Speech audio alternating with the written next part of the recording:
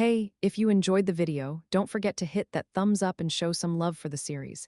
Every single like and comment truly means a lot and helps keep this project alive. Thanks so much for listening. Chapter 451.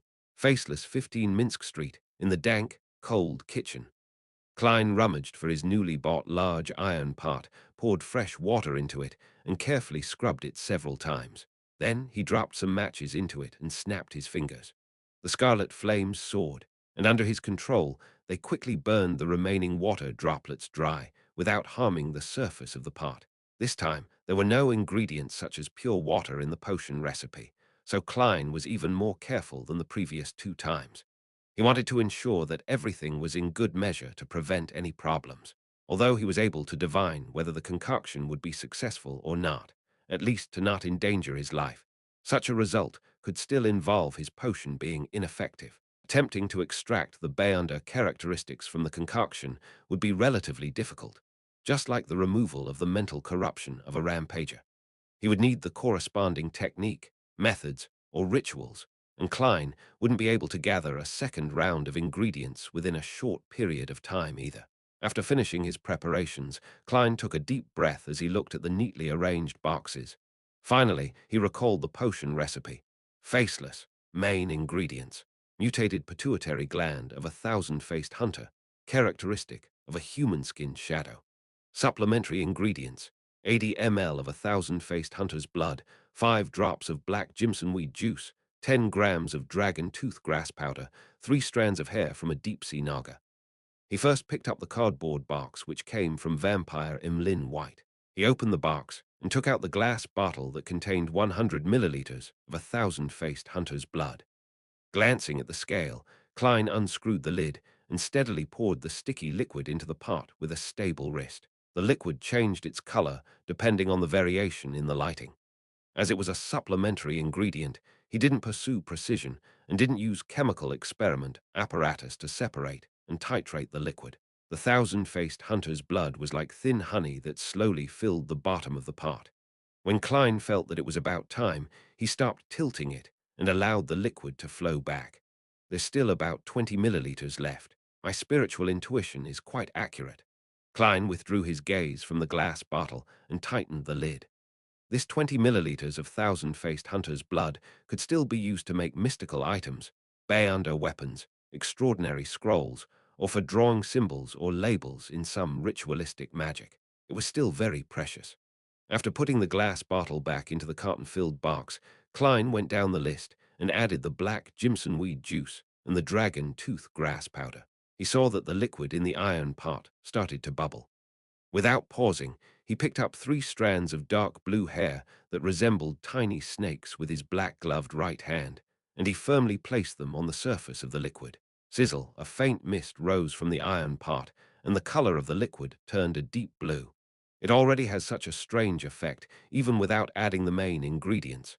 As expected of a Sequence 6 potion, Klein reached out and grabbed the silver tin box which Vampire Emlyn White had thrown in as well. With a snapping sound, Klein opened the lid of the box, revealing a peach-like item inside. He didn't directly touch the thousand-faced hunter's mutated pituitary gland. Instead, he placed the tin box over the top of the pot and overturned it. A yellow-brown object with the grooves and ridges of a brain fell in, crashing into the dark blue liquid. At this moment, no liquid droplets splashed up, and the pituitary gland that was constantly changing its shape silently melted.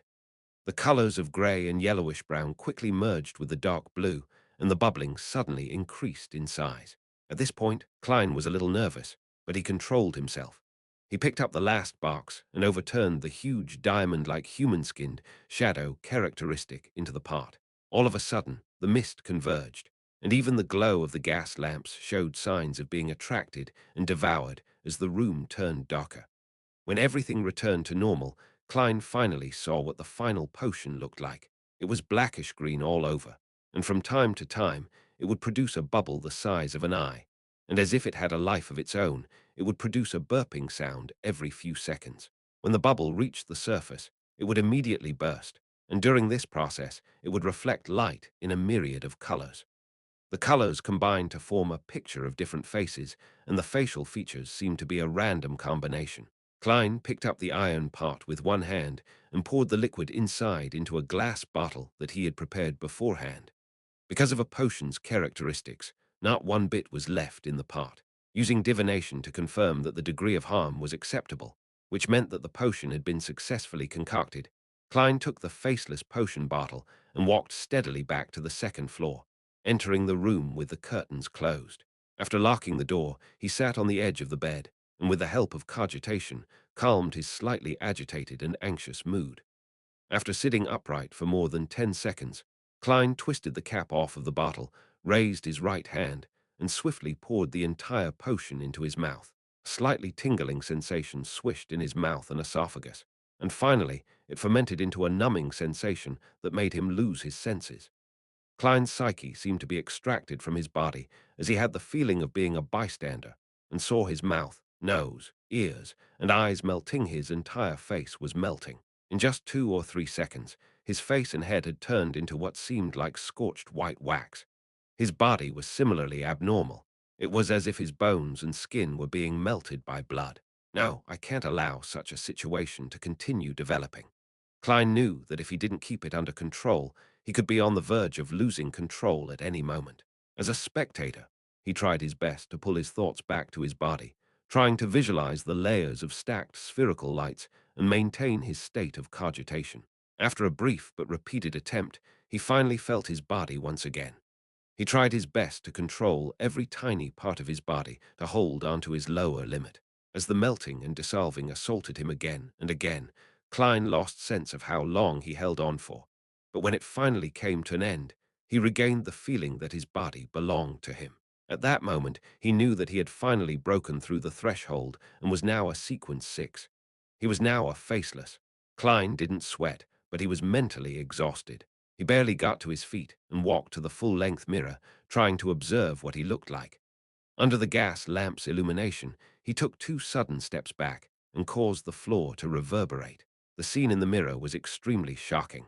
Klein saw that his face and exposed skin were covered with dense, pale granules.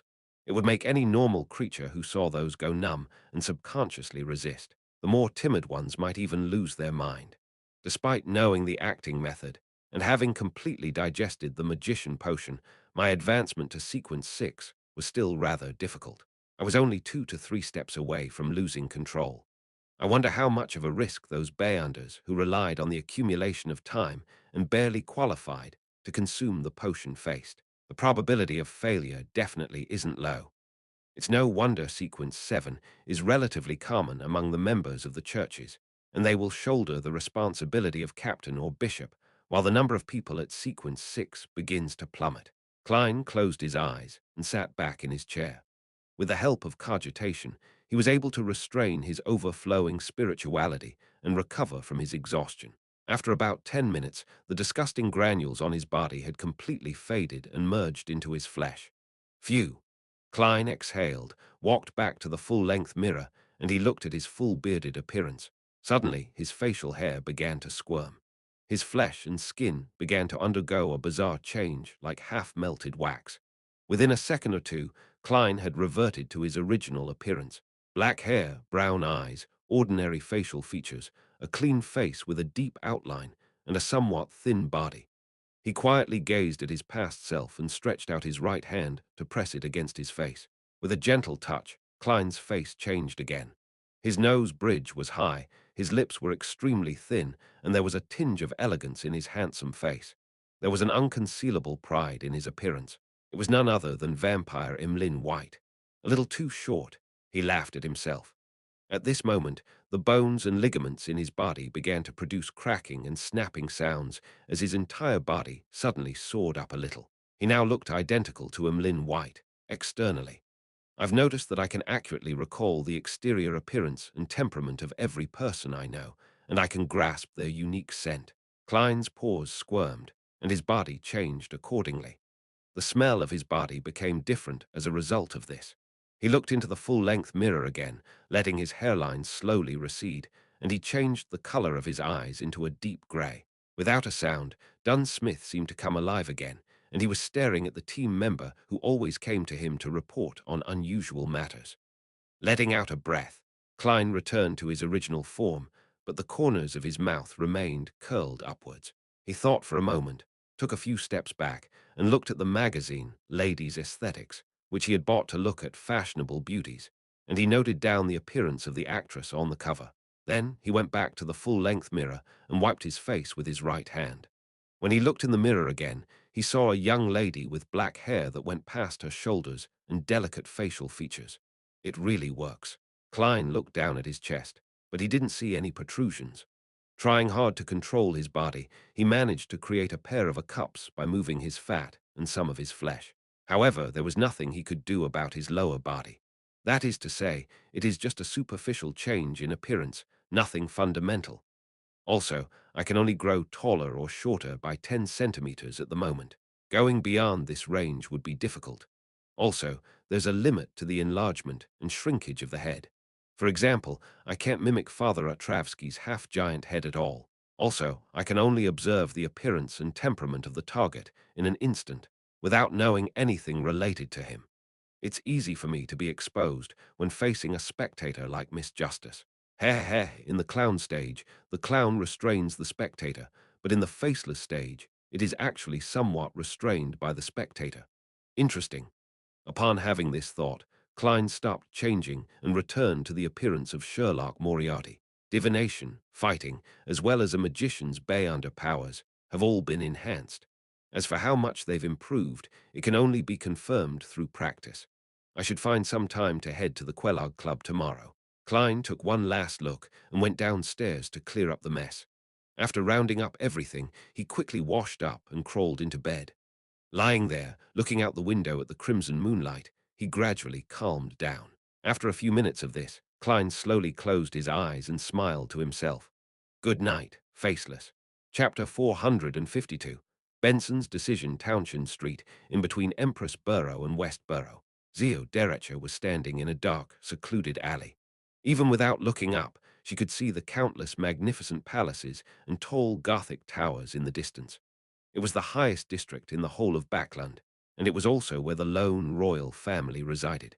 It shared the same or even slightly higher status as the White Maple Palace of Intis and the Ormir Palace of the Fasak Empire in the southern and northern continent and in the entire world. But its name was neither romantic nor ancient. It was called the Sodler Palace, and in ancient Fasak it meant balance.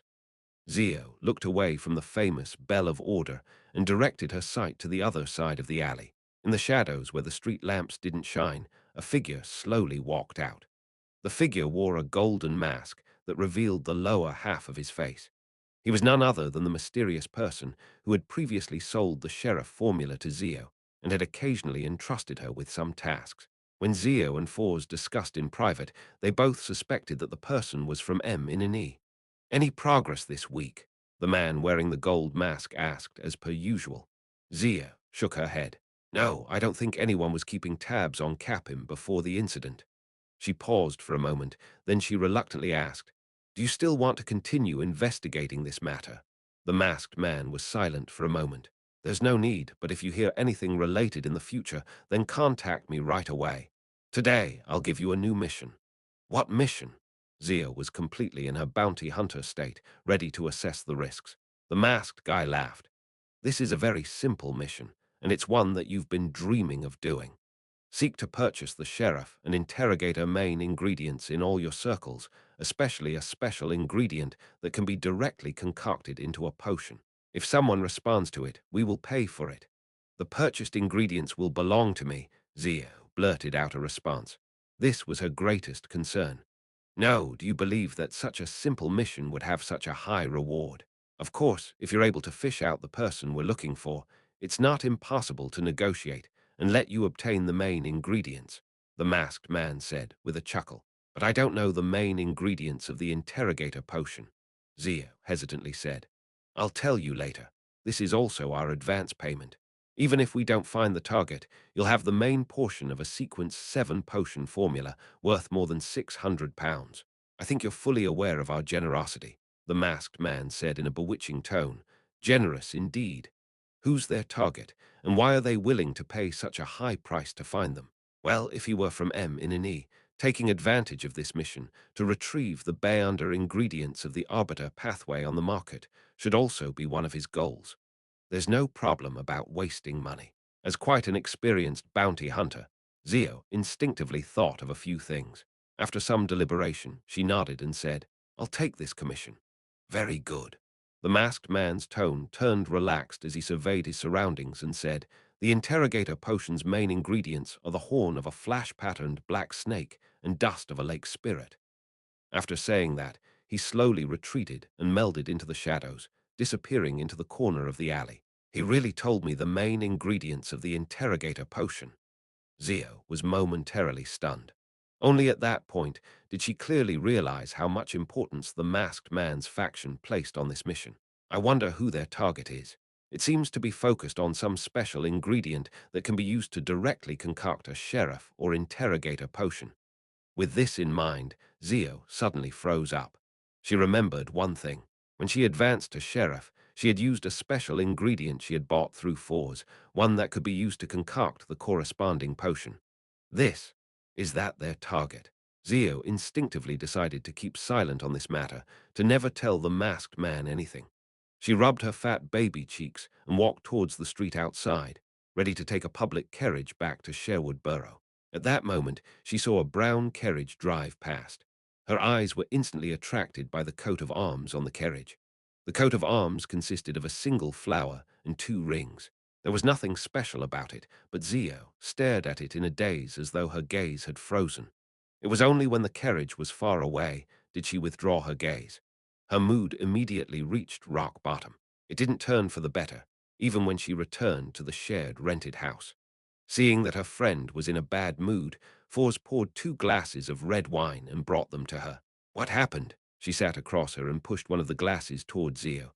Zio looked down at the red wine. After a full 2 minutes of silence, she said in a slightly hoarse voice, "On the way back, I met someone I used to know." "Who?" Fours asked, cooperatively. "Viscount Stratford," Zio replied to any question she received without elaborating. Fours thought for a moment, and then she said, "This Viscount seems to be the captain of the Royal Guards." As a best-selling novel author, she would receive invitations from noblemen who liked literature and participated in afternoon tea parties and banquets from time to time. With her professional habits of collecting material as a writer, she would certainly volunteer to understand more famous noblemen. It was at such a party that she got to know Viscount Glaint. "Yes, he used to be my father's deputy," Zio said with some difficulty. "Your father?" Fuz knew that Zio came from a fallen aristocratic family and had some secrets. However, she didn't know the specifics. Zio picked up the glass of red wine and gulped it down, coughing a few times after she choked. After calming herself down, she said, "My family was once part of the aristocracy. In its heyday, it even served as an Earl Palatine." "Earl Palatine, what position is that?" Fours asked, half curious, half trying to soothe her friend's mood. "It's equivalent to being the spokesperson for the royal family, nobles that are the closest to the throne," Zio said in recollection, her face jubilant. "From that moment forth, our family had the fief a true earl would have, but it wasn't as illustrious during the time of my father. However, we still held the trust of the former king, Might-Wielder William VI. He was the leader of the Household Guards Division and the captain of the Royal Guards." Her tone gradually turned melancholic as she found it difficult to hide her pain. But 7 years ago, he was accused of participating in a revolt, and he was eventually executed and deprived of his aristocratic title and fiefdom. Because of this, my family fell from grace, and many of my family members even died for no reason. In order to live, we changed our surnames and left East Tucker County. I don't believe that my father would engage in mutiny. He was so loyal to the royal family, even more so than his belief in the goddess. In order to. Anyway, I left my mother and my younger brother and came to Backland, looking for a chance to improve myself, hoping to restore my family's glory and my father's reputation. Zia was vague about some of the things midway through her recount, but Fours didn't mind. She sighed and said, "It'll be very, very difficult," but she immediately smiled. "But I will support you. And behind me is the mysterious Tarot Club," she added in her mind. Nighttime in Tingen City, 2 Daffodil Street. Melissa, who was doing math problems, turned her head to the door and looked at Benson, who had just taken off his half-top hat. Where did you go? Aren't the results announced tomorrow? They're already available tonight, and I happen to know two of the city's employees who are in charge of the unified exam, Benson said with a smirk. In early December, he had enrolled for the civil servant unified examination, selected a relatively uncompetitive position, and in the process, established friendships with several civil servants and a number of examination candidates through his eloquence and communication skills. What was the result? Melissa unconsciously put down the fountain pen in her hand. Benson's expression immediately darkened, but before Melissa could open her mouth, he revealed a bright smile. I passed, and I'm ranked quite high. That's great. Melissa stood up and took 2 steps forward. You have to start preparing for the second round of exams at the end of January. It's held in Backland. I need to prepare your luggage for you ahead of time. When are you planning on leaving? Seeing his sister's concern, Benson walked into the living room, smiled, and said, I plan to do so after the new year. We'll go to Backland together and rent a house there. Regardless of the success of the exam, I'm prepared to stay in Backland and try my luck. You can take advantage of the New Year's holiday to transfer to the technical school in Backland to prepare for the entrance exam at the Backland University of Technology and Industry in June. Just a month ago, the Backland Polytechnic of Technology and Industry had been reorganized and officially upgraded to a university for industry and technology. Melissa's lips unconsciously pursed as she quietly listened. She looked around wistfully and replied softly, Okay. Friday afternoon at the Kellogg Club. Klein walked out and hired a carriage to head for Prince Edisac's Red Rose Manor. It was the place where Talim had gone to a few days before his death. As a qualified detective, he would be completely unworthy of the £100 he was paid if he didn't hold any investigations there. No matter what, I still have to put on a convincing act, Klein muttered as he sat in the carriage and enjoyed the scenery outside the window. After his morning practice, he had roughly grasped the range of improvements in every aspect. Flame controlling, flaming jump, and other Bayunder powers had become about 30 stronger. The might of air bullets and the length of the underwater breathing pipe had even increased severalfold. His divination and combat skills had also received a substantial improvement. Paper figurine substitutes and damage transfer didn't experience much change, but because of the growth of his spirituality, the number of times that they could be used had increased. Klein finally arrived at Red Rose Manor amidst the rumbling journey and informed the two soldiers guarding the entrance of his purpose. After passing the news, he met the old butler from before. You can ask everyone here. The white-haired elderly butler paused, then added, except that lady. That's what I want. I don't want to get into trouble. Klein laughed casually.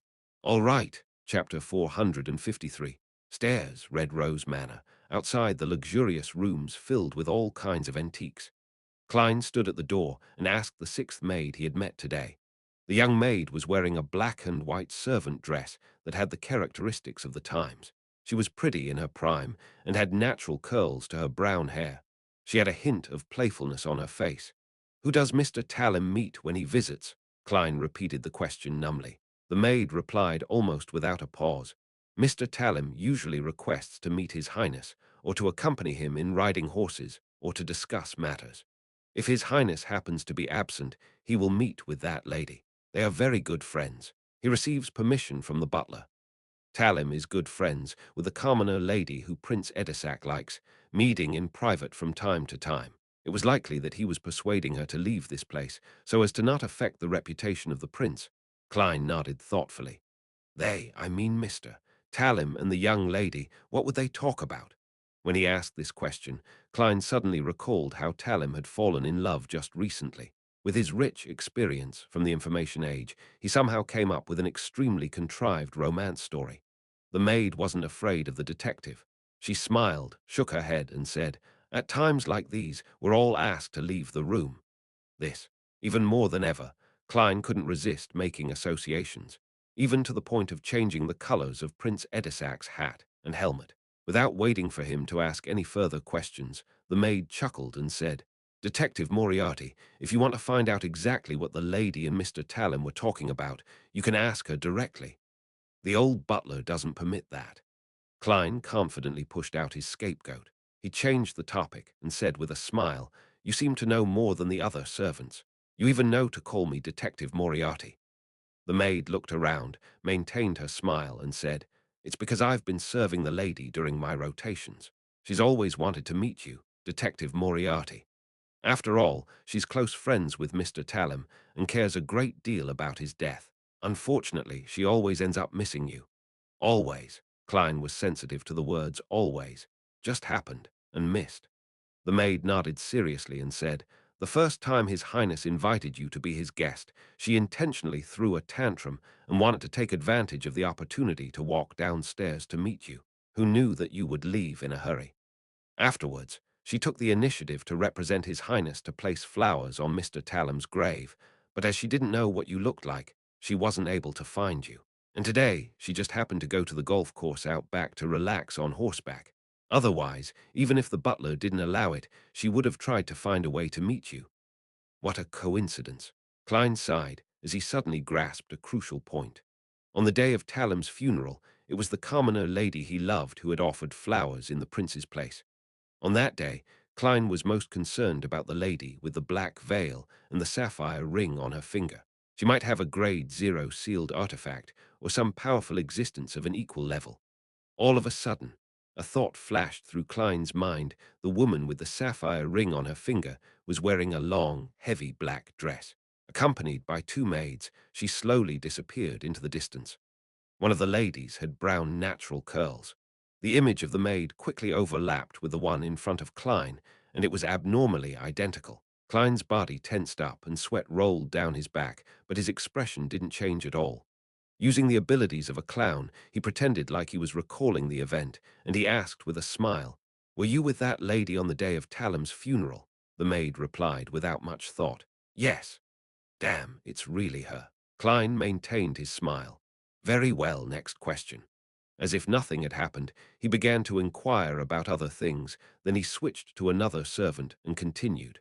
However, Klein secretly shortened the process and sped up the progress. He wanted to leave Red Rose Manor before the young lady returned from her riding.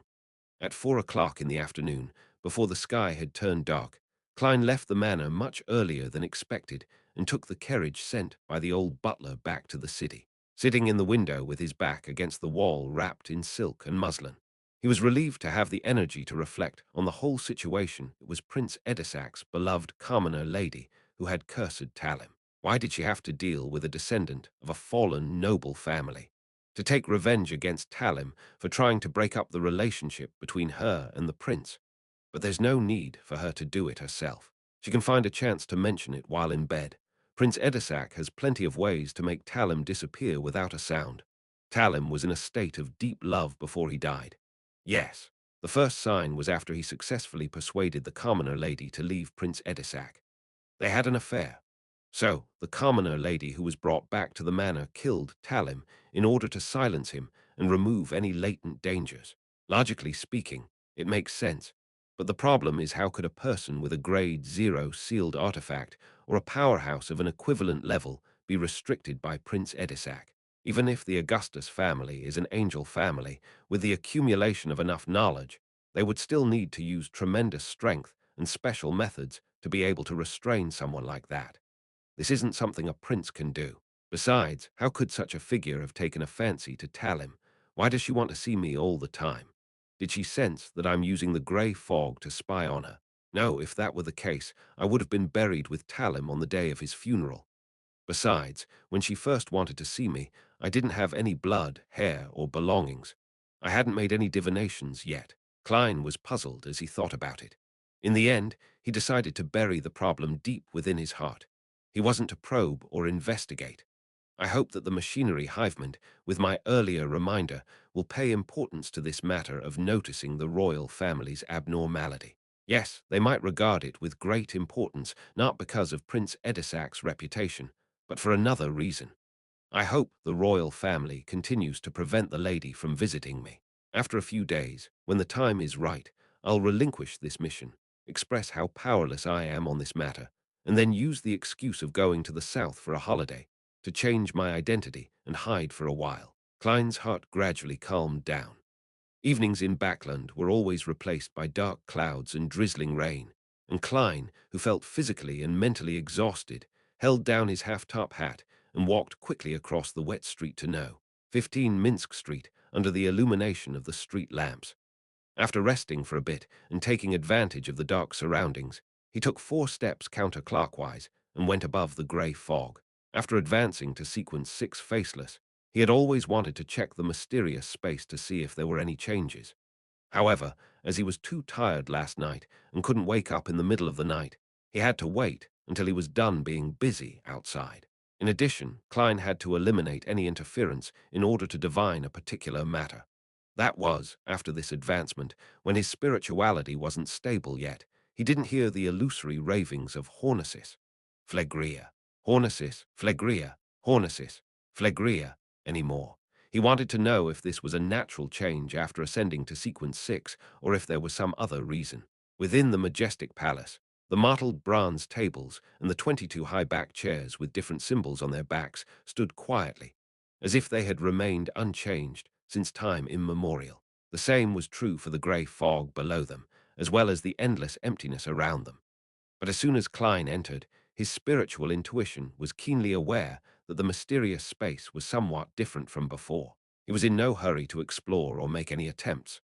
Calming himself down, he sat at the end of the table, conjured a pen and paper, and wrote a divination statement. The reason why I haven't heard any ravings after my advancement. Holding the piece of paper and muttering the sentence, Klein leaned back in his chair and quickly entered the dreamland with the help of cogitation. In the dusky sky and land, images flashed, and in the end, they all came to a stop on a particular scene. It was Klein, whose face and body was still covered in pale granules. He was surrounded by an illusory, thin layer of grey fog that was undetectable. The dream shattered. Klein opened his eyes and roughly understood the reason. The grey fog has interwoven with reality, helping me block out the ravings that come from who knows where. After advancing to sequence 6, my connection with the mysterious space above the grey fog has become even stronger, thus bringing about certain changes and allowing me to naturally borrow a portion of its powers. From the looks of it, that should be the case. Yes, I should try to explore the area and see if there are any changes. Klein slowly stood up and followed his spiritual perception, walking in a certain direction outside the ancient palace. Beneath his feet was the grey fog that spread out like the sea. He finally decided to stop after walking for an unknown period of time. However, when he gave up on exploring, a light suddenly flickered at the end of the path. In his joy, Klein quickened his pace and approached.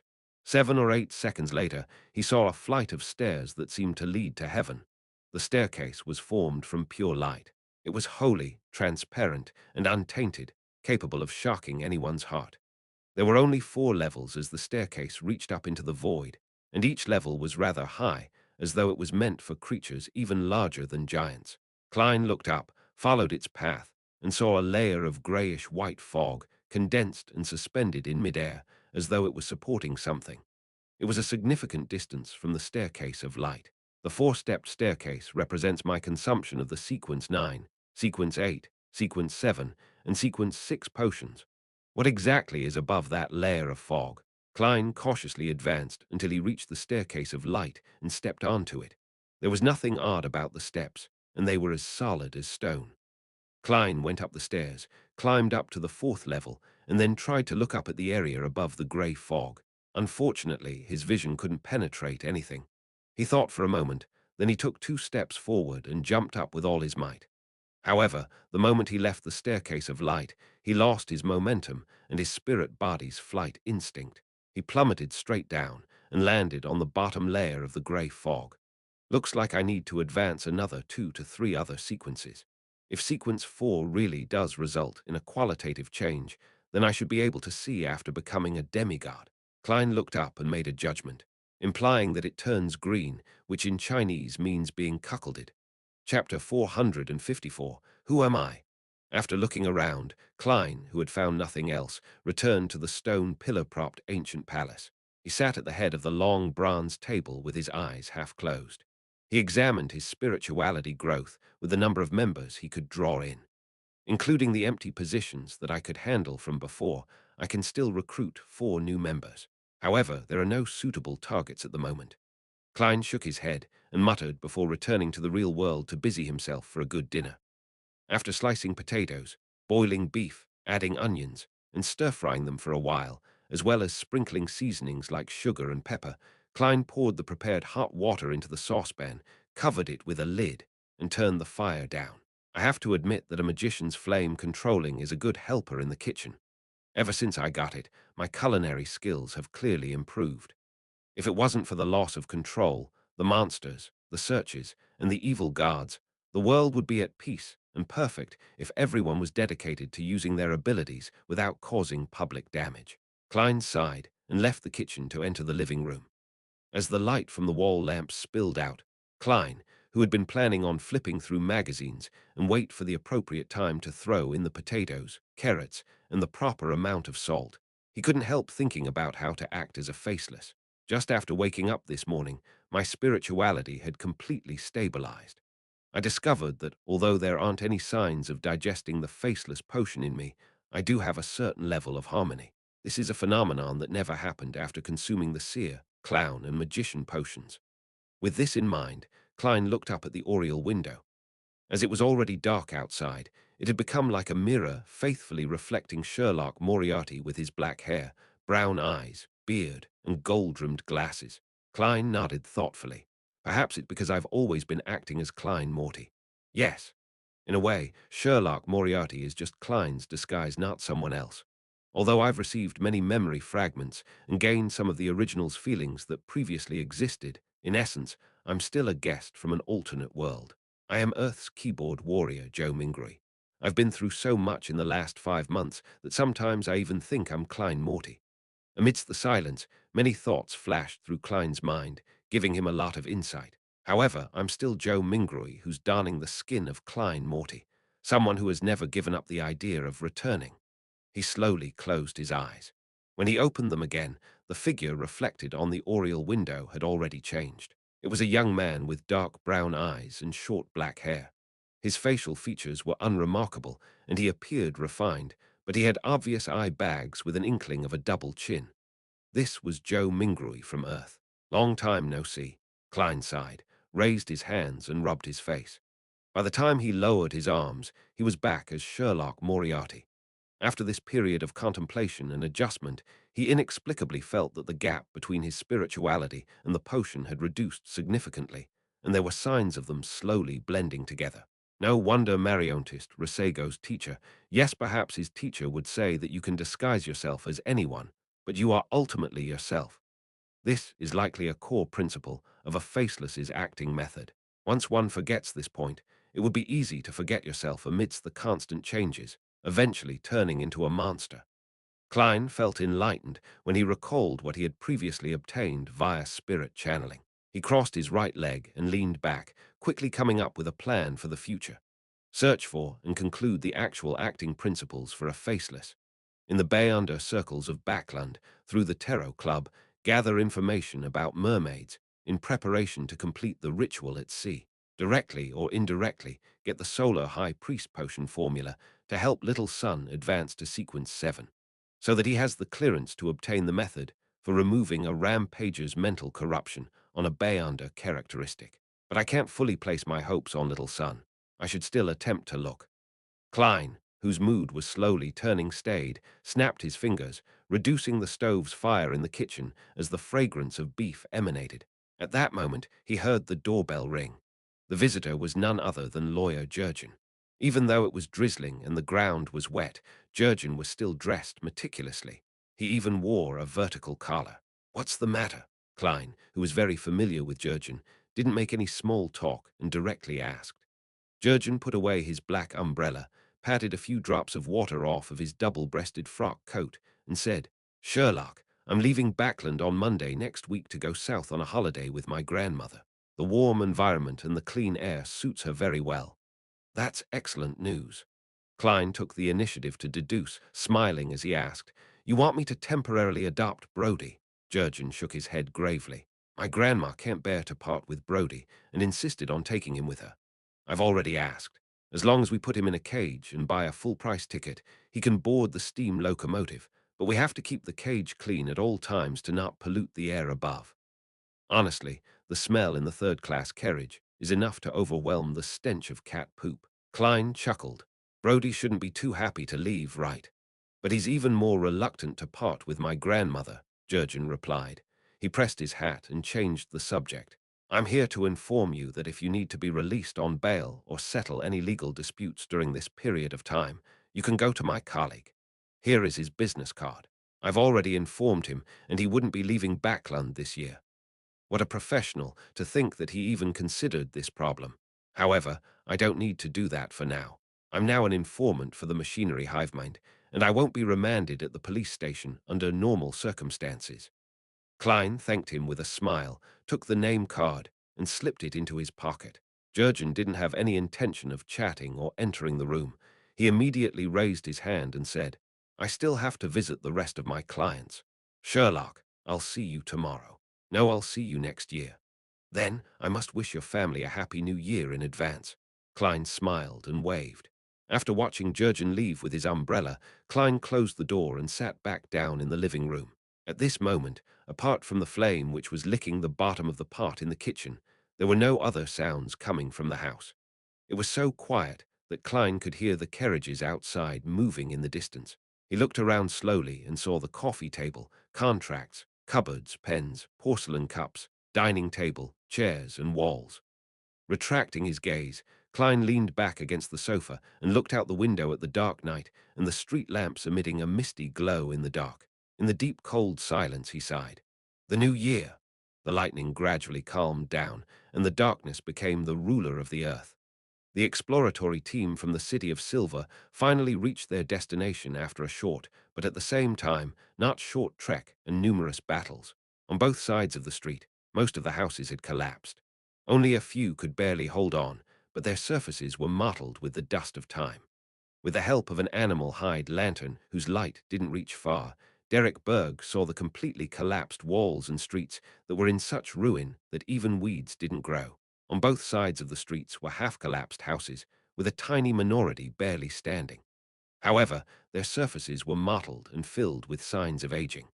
The white and blue colors that formed the foundation of the coatings, the pointed structures which were different from the City of Silver, had already turned gray, making it hard for anyone to imagine their original appearance. However, Derek could figure out the city's past through such observations. It had definitely experienced a long history with a considerable number of inhabitants, developing its own civilization in the Dark Ages. The humans here took potions, built and repaired buildings, and defended the city wall. About 6 teams or more had explored the outside and hunted monsters in search of the necessary resources to survive. They would celebrate for any brief periods of calm, offering sacrifices to the gods and yearning for a response. They gave birth to the next generation, allowing hope to continue. However, in the end, they disappeared into the darkness, losing all their voices and leaving behind only ruins. The ruins were like a huge grave, burying a civilization that had struggled to survive, but eventually vanishing dismally. Demon hunter Carlin looked around, his expression somewhat solemn, as though he saw the future of the City of Silver. He pointed ahead and said, The other places have already been cleared. The temple is in the center of the city. The exploratory team dispersed a bit, but they still maintained sufficient order and didn't let down their guard. After passing through ruins that had been destroyed for an unknown period of time and went past streets so quiet that they drove people mad, Derek finally saw a high, wide, artificially made platform. On top of the high platform, there was a half-collapsed building. It looked extremely similar to the temples in the City of Silver. It had a dome propped up by pillars, creating an arched entrance. The style of the buildings here was completely different from that of the other buildings. It really is true that they later converted to the fallen creator. The thought had barely crossed Derek's mind when the 4 lanterns in the team went out at the same time. All of a sudden, the exploratory team was plunged into pure darkness. There was no lightning in the sky. The candles on the ground had extinguished, and all human breathing seemed to disappear at once. Derek's body immediately tensed, as he felt as if some monster had stuck its tongue out in the darkness and was trying to lick his scalp. But his spiritual perception told him that nothing real had appeared. At that moment, an immature, helpless, terrified, and dry voice sounded out by his ear. It was a child whispering, Save me! Save me! For a moment Derek froze, not knowing how to react, but in an instant a coruscating glimmer of dust appeared before him. The dust exploded one after another, igniting a silvery white light that illuminated the surrounding area. Colin stared at Derek and said in a deep voice, "What's on your mind?" Derek instantly snapped to his senses and clasped his hands in shame and pressed them to his mouth and nose as if in prayer. His body immediately emitted rays of clean, pure light, causing the surrounding darkness to silently disperse. The other team members seized the moment to reignite the candles. Because of the demon hunter's timely reaction, no members disappeared this time, nor were there any new members appearing. Carlin retracted his gaze from Derek and looked at the half-collapsed temple on the high platform. He solemnly said, "From now on, we can't afford to be careless. We have to be on full alert." Chapter 455. Help Seeker within the half-collapsed temple, only a few stone pillars remained intact as they collectively supported half of the main hall. At the very front of the main hall, there was an altar covered in cracks. In the middle of the altar, there was a huge, pitch-black cross. Hanging from the cross was a naked man who was hanging upside down. Around his ankles, thighs, and torso, there were obvious rusty metal spikes protruding outward that were accompanied by bright red bloodstains. Derek knew that this was the statue of the fallen creator, but he couldn't help look down to size up the statue's face. He saw the face of the statuette's nose, mouth, and ears were all blurry, except for the eyes which were carved with abnormal clarity. The fallen creator's eyes were tightly shut, as though he was suffering from guilt and pain. "Look away, don't study the statue of an evil god," Demon Hunter Carlin warned in a low voice. "Yes, Your Excellency." The few members of the exploratory team immediately retracted their gazes. Before today, although the City of Silver had discovered many destroyed cities and written records pointing to evil gods during their explorations, most of the residents had never seen the statues of so-called evil gods. The remaining area of the temple wasn't very wide, so the exploratory team quickly split up into groups of 2 or 3 and completed the investigations without finding anything abnormal. Upon seeing this, Carlin, the chief of the 6-member council, said after a few seconds of deliberation, "Let's head underground." As he spoke, he drew one of the 2 swords he carried on his back and smeared it with a grayish-silver ointment.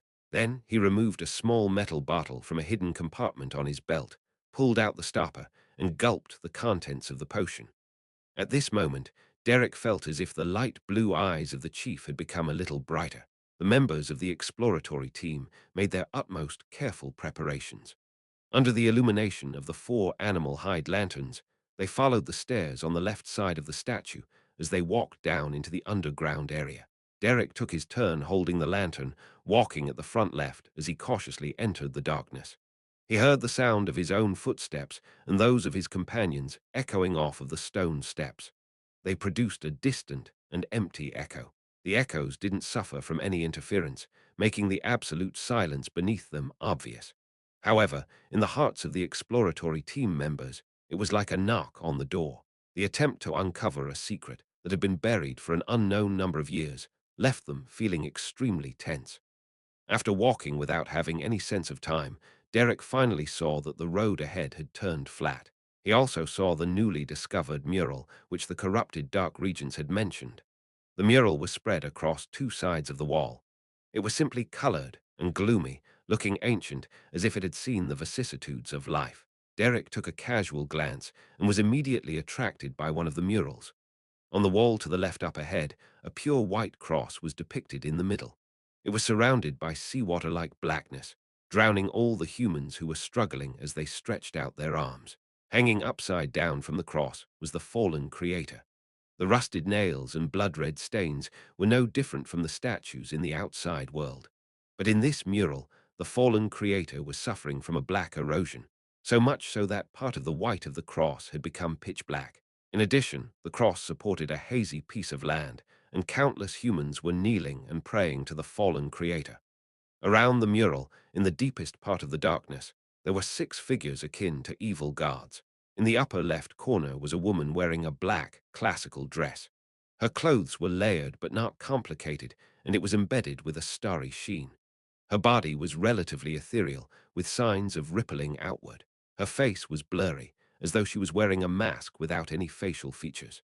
The darkness around her surged as one strange eye after another faintly became discernible. Directly above was a young man wearing a pure white robe. His face was painted with a pure gold color, and there were tentacles in the form of light growing out of his skin. In his hands was a putrid green book and a radiant spear, and his chest and back were inverted. In the upper right corner was a trident-wielding monster with an octopus-like head, wide eyes, and a body wrapped in lightning. The feathers of countless birds formed his cloak, and the darkness turned into waves that supported the bottom of his feet. At the bottom right was a supple and beautiful woman. Her chest bulged, propping her clothes up. In her arms was a rotting baby, and at her feet were black ears of wheat, spring water squirming with flesh, herbs dripping with pus, and wildly mating animals. Directly below was an old man wearing a hood that revealed his mouth, wrinkles, and a white beard. The old man held an open book, and on top of it was an eye that was the symbol of omniscience. At first glance, this old man looked the most normal, but the smile on his face was indescribably evil. At the bottom left was a giant warrior in tattered armor. He held a long sword and was sitting on a throne with bleak dusk as its backdrop. What this mural means is that when the cataclysm struck, the evil gods climbed out of the abyss. In order to save the people of the world, the fallen creator had suffered the vast majority of the sins and pain, and as a result, showed signs of being corrupted and having his image change. But I think he is the worst evil god. Carrying an animal hide lantern in his hand, Derek looked at the mural on the wall as he walked.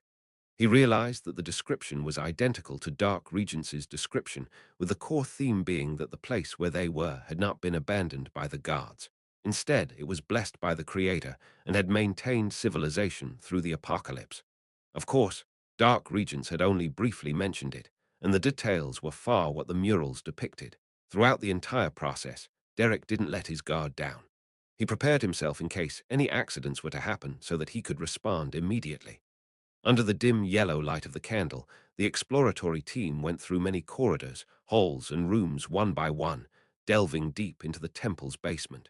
Suddenly, a semi-open grey stone door appeared in front of them. Outside the door, a cluster of beautiful mushroom-shaped objects grew. They were palm-sized, with white stems and bright red heads sparkling with dark golden specks. Upon seeing these mushrooms, the members of the exploratory team had their appetites whet. All they wanted to do was to rush over, pull out a stalk, and stuff it into their mouths. Gulp. Quite a few people swallowed their saliva. However, most of the people who were able to enter the exploratory team had rich experience and were of a relatively high sequence.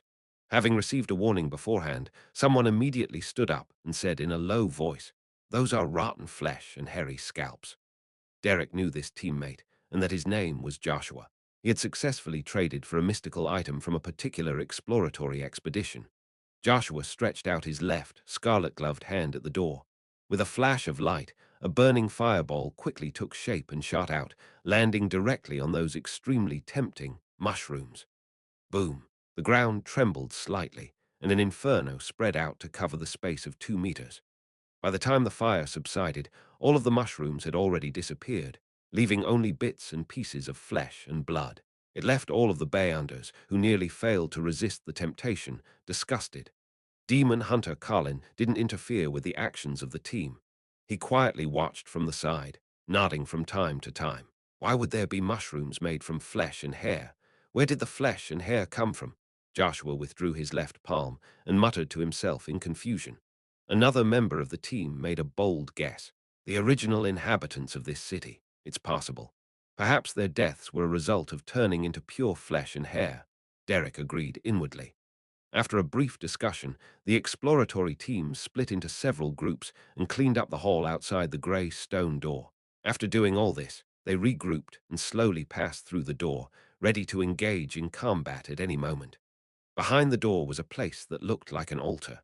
The surrounding light could hardly dispel the darkness of the region, which seemed to hide something unknown. Above the altar, a similar pitch-black cross and an upside-down fallen creator was erected there. Carrying an animal hide lantern, Derek stood the closest as he instinctively swept a glance.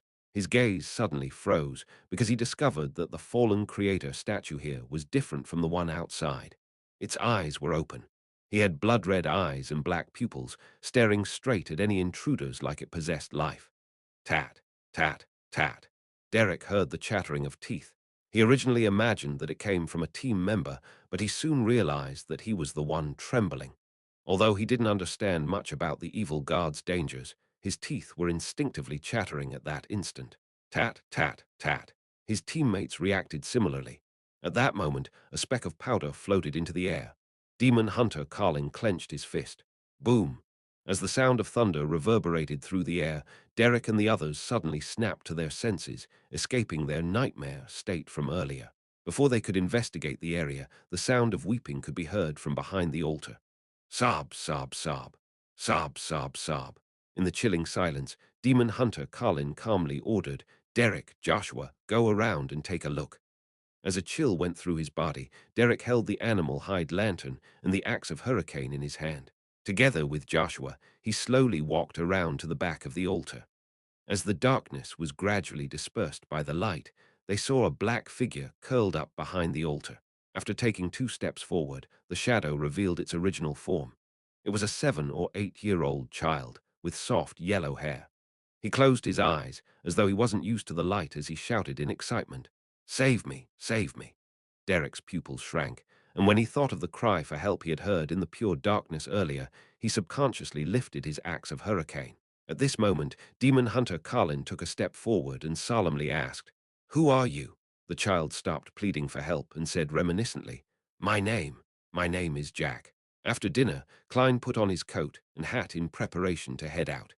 He was going to find Miss Sharon, resolve the problem of the baronet digging up a tunnel, and ask for clues about mermaids. He wanted to complete these matters before Detective Sherlock Moriarty headed south for a vacation. Chapter 456. Playing ghosts outside the Bravehearts bar, a rental carriage briskly drove by. Inside the carriage, Klein, who was wearing a half-top hat, was sitting opposite Sharon, who was still wearing her black Gothic regal dress. Looking at the expressionless and pale face of his former bodyguard, Klein was at a loss on how to exchange pleasantries. He could only go straight to the point. I'm done with my preparations. Although Sequence 6 Faceless had only given him one Bay-Under ability, all the powers he had before had experienced a clear upgrade, resulting in a great improvement to his strength. This was the best form of preparation. However, a Faceless's powers could be deemed a godly skill in certain situations. For example, when being pursued or trying to infiltrate, Klein couldn't help but let his imagination run wild. Sharon listened quietly and simply said, Tonight. She spoke with a slight rise in intonation towards the end to indicate an inquiry. If it's fine with you, then I'm fine as well, Klein responded, prepared. All right, Sharon nodded. After a few seconds of silence, Klein asked in deliberation, Have you heard about anything to do with mermaids? Do you know where one can meet such a creature of legends? Sharon's blue eyes stared unblinkingly at Klein, as though she had transformed into a real doll. After a while, she emotionlessly said, There are no longer mermaids in places where humans can reach. Only the fishermen of the Gargas Islands would occasionally hear the mermaids singing in the midst of a storm during their long voyages to hunt white-tailed whales. Located in the depths of the Sanya Sea, the Gargas Islands was the farthest human colony in the sea, characterized by local products such as whale oil and whale meat.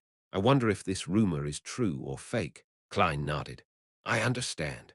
The bell chimes in the night rang out quietly as though they came from a faraway place. There was an abandoned chapel in the middle of William Street. Withered vines crawled over its walls and grey stones were strewn everywhere. Inside the chapel, feces and debris intertwined amidst the rocks and dead grass. In the half-collapsed corner, a middle-aged man, wearing black tights, was moving stones that hid the entrance to a cave. He carefully and excitedly went into the tunnel, carrying his digging tools, lighting tools, and earth basket. His hair was grey at the temples, and his eyes were puffy. He was Baronet Rafterpound, who was considered mentally ill by the outside world, but he was secretly a descendant of the Tudor family of the Fourth Epoch.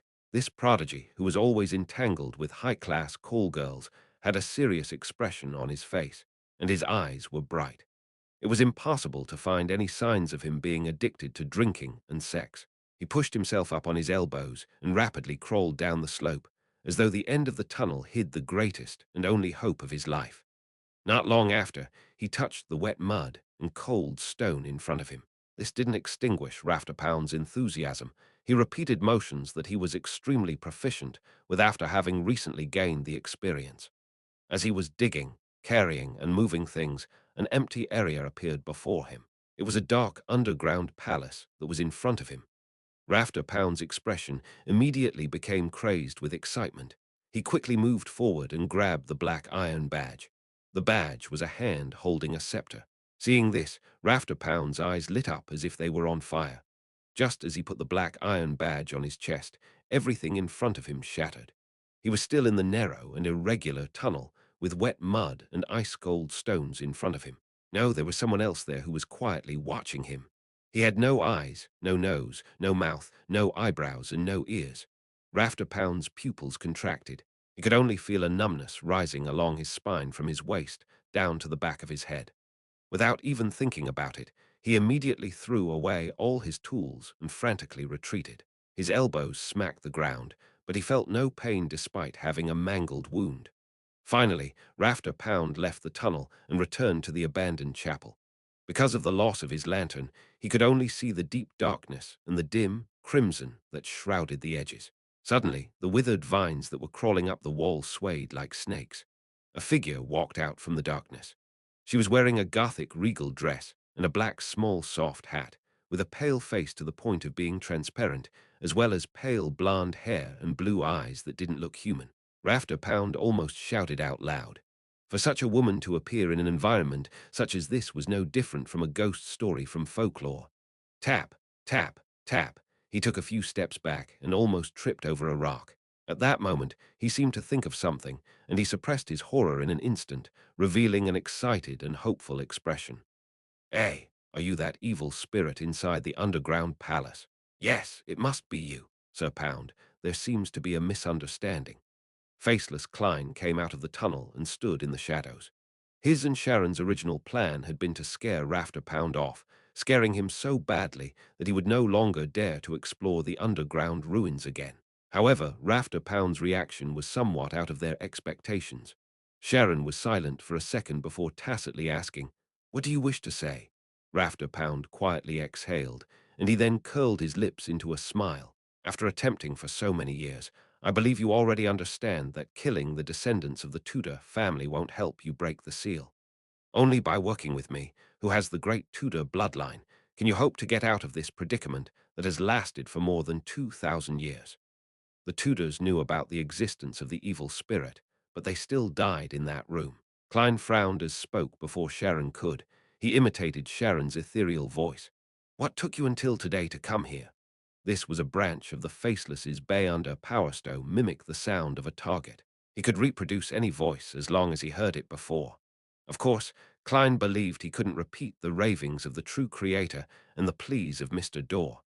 This Bayunder power was still limited to the realm of ordinary people. Sharon looked sideways at him but didn't expose him. Rafter Pound didn't notice and chuckled. It's because the Black Emperor has appeared. Fate tells me that the glory of the Blood Emperor will appear once again. Is there some logical connection? Klein had an inexplicable feeling that Rafter Pound was more like a madman than before. He asked in Sharon's voice again, "Black Emperor?" "Ha ha!" Rafter Pound laughed. "Yes, hero bandit Black Emperor. He must be closely related to the real Black Emperor. Why don't I know that?" Klein felt amused. He thought for a moment, then he stopped asking, giving up the right to ask questions. Sharon, for some reason, remained silent. Upon seeing this, Rafter Pound was overjoyed as he quickly asked, "So, what's your answer?" "I refuse," Sharon replied emotionlessly. Rafter suppressed his anxiety and tried to persuade her again. At this moment, his eyes suddenly glazed over as he abruptly took a few steps to the side, arriving at a relatively intact stone wall. This, Klein and Sharon noticed an abnormality at the same time. They responded in their own ways, one pulling out a revolver and pointing it at Rafter Pound, the other filling the ruined chapel with a crimson lunar brilliance. Rafter Pound didn't even look at them. He faced the stone wall and slammed his head into it. Thump, thump, thump. He slammed his head 3 times in a row and fainted with blood dripping from his forehead. Then he got up again. His eyes were bloodshot for some unknown reason. Rafter Pound raised his right hand and wiped the blood from his forehead, covering his palm with blood. He stuck out the tip of his tongue, licked the scarlet liquid, and said in an intoxicated manner, "A member of the Tudor bloodline sure is delicious. It's really intoxicating.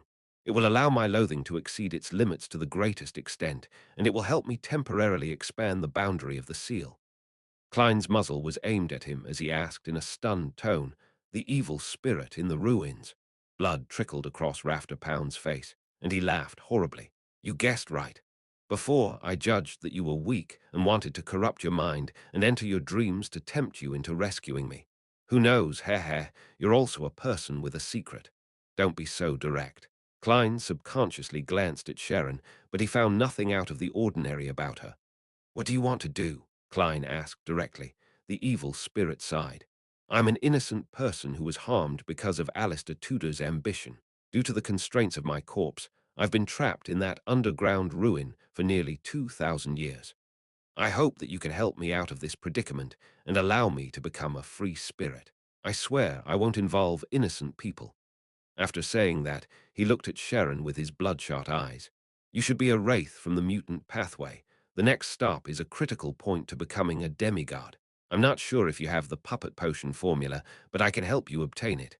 I can even be a part of your ritual. That is the reward I can promise you." Puppet. Sequence 4 of the mutant pathway is called Puppet. What a strange name, Klein muttered inwardly. The evil spirit turned to look at him. "You will similarly be rewarded. It's an object that can be considered mystical and precious, and because of some sort of attraction, its holder came to the underground palace and died by the side of the Tudor descendants. This is what it looks like." As he spoke, the evil spirit spread open the palm of his hand, causing the crimson moonlight to form a scene. Inside the picture, there was a normal-looking tarot card.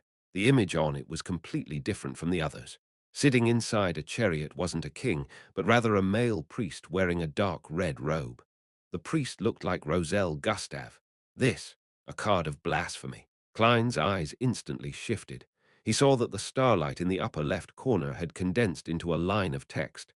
Sequence 0, Red Priest, Chapter 457. Information provided by the evil spirit Sequence 0, Red Priest. Which pathway Sequence 0 is this? I've learned the true name of another Sequence 0.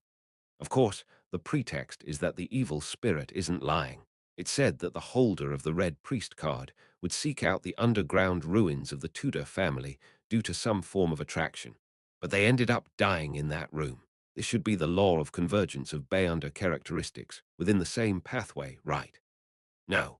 Emperor Roselle had apparently mentioned that after advancing to become a high-sequence Beyonder, possessing a corresponding card of blasphemy would allow them to subtly sense the Beyonder ingredients needed for subsequent sequences.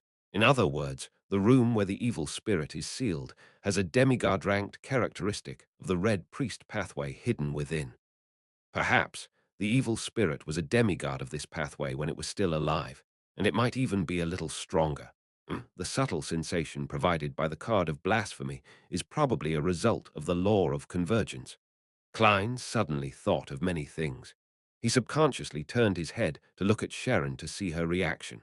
By doing so, he could determine if she knew about the card of blasphemy and whether she understood the meaning of a sequence 0. However, there was no change in Sharon's nearly transparent face. It was as if the evil spirit had just shown an ordinary tarot card. However, this actually implies something.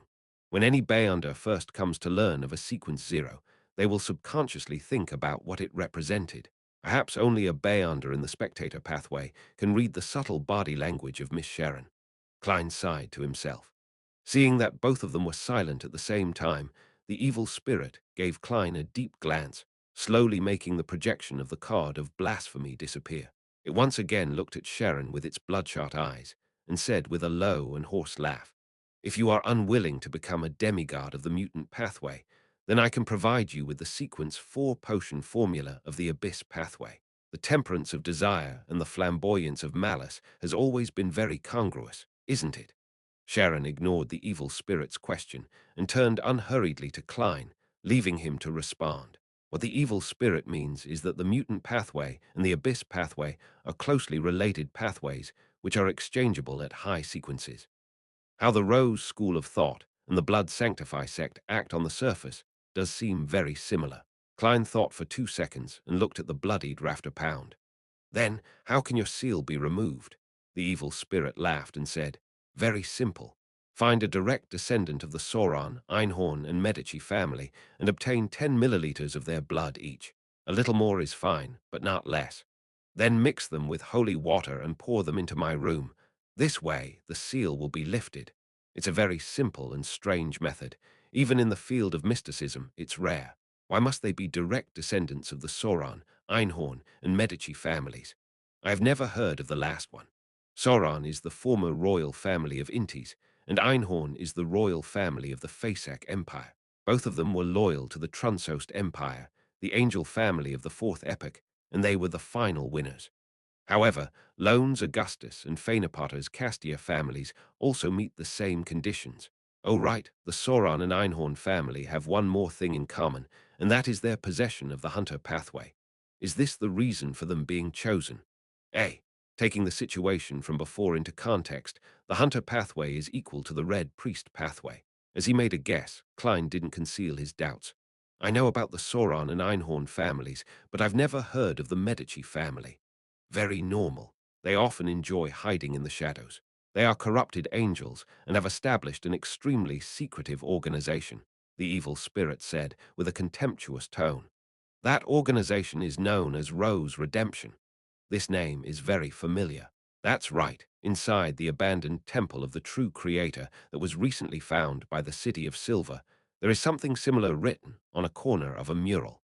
They suspect that it's the name of the city or the creator of the temple. Now, from the looks of it, this symbolizes an extremely secretive organization that was founded by corrupted angels. They believe in the true creator. What is their relationship with the Aurora Order? Klein pondered for a moment and said, it's related to the true creator. The evil spirit was silent for 2 seconds before asking in a low voice, you know about Rose Redemption? I heard it by chance. Klein spoke the absolute truth. The evil spirit thought for a moment, then it suddenly said with a smile, you have more secrets than I thought. Can we not talk about such things? Klein held himself back from watching Sharon's response as he wore an unperturbed look. The evil spirit's gaze swept across the two and laughed. Rose Redemption has a close relationship with the birth of the true creator. It's impossible for you to imagine that certain people were once members of Rose Redemption, but they have since left it. As long as you find an organization that believes in the true creator and trace it to the very end, then there will be a chance of you coming into contact with Rose Redemption. It sounds a little like the Twilight Hermit Order, with one being the front side, while the other the is back side. Klein made an intuitive guess. Seeing that the evil spirit had no intention of giving an in-depth introduction to Rose Redemption, he laughed and said, do you think we can complete something like that with our strengths? The evil spirit was silent for a few seconds before saying, maybe you guys can try your luck in Binsey Town. Binsey Town. Where's that? Despite Klein's repeated questioning, the evil spirit refused to reveal anything else.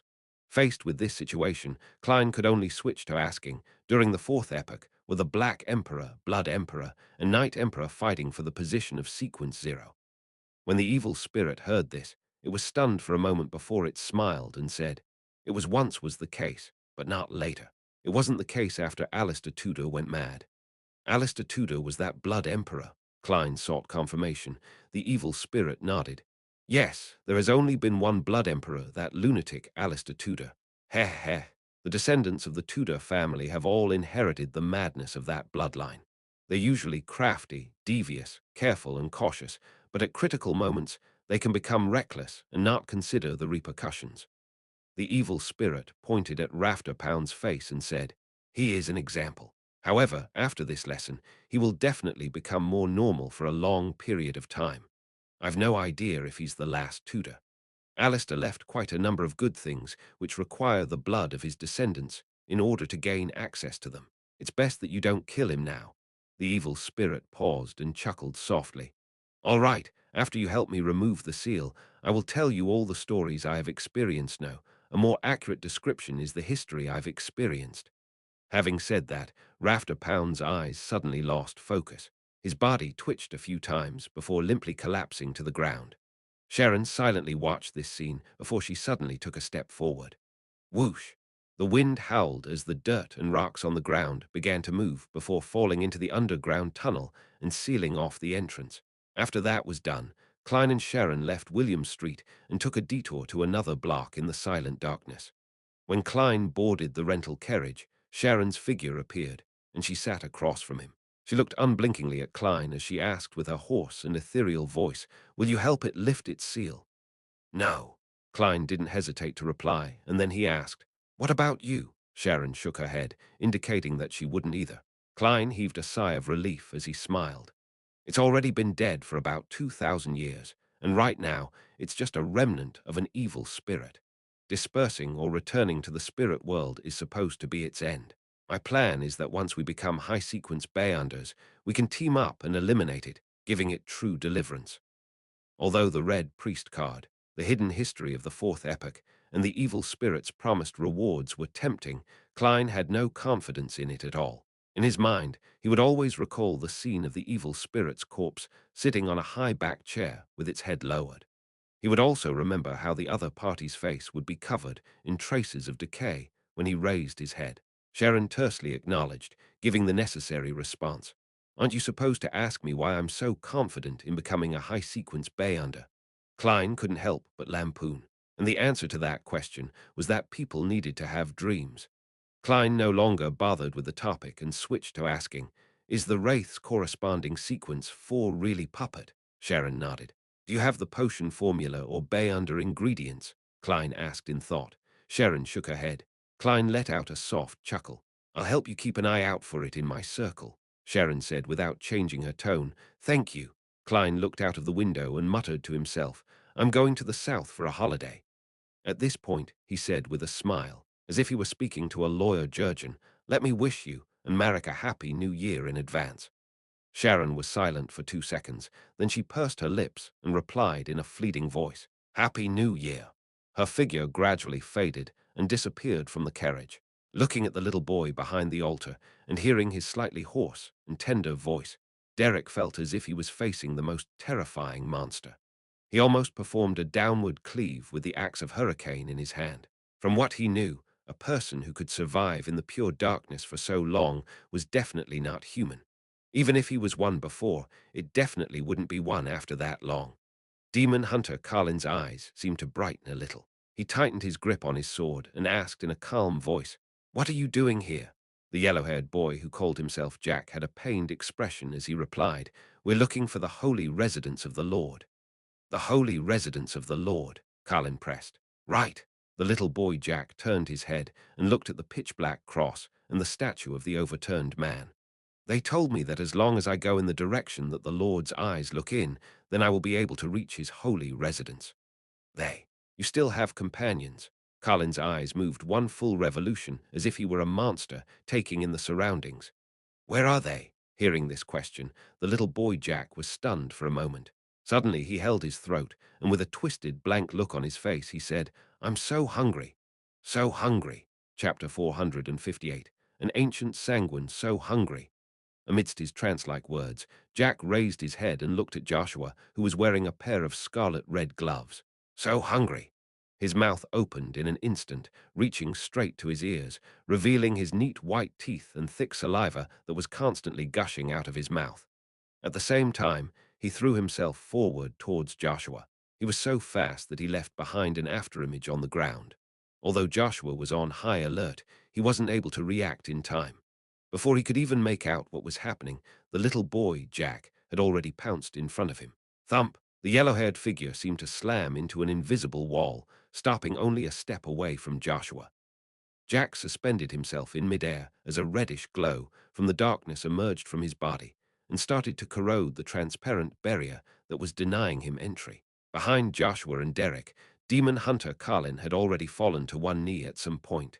He had stabbed his sword, smeared with a silver ointment, into the ground. Soon after, the area around the altar instantly brightened, as if it was the purest ray of the light of dawn. Carlin suddenly drew his sword, and his figure strangely split apart, turning into a series of afterimages that spread out around the altar. Every single figure raised the sword in their hands at the same time, and combined with the light of dawn in the vicinity, released a bright glow. "Sue, Sue, Sue." One sword after another was thrust forward as the light of dawn converged towards Jack from all directions, encircling him in the middle. Under the brilliance of the rising sun, the black and red figures quickly evaporated, disappearing under the storm-like barrage of attacks. In the underground hall where the altar was located, the brilliance became abnormally bright, so bright that Derek Berg couldn't help but close his eyes. With a sudden jolt, he suddenly woke up from his slumber and saw a bonfire quietly burning in front of him and his teammates, who were diligently guarding the camp. Demon hunter Carlin, who was sitting cross-legged beside a stone pillar, opened his eyes and said in a deep voice, "We will set off after 50 rounds of lightning." Upon hearing this, Derek looked up at the sky and found that the frequency of lightning hadn't significantly increased. Darkness remained the ruler of this land. When he thought of the city he was about to arrive at and the temple of the fallen creator, he couldn't help but feel slightly nervous. After spending some time calming himself down, Derek quickly ate his food and recovered his combat-ready state. I wonder what will happen in that temple. Holding the axe of Hurricane, he came to the middle of the group. Within the campsite, lanterns that were covered with a thin layer of animal hide were being lit one after another. 15 Minsk Street. Klein heated the water, adjusted the temperature, and took a comfortable bath. With the languidness after a bath, he took 4 steps counterclockwise and went above the grey fog. He intended to use divination to make a confirmation about the evil spirit's matter. In the silence of the ancient palace, Klein leaned back in his chair and began to seriously consider which divination method to choose and how to design the divination statement.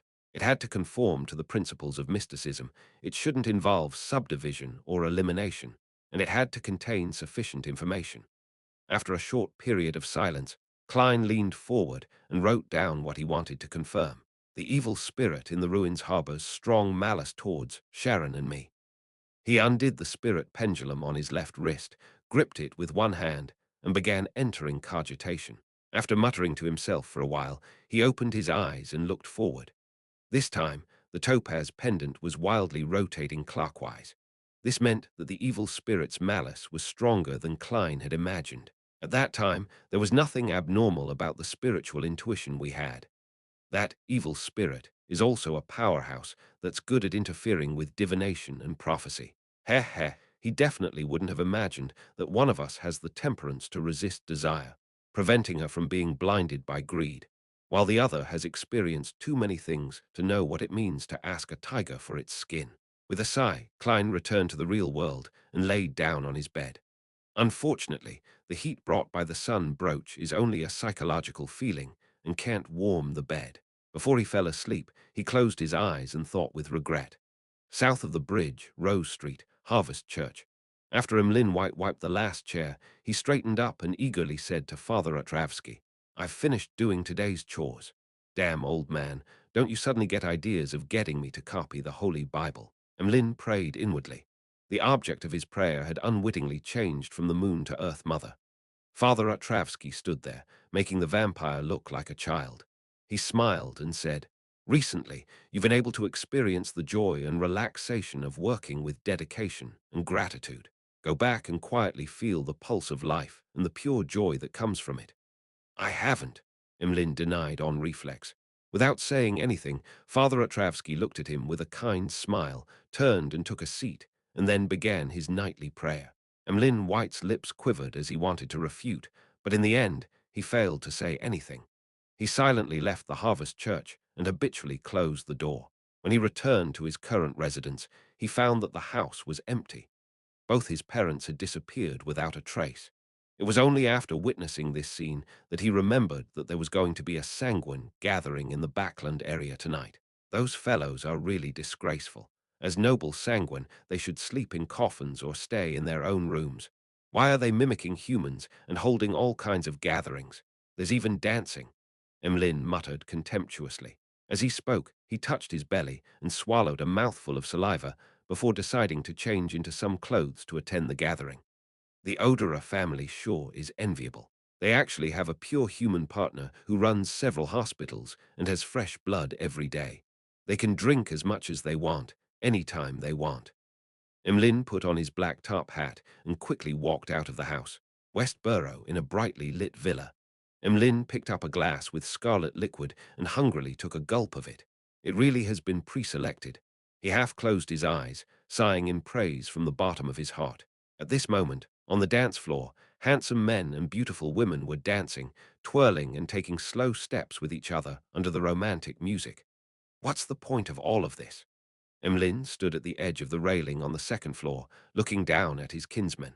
As the largest city in the world, Backland had many vampires living in it. They hid in all walks of life and had completely integrated into human society. As for those who were unable to control their own destructive urges and bloodlust, they were either sent to castles deep in the mountains or were dealt with in advance to prevent the Nighthawks or other official Bayonder organizations from finding clues. As he looked at his fellow kinsmen, who were growing more spirited as the night went on, Emlyn increasingly felt like there was nothing in common between him and them. At that moment, the host of the banquet tonight, Cosme Odorer, walked over with a wine cup in hand. Smiling, he asked, "Do you like tonight's wine?" Of course, its owner is young enough and possesses great vitality. Emlyn straightened his back and assumed a noble posture. Based on appearances, Cosme Odorer was a very gracious, middle-aged gentleman, but Emlyn knew that he was over 200 years old.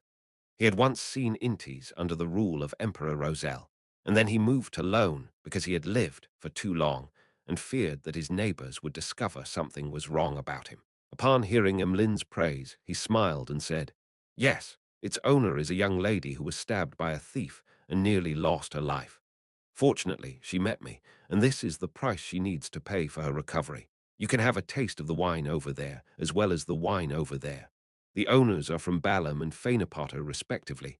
They have different flavors. Fainapotter, Mother Goddess, the humans there love chili so much that their blood has a spiciness that I can't stand. Mother Goddess." As he spoke, Emlyn suddenly paused, his expression instantly turning blank. The corner of Cosme's mouth twitched, and he pretended not to hear anything. In the awkward silence, he cleared his throat and said, "Emlyn, that's just your imagination. By the way, my grandfather wishes to meet you." "Your grandfather?" Emlyn was startled for a moment, but he then immediately widened his eyes. "Lord Nibs." Nibs Odorer was a powerful sanguine who had been active in the Fourth Epoch, but the times had corroded his life and forced him to lie in a cold coffin for extended periods of time. Cosme nodded solemnly. "Yes."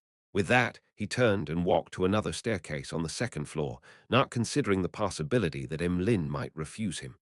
Emlyn followed, a little nervous and uneasy, thinking about the purpose of Lord Nibs's summons, as he finally understood that the honor of the Sanguine is more important and has decided to help me get rid of Father Otravsky's psychological cue. As he walked, Emlyn White developed a strong sense of hope. Following the stairs to the underground area, Emlyn White passed through a few secret doors and entered a large grey hall. In the center of the hall was a heavy coffin made of black iron, engraved with symbols and magic labels. After Cosme Odorer reported Emlyn's arrival, a heavy and aged voice slowly came out from the coffin. "Emlyn White, do you know why I summoned you?" "Honorable Lord Nibs, I imagine that you are planning on helping me remove the psychological cue," Emlyn responded without hesitation. Silence reigned in the underground hall for a few seconds. Then Nibs Odorer, who was lying in the coffin, chuckled and said, "That's one of the purposes, but it won't be me helping you. I just woke up from a long dream because I received a revelation from the ancestor. Ancestor, She has awakened." It wasn't Emlyn who exclaimed in surprise, but Cosme Odorer. After the cataclysm, doesn't the ancestor only respond to important matters? Emlyn listened in bewilderment. "No, not yet," Nibs said in a heavy voice. "The ancestor told me that the apocalypse is near and that we must prepare for it, and you, Emlyn White, are one of the key elements in the ancestor's revelation." "Apocalypse?" Cosme asked in surprise. But Emlyn only had one thought. "I am Lyn White was actually mentioned by the ancestor. I am a key element for the sanguine survival of the apocalypse." Nibs ignored his grandson's question and continued. "Emlyn White, I'll hand you a task right now. Please speak." Emlyn felt that he was being too modest. Even after hearing what had just been said, he didn't show any arrogance in front of Lord Nibs. Nibs Odorer solemnly said, "Find a chance to pray to the fool." "Ah," Emlyn suspected he had heard wrongly. Nibs lowered his voice and added, "The fool whose honorific name has only recently been spread." Chapter 459. Letting a chance slip. Although I have always had the urge to pray to the fool to get rid of the psychological cue that Father Atravsky gave me, I also know, very clearly, that it's dangerous to recite the honorific name of an unknown being. Not all hidden existences will start with bait and slowly provide guidance. In such matters, they are often like sharks in the sea, who would go mad and lurch forward once they smell blood. But now, Lord Nibs, no hat does the ancestor want. Emlyn White said, finding it rather ridiculous, it will be very, very, very dangerous.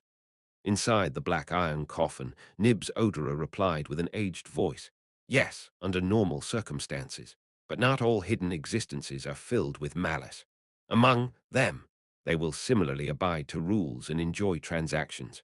For example, the 7 pure lights of the spirit world.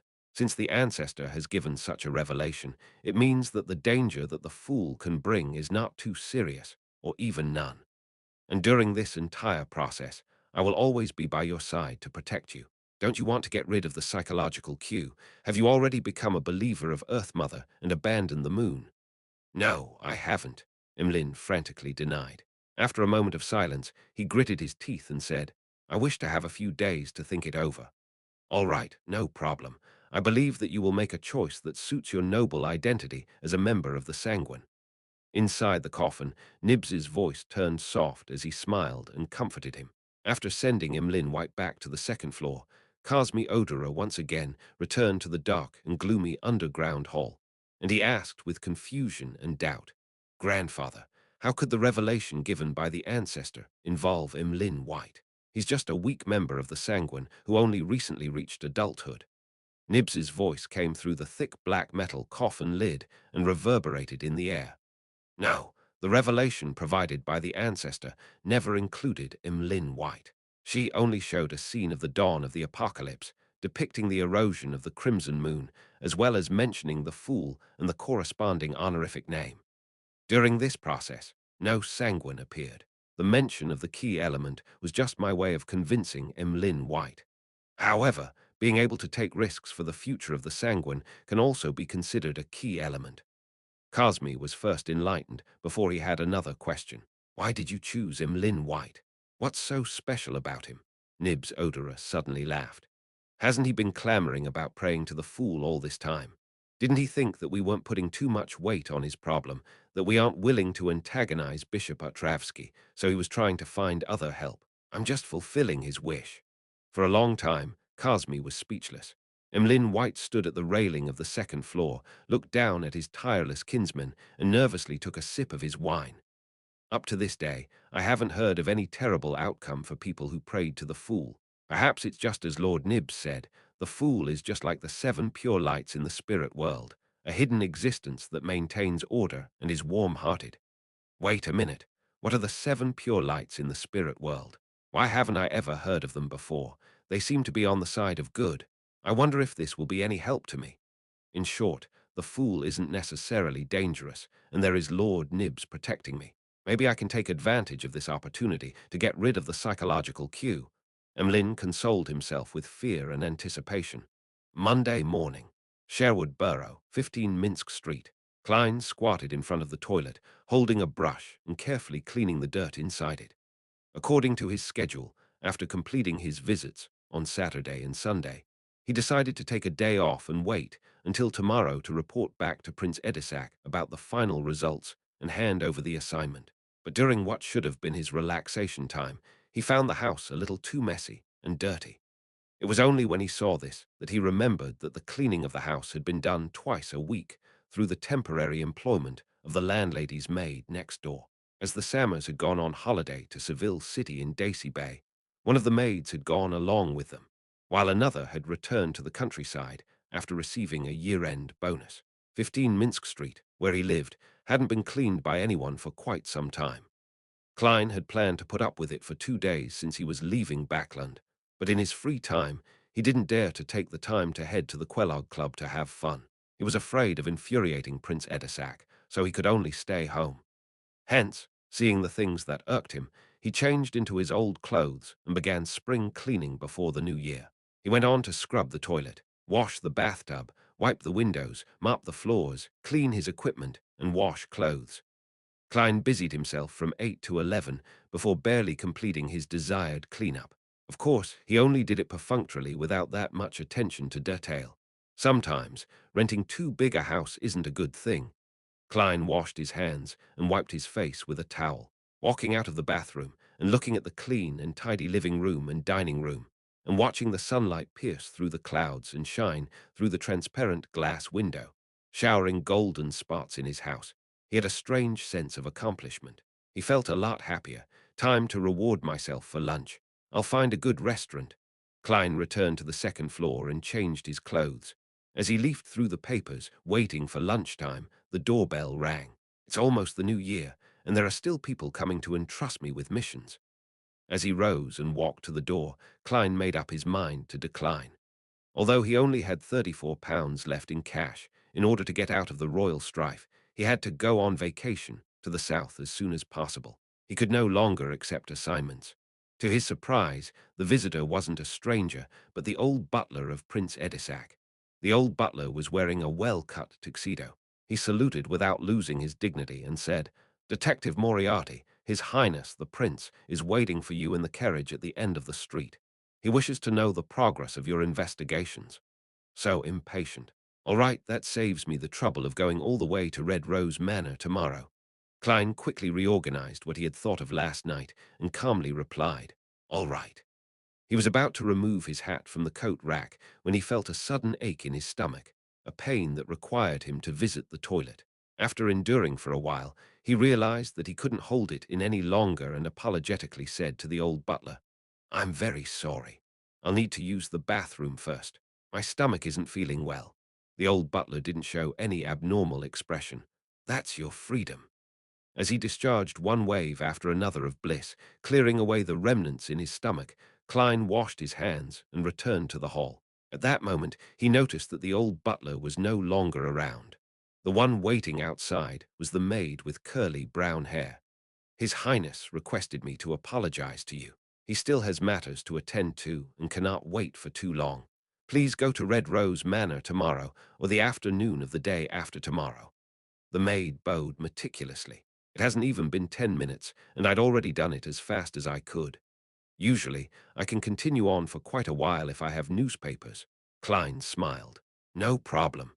After receiving a response, the maid who had completed her mission immediately felt a weight off her chest. She giggled and said, "Detective Moriarty, you missed that lady again." "Ha!" Klein was at a loss. The maid lowered her voice and said, "This time, the young lady came with His Highness. She was the one who suggested taking a detour to meet you. In the end, I missed her because of my stomachache. Something isn't right." Klein frowned slightly.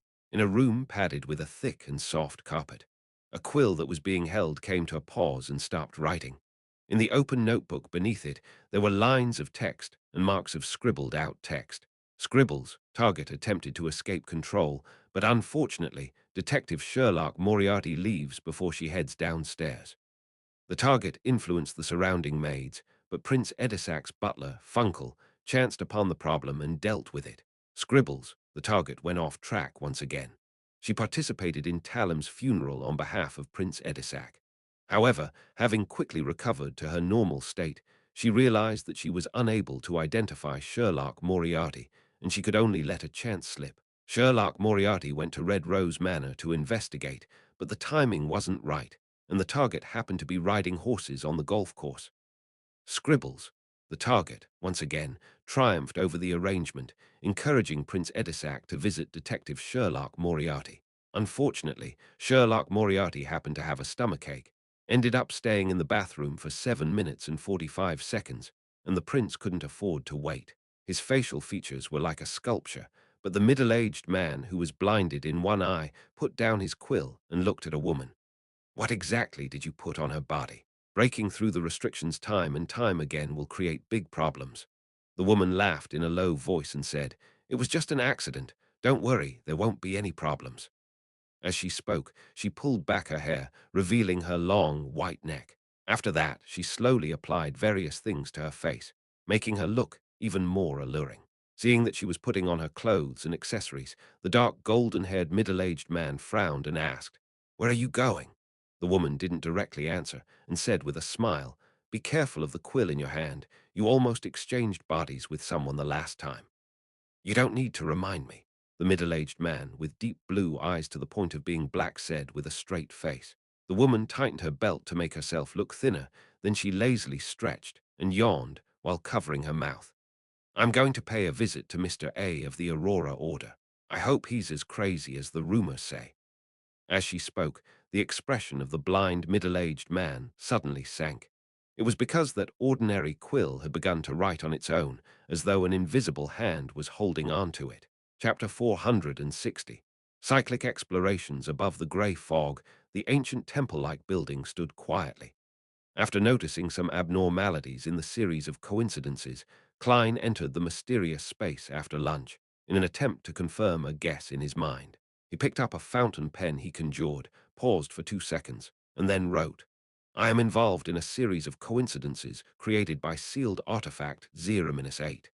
Putting down the dark red pen, Klein held the silver chain in his left hand and began his divination. Finally, he opened his eyes and looked at the spirit pendulum just inches away from him. The topaz pendant stood still without any rotations. This meant that the divination had failed. Divination cannot be completed possibly due to not fulfilling sufficient conditions, or it could be because 0-8 is resisting it. In both cases, a similar result would occur. Klein changed his statement and tried to direct it at different targets, but all of them failed. He tapped the edge of the long, mottled table with his finger, hesitating on whether he should go to Red Rose Manor the day after tomorrow. If there's no 0-8 or a similar power to arrange these matters, then my sudden escape will definitely raise Prince Edisac's suspicion. No, my escape might not be successful. Prince Edisac's men live next door. Of course, since I'm already a faceless, it's easy for me to find a chance to escape when I'm out. But is there a need to go this far?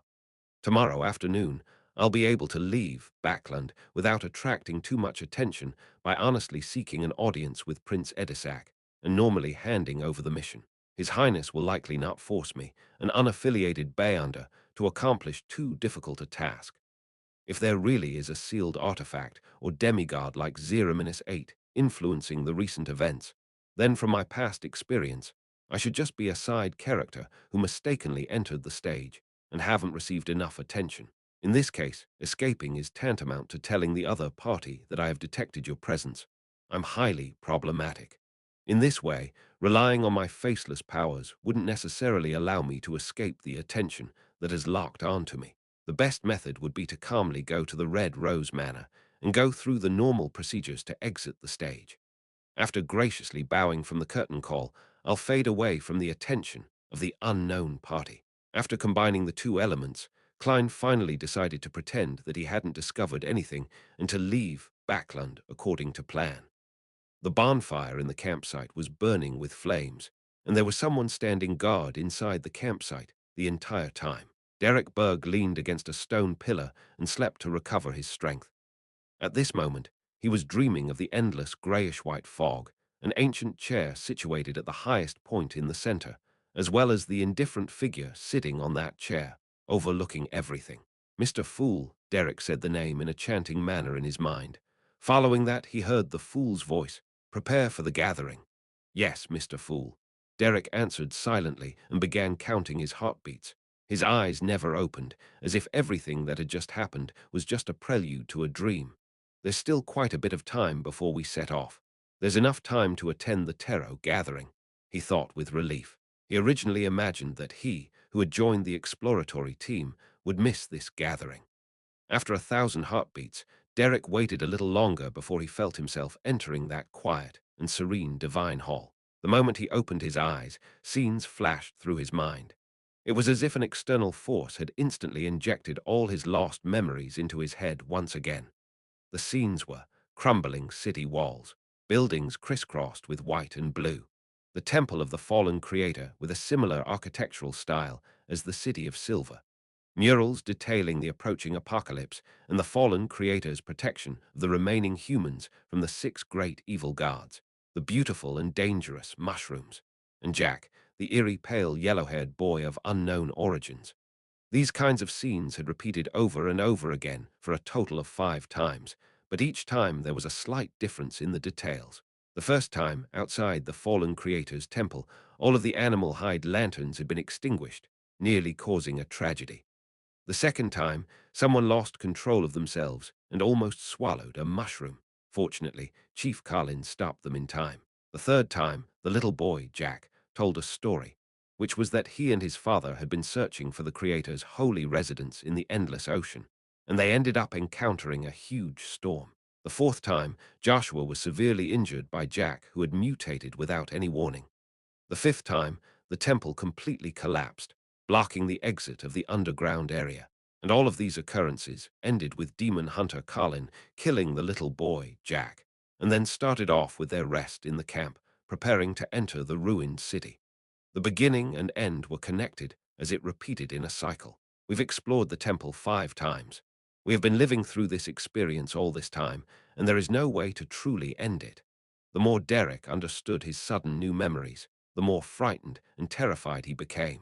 Audrey, who was sitting on the other side of the long bronze table, originally wanted to greet Mr. Fool and the others with a cheerful and light voice as usual. However, when she glanced over, she immediately noticed that Little Sun's mood wasn't right. She immediately asked, "Mr. Sun, did something happen? Has the exploration of the true, a fallen creator's temple not gone smoothly?" Derek seemed to have grabbed onto hope as he hurriedly described the rough situation once. When he was done, he said, "After that little boy was dealt with by His Excellency, we all closed our eyes and woke up in the campsite outside the city in preparation to begin a brand new exploration. We no longer had any memories from before. This process has been repeated 5 times, with only the details being slightly different. If it wasn't for Mr. Fool's alerting me to this, then I wouldn't have even known that I've been living a recurring life all this time."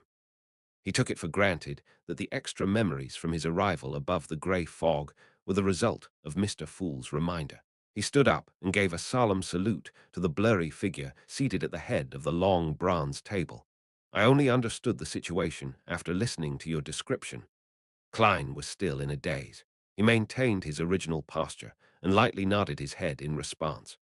In a situation where the reasons are unknown, a superior wouldn't so easily express his opinion, so I can't rashly open my mouth. Klein secretly reviewed what he had learned from his past life as a keyboard warrior. Seeing that Mr. Fool seemed to be an imperturbable ancient wall, Derek felt a lot more at ease and felt that the matter could finally be resolved. He turned to look at the hanged man, the world, justice, and the magician, and he sincerely asked, "Do you know the root of the problem? How can this be resolved?" The zealous Audrey instinctively wanted to answer, but she found herself without a clue or even a guess. Fours was in a similar state as she was. Filled with rich knowledge from Earth, and having read many novels of being stuck in the same day, Klein originally wanted to control the world, to give out ideas, to give everyone some inspiration to consider regarding the matter. But after thinking about it carefully, he chose to stay low-key and prepared to observe first. After listening to the son's description, Alger remained silent for a long time. At this moment, he said in a measured tone, "I can only think of 2 possibilities. First, you have encountered a nightmare or hallucinatory power at a level that exceeds a demigod. After regaining your memories with Mr. Fool's help, you should be able to immediately detect something amiss once you return to the real world. That way, the problem will easily be resolved. Second, you were forced to, or you proactively entered a strange space or state at a particular node where time is controlled to flow in a certain manner. But the time is fixed within a certain range which is cyclical, and the continuation is balanced. That is to say, it is relatively static. In this situation, there aren't many ways to end the cycle. Either there is an external force that can forcefully break the balance, or you find the key point that connects the distortion of time. An external force that can forcefully break the balance. Upon hearing this, Audrey, Fours, and Derek all subconsciously glanced at the calm and leisurely Mr. Fool sitting at the end of the long bronze table. No, I can't always seek Mr. Fool's help. By not saying anything directly, he probably wishes to test my ability at dealing with such matters. After a moment of thought, he said, "Mr. Hanged Man, let's assume the second situation. In your opinion, what do you think is the key point that connects the distortion of time?" Without waiting for the Hanged Man to respond, Audrey guessed with interest, "That little boy Jack. You can't kill him when you're facing him." Alger nodded. "That's a possibility." He hesitated for a moment before saying, "The son's description of Jack and his father reminds me of a particular incident." He turned to look at Miss Justice. "Didn't I once mention that I was pursuing a listener of the Aurora Order at sea? The goal for his voyage was to seek the true creator's holy residence." Audrey carefully recalled and said without any strong confirmation, "That seems to be the case." Alger immediately said with a deep voice, "That listener also brought his son, and the son's age is very close to the son's description of Jack." "Are you saying that Jack went from your world to the vicinity of the City of Silver?" Derek asked, stunned. After a short period of settling down, he inwardly felt an indescribable sense of happiness.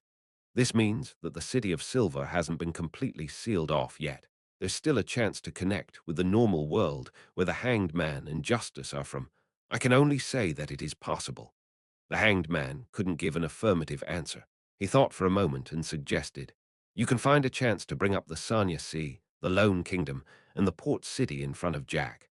Perhaps there will be a different reaction, but of course, try to avoid doing so in front of the chief of your City of Silver as much as possible. Also, the key point doesn't necessarily lie with Jack. We have to consider other possibilities as well. You should tell us the specifics, such as the details of the mural, and maybe we can find something useful." At this point, Alger began to look forward to receiving information. Chapter 461. The kind and enthusiastic hanged man, unlike the past, Derek was clearly smarter. He didn't clumsily rely only on words to provide a description. After receiving Mr. Fool's permission, he conjured a series of scenes from the memories that he could recall.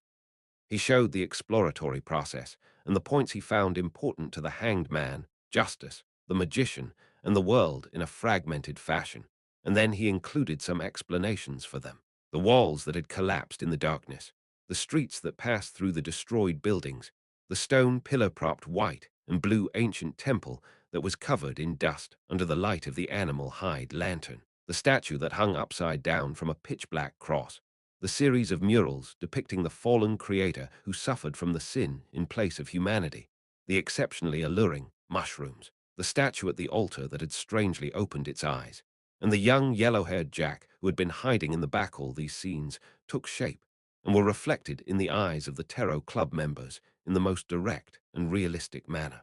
The gloomy and dark tone, the sense of crisis with every step that was taken, and the bizarre development that the son was experiencing made Audrey rather excited. She became extremely interested in what he was saying. "This is the situation around the City of Silver. It's more attractive than any novel I've ever read. This is the charm of mystery, uncertainty, and terror combined. Of course, to the humans who live there, this isn't a good thing." Audrey's thoughts were in disarray. She wanted nothing more than to immediately become a powerhouse at the level of a demigod and venture into that region ruled by darkness and storms. Klein watched and sighed emotionally. He was sighing because it truly wasn't easy for the City of Silver to last all this time in such an environment. He sighed because little son still wasn't smart enough and had no experience. Otherwise, he would have been able to completely present the events that happened in the form of a movie or documentary. It would certainly be exciting and attractive. However, this way, the description would take too long. My spirituality wouldn't be able to endure if everyone were to watch such a movie. Also, the longer one stays above the grey fog, the more likely it is that something bad will happen in the outside world. Klein suddenly felt lucky. Alger finished watching in silence as he thought over it. He got the son to pick a few important points he had chosen to present them above the long bronze table. Among them included the mural of the fallen creator resisting the 6 evil gods. Which evil gods are these? Alger looked at the octopus with lightning wrapped around its body, black waves at its feet, an avian feathered cloak on its back, and a 3-pronged trident in its hand as he began to make connections. Derek shook his head honestly. "I don't know. I thought you would know them." Audrey and Fours cast their gazes over at the same time, carefully observing them several times, but they still failed to come up with any guesses.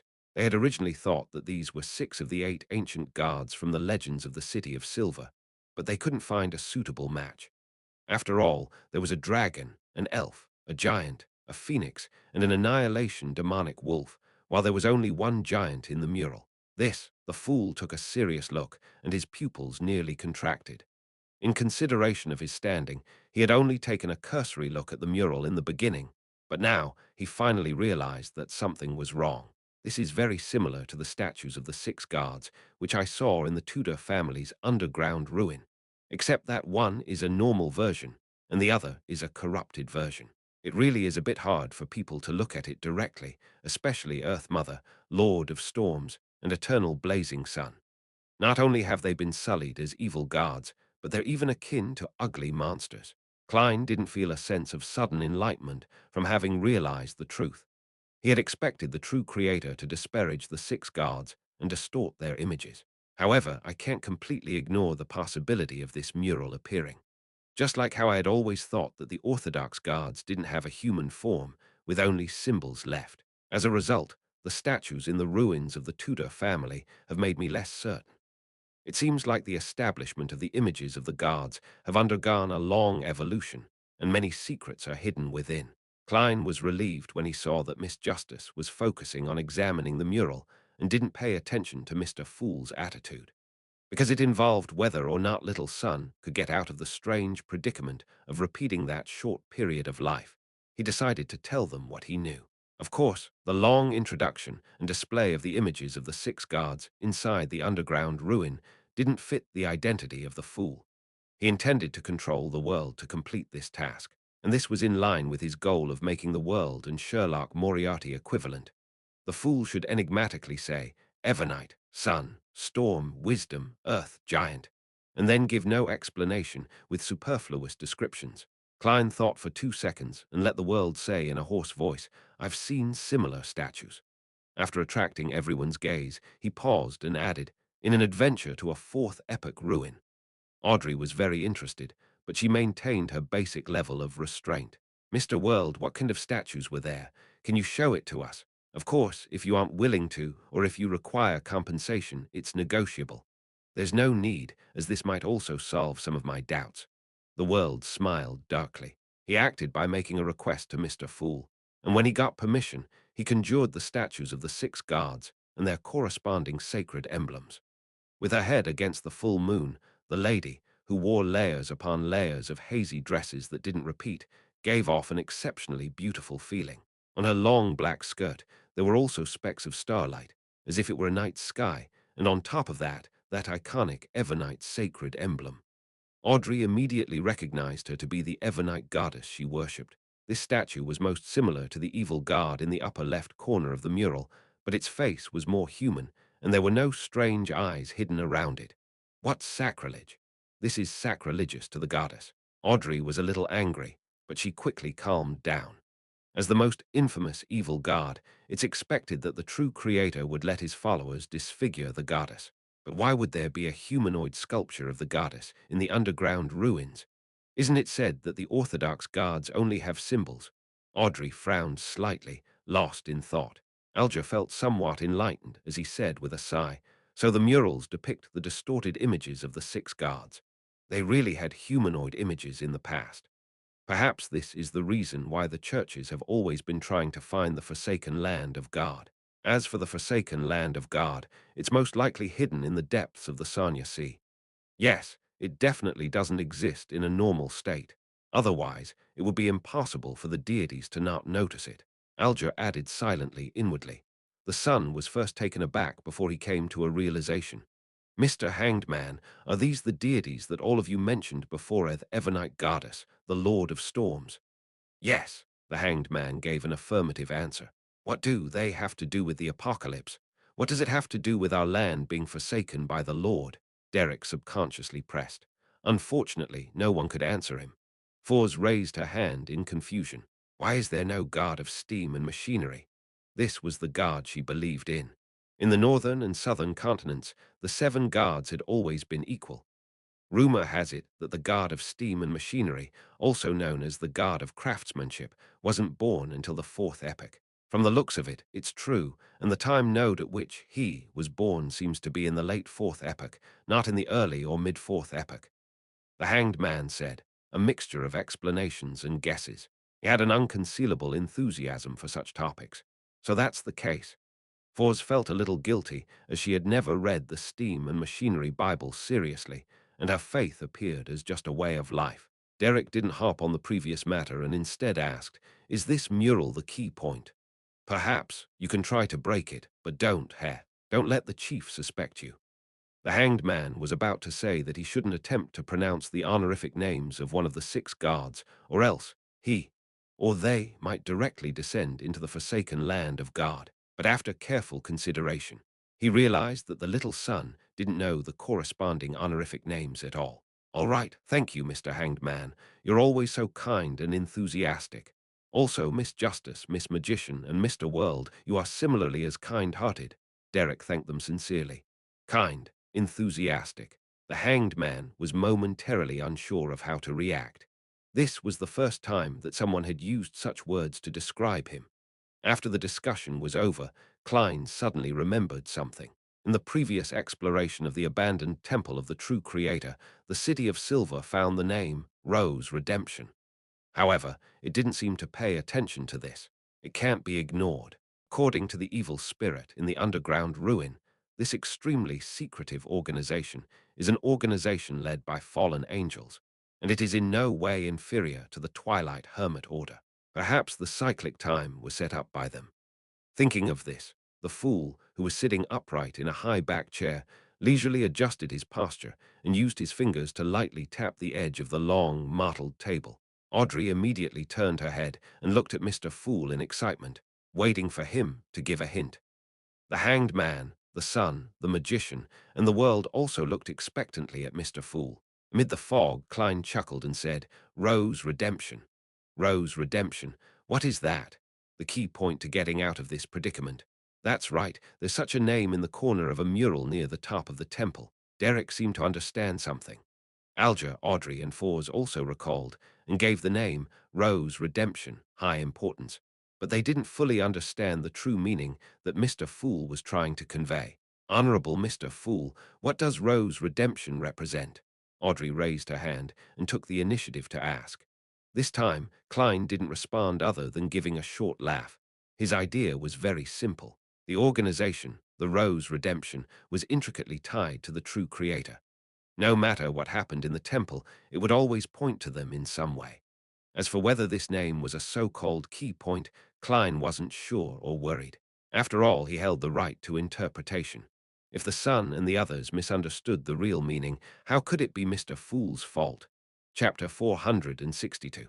What is a miracle? Seeing the fool chuckling silently, Audrey and the others had no choice but to withdraw their gaze and stop asking questions. In a situation like this where they were only given hints and not explanations, they didn't find it problematic. Existences at the level of deities typically had similar habits, and sometimes what they gave weren't even hints, but revelations. In the eyes of a powerful figure like Mr. Fool, just providing a single name is enough. Our failure to comprehend things is because we are lacking. We need to work harder at figuring out and attempting things. Audrey was increasingly looking forward to her future as a psychiatrist. "I remember that there was something related to Rose Redemption in that semi-abandoned temple." Alger tilted his head and looked at the sun. Without any hesitation, Derek nodded and said, "Yes, it was text derived from Jotun in a corner of the murals. We used quite some time to decipher those words. Text derived from Jotun." Alger hadn't paid much attention to this detail before, but he couldn't help but make connections at that moment in time. "That little boy, Jack, seems to have gone there from the Sanya Sea. Text derived from Jotun." Alger deliberated before making a request to conjure a line of text.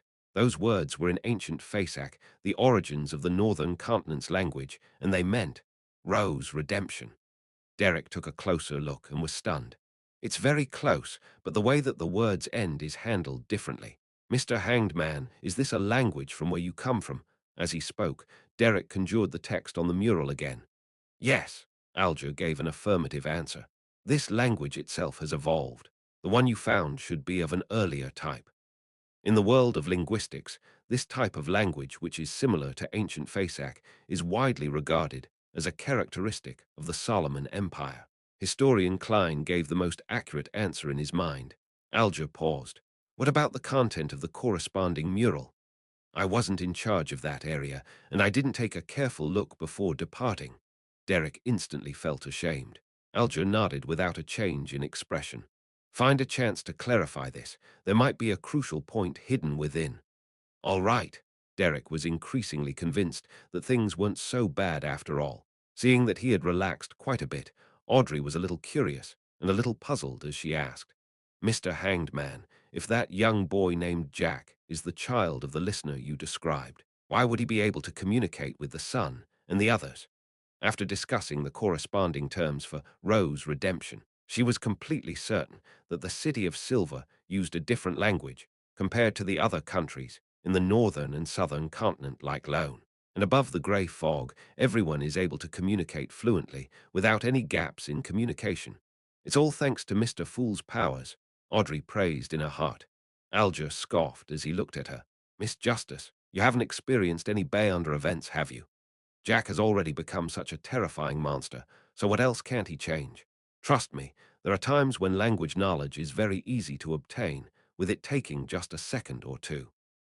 Audrey blinked, feeling that she had once again exposed that she didn't have much experience or knowledge in mysticism.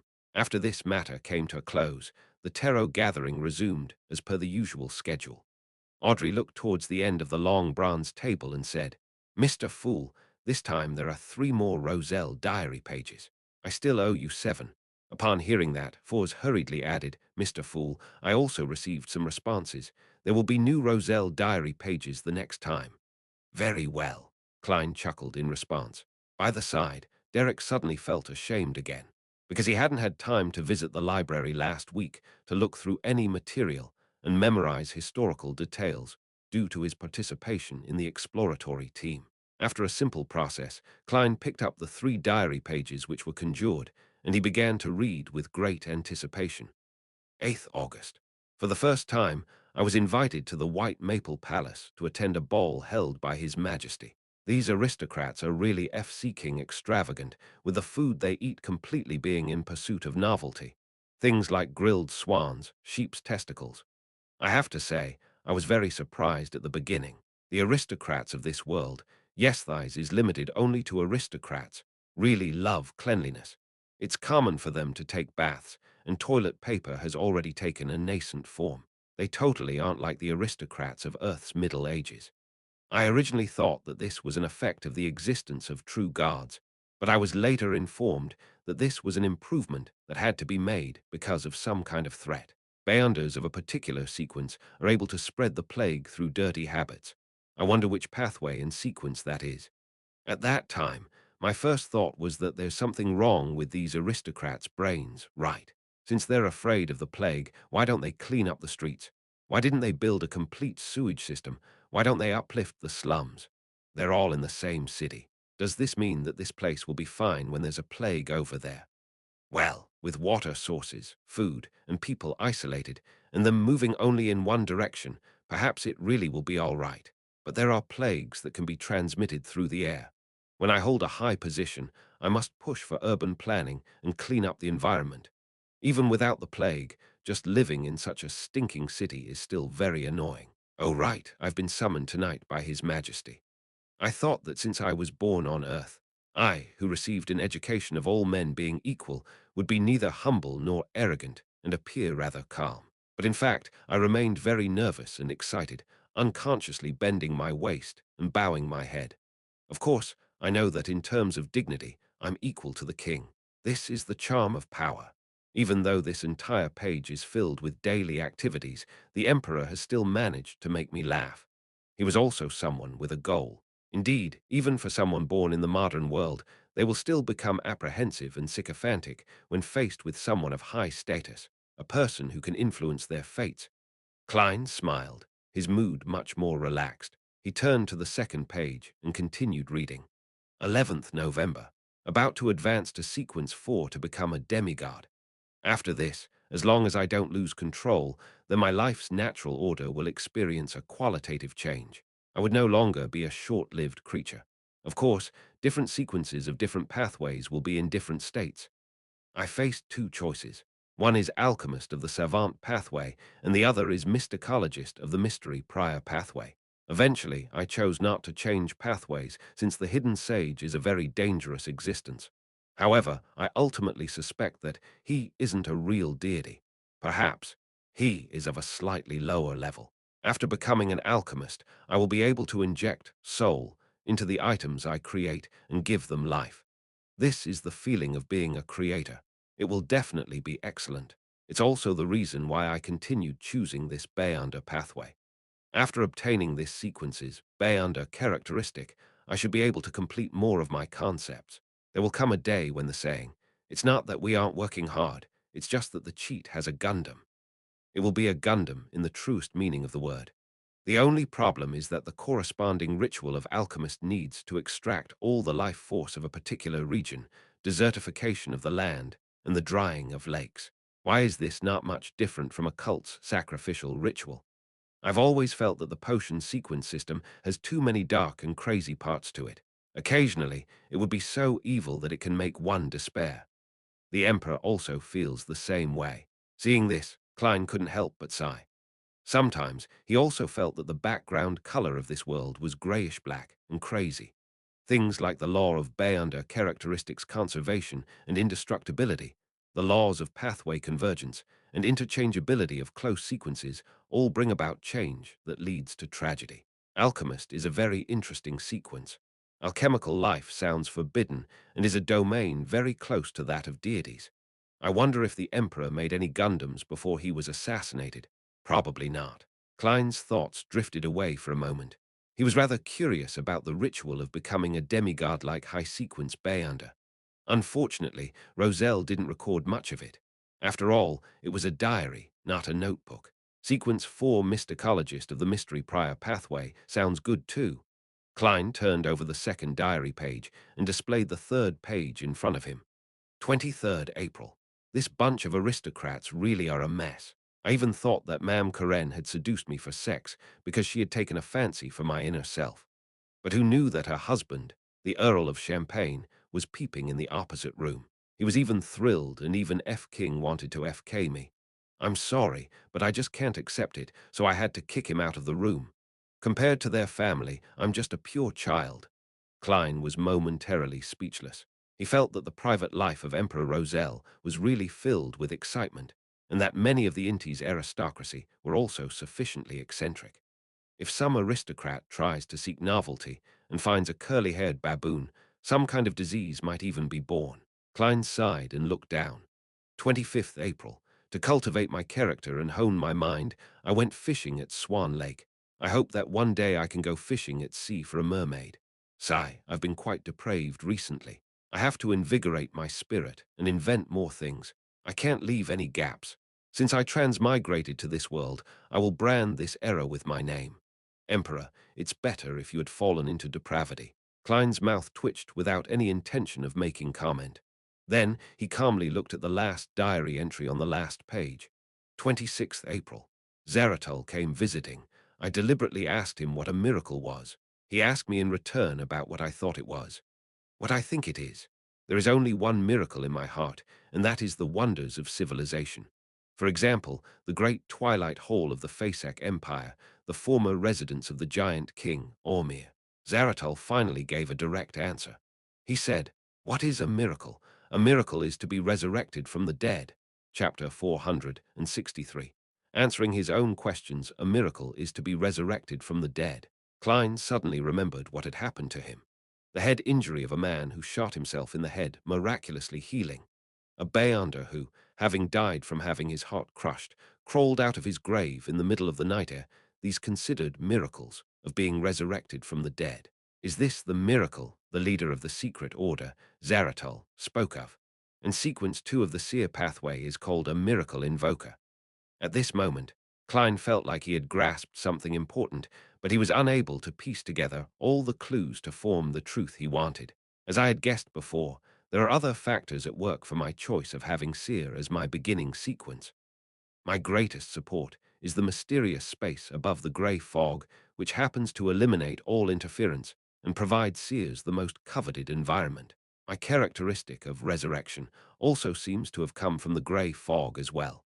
When I came to Backland, the events in which Mariontist Resego was involved in were naturally drawn to me. which is consistent with the convergence of Bayonder characteristics of the same pathway. The higher quality it is, the stronger the attraction as the effects appear intermittently. The sudden change in the Antigonus family notebook's style of passing key information to me, related to the main peak of the Hornicis mountain range via the misfortune cloth puppet, might also be a result of such elements. Combined with the other miscellaneous phenomena, does it mean that this mysterious space has a very close relationship with the Seer Bayonder pathway? That this is a grade 0 sealed artifact of the corresponding sequence? Or perhaps it's a divine kingdom left behind by a sequence 0 of the same pathway. There's also the possibility of it being the so-called uniqueness of the seer pathway. Klein moved his gaze away from Roselle's diary, his anticipation for advancing to a high-sequence Bayonder increasing. He wondered what he would discover in the hidden area after he completed the staircase of light. Perhaps the reason for my transmigration and the way home will be found there. He suppressed his excitement and allowed Roselle's diary pages to disappear from his hands. At the same time, he became increasingly wary of the leader of the secret order, Zaratal. He was a powerful existence that had long since become a miracle invoker from the seer pathway many years ago. There might be times and matters that have his fingerprints hidden all over them. Although all of these thoughts were churning in his mind, Klein acted as though nothing had happened as he calmly said, "You can begin your transactions." Forbes immediately turned to look at Miss Justice, who sat on the same side of the table, and she said with expectation, "I have received a reply. My teacher has a pair of mirror dragon eyes. The price is £10." Upon saying that, Forbes felt a little uneasy. This was because Dorian Gray Abraham's reserve price was £800, which was already at a premium above the usual £500,600, and on that foundation she had added another £200. After attending so many tarot gatherings and all kinds of Bayonder circles, I finally understand one thing. Just like Emperor Roselle said, money isn't omnipotent, but nothing can be done without money. Although I've already received the fixed payment for my new book and have savings reaching £350, there's still the Spirit Eater stomach pouch awaiting me. There's also all kinds of expenses needed for sequence 7, 6, 5, and even 4. The meaning before Mr. Fool's secret hint is that I should be able to be freed from the curse of the full moon once I become a high-sequence Bayonder. Even if I can find some of them through Teacher, I can't fully rely on him and the Abraham family. In this regard, saving up money on my own isn't enough, and efforts must be made to make money. The price of £10 is really expensive. If Miss Justice wishes to bargain, I'll later tell her that Teacher agreed to lower the price by £100 after repeated negotiations. As Forbes waited for the reply, she consoled herself. £10. Audrey never expected to receive news for the psychiatrist potion ingredient so quickly, so she subconsciously asked in a confirming tone. Without waiting for a reply from Forbes, she happily added, "Okay, deal." Although she still owed Viscount Glaint a final installment and still owed the Fool's Blessed £20, she would officially be declared an adult at the New Year's ball. Not only would her control over her wealth be greater than ever before, but she would also receive many valuable gifts, such as the one promised by her father, Earl Hall, a few days earlier. He had promised to give his dear daughter a further £50 in Backland Bank shares and more than £20 in cash. Hence, £10 wasn't a number that she was bothered with. Audrey had originally asked Mr. Fool to extend the payment period of the £20 to February or March in order, on the one hand, to pay off her debt to Viscount Glaint, and to save up money as discreetly as possible without arousing suspicion. On the other hand, she had to set aside an additional budget for the ingredients of the psychiatrist potion. Now was the time to use the budget. At most, I'll have to tighten my belt like how I did for the past few months. After March, there wouldn't be any problems. Audrey thought, not troubled at all. She agreed. She agreed. Forbes was both happy and confused. Forbes asked Mr. Fool to bear witness to the transaction and arranged for Miss Justice to make the payment first before she delivered the Bayonder ingredient on Wednesday. As Forbes decided to head for Pritz Harbor immediately upon receiving the cash, without wasting any time in the middle, she looked at the three gentlemen, the sun, the hanged man, and the world. Does anyone have any information on the Spirit Eater stomach pouch? After calming down, she discovered that with her experience in the acting method, she could digest the excess Beyonder characteristic much faster than she had expected. 1 week was almost equivalent to 2 weeks of the past. In about 10 days, she would be able to completely digest and resolve the problem. When she gathered the ingredients and advanced to Trickmaster, she felt that she would be able to perfectly pass the first test given by her teacher, Dorian. She would gain more attention and would no longer be a mere student who was taken in out of gratitude. Derek nodded and said, I was just about to tell you that during this exploration, we obtained some Spirit Eater stomach pouches. I can exchange it at low prices after I return to the City of Silver. Ah, that's under the premise that I'm no longer under surveillance.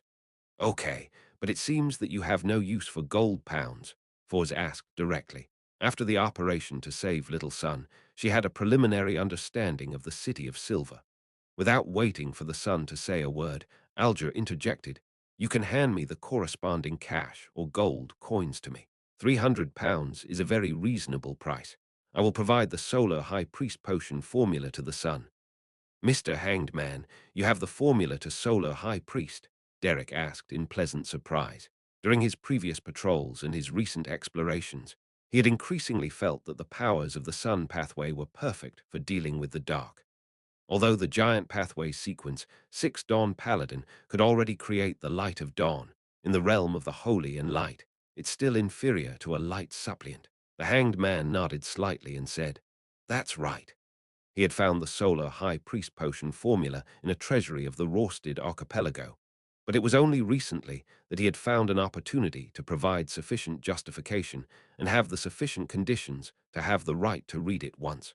The reason that he gave was that people suspected to be priests of the Church of the Eternal Blazing Sun had appeared on the Sanya Sea, and since he was temporarily unable to return to the Intis Republic, he could only search for the potion ingredients corresponding to Solar High Priest. Moreover, the hatred for the eternal blazing sun could turn mere rumors into the basis for action by the Church of Storms.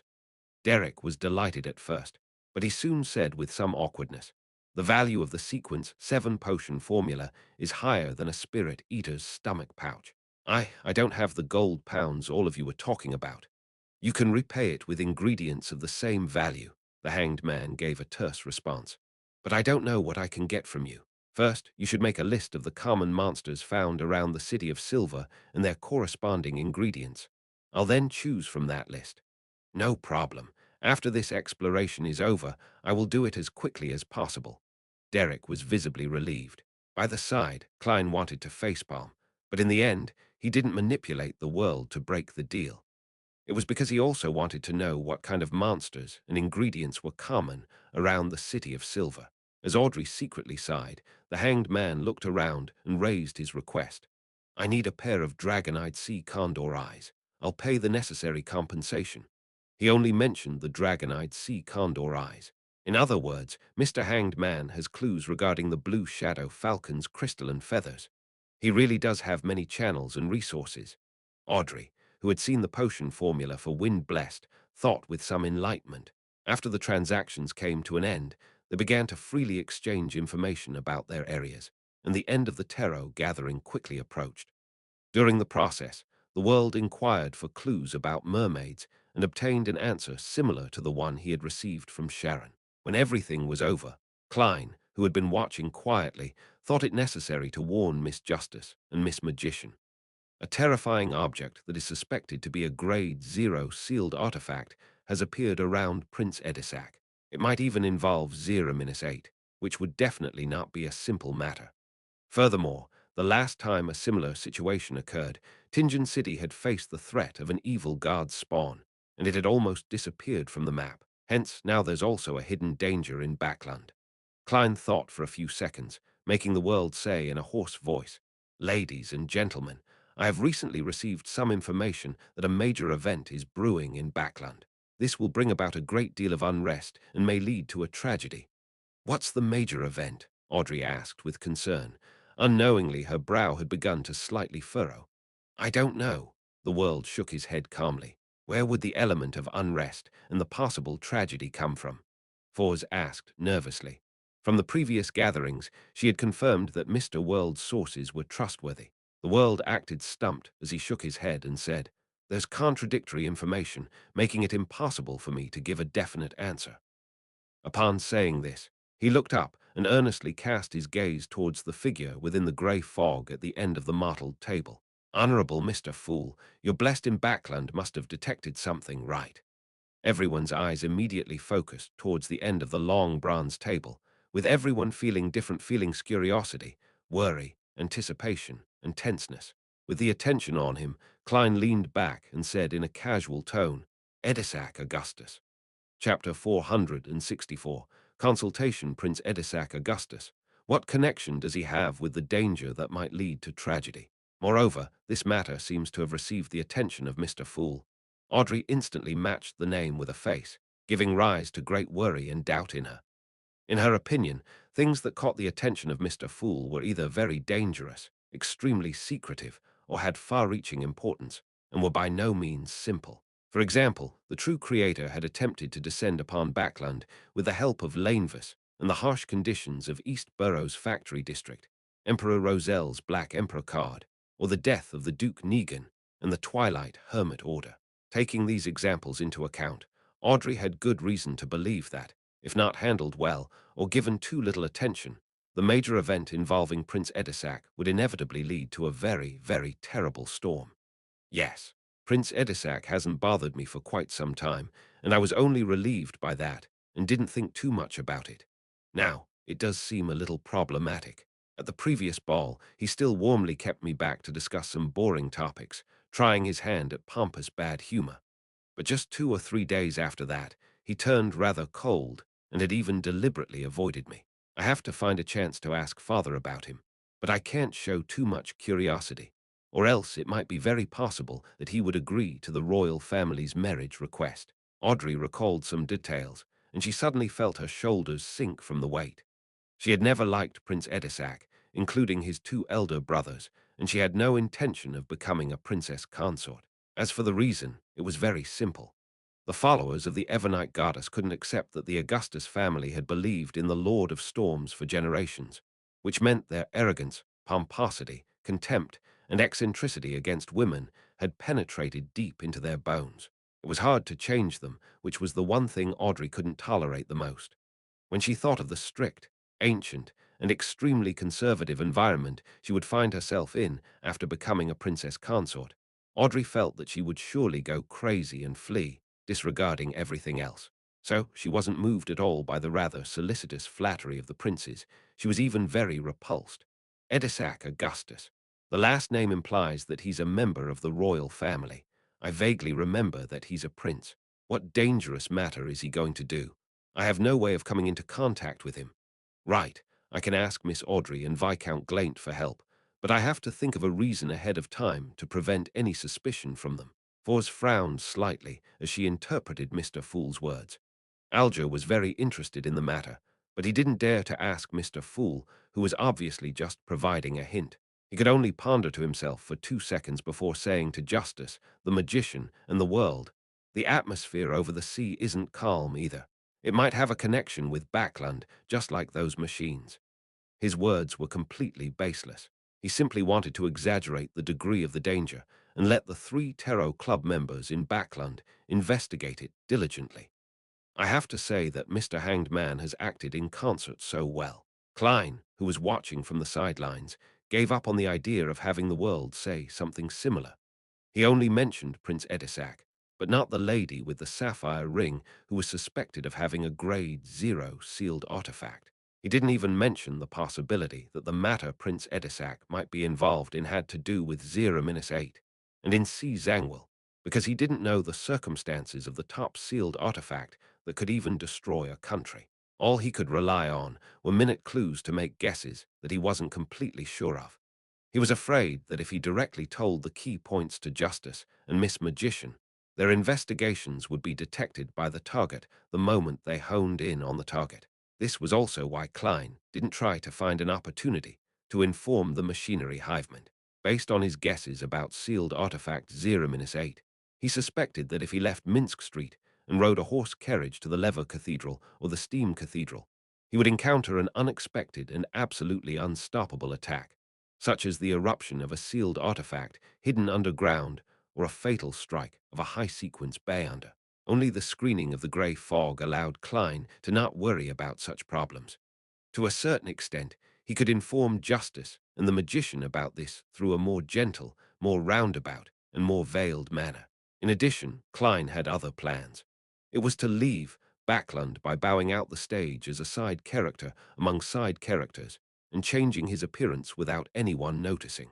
He would then secretly return and contact the machinery hivemind in a manner beyond the grade 0 sealed artifact's senses.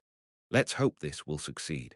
I hope there's a chance of finding in C. Zangwill. Yes, the premise is that he is indeed involved in this matter. Wait a minute. While Mr. Azek was after in C. Zangwill, he had a conflict with M. Inani. He became secretly wanted, and M. Inani has always been considered to be a pro-royal faction in the military. A series of coincidences revolving Prince Edisac is rather similar to the features displayed by sealed artifact 0-8 in the past. This seems to indirectly confirm in C. Zangwill's existence. Klein closed his eyes, and the bright boots and pale hand flashed back to him. He leaned back in his chair, his lips curving upward. Ladies and gentlemen, we shall meet next week. In Empress Borough, the opulent villa of Earl Hall, Audrey stood in front of the full-length mirror, staring blankly at her reflection. There were good news and bad news for her at this tarot gathering. The good news was that she was about to receive one of the psychiatrist potion's main ingredients. Although she was no longer the ignorant girl who had bought some basic general knowledge from the hanged man for £1,000 and knew the approximate price of a lot of bay-under ingredients, she didn't mind paying a premium for the eyes of a mirror dragon. After Duke Negan's assassination, she gained the desire and motivation to raise her sequence to receive the corresponding combat strength. For this, she didn't want to wait any longer and was willing to pay a price as long as the ingredients appeared. She would immediately accept the offer as long as the price wasn't too outrageous, in case something unexpected happened. It's like a precious piece of jewelry that many noble ladies have set their eyes on. It's also like the purebred houses with unique bloodlines that men like. The corresponding premium is inevitable and unavoidable. At times, it's not impossible to have the price double or triple. Besides, with Fours busying herself in the process of contacting her teacher, she definitely shouldn't be left wasting her time while taking on risks. Yes, she also doesn't know that I'm Justice, Audrey thought indifferently. As for the bad news, it was no doubt related to the matter of Prince Edisac. It left her concerned and worried. Fortunately, Mr. World received the news, and Mr. Fool had provided a warning. Otherwise, who knows how things would have turned out. Audrey, with such excellent conditions, you could certainly solve this problem. Come on. The girl drew the sign of the crimson moon against the reflection in the mirror and tried hard to be optimistic. Then she restrained her emotions and headed out to the piano room, preparing to participate in her scheduled piano lesson as if nothing had happened. This was because Earl Hall and his wife, as well as Hibbert Hall, wouldn't be home until dinner, and she had no one to ask for information now. She could only tell herself to be calm, to be composed, and to be patient. Before the tutor arrived, Audrey casually played the piano, using the beautiful melody to cleanse her mind and soul. When she finished playing, she noticed that Susie had opened the door at some point and was sitting beside her. She still had a pair of gold-rimmed glasses hanging around her neck. Audrey, what problems did you encounter? The sound of your piano tells me that you're frustrated over something, Susie said suddenly. Ah, Audrey froze, not knowing how to reply. She suddenly felt that having a mind-reading dog at home wasn't necessarily a good thing. Within the campsite that had a lit bonfire, with his eyes closed, Derek Berg thought back quietly to what had happened at the tarot gathering and made sure that he hadn't forgotten the memories of his repeated experiences. After an unknown period of time, he opened his eyes, which were brimming with anticipation, and looked around. However, what entered into his eyes were Flames and his teammates, who were exactly the same as in his memories. At that moment, the cross-legged demon hunter Carlin, who was leaning against a stone pillar, said, "We will set off after 50 rounds of lightning." At this moment, Derek was sure that everything that had happened before wasn't a dream or a hallucination. Sherwood Borough, 15 Minsk Street. Klein went down to the first floor and sat in the activity room, feeling the warmth of the fireplace. He quietly rocked in the reclining chair without reading the newspapers, magazines, or even books. It was all so peaceful and silent until he heard the ringing of his doorbell. Klein, who was wearing a house shirt and cashmere vest, got up and walked towards the door. The visitor took him by surprise. He opened the door and chuckled. "Good afternoon, Emlyn. Aren't you supposed to be helping at the Harvest Church at this hour?" It was the handsome, somewhat effeminate vampire Emlyn White, whose hair was combed back at an angle. The arrogant man's expression froze when he heard Klein's greeting. It took him a bit of effort to recover his composure. "I have something to consult with you, Detective Sherlock Moriarty." Emlyn enunciated one word at a time. After inviting him into the activity room, Klein returned to his reclining chair and asked with a smile, "What is it?" "The fee for a consultation is £1, but the consultation cannot exceed an hour." Emlyn White didn't pay attention to his words, and he said while deep in thought, "A big shot wants me to do something. Although that matter can help me solve my problem indirectly, it also contains a great amount of risk. I don't have any friends, and I'm afraid my parents will be worried, and you're a very knowledgeable Bay-Under detective. What do you suggest? Reject or accept? Solve your problem." Clearing the psychological cue, Klein said thoughtfully, "I can't give you any advice with just the word something." Emlyn White fell silent for a few seconds before he clenched his teeth and said in a low voice, "It has something to do with that fool." "Ha!" Klein almost lifted his hand to his ear. Chapter 465. Emlyn's determination. After a second of confirmation, Klein clasped his hands together and leaned forward. "What exactly is this something?" "No, I can't say any further." Emlyn White shook his head firmly. Afraid of being probed, Klein didn't pursue the matter. He simply analyzed the situation based on the information that the vampire had just revealed. Something to do with the fool. It could help Emlyn White resolve his problem. Contains a high risk. Combined with his previous ideas, this seems to indicate that he intended to hold an appropriate ritual to pray to the fool, which is also me, so as to eliminate the psychological cue and gain his long-awaited freedom. However, this is no longer a ritual that Emlyn will be holding himself. It's a result of a particular big shot's instructions, and with this vampire's pride, for him to address the person that way, it most likely means that the person is a powerhouse among the sanguine. Why would a sanguine big shot send a descendant to pray to the fool? Have they started working with the Aurora Order? Confused, Klein looked up at the expectant Emlyn and scoffed to himself. "Try guessing if I'll respond to your prayers." He hesitated for 2 seconds and didn't make a suggestion. Instead, he said, "Statistically speaking, when praying to a hidden existence without understanding the situation, 30 out of 100 cases would not receive any response.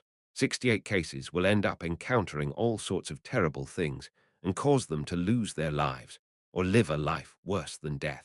Only 2 cases have the possibility of success, allowing them to get what they want, but the price they pay might not be what they want." As a former keyboard warrior, Klein had always believed that when it came to proving something or reinforcing a point of view, anyone who just gave an example, an exception, without mentioning the entire sample and overall statistics was being an asshole. It was merely a trick of concept, and in these cases there were usually similar companion words, such as "I have a friend," "a girl I know," or "someone around me."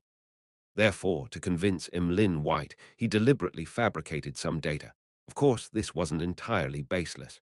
At least, many of the files which Klein had read while he was a member of a Nighthawks team had described similar situations. Only 2 cases of success. Problems happened to 68 cases.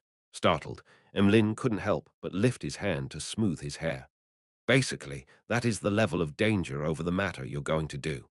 If you have malicious intentions, the risk is even higher than this," Klein replied sincerely. Emlyn shook his head subconsciously. "No, there's no malice. Besides, the big shot will protect me in the process." "No malice. Even if you have malice, you might not know since you're just cannon fodder who has been pushed to the front lines."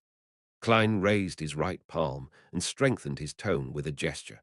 "This will reduce the risk by a lot, but it definitely won't reduce it to zero. Does that big shot really have the means to resist a hidden existence?" Probably not," Emlyn answered haltingly. "So," Klein spread his hands. He suddenly revealed a smile and said, "Emlyn, there is no need for you to take this risk. Even if you completely believe in Earth Mother, it will not affect your life in any way. Look at the citizens of Fainapata. Don't they eat, dress, and do whatever they want? When the time comes, there's a high chance that Father Atravsky will no longer force you to do volunteer work at the Harvest Church. You will regain your original freedom. Furthermore, I believe that you have adapted well to the teachings of Earth Mother without any contradictions. Emlyn White remained silent for a while and said, "Being a believer because I like her beliefs is completely different from being forcefully turned into a believer through a psychological cue. Even if I do abandon the moon one day and believe in Earth Mother, I also hope that it is a choice that I freely made. It has nothing to do with others. This is the last pride of a sanguine." Klein looked at Emlyn with some surprise. He hadn't expected him to be so insistent. He considered for 2 seconds and didn't try to persuade him again by giving a terse acknowledgement. "The problem is actually very simple. That is, do you have the courage to face a certain degree of danger because of the orders of the big shot and the temptation to get rid of the queue? If you're willing to sacrifice your life for this, then the answer is extremely simple. In short, this matter will ultimately be left to you to decide." Emlyn listened with a heavy expression, and he instinctively retorted, "If I really choose to make the attempt, it's definitely not for myself, but for all sanguine. Resolving this problem is just an additional perk. For all sanguine, what matter of mine involves all sanguine? That big shot was lying to you, right?" Klein sneered. "Do you believe that a weak vampire has the chance to save an entire race?" "Sanguine, sanguine," Emlyn emphasized. "Moreover, my strength isn't bad either. It's equivalent to sequence 7 of you humans. By the way, it's the kind that specializes in combat. As for whether you believe it or not, you wouldn't understand." He stood up and said, "Although your analysis and suggestions are meaningless, I still have to thank you. The consultation fee will be deducted from the previous suitcase and tin box." "Ha!" Klein wasn't able to react for a moment to what he was talking about. It was only when Emlyn had left that he suddenly realized what he meant. Aren't the vessels in large transactions usually free? That petty and stingy vampire. In the darkness, in which the frequency of lightning had yet to resume, the exploratory team from the City of Silver, punctually, arrived at the periphery of the abandoned temple. Derek remembered that during their first operation, all the animal hide lanterns had been extinguished here. The entire team fell into pure darkness, and he had also heard the creepy cry for help coming from the depths of the temple. According to the conjectures from Mr. Hanged Man and Miss Justice, this might be the starting point for our repeated cycles. But why would we wake up in the campsite outside the city and not directly here? Remembering the discussion at the Tero meeting, Derek raised his arm and prayed secretly, as suggested. A pure light suddenly burst out from his body, causing Joshua and the other members of the exploratory team to quickly assume battle positions. "What happened?" Demon Hunter Colin drew his sword and asked in a deep voice. Derek looked left and right in horror and said, "Your Excellency, I just heard a child crying, 'Save me. Save me.'" He wanted to test if this was a key point. "And now?" Colin asked warily. "I don't hear it anymore." Derek listened carefully. Demon Hunter Colin glanced at Joshua and the others from the corner of his eye. "Did any of you hear it?" "No." The exploratory team members shook their heads. After pondering for a few seconds, Colin came to a decision. He took out a dark blue metal bottle from the secret compartment in his belt and smeared the colorless, viscous liquid on his sword. Then he stabbed upwards with his sword. Suddenly, the sky lit up. Streaks of silver, snake-like beams started to surge upwards, quickly spreading in all directions. The silver-white light instantly enveloped all the members of the exploratory team, as if illuminating the darkest corner of every single one of them. With a sizzling sound, the silver serpents drilled into the void, heading off into the unknown. Everything calmed down very quickly, leaving only the dim light of the animal hide lanterns scattered in silence. Colin narrowed his eyes. Whatever he attempted had sensed something unknown. After a full 5 seconds, he raised his hand and pointed forward. "From now on, we can't afford to be careless. We have to be on full alert." Such familiar words.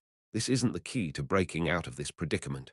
Derek calmed his heart and followed the team into the half-deserted temple without any delay. This time, he learned his lesson and didn't look at the face of the fallen creator. In the process of inspecting the ground, he managed to get himself to investigate the area where the mural was by being proactive. He held onto the animal hide lantern and the axe of hurricane in his hands as he and one of his teammates began to take action as a small team. He finally reached his destination after passing through a series of mottled and crumbling walls.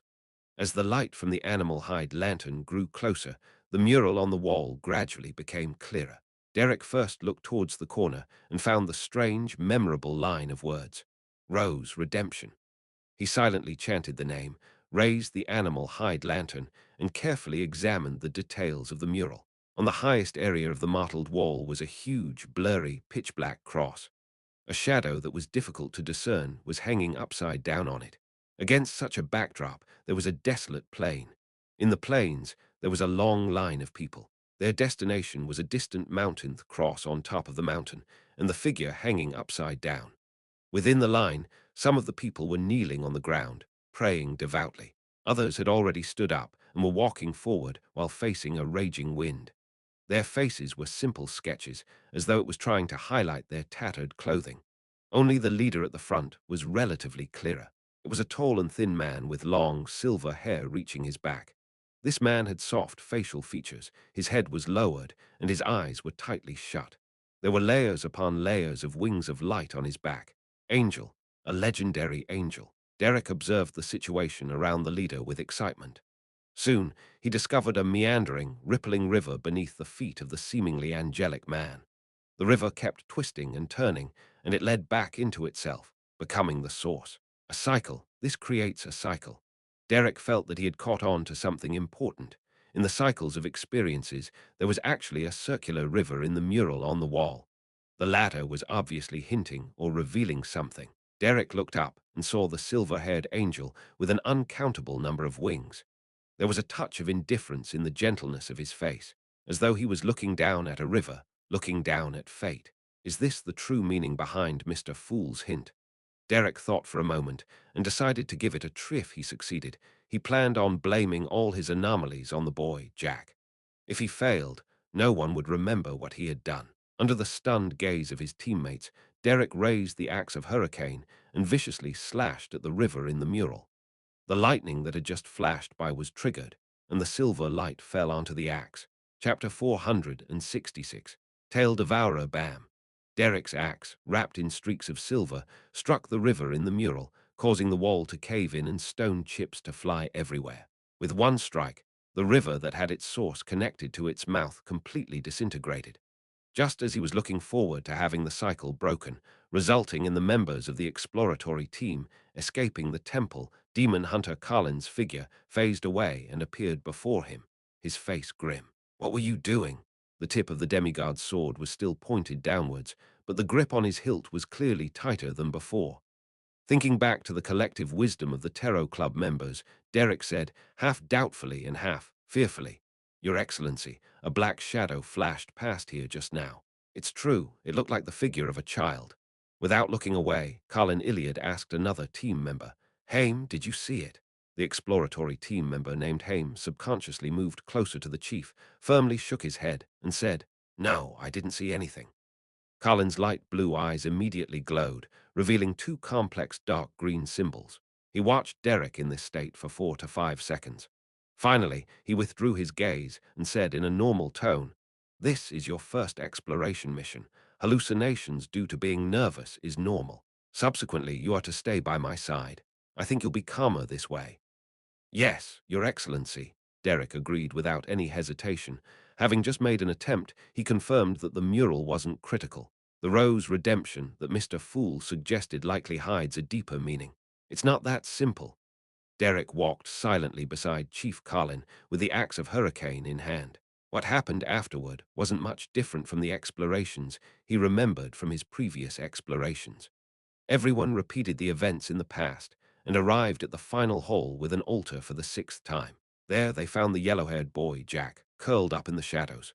Upon hearing, save me," and seeing the silhouette of the child, demon hunter Colin nodded his head indiscernibly and retracted most of the attention he had placed on Derek Berg. Just as he was deliberating his words, Derek suddenly asked, "How can we save you?" Jack revealed an excited expression. Save me, send me home, send me home." "Where is your home?" Derek asked, curious and frightened. Seeing this, Colin shut his mouth and tightened his grip. Jack raised his hand weakly and said, my home is at Enmat Harbor, Enmat Harbor." although Mr. Hanged Man never mentioned it. From the word harbor, Jack really doesn't belong to this place of ours.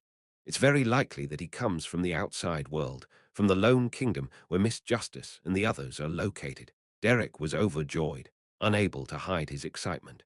His reaction didn't arouse any suspicion from demon hunter Carlin, because this powerful chief of the six-member council had also never seen the sea. He could only read from the preserved books that this body of water was many times larger than a lake, as well as the term harbor. The words that came out of the strange boy's mouth presented itself like a painting of a new world in front of Carlin. This made him, who was desperately searching for the future of the City of Silver, forget about anything else as he blurted out, "How did you, or you and your companions, get here?" Jack showed a reminiscing expression. "My father and I first traveled by boat, then we met up with his companions and continued on the voyage. After a huge storm, the rest of us touched ground and followed the direction of the Lord's gaze and came all the way here." Followed the direction of the Lord's gaze.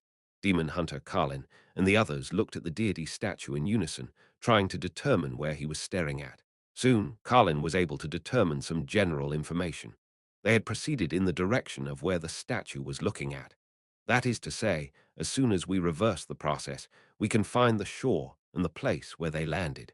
The opposite direction of his gaze is the map around the City of Silver, which was gradually being perfected through continuous explorations, appeared in Carlin's mind, allowing him to come up with a preliminary sketch of the route of the boy's journey. If there are no other temples in the middle and no corresponding statues, extrapolating it all the way would pass through the ruins of the giant king's court. Carlin's pupils suddenly contracted. That was the palace that once housed the ancient guard, giant King Ormir. It wasn't too far away from the City of Silver. The descendants of the Kingdom of Silver, who had been ruled by the giants for generations, knew exactly where the ruins were located, but they were still unable to complete their exploration of the area because it was extremely dangerous, even more dangerous than the pure darkness. According to Carlin's extrapolations, the unfamiliar boy and his party had passed through the ruins of the giant king's court before arriving here. How did they do it? Perhaps they didn't take a completely direct path, and they circled around the giant king's court. Regardless, there's a path that leads to the sea behind the giant king's court, and on the other end of the sea might be a human kingdom. Is that the hope of the City of Silver? Carlin couldn't help resisting the thought. At this moment, Derek acutely noticed that the clothes on the boy's chest and abdomen were dyed dark red, as though some kind of liquid was slowly seeping out. "Are you hurt?" he cautiously asked. Jack lowered his head and replied in an erratic tone, "Something ugly is growing there." As he spoke, he took off his clothes, revealing his bare chest. It was inlaid with two eyes, a nose, and a mouth. It wasn't painted, nor was it made of gems. They were real eyes, a real nose, and a real mouth in the purest sense of the word. Furthermore, they didn't seem to belong to one particular face, but that of three people. All of a sudden, Derek imagined a scene in which Jack had used the remnants of his companions, after eating them their eyes, nose, and mouth to form a strange face on his chest. The face was gentle and indifferent, giving Derek an inexplicable feeling of familiarity. It took only a second or two for Derek to figure out the reason for the familiarity. The face was very much like the angel in the mural above them, silver-haired angel with his feet over the circular river. Sure enough, the reason we keep repeating the exploration is because of him. A thought struck Derek, and he blurted out a single word, as though he was going to blurt the incantation to extricate himself from the predicament. "Rose Redemption," he solemnly shouted. Jack raised his head and stared at him, his mouth slowly grinning wide before reaching his ears. "I'm so hungry, so hungry." Derek froze as he saw a fierce battle ensue. When he regained consciousness, he found himself sitting by the bonfire in the campsite again. Rose Redemption isn't the incantation. He began to reflect deeply. The seventh exploration soon began. Derek, who had made an attempt, no longer behaved strangely, but he proactively sought to investigate the Rose Redemption mural. As usual, the exploratory team entered the underground hall with the altar and the deity statue. They found the obviously strange little boy, Jack. After a similar conversation, Derek once again saw the human face that had been pieced together with the facial features of other people. Now experienced, he didn't take any actions which could agitate the boy. He lowered his voice and said to Demon Hunter Carlin, "Your Excellency, the face on his chest is very similar to the angel in the mural above us. It's the angel with silver hair whose feet are above a river that is connected from mouth to source. Yes, the mural which is labeled Rose Redemption at the corner." Carlin was taken aback at first before he frowned. As he paid attention and consoled Jack, he sized up Derek from the corner of his eye. After a few seconds of silence, he said with a suppressed voice, "Due to you mentioning this matter, you made me think of certain things." Without waiting for Derek to ask, he continued, "We've been studying this mural for a very long period of time and only believe that it depicts an angel leading a group of ascetics on a pilgrimage. And perhaps this group's name is Rose Redemption. The river that runs from source to mouth represents a cycle, and our interpretation of it is that this pilgrimage takes place over and over again, and now it may be that it is used to identify the angel. That's the idea you gave me, as Ammon used to hide in your body." "Why?" Derek was at a loss. Demon Hunter Carlin stared at Jack and said, "The worm left behind by Ammon had the symbol of time, and a circular river is often related to fate. Putting the two together, it reminded me of a few books that mention something that I'm unsure of their credibility. When the Lord that created everything, the omnipotent and omniscient God, cast his attention on this world, he had many angels around him. Among them were leaders of the angels, kings of angels that were closest to being a god. There were a total of 8 of them, and some of their names have already been lost to history. There are still records of others, perhaps simple or detailed. Legend has it that the sons of God were among these 8 kings of angels. Among them, 2 kings of angels had the titles Angel of Time and Angel of Fate. Derek was immediately enlightened as he asked for confirmation. "You believe that Ammon is the Angel of Time and that the mural is depicting the Angel of Fate?" "I can't be sure for now. Only the title Angel of Time has been passed down. As for the Angel of Fate, the records are relatively detailed."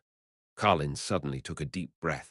Immediately, he solemnly said, "Angel of Fate, Tail Devourer or Robber-Rose. In the evening, within the Odora family's underground structure." Emlyn White looked at the iron-black coffin and said to the ancient sanguine inside, "Lord Nibs, I accept the ancestors' mission." Nibs replied in his aged voice, "Very good. When do you want to begin? Do you have any wishes that remain unfulfilled?" Upon hearing Lord Nibs asking about his last wishes, Emlyn White's calves went limp, and he almost regretted it. He stiffened his neck and said, "There's no need. We can begin now." Chapter 467. The delayed response. The iron-black coffin with its strange patterns lay quietly in the center, and there seemed to be hidden shockwaves in the air that seemed to be silently colliding. Emlyn White stood in the corner and lit the candles according to the normal ritual procedures, burning the essential oils and corresponding herbal powders. A dense and unsteady atmosphere emanated, and after recalling the requirements of artificial sleepwalking, Emlyn lowered his head, began to enter cogitation, and repeated the honorific name of the fool that doesn't belong to this era, the mysterious ruler above the grey fog, the king of yellow and black who wields good luck. Amidst his monotone voice, Emlyn gradually entered a magical state.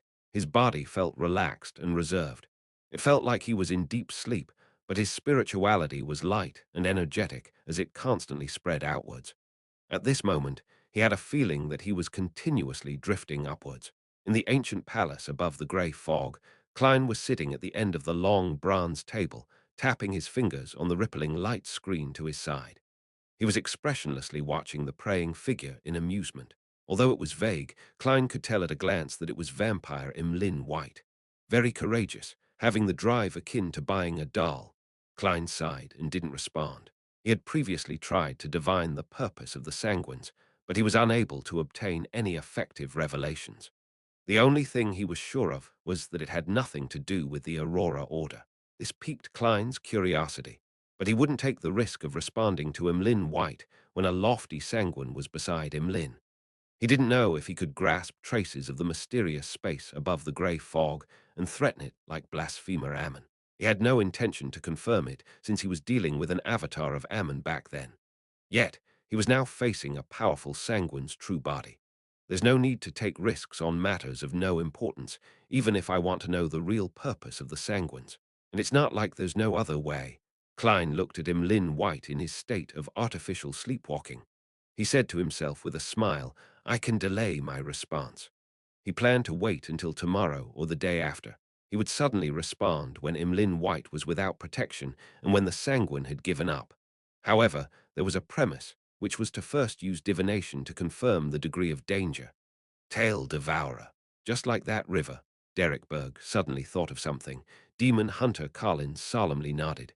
Yes, it means that we may have stepped into a river that runs from its mouth to source, preventing our departure. Fortunately, this should only be remnants of that Angel of Fate's power. He isn't hiding here. No, it's definitely certain, and it has long since been the case, Derek silently said to himself. At this moment, Colin took out a dark red metal tube. He unscrewed the cap and gulped it down. His light blue eyes quickly turned lighter, tinged with silver. In the end, his pupils seemed to turn vertical, reflecting Jack's figure. A few sparks of silver light lit up in his eyes. They circled or collided at random in an extremely intense manner. Ding! Demon Hunter Carlin first stabbed his sword into the ground, and with a flip of his hand, he pulled out his other sword, smearing it with golden, sun-like oil. Noticing this action, Jack's expression immediately changed, as if he was shrouded in a thick shadow. Before he could open his mouth, Demon Hunter Carlin moved. He pulled out his sword from the ground, leaving behind a blurry figure. The golden and silver light shone brightly, illuminating the entire underground hall. The light before the little boy was the most intense. After a mournful scream, the darkness once again shrouded the altar. Jack stood in his original spot, without taking even a step. However, the face on his chest had disappeared, leaving behind only a hole where his pulsating internal organs could be seen. A few meters to Jack's side, Demon Hunter Colin genuflected, his two swords hanging down at an angle. In front of him, the face was torn apart, reduced to scattered eyes, a nose, and a mouth. These organs spasmed and bounced like electric shocks, and soon they were still, rotting rapidly like they were supposed to. In an instant, Derek felt an invisible, aqueous barrier around him silently shatter. Almost at the same time, he seemed to have left the swift river and returned to the bank. Looking at the gloomy underground hall and the upside-down deity statue, and at Jack, who had a distorted expression and had fainted due to the pain, Derek felt a sense of joy and relief. He knew that he and the others had finally escaped the cycle of repeating their lives. Derek was well aware that, although the final solution didn't seem complicated, it might have taken dozens or hundreds of repeated attempts to find the clues and solution, without knowing any clues or the problem beforehand. In the process, the slightest carelessness could lead to death, and Derek had no way of knowing if a life that was lost could experience a redo, or if they would still revive by the bonfire, but would end up dead after escaping this predicament. What's even more serious is that people would always repeat the same choice, which was to say that they wouldn't be able to discover the problem in the first place. Without the corresponding memories and experience, they wouldn't detect any abnormalities even if it was the thousandth time, and they would completely lose themselves in the circular river until they reached the end of their lives due to the normal flow of time in the outside world. At the thought of such a possibility, Derek thanked Mr. Fool wholeheartedly for restoring his memory and giving him a hint. Turning his head to the side, he saw that Joshua and the other members of the exploratory team didn't show any abnormal reactions as they checked the surrounding area in a way that was similar to the sixth exploration. Perhaps it will only be after returning to the City of Silver that they would realize that they've lost a part of their lives from the difference in dates. Derek thought silently. At this moment, Demon Hunter Carlin stood up, walked back to the boy's side, and took out another small metal bottle. He then poured the thick black liquid inside onto the boy's empty chest. The liquid quickly condensed into a translucent membrane, sticking to the wound and stopping the flow of blood. Haim, Joshua, the both of you are in charge of him. Colin suppressed his throbbing hand and ordered in a low voice. To him, this was the City of Silver's hope for ridding the curse and defeating the prophecy of the apocalypse. Phew! Derek wanted to covertly thank the fool, but he realized that there was no corresponding prayer gesture. In Empress Burrow, the opulent villa of Earl Hall, the sumptuous dinner glistened under the light of the candles in an alluring manner. Unlike what was imagined in the newspapers and magazines, the dinner for a great aristocratic family wasn't serious, and there was no need for silence. This was a rare occasion for family members to gather together. While eating, they would casually chat about a variety of relaxed topics in order to communicate and solidify their relationship. Audrey sliced a piece of steak which was produced from her ranch, observed Earl Hall's expression, and without hiding her curiosity, she asked, "Father, did something happen to Prince Edisac recently?" If nothing had happened, then her plan was to pretend that she had heard irresponsible rumors that didn't correspond to reality. It wasn't uncommon for this to happen among the aristocracy. Earl Hall paused, raised his eyebrows, and asked, "What did you hear? There really is something." Gleaning information from her father's reaction, Audrey replied with a faint smile, "Some rumors, but they seem to be true." Earl Hall rubbed his temples and said, "It's not a very serious matter. Audrey, I know what you're thinking, so I don't have to hide it from you. This involves a relatively ordinary scandal of the royal family. To put it simply, Prince Edisac has fallen in love with a commoner girl. This led to the death of an aristocratic descendant. The royal family has blocked the spread of this matter, not wanting to cause too much of a commotion." His wife took a sip of champagne and said, "It seems he isn't mature enough. Mother is being very tactful with her criticism. It does sound suspicious. Has Prince Edisac really gotten himself involved in a dangerous situation that would bring about terrible changes to Backland?"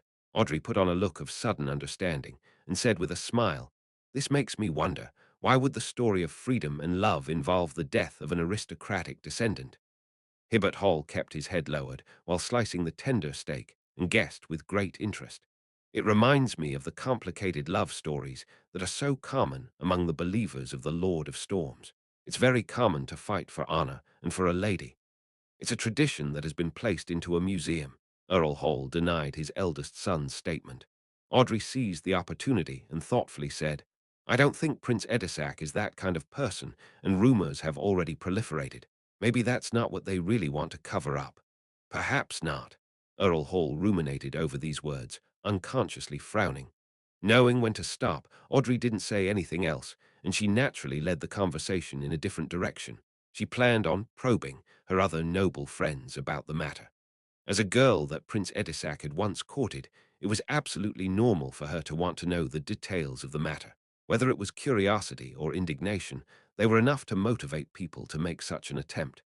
Being unable to maintain a state of artificial sleepwalking for long, Emlyn White returned to reality in exhaustion. Opening his eyes, he stared at the iron-black coffin, then he said with a mixture of relief and disappointment, "Lord Nibs, there's no response." After a long moment of silence, Nibs finally said in a rather hoarse voice, "Okay, stay here tonight to prevent any accidents from happening." "All right." Emlyn didn't try to insist otherwise. He spent the night in worry and trepidation, but the night was so serene and unremarkable. It silently faded only when Backland's rare winter sunshine scattered across the window. "What bad weather!" Emlyn left Odora's villa, lowered his hat, and mumbled while he got onto a rental carriage. His destination was the Harvest Church south of the bridge. After the carriage continued steadily for some time, Emlyn's vision suddenly blurred, and he saw an endless grey fog. Then, to his amazement, he found himself in a mysterious and majestic palace, sitting at a long, martled bronze table. At the very end of the long table, there was a figure shrouded in a thick grey fog, looking down at him from above. Chapter 468. The moon for a moment, Emlyn White was stiff, and his mind was blank, like a marble statue sitting there. Then he heard the figure leisurely sitting in the thick grey fog indifferently ask, "Why did you pray to me?" Emlyn's mind buzzed, and he blurted out, "It's a revelation from my ancestor. She told us through a dream that the apocalypse is approaching and that we need to make preparations. And I am key in this matter. My mission was to pray to the fool." Hearing the undisguised and detailed response, Klein, who had prepared his answers, was at quite a loss on where to begin. This vampire, Emlyn White, had explained everything he wanted to know. A revelation from the ancestor. Didn't the ancient goddess Lilith perish in the second epoch, long before the cataclysm, and have her authority taken back by the Creator? It was precisely because of this that quite a number of vampires tried to pray to the primordial moon, resulting in an extremely tragic outcome.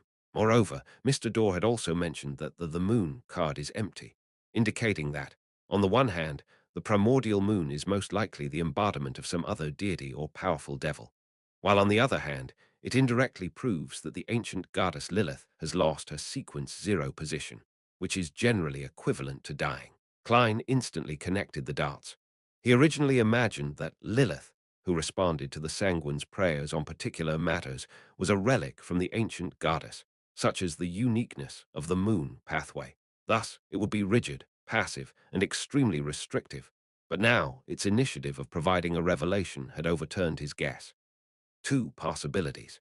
One is that Lilith is being impersonated by another deity who has occupied a key point ahead of time, preventing any opponents from reaching sequence 0 of the moon's pathway. In essence, the entity doesn't care about the sanguine, and the provided revelation is a kind of test.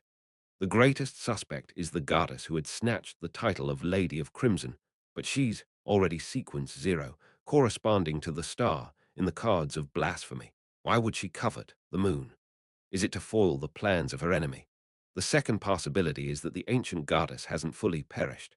As long as no other powerhouse has become sequence 0 in the moon pathway, she is able to use a unique and incomprehensible method to continue surviving, waiting for a chance to make her return, just like the Black Emperor card's description. And perhaps the goddess had taken the title of Lady of Crimson to foil this situation to a certain extent. Going by this logic, Lilith's recent apocalyptic revelation is her struggle to revive after years of preparation, and the Fool plays a key role in her revelation. If that's true, then in a certain way, it's an invitation for cooperation. But I'm just a sequence 6 Bayonder, so how am I to cooperate with a yet-to-disappear ancient goddess? Let him Lin White join the Tarot Club. The Sanguine are a race with a long lifespan. They have existed since the Second Epoch and must know quite a number of secrets. However, that would be me taking quite a risk. Yes, it would be possible to divine whether or not to pull Lin into each gathering ahead of time. Yes, there was a similar apocalyptic prophecy in the sites in the spirit world from Yellow Light Venithan. He also pointed out that the Abraham family's curse would be removed by an apprentice who has the help of a hidden existence. This matches Miss Magician's present stage. She is an apprentice who has received the help of me, the Fool. That's rather interesting. Has every high-level being that's good at prophecies realized that the apocalypse is unavoidable and have seen the Fool's existence and his possible effects? One thought after another flashed through Klein's mind, but his expression didn't change at all. He leaned back in his chair and smiled leisurely.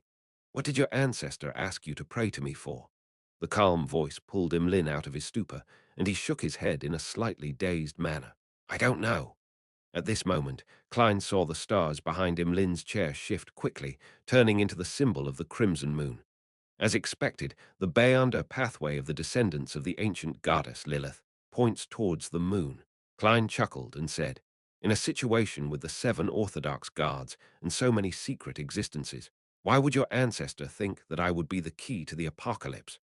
The Fool's attitude finally made Lin White calm down, realizing that he had encountered an incredible event. He had been forcefully pulled into a magical place by a hidden existence. He is the Fool. He isn't actually angry. Is it because I represent the ancestor? I am Lin White, am indeed special. I was mentioned by the ancestor, and I received a response from the Fool. With this in mind, Emlyn couldn't help but sit up straighter before saying in deliberation, "Honorable Mr. Fool, the revelation provided by the ancestor is this. I, Emlyn White, will become the key in saving the sanguine and clinching victory against the apocalypse. And all of this will begin from my praying to you." The meaning behind his words was, "The key to the apocalypse isn't you, but me." This fellow has such a 8th grader syndrome side to him. That's right. He has always been very arrogant and feels self-important. Klein lampooned silently with a popular phrase from the past. Amused, he said, "The same question, why me and not the 7 Orthodox gods or the other hidden entities?" "I don't know." Emlyn shook his head honestly. Klein thought for a moment, then he deliberately said, "Actually, I think I understand your ancestor's intentions. She wishes that, with my help, you're able to grow into a true high-level entity and save the sanguine when the apocalypse happens." "Grow," Emlyn said in puzzlement. "As you know, us sanguine have no way of growing on our own. Only through special ceremonies will we gain the bestowment of our elders and relics of the ancestor that allow our advancement. Indeed, it has to be in accordance with the law of Bayonder characteristics conservation. In other words, there have to be other ways as long as the basic law is abided to. Klein chuckled. Your knowledge has blinded you, making you unable to see the wider world. Of course, this question will not be answered by me. The answer must be found by you. I will only provide you with an opportunity. He paused for a second, then he said in a condescending manner, Do you wish for such an opportunity? Without any hesitation, Emlyn got up and bowed. That is what I wish for. Heh, where did your arrogance go when facing a hidden existence? Why is there only humility? Klein secretly lampooned as he tapped the edge of the mottled long table and said, But you have to adhere to certain matters. Please speak. Emlyn held back his excitement. Klein smiled and replied, You cannot reveal anything related to me to anyone unless you gain my permission. This includes the sanguine who were previously present at the ritual. But Emlyn was somewhat unable to accept the request. Klein asked warmly in a very certain manner, It's likely that Lilith didn't get you to report to anyone afterward. This could be inferred from the fact that there was no prayer content in the revelation. He directly called the ancestor by her name. It sounds like they're old friends. Emlyn's heart trembled. He lowered his head and replied, No. Klein said with an unperturbed smile, This is a secret deal, which is why I responded after you were free from surveillance. Similarly, you don't need to report this to Lilith, as it will let certain people notice it. Seeing Emlyn nod in understanding, Klein added, If you want to be the key to saving the sanguine, you must suffer the pain of the corresponding thorns. For example, you will not be understood by others, be slandered, and looked down upon. You can only silently proceed forward in the darkness while being burdened by your heavy mission. The words that were aimed at him made Emlyn White imagine a corresponding scenario. He, who was always mocked by his kinsmen because of his fondness of dolls, had gotten lost and entered the Harvest Church. Stained with traces of shame, he, who had never been valued and thought highly of by his elders, would silently guard his race from the corner, protecting everyone without anyone knowing. Very soon, Emlyn, who had moved himself, respectfully replied, Your will pass through the earth. Klein leaned back and said very lightly, I tacitly consented to the establishment of a secret gathering, and it is held right here. Are you willing to join this gathering in search for the method to become powerful to save the sanguine? I am, Emlyn replied without any hesitation. Klein nodded in satisfaction. Do you have any other requests? Emlyn was overjoyed.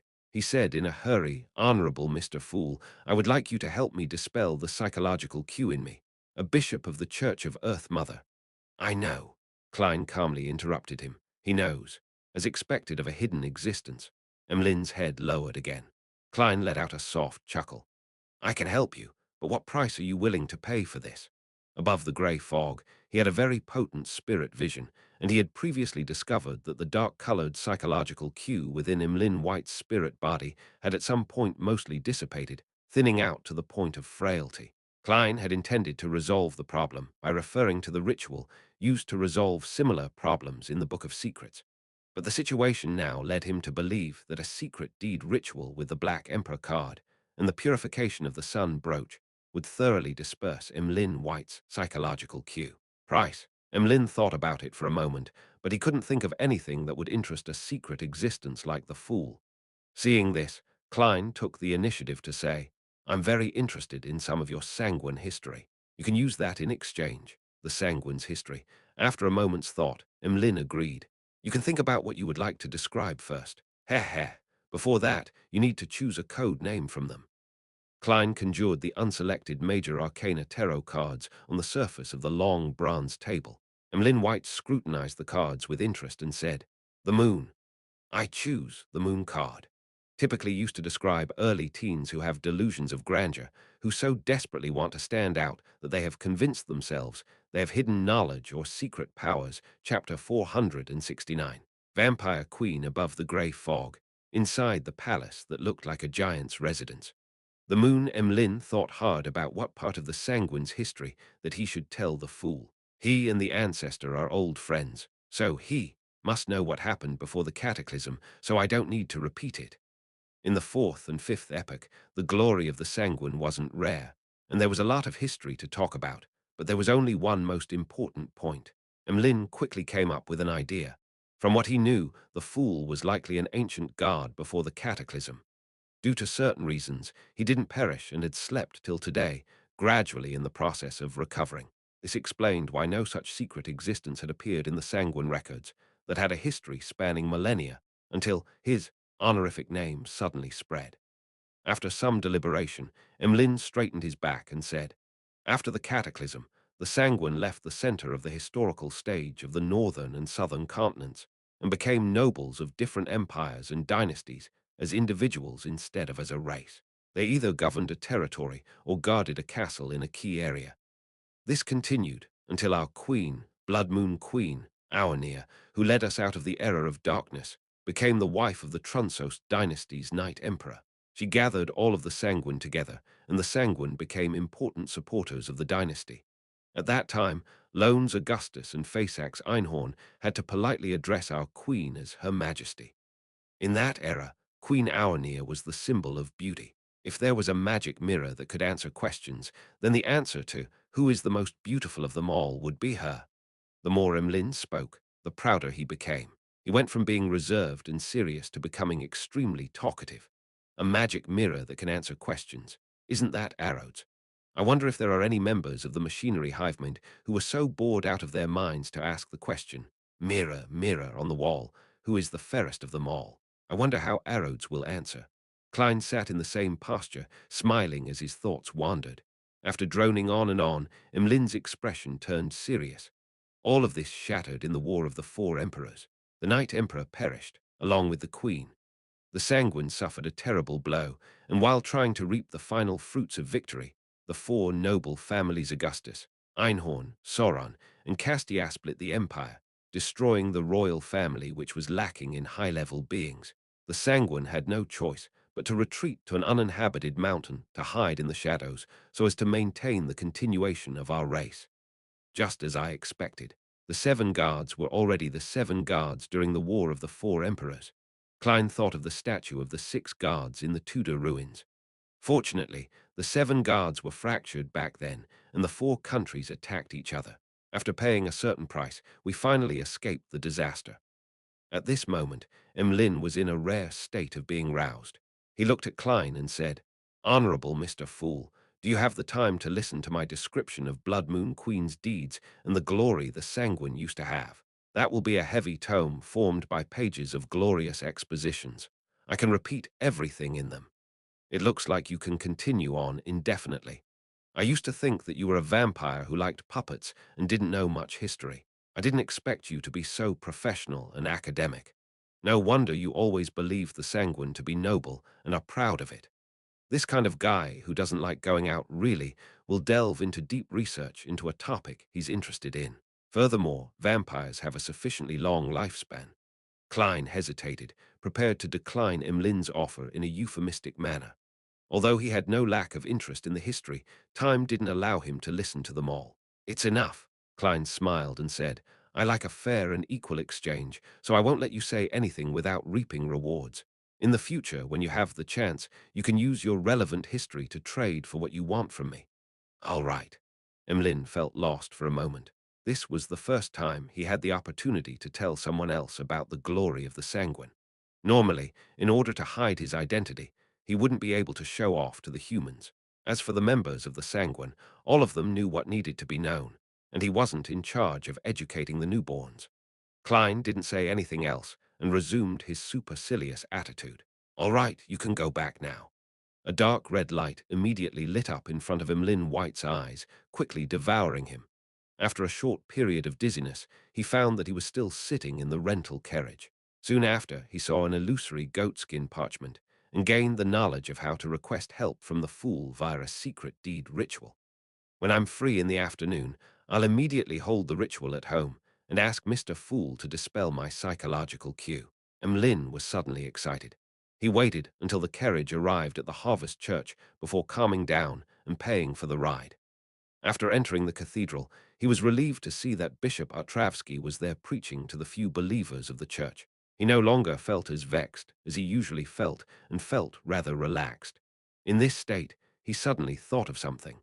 Father Artravsky has never seemed to stop me from finding a way to dispel the psychological cues. What exactly is on his mind? Eastborough, in a greasy coffee shop. Klein, who arrived at the scheduled time, was enjoying wheat bread with fresh pea lamb stew while he listened to old Kohler's report of the information he had gathered over the past week. It was a pity that there was no valuable information inside. When old Kohler was done, Klein thought for a moment. Then he pulled out £2 worth of bills and pushed them over. You already paid me just now. Old Kohler jumped in shock and waved his hands in front of him.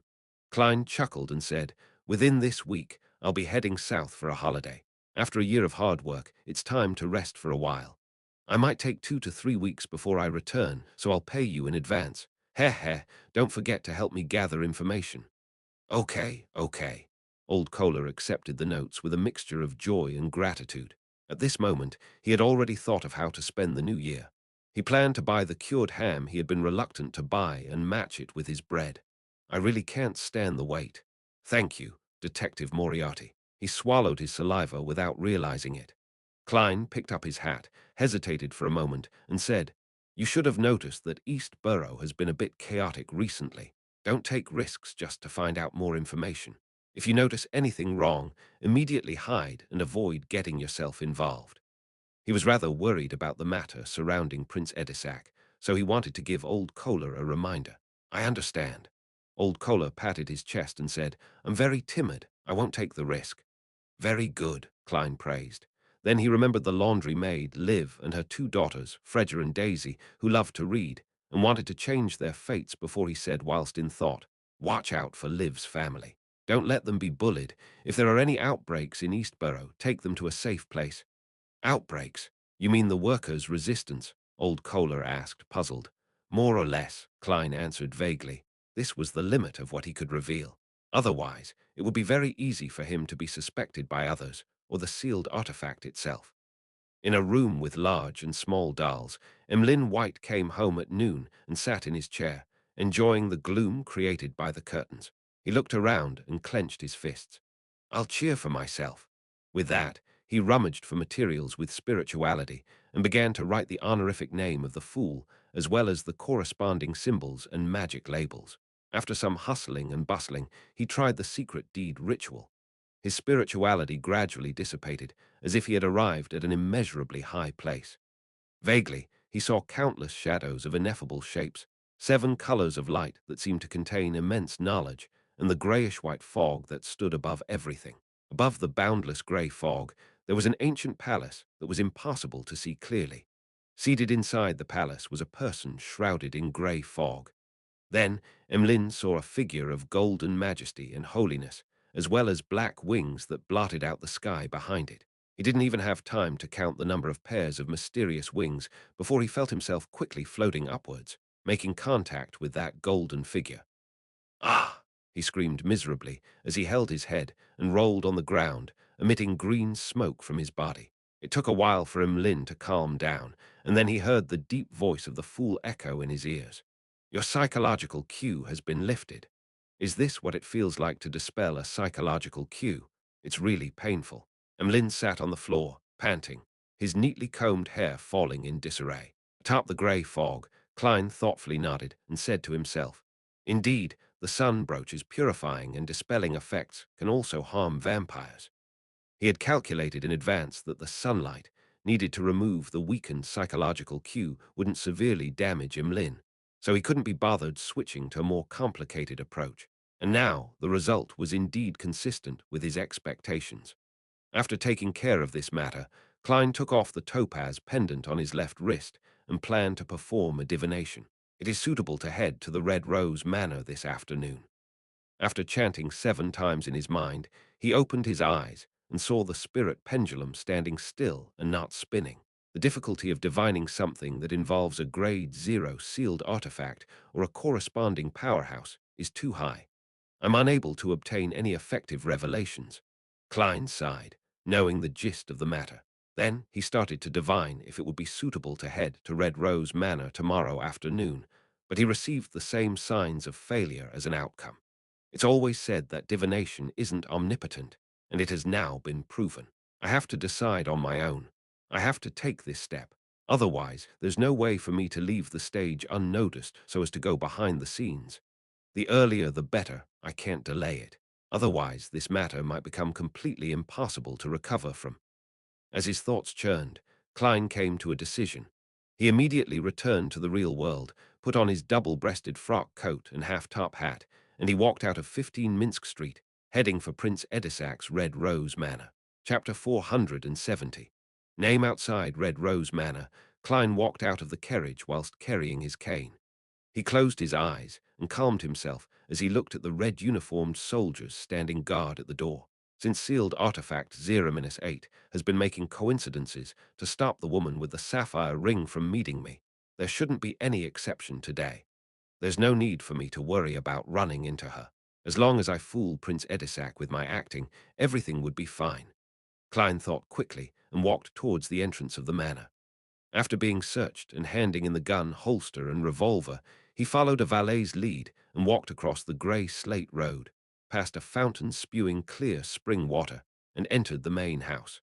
They arrived at the second floor and arrived outside the room that was supposed to be a solarium according to the layout. During this entire process, Klein had his heart in his mouth, worrying that something unexpected would happen. He was afraid that the situation would develop in the worst possible manner. Knock, knock, knock. After knocking gently on the door, a valet approached the door and whispered, "Detective Moriarty has arrived." After a full 10 seconds of silence, a heavy voice came from inside the room.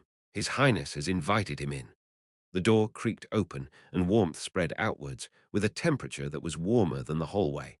Under the watchful gaze of the two tall guards, Klein stepped onto the thick, patterned yellow carpet. He took a few steps forward, skirting the cabinet that separated the inside from the outside, and he saw Prince Edisac sitting by the full-length windows, enjoying the rare winter sun of Backland.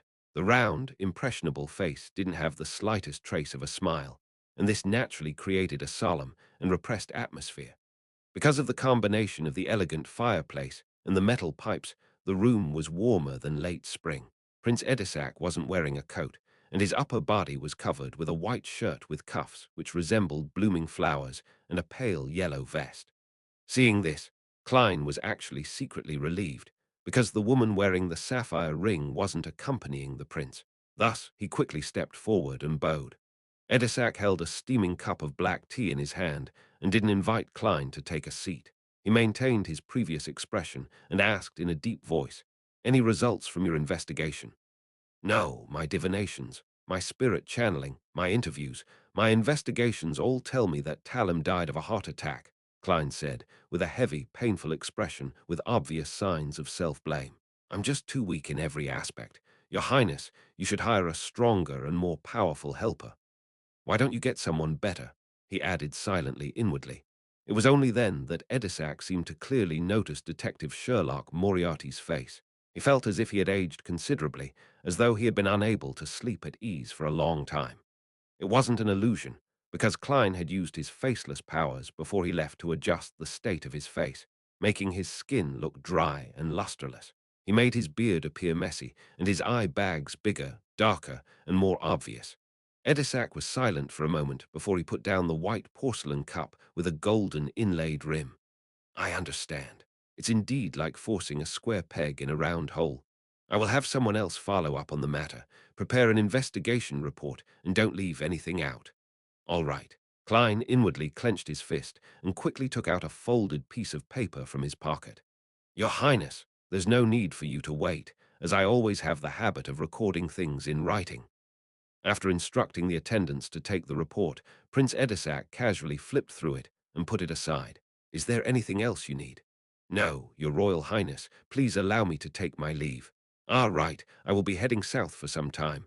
I want to use the warm sunlight there to melt the pain in my heart." Klein sighed in response. "It's a New Year's custom of many in Loan." Prince Edisac nodded slightly and turned to Funkel, the old butler. "Send Detective Moriarty out and get him a carriage. The nearest town to Red Rose Manor is a 15 to 20 minutes walk. I'll have to hire a carriage when I get there." "Yes, Your Highness," the old butler bowed and said politely. Klein didn't let down his guard and quickly took his leave. He followed the old butler all the way to the entrance of the manor and took back his underarm gun, holster, and his weapon. Less than a minute later, he was seated in a Red Rose Manor carriage. He leaned against the carriage wall and watched the manor turn smaller as the distance grew. Klein relaxed and let out a long breath, letting his hanging heart calm back down to its original position. He knew that he had left the center of the stage. After that, it's time to bid farewell to Backland and head south, a complete curtain call. After that, I'll change my looks and sneak back in secret. He calmly considered his subsequent plans. Suddenly, his spirituality stirred as his spirituality tensed up as he saw the door to the carriage quickly open and then silently close. Before he could respond, he saw a figure quickly outline itself. It was wearing a heavy black dress and had a sapphire ring on its hand. Sapphire ring. Upon seeing this scene, Klein, who was at the juncture of a flight or fight response, narrowed his eyes and sat back down, not daring to act rashly. This was a terrifying person who possessed a Grade 0 sealed artifact or was a demigod of a similar level. This. It's really true that the more afraid you are of something happening, the higher the chances are of it happening. 0-8 or something else. What happened to the coincidences you create? Klein's spirit and body instantly tensed up as he could only watch helplessly as the figure appeared in front of him. The lady's age was completely different from her dressing style. She looked about 18 or 19, had a round face, slender eyes, and a gentle and refined temperament. Deep down, she was sweet and was an outstandingly gorgeous beauty. Klein was surprised for a moment before immediately recognizing her as he blurted out, "Trissy. Isn't this the fellow who had gone from being instigator Triss to witch Trissy? How did she go from being wanted to becoming Prince Edisac's woman? How did she, a member of the demoness sect, end up by Prince Edisac's side? And she even has a Grade 0 sealed artifact or a mystical item of a similar level." When he looked again carefully, he saw that there was something different about Trissy. Her facial features, which weren't outstanding alone, were softer and more delicate, but when placed together, they were stunning. Hearing his surprise, Trissy became happy instead of being alarmed. She revealed a sweet smile and said, "You know me. I knew you know me." A detective with Beyonder powers definitely pays special attention to the wanted posters. Aish looks very happy. Klein cautiously asked with doubt and caution, "What do you want?" He clearly remembered that the person before him wasn't a good person. Triss had single-handedly created the tragedy of Alfalfa via instigation, while Trissy had caused the deaths of many innocent civilians in Tingen City. Trissy pursed her lips into a smile and said, "Very simple. Quickly report me to the Nighthawks, the mandated Punishers, or the Machinery Hivement. Get them to come here and capture me, calling the cops on yourself. This transvestite, Aethai's woman must be insane." Klein was a bit at a loss. He soon figured out the meaning behind her message. Trissy would rather be locked up behind Channy's gate than stay at Red Rose Manor. She's trying her hardest to get out of here.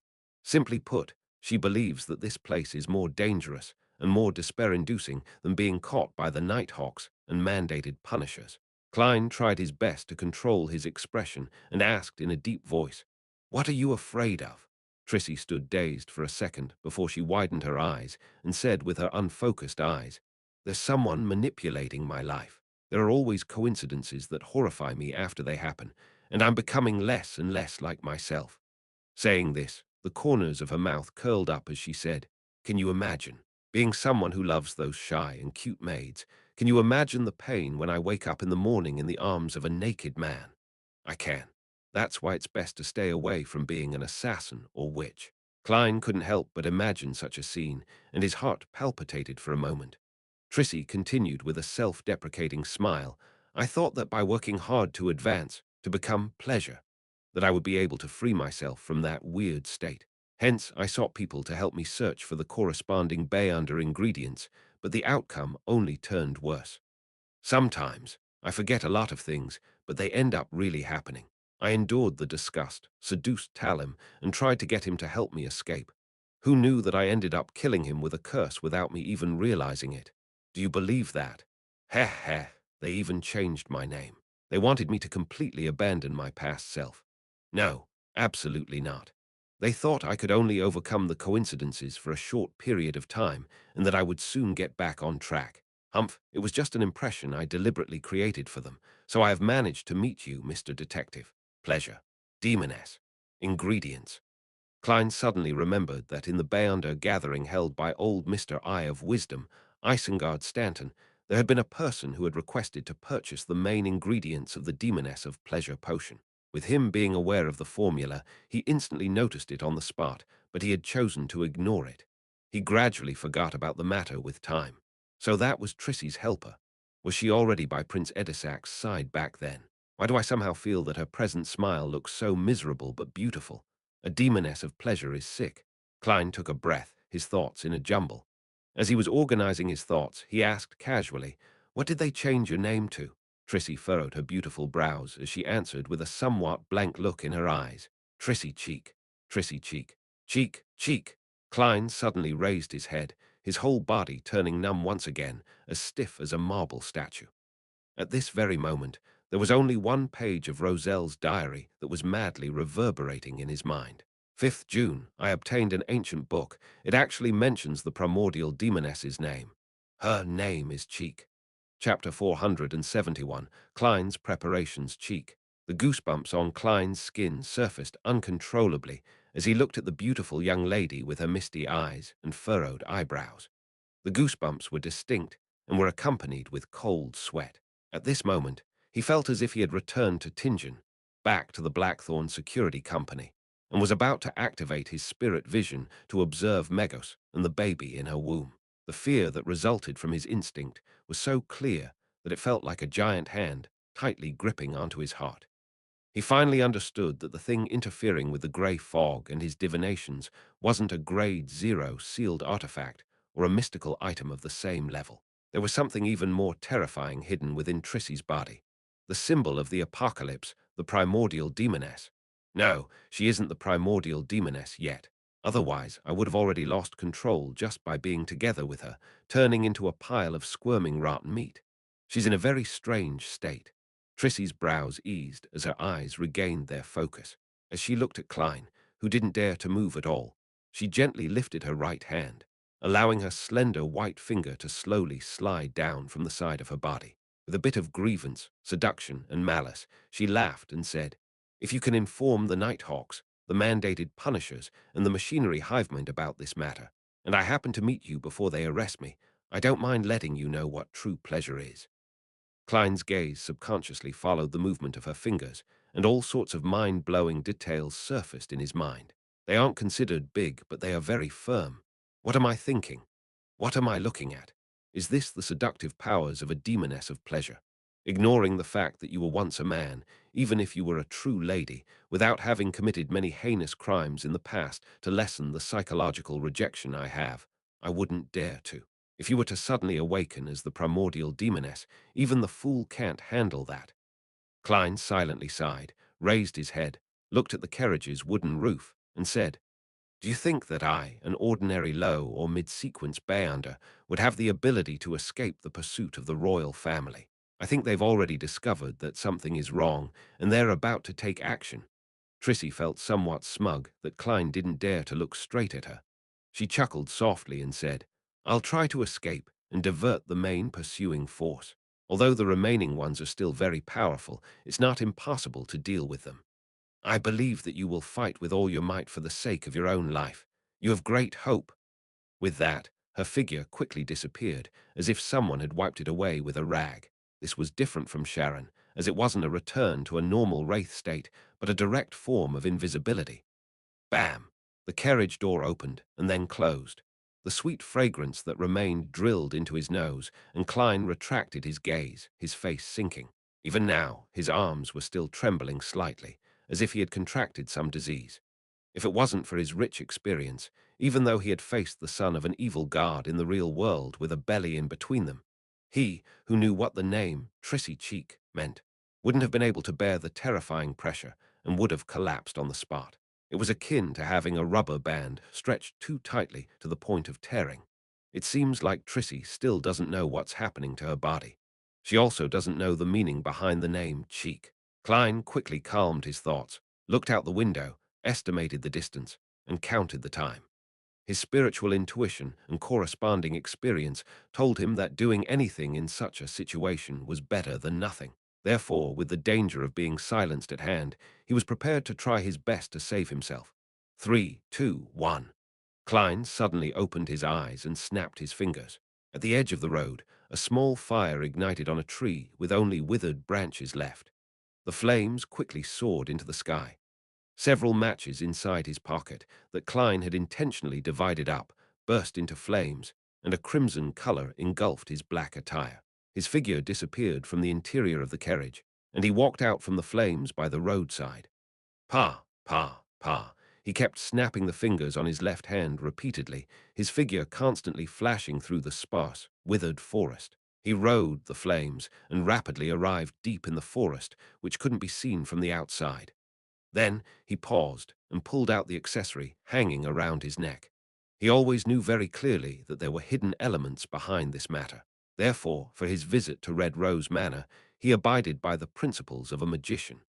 He had made some preparations beforehand, such as separating his matches and carrying a number of his mystical items on him. Among the mystical items, the biological poison bottle and the sun brooch were involved in the Capim and Wraith incidents. Therefore, out of caution, he left them above the grey fog. As for the all-black eye which was left behind by Mariontist Resego, it was difficult to get past the manor guards. Hence, it was met with the same treatment. Finally, other than the three kinds of bullets-purifying bullets, demon-hunting bullets, and exorcism bullets of purification, only brought along two mystical items. The first was the master key that allowed him to pass through obstacles.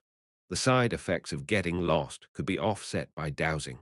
Furthermore, it looked like an ordinary key, so it wasn't easily discovered. The other item was a key element of Klein's preparations as its copper whistle. Simply put, when he faced a danger he couldn't handle himself, he could ask for the help of a powerhouse. After that encounter, whether I recognized Trissy or not, I am definitely on a kill list. There's a high chance that I've been targeted by 0-8. There won't be any negative effects getting Mr. Azik's help. Well, that's if 0-8 has been behind all the coincidences. Klein raised the cold, ancient copper whistle and put it in his mouth, blowing on it. Without a sound, he activated his spirit vision and saw the white bones that gushed out from the ground like a fountain. He saw the nearly 4-meter-tall giant messenger taking form. It lowered its head and looked at him with his eye sockets burning with black flames. That huge body gave Klein a sense of security. He took out the pen and paper he carried with him and wrote a word. Help! Next, he folded the paper and stuffed it into the messenger's hanging palm. After the messenger had disappeared, he put away the copper whistle, deliberately put on a prayer posture, and quickly chanted the honorific name of the fool. Honorable Mr. Fool, my investigations have borne fruit. The woman Prince Edisac fell in love with is witch Trissy from the Demoness sect. She has already advanced to Demoness of Pleasure, and the upper echelons have changed her name to Trissy Cheek. After quickly making the report, Klein didn't bother to hide his identity and immediately took 4 steps counterclockwise to head above the grey fog. Then he retrieved the scenes of him praying, and he threw it into the crimson star, symbolizing Miss Justice. He tried his best to feign a mocking tone and added in a supercilious manner that was congruent with the style of the fool, Cheek, hee, that's the true name of the primordial demoness. After doing all this, Klein immediately returned to the real world, ready to run for his life. He had only taken a few steps when his eyes suddenly lit up. He subconsciously raised his head and saw several meteors burning with raging flames falling from the sky, tearing through the sky and enveloping the entire forest. At that moment, the scarlet light shone into Klein's eyes, giving him an indomitable feeling. He had never expected that the person he was up against would send meteorites from the sky to silence him. On a yellowing notebook, a seemingly ordinary quill wrote, "For unknown, inexplicable reasons, the Dalask meteor shower arrived at the planet 2 days early. A portion of them just happened to land in the forest where Detective Sherlock Moriarty was hiding. Yes, just happened. Tuesday afternoon in Audrey's study. The teenage girl, who was about to reach adulthood, was listening intently as Mrs. Escalante explained the connection between the intersection of spectator and telepathist powers with mysticism psychology. Beside her feet, Susie was sitting there attentively. Suddenly, she saw the endless grey fog and a blurry figure in a prayer position in what appeared to be a forest. Soon after, the words reached her ears. Prince Edisac, the Demoness sect. Witch Trissy, Demoness of Pleasure. Trissy Cheek. Audrey automatically filtered out the irrelevant details and noticed the most important words. So that's the reason. The person Edisac fell in love with is a demoness. Furthermore, many of the demonesses are transformed men. Why do I feel like laughing? Is this why he will bring danger to Backland? Well, I have to warn father. But what method or excuse should I use? Audrey tried her hardest to control her expression and gaze, but her mind wandered. At this moment, she saw Mr. Fool leisurely sitting at the end of the long bronze table. She heard him say in a gentle tone, with a hint of ridicule in his voice, "Cheek, hee, that's the true name of the primordial demoness. The true name of the primordial demoness. The primordial demoness." As her mind buzzed, Audrey's expression instantly collapsed. What's wrong? As an observant telepathist, Escalante immediately noticed that something was wrong with Miss Audrey. Audrey thought for a moment and didn't hide her concern as she said, "Miss Escalante, I just remembered something bad. I should have told my parents before, but I forgot. It will lead to terrible and serious consequences. For example, the destruction of Backland. How few of the millions of people who live here, regardless of them being nobles, the middle class, or the poor, will survive." Audrey pursed her lips. Her concern couldn't be hidden in her sparkling, emerald-like eyes. Escalante frowned and said, "Will it be too late to do it now?" "It's better than not doing so. Miss Escalante, please wait for me." "No, you should leave first." Audrey entered her spectator state and calmly made her decision. Then she got up and left the study and went into the hallway. "Father has gone to the House of Lords. Only mother is at home. But what should I say?" Audrey frowned slightly. She didn't slow down, nor did she increase her pace. Next to her were her personal maid and her huge dog, Susie. Gradually, she had an idea. When she arrived at the living room where her mother was, she had already made up her mind. Taking a light breath, Audrey felt an unusual sinking sensation on her shoulders. Then, without hesitation, she knocked on the door. Chapter 472. Latent Danger Lady Caitlin was sitting on a sofa in the activity room, with the deputy butler, butler's assistant, and the attendant of the corresponding services seated opposite her. She was meticulous as she gave instructions on various things to take note of for the dinner banquet that night. This continued until her daughter Audrey came to her side. "Mother, I have something to tell you." Audrey swept her gaze across the other people in the room. On the way to the activity room, she had felt a slight tremor, but she didn't discover anything unusual. Lady Caitlin looked around and nodded. "All of you can return later." The activity room turned silent very quickly, and even Susie was signaled by Audrey to leave. "You should stay by my side more often and learn how to handle matters. Although you don't lack such content in your family lessons, it's still profound knowledge on how to effectively combine theory with practice." Lady Caitlin, who looked to be in her early 30s despite being in her 50s, smiled and educated her daughter. "All right, my little angel, what is it?" Audrey tried to produce the elegant smile she'd practiced in etiquette class, but she found herself with a heavy, nervous smile. She pursed her dry lips and directly said, "Mother, I've been hiding something from you and father."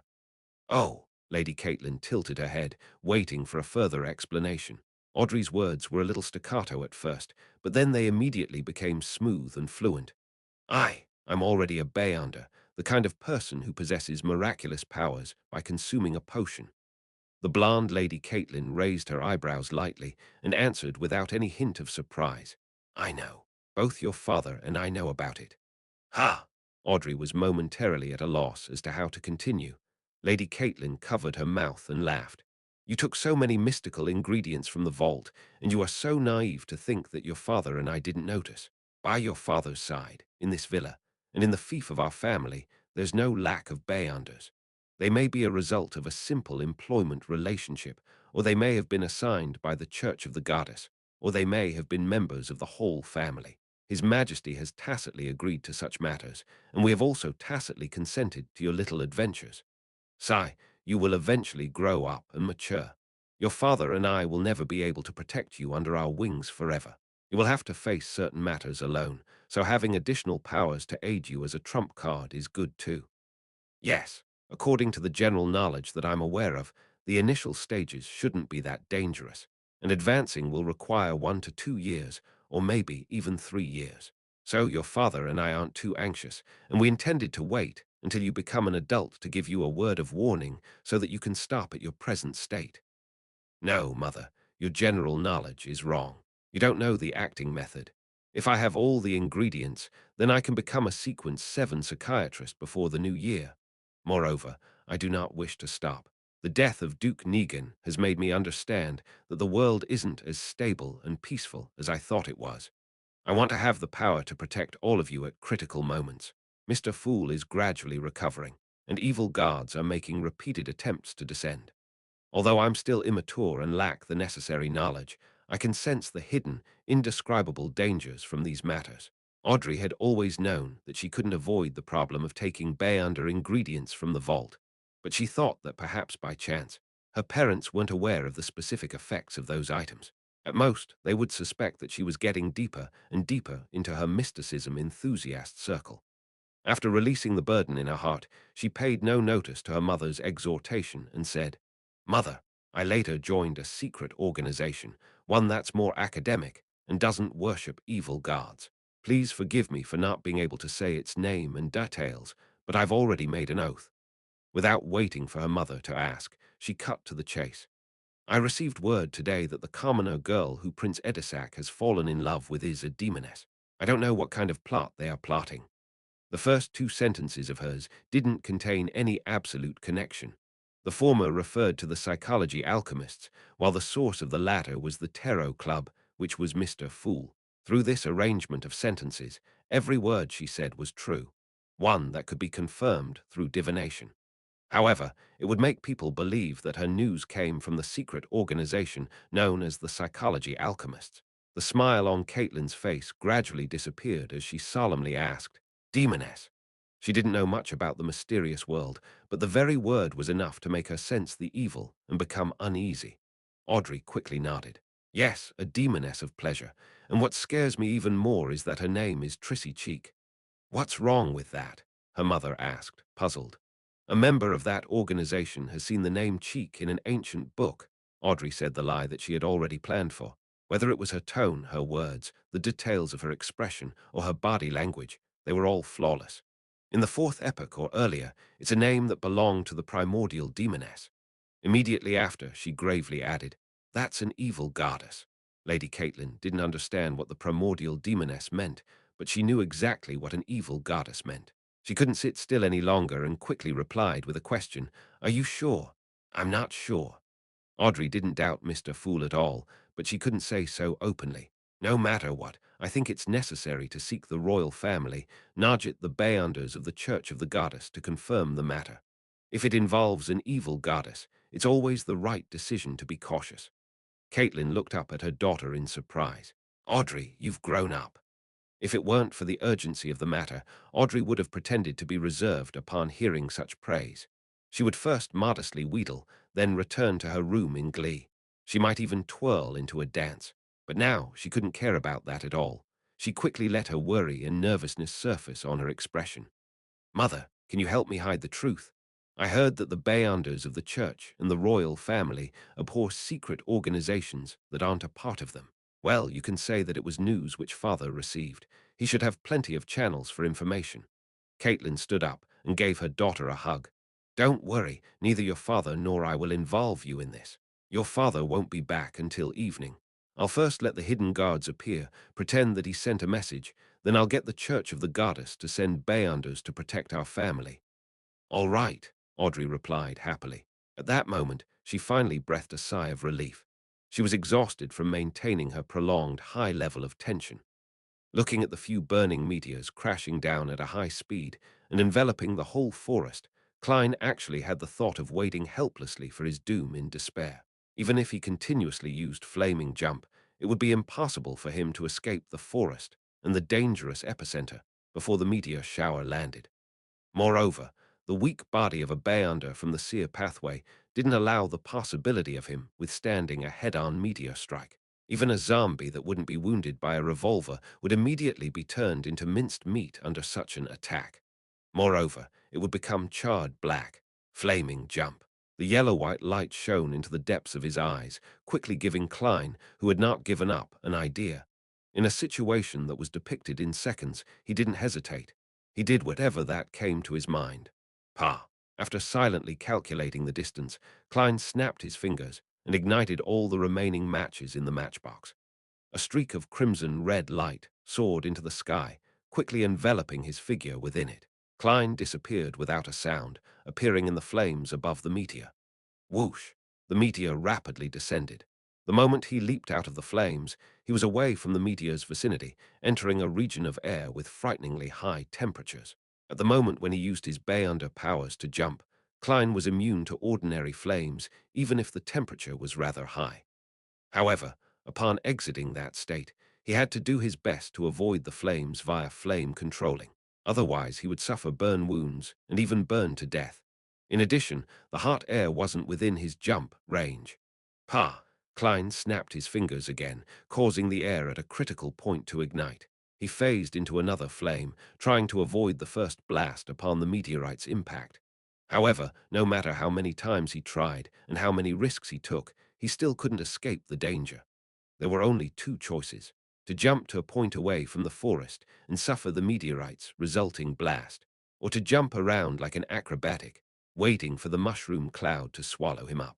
For a moment, Klein thought he could see himself being torn apart, scorched black with flames still burning over his body. A thought flashed through his mind, and his vision suddenly changed as all the colors saturated.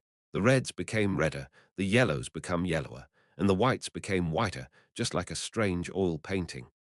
The oil painting seemed to be different from the real world, allowing Klein to watch as the meteorite slowly crashed to the ground. That patch of the forest was instantly destroyed, and the ground clearly quaked a few times.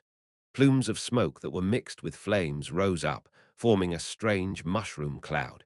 Such an impact didn't affect Klein, because the blast simply didn't enter the superposed, still, all-painting world. Klein was stunned at first before he saw the human figure next to him. The figure had bronze skin with a medium build. He wore a long black suit and a half-top hat. He had a pair of aged brown eyes, soft facial features, and a tiny mole below his right ear. "Mr. Azek," Klein cried out in joy. He finally knew what scene the revelation from the divination he made a long time ago corresponded to. It corresponded to the present. The sea of blood represented a perilous situation, and being pulled up by Mr. Azek meant being rescued because of him. Just as Klein's words left his mouth, Azek waved his hand, grabbed his arm, and pushed his way through the deep layers of saturated colors. The ordinary-looking quill was no longer writing on its own, and its surface had dimmed a little. The solemn-looking middle-aged man with only one eye grabbed it and quickly wrote, as if he was channeling a spirit. It was obvious that Azek Eggers had yet to recover all his memories and strength. While attempting to travel through the spirit world and the astral world, a latent danger appeared as a result of this problem. Hence, he and Sherlock Moriarty found themselves landing near C. Zangwill and his friend. Chapter 473. Faceless, everything around him was like an illusion. The colors were saturated and superposed as they quickly receded. As soon as Klein came to his senses, observed, and experienced this wonderful passage, he felt Mr. Azek's hand, which was holding his hand, tremble slightly. Before he could even react, he felt a strong sense of weightlessness. His body couldn't help but plummet as he even began spinning. The colors of red, yellow, white, and black around him faded rapidly, and Klein fell, hitting the solid ground hard. The impact left his head spinning and his internal organs churning. Mixed into his vision were bits of golden stars, as his vision was restored to normal. To his left was a bottomless, dark valley that resembled the legendary Devil Abyss. On the right was a grey stone wall that continued to extend upwards, as if supporting the entire region. There was no sun, no clouds, and no fog. Some light came from the luminescent moss growing in different places, and darkness and heaviness were the primary tones of this world. Klein pushed himself up with his left hand and nimbly jumped up. He found that the ground beneath his feet consisted of properly paved stone, which could accommodate two horse carriages traveling in parallel. It was definitely not naturally formed. One end of the road spiraled down into the dark crevices, while the other led to the top. From time to time, it was possible to see the domed hallways and halls inside the walls. Klein raised his head, but he couldn't see the highest point. His vision was completely blocked by the grey stone wall. Suddenly, he had an epiphany. He and Mr. Azek had fallen, underground, into the ruins of an ancient civilization. Is it another area, or are we still near Backland? As soon as Klein thought about it, he heard Mr. Azek say in a low voice, Leave here first. Head up. Ah, before Klein could understand the meaning behind his words, he saw a flash of light from the side, instantly forming an illusory door that opened outwards. The door seemed to be made of bronze. It wasn't real enough, but it was unusually heavy. On the surface, there were countless strange patterns and indistinct symbols. With a creak, a crack appeared in the door. Pale, bloody arms reached out from the crack, one after another. In addition, there were also greenish-black vines with baby faces and sleek tentacles with protruded eyes. It's very similar to the effect of Miss Sharon's mystical item. While he was in thought, Klein noticed that the arms, vines, and tentacles were no longer as crazy as before. They had calmed down and stuck to the ground, completely unlike their former appearance of madly pulling a Sequence 6 zombie into the door. Immediately after, the gap between the doors widened, and a human figure emerged from it. The figure wore a pure black clergy robe, and his facial features were clear and distinct like an ancient, classical sculpture. His hair was dark gold in color, his eyes were dark blue, and he had a high nose bridge. He wore a bonnet which was popular with the elderly, and his sideburns were somewhat grey in contrast to his middle-aged appearance. Looking at the figure's completely lifeless eye, Klein suddenly recalled the name of the person who had just arrived. In C. Zangwill, the former archbishop who had directed the Tingen incident and dealt heavy damage to the Nighthawks team, as well as being the owner of sealed artifact 0-8. Almost at the same time, Klein turned around and, following Mr. Azik's instructions, fled towards the top of the road. He knew full well that being a Sequence 6, he would only serve to be a burden and distraction in a clash between demigods. In this race for time, false modesty and pretentious words were unnecessary. They would harm both him and his companion. Tap, tap, tap. As there was nothing he could ignite underground, all Klein could do was grit his teeth and run as fast as he could. While running, he heard Azik's calm, gentle voice. Run all the way out of here. Don't worry about me. I've recalled a lot of things, and I know that I once remained in a particular sequence for a very long period of time. That sequence's name is Undying. Tap, tap, tap. Klein circled around the cliff and entered a dark domed corridor. The walls on both sides were engraved with martled murals. At that moment, he heard a dignified and hoarse voice reverberate from where he previously was. Teleportation is prohibited here. A figure had arrived beside In C. Zangwill without anyone noticing. He was floating in midair in defiance with the laws of physics. He wore a gorgeous gold mask, and In C. Zangwill didn't attack immediately. Instead, he glanced at the bend where Klein's figure had disappeared. Sequence 4 Nightwatcher of the Church of Evernight's Pathway could grant a certain amount of bad luck to others. But In C. Zangwill, who had just silently blessed Klein, realized that things like Klein slipping and falling into the ravine didn't happen. Not only that, In C. Zangwill seemed to be hallucinating as well, as he saw a thin, grayish-white fog. Without having the luxury of time to think, he withdrew his gaze and cast it back to Azik Eggers. Tap, tap, tap. Running at full speed, Klein suddenly stopped in his tracks. His spiritual intuition told him that there were people ahead of him beyonders. They were most likely the guards here. After contemplating for a bit, he reached out with his left hand and wiped his face. At the same time, crisp sounds emitted from his body as his body grew 7 to 8 centimeters taller. By the time his left palm left his face, he had turned into a single-eyed middle-aged man with dark golden hair and a high nose in C. Zangwill. Recalling the other party's demeanor, Klein used an illusion to change his clothes before quickly walking around the corner and entering a large hall. There were 4 guards in dark black armor, their gazes keen. Klein's face was calm as he walked over. He deliberately spoke in a hoarse voice and sternly said, "Someone has sneaked in here. I'm looking for him. Did you discover any clues?" The leader of the guards first examined him before lowering his head and saying, "Mr. Zangwill, nothing happened here." "Okay." Klein nodded slightly, walked past them and left the hall. During this entire process, although he remained highly nervous with his back drenched in sweat, he appeared to be calm and reserved. He looked no different from In C. Zangwill, be it his appearance or his aura.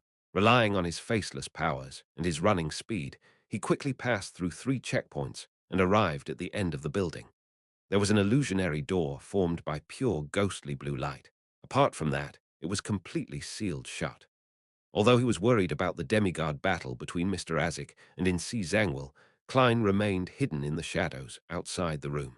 He patiently spied for a while and found that someone had passed through the ghostly blue light while another person had used it to leave. He noticed that those who left had to show something that looked like a badge before they could get permission from the four guards to enter the door of light.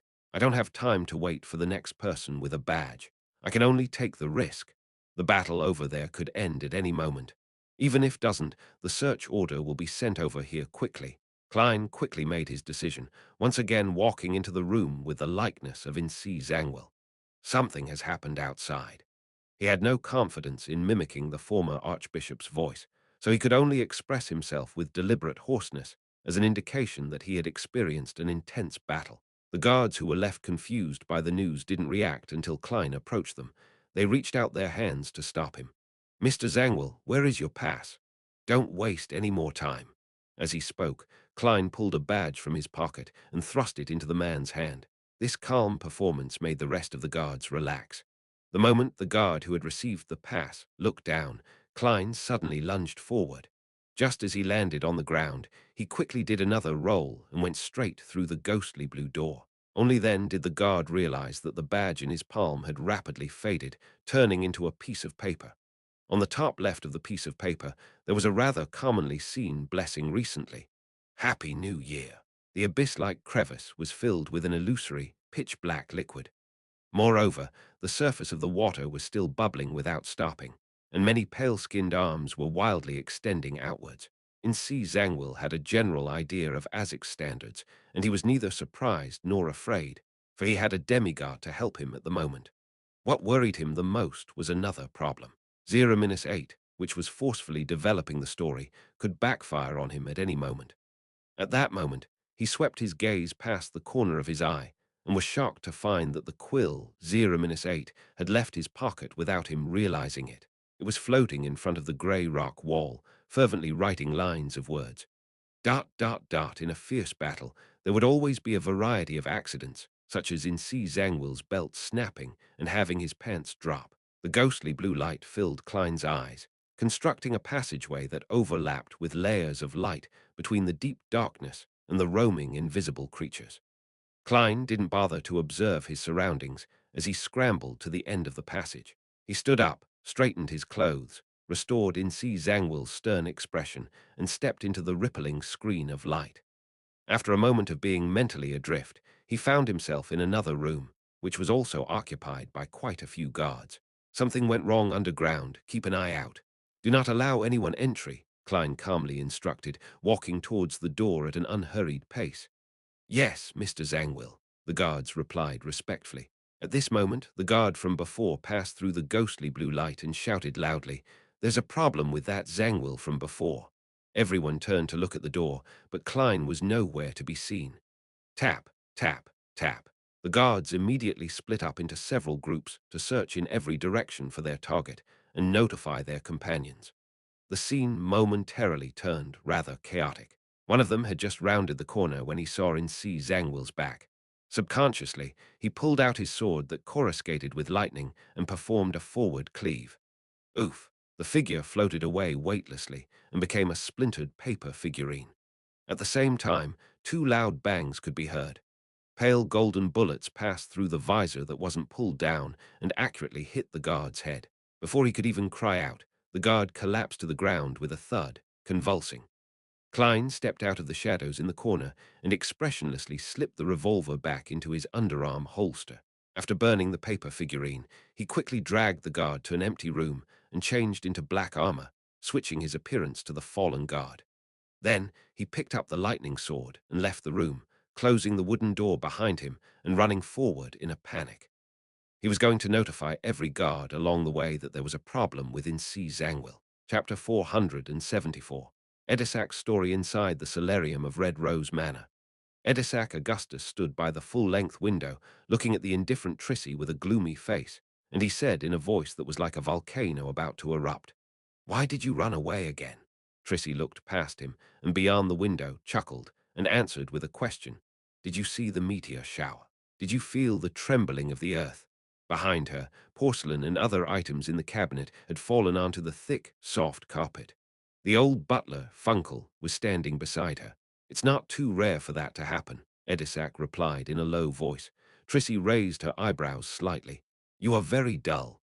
Then let me be frank with you. I am a demoness. Prince Edisac's expression didn't change at all.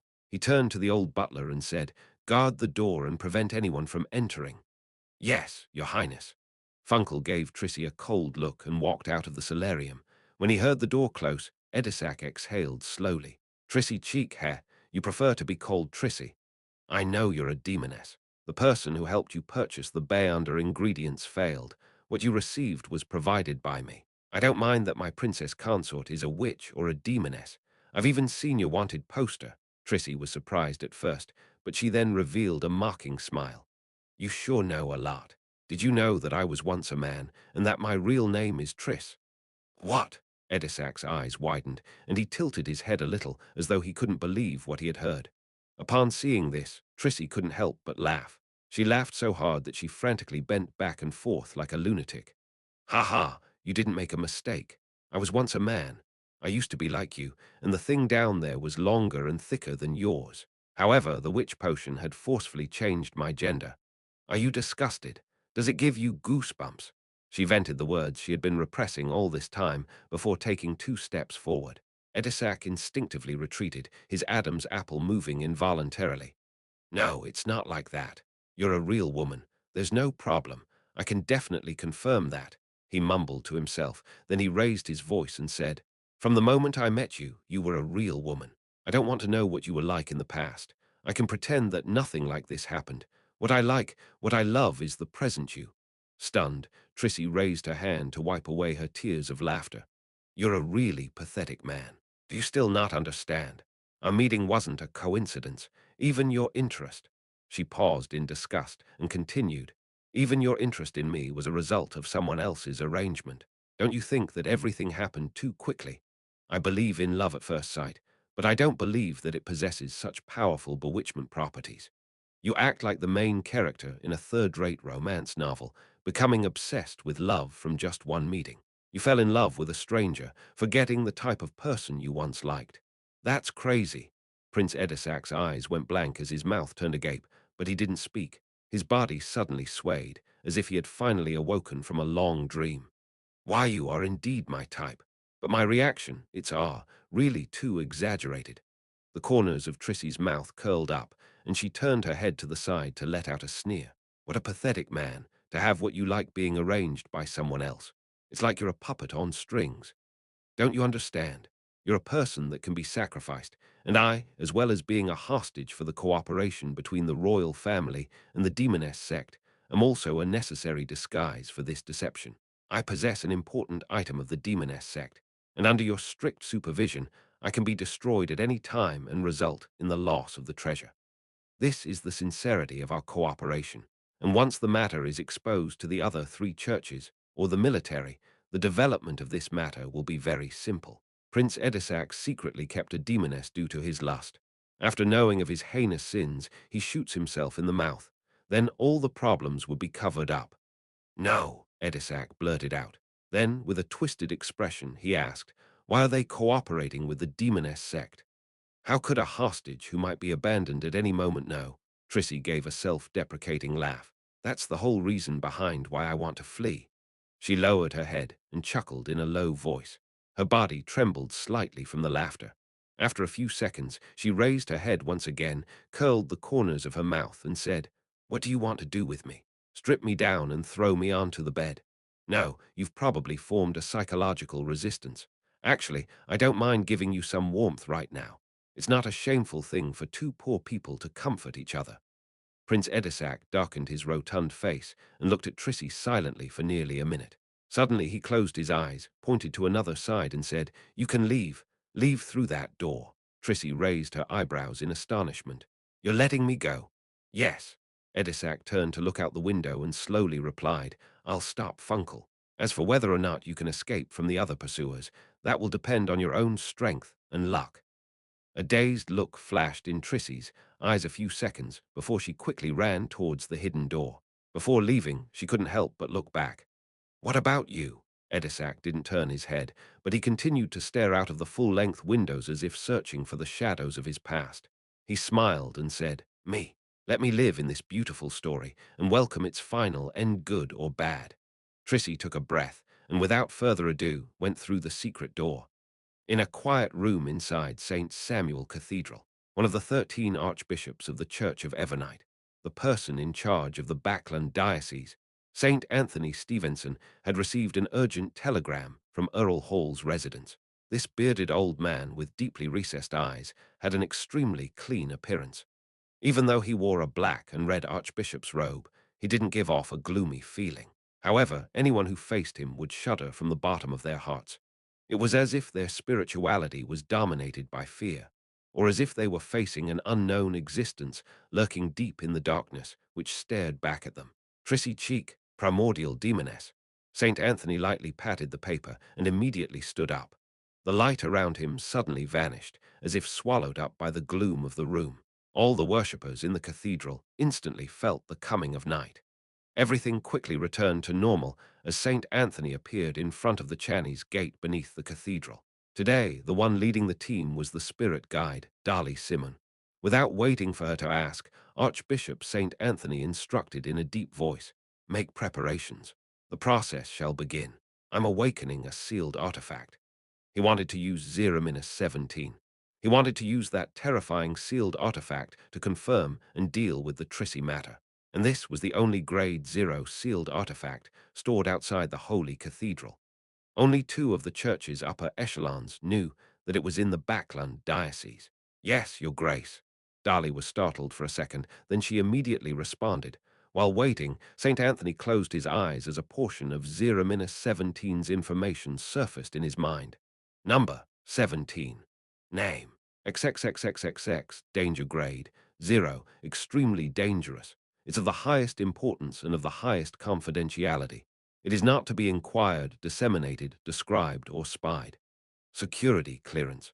Pope, Team A researchers, and Archbishop of the Backland Diocese. Note: when the Archbishop is transferred out of the Backland Diocese, the corresponding memories have to be wiped out using sealed artifact 1-29.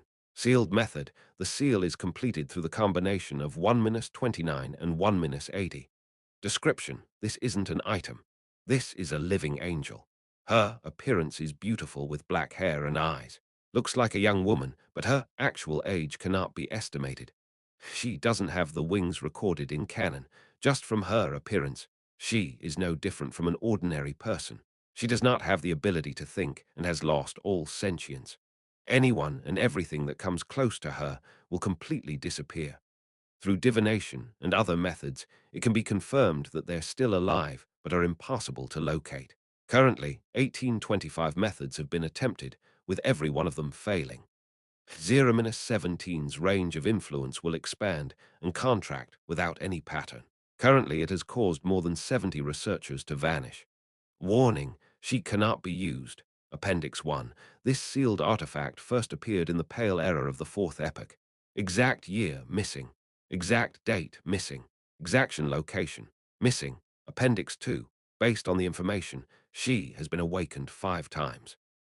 By passing on the message to search for the Insi Zangwil impostor, Klein, with the help of divination, overcame the interference of the master key and ran all the way to the exit given to him from the revelation. He knew very well that with a carpet-style search, the corpse in the empty room would soon be discovered, so he had to race against time to get to the exit. A faceless's powers should be matched with a mystical item that can destroy corpses and clean up my tracks. Having gained true knowledge from practice, it didn't take Klein long to cross the checkpoints and patrolling teams before he arrived at the exit, where the divination pointed him to. However, what made him even more surprised was that there were no guards here, only a heavy stone door standing there by itself. What's going on? Why is there no one guarding the exit? Was my divination misguided, or are the guards outside? As his thoughts raced, Klein found a corner and took off his armor, restoring his lightweight and agility. Then he came to the stone door that opened outwards and groped his way to the corner of the left wall. After carefully checking with a gold coin, Klein took out the ancient bronze key. He leaned it against the wall and gently twisted it. Water ripples appeared as they spread out slightly. Klein silently passed through the wall without taking the door. The first thing he saw was the natural light that fell from the dome, which meant that this place was really an exit.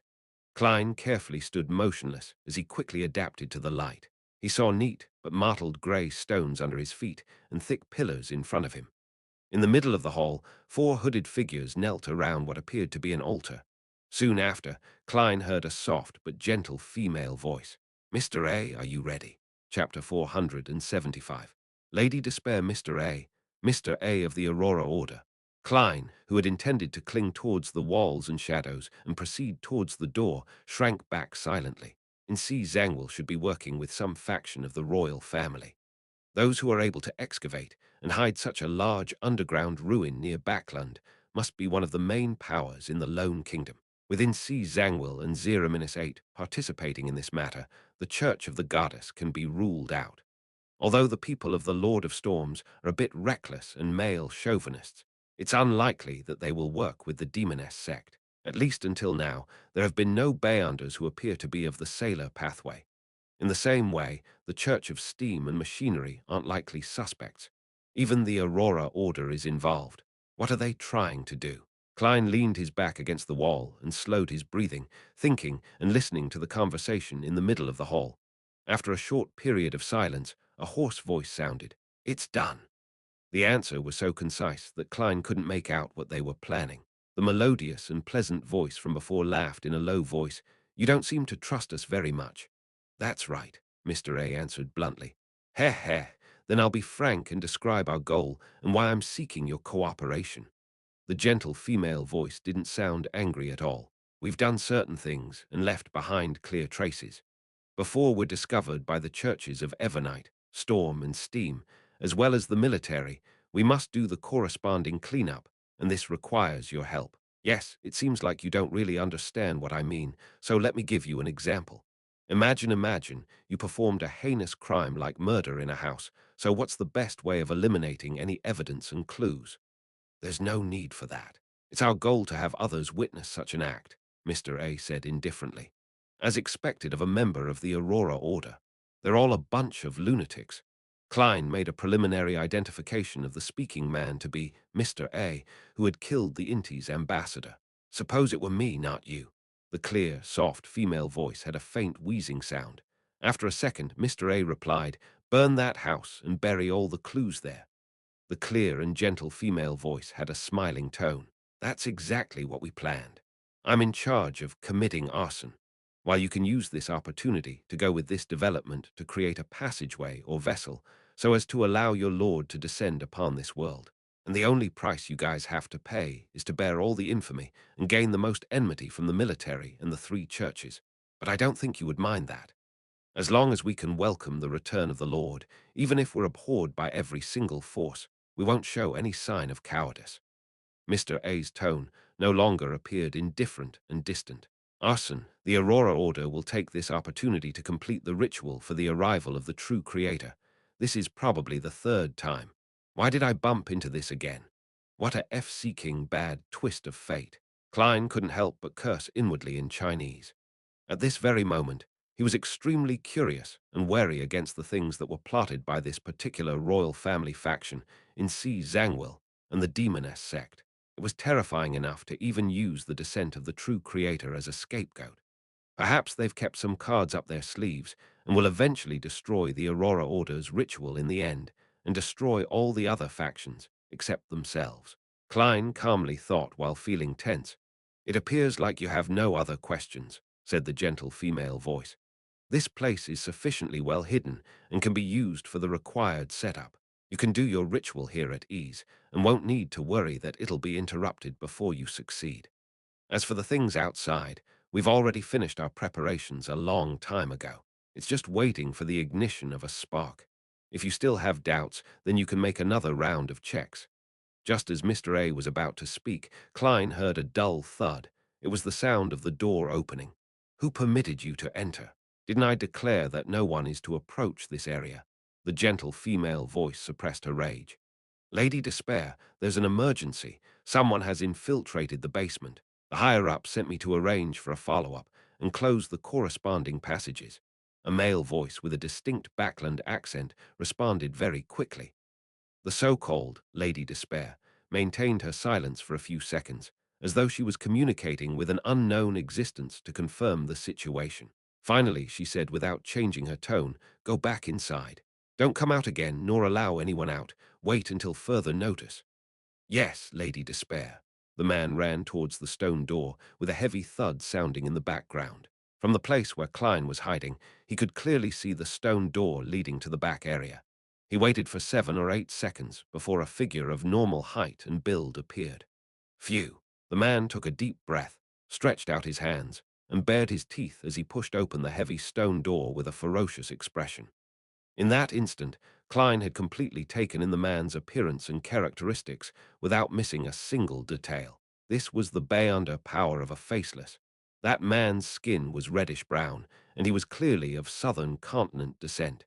His facial features had no special characteristics, making it difficult to remember him.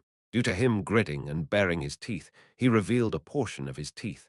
The third tooth on the upper left of his mouth flickered with a golden light. It was a fake tooth. This, Klein, with the spiritual intuition of a seer, frowned as he felt an inexplicable sense of familiarity. Very quickly, he used his skills to recall the source of his familiarity. The Hanged Man had once requested the Tarot Club members to find a man with reddish-brown skin and a thick Backland accent who had the third tooth on his left missing. The man's name was Balin, and he was involved in the escape and disappearance of many colonial island slaves. And at this moment, the man in front of Klein was almost identical to the Balin that was described by the Hanged Man. The disappearance of the colonial island slaves, the many tribes of the southern continent vanishing into thin air.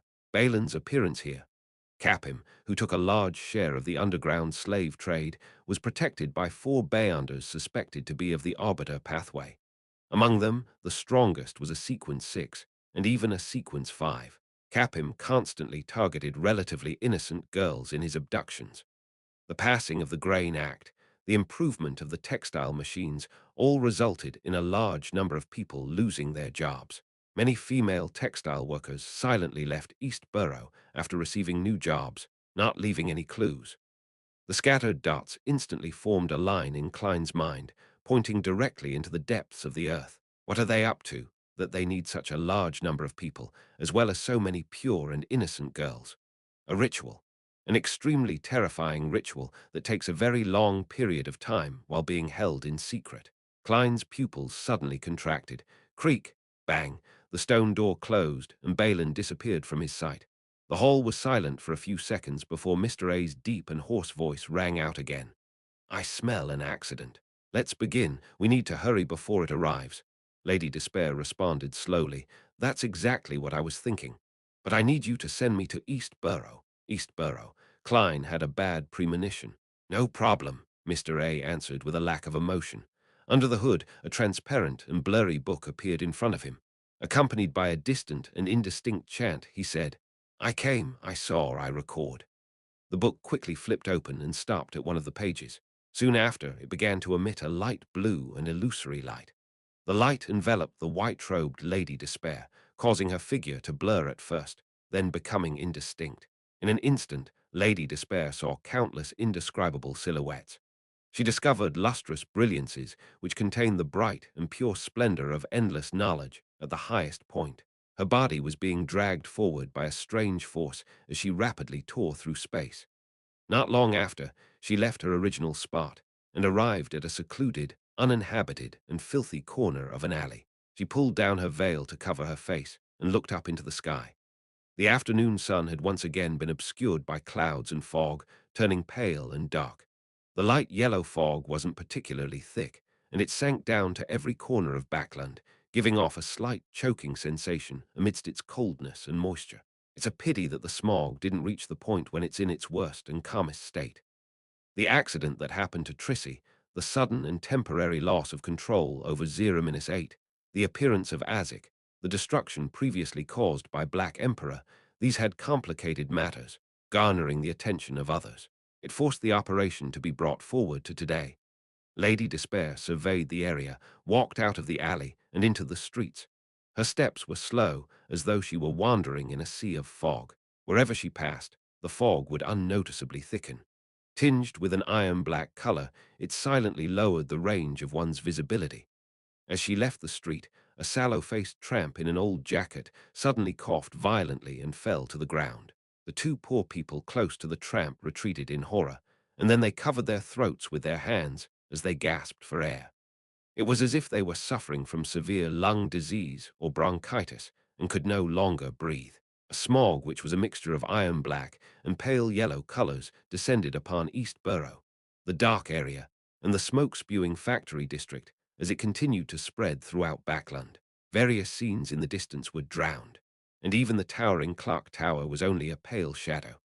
One by one, workers and poor people felt the discomfort as they fought against the cold, and the disorderly tramps fell one after another in the woman's wake, their lives as fragile as the bubbles formed during laundry. Lady Despair's expression was calm and gentle, as though she were finishing a work of art. Like an ordinary person, she walked among the pedestrians as she chuckled and said in a low voice, "The Lone Kingdom's history will remember this day, the great smog of Backland." The dark valley had been completely covered by the black, incorporeal water, but 0-8 didn't stop writing. It fabricated ridiculous and terrifying stories wherever it could land its tip on. The dropping of pants didn't affect C. Zangwill's performance because he was wearing a long robe, perhaps having anticipated a similar accident. The imperative mage stunned Azek Eggers in the spot, robbing him of his two most powerful Beyonder powers at the last moment, truly a great assistant in every meaning of the word. However, the stacked door of the spirit world and the underworld were attracted by Azek's characteristic. It began being stirred by the powers of their battle, causing unpredictable changes. At that moment, an unknown existence was attracted, resulting in him passing by. He took this opportunity to extend his hands into the real world. Oh no, he caught C. Zangwill. In midair, two bloody arms which were covered in squirming flesh suddenly appeared behind the clergyman robed C. Zangwill. They caught C. Zangwill's shoulders, dragging him into the void and into the spirit world. Chapter 476. The straw men light suddenly faded from where C. Zangwill disappeared, staining the area with the richest and deepest darkness.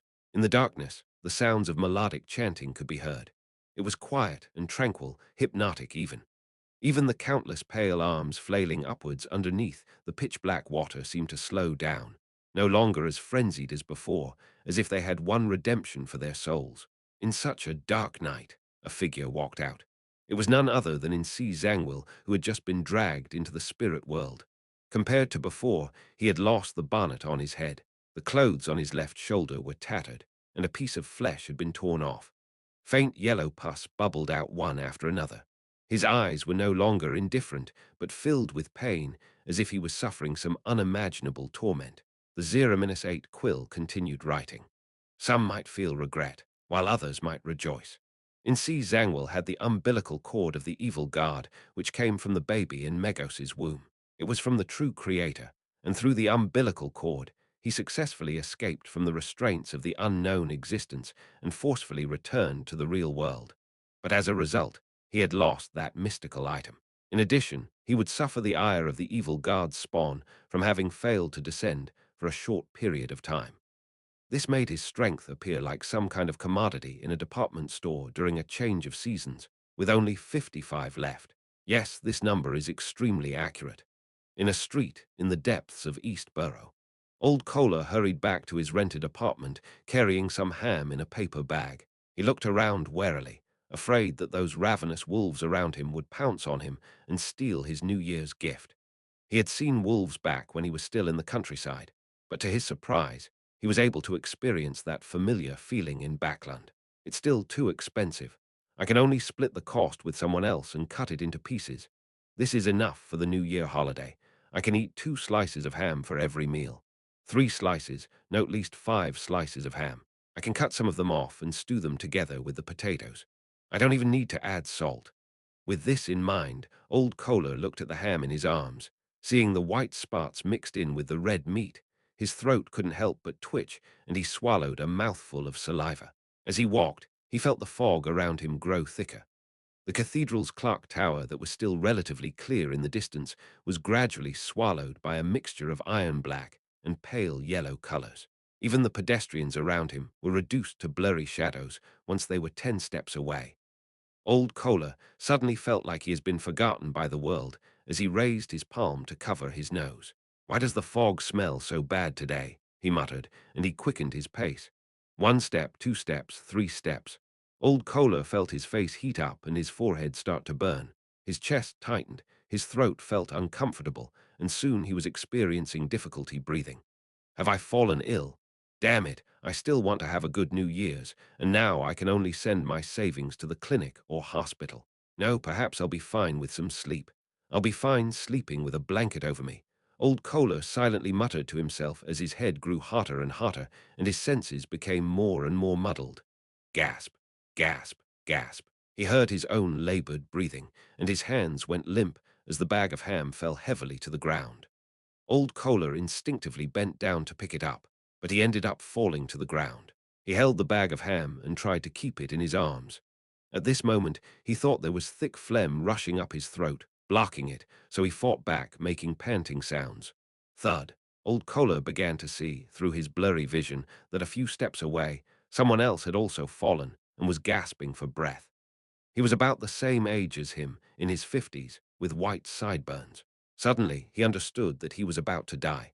It reminded him of his own wife and children, who, like him, suddenly got infected with the plague and died shortly after. It reminded him of the time when he had been hospitalized. The patients in the same room were still chatting and laughing that night, but they would be sent to the morgue early the next morning. It reminded him of the friends he had known as a tramp, many of which had disappeared over the course of the winter until they were found stiff under a bridge or some spot which was sheltered from the wind. A small number died from suddenly having food. This reminded him of the days when he was still a decent worker, when the neighbors in the neighborhood would suddenly die like this. Some of them died from headaches. Some of them died from accidentally falling into molten steel. Some of them died from all sorts of painful, bloating ailments. Some of them even collapsed silently in the factories, one batch after another. This reminded him of what he had heard from a drunk in the bar when he was scrounging for information. People like us are like straw on the ground, falling when the wind blows. It's even possible to fall on our own even without the wind. The wind is coming. Old Kohler suddenly had such a thought. He clutched the bag of ham tightly as he groped the pocket of his old jacket for the crumpled cigarette he had always been unwilling to smoke. What he couldn't understand was why his healthy body would suddenly become ill. It wasn't like he had never experienced such a dense fog before. What he couldn't understand was the reason for him suddenly collapsing just as his life was back on track, moving in a direction that was sufficiently nice for him. Furthermore, he had been paid in advance by Detective Moriarty to buy his long-awaited ham for the new year, and he was looking forward to tasting it. Old Kohler fished out that crumpled cigarette, but he no longer had the strength to lift his arms again as they slammed heavily to the ground. He used the last of his strength to shout out the words that had been building up inside of him, but he could only let the frail words linger at his mouth without producing them. He heard his last words. He heard himself ask, "Why?" in an apartment at the edge of East Borough. Liv hung up the last piece of clothing she had washed and waited for it to dry. She looked at the sky outside, somewhat unsure of the time due to the thick fog which had appeared without her realizing it. "Anyway, it's still early, and we've already done the laundry." Liv's expression grew heavy. It wasn't a good thing to finish work too early. It didn't mean that they could rest, for it meant not having enough work and inadequate income. Liv took a deep breath, turned around, and looked at her eldest daughter, Fredja, who was wiping her hands and casting her gaze towards the vocabulary notebook in the opposite room. "It's almost New Year's. Most of our clients have left Backland and have gone on vacation elsewhere. We can't go on like this. We have to find new work." As she spoke, she walked towards the door. "During this period, the rich will host banquets one after another. They definitely won't have enough servants and might hire temporary kitchen cleaners. I plan on inquiring. Fredja, you stay at home and pick up Daisy when the time comes. We need income, but so do the thieves, bandits, and human traffickers of those prostitutes to welcome the new year." In the East Borough, every woman who didn't work in the factories had to be skilled or aggressive enough in order to survive. Fredja answered briskly, "All right." Her mind was already on the desk and vocabulary notebook next door. Liv had just opened the door when she stumbled and fell to the floor. Cough, cough, cough. She broke into a violent coughing fit as her face flushed red, with every joint in her body experiencing an unbearable ache. Fredger ran over in panic and squatted beside her. "Mother, what's wrong with you? Mother, what's wrong with you?" "It's nothing. Cough, I'm fine." Liv began to find it harder to breathe. "No, you're sick. I'll take you to the hospital immediately." Fredger tried to help her mother up. "It's too expensive, too expensive. Cough, let's go to a charity hospital. A charity hospital, I can wait. Not a big problem." Liv gasped a response. Fredger burst into tears and her vision blurred rapidly. But at that moment, she felt her lungs burn and her body went limp as she fell to the ground with Liv. "What's the matter with you, Fredger? Cough, you're sick too," Liv shouted anxiously. "There's money. Cough in the closet. Cough in the hole in the wall. You have to be quick. Go to the hospital. Get a good doctor." Fredger tried to say something, but not a sound came out from her mouth. Her eyes slanted up to the door beside her. It was their bedroom, their bunk beds. On top of it was her favorite table and her vocabulary notebook. Her body suddenly began to twitch. Liv's coughing stopped. Within the public elementary school at the edge of East Borough, the fog still wasn't thick yet, but many students had already started to cough. The experienced teacher on duty immediately ordered, "Quick, to the cathedral. We need to head for the cathedral next door." Daisy stood up in a panic and ran with the crowd to the cathedral next to the school. Suddenly, her heart palpitated as she felt the horror of losing something important. "Mother!" "Fredger." Daisy turned her head sharply, wanting to rush home against the crowd. However, she was stopped. She was caught by her teachers and forcibly dragged towards the cathedral. Daisy struggled and screamed at the top of her lungs, "Mother! Fredger! Mother! Fredger!"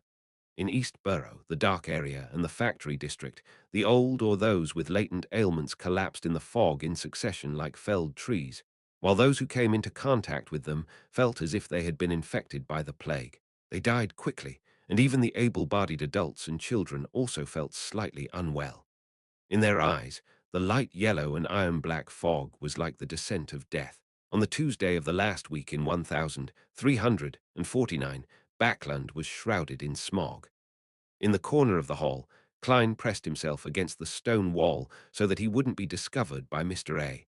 Soon he heard muffled groans and could smell the scent of flesh and blood. "Give up your lives for the Lord," Mr. A's voice suddenly sounded. Thud, thud. The sound of figures collapsing entered Klein's ears, and a strong spirituality fluctuation appeared and constantly reverberated.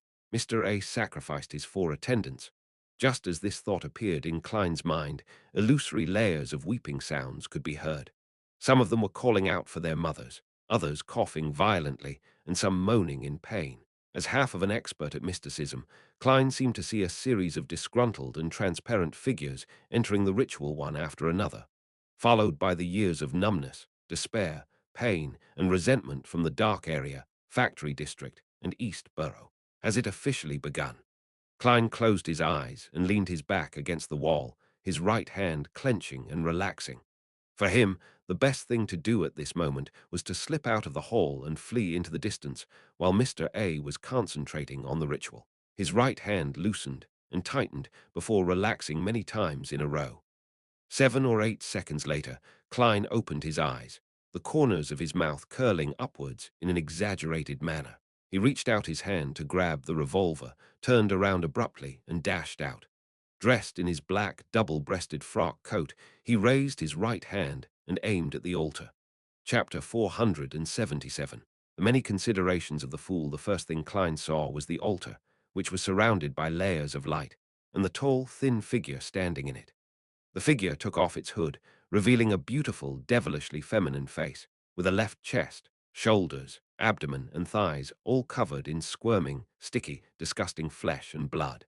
His surroundings were filled with illusory, transparent shadows that brimmed with feelings such as numbness, despair, pain, and depression. Beyond the altar, the 4 figures which were praying had fallen. Their skin was shriveled, and their bones were tightly wrapped, like corpses that had been eroded for many years. At the top of the hall, rays of light pierced through the air, quickly entering the altar through the stone pillars, floor, and air that were filled with symbols and magic labels. As soon as Klein emerged from his hiding place, Mr. A opened his eyes and looked in his direction. His pupils were dyed with blood, and an extreme madness was contained within his cold eyes. If it were any other Beyonder, they would have subconsciously looked away, not daring to look him in the eye.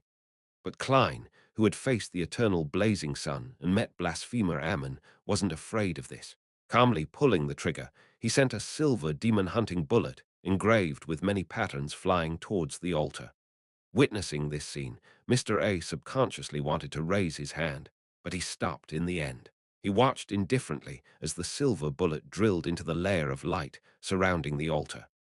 Silently, the patterned demon-hunting bullet melted and disappeared under the layers of radiance, engulfed in untold resentment and negative emotions. In the end, it completely disintegrated, leaving not a single trace of it behind. Klein's pupils shrank as he shot the rest of the revolver's bullets. The pale golden purifying bullets and the bronze exorcism bullets shot out, piercing through the radiant barrier one after another. However, they disintegrated in the same way and disappeared without creating the slightest ripple.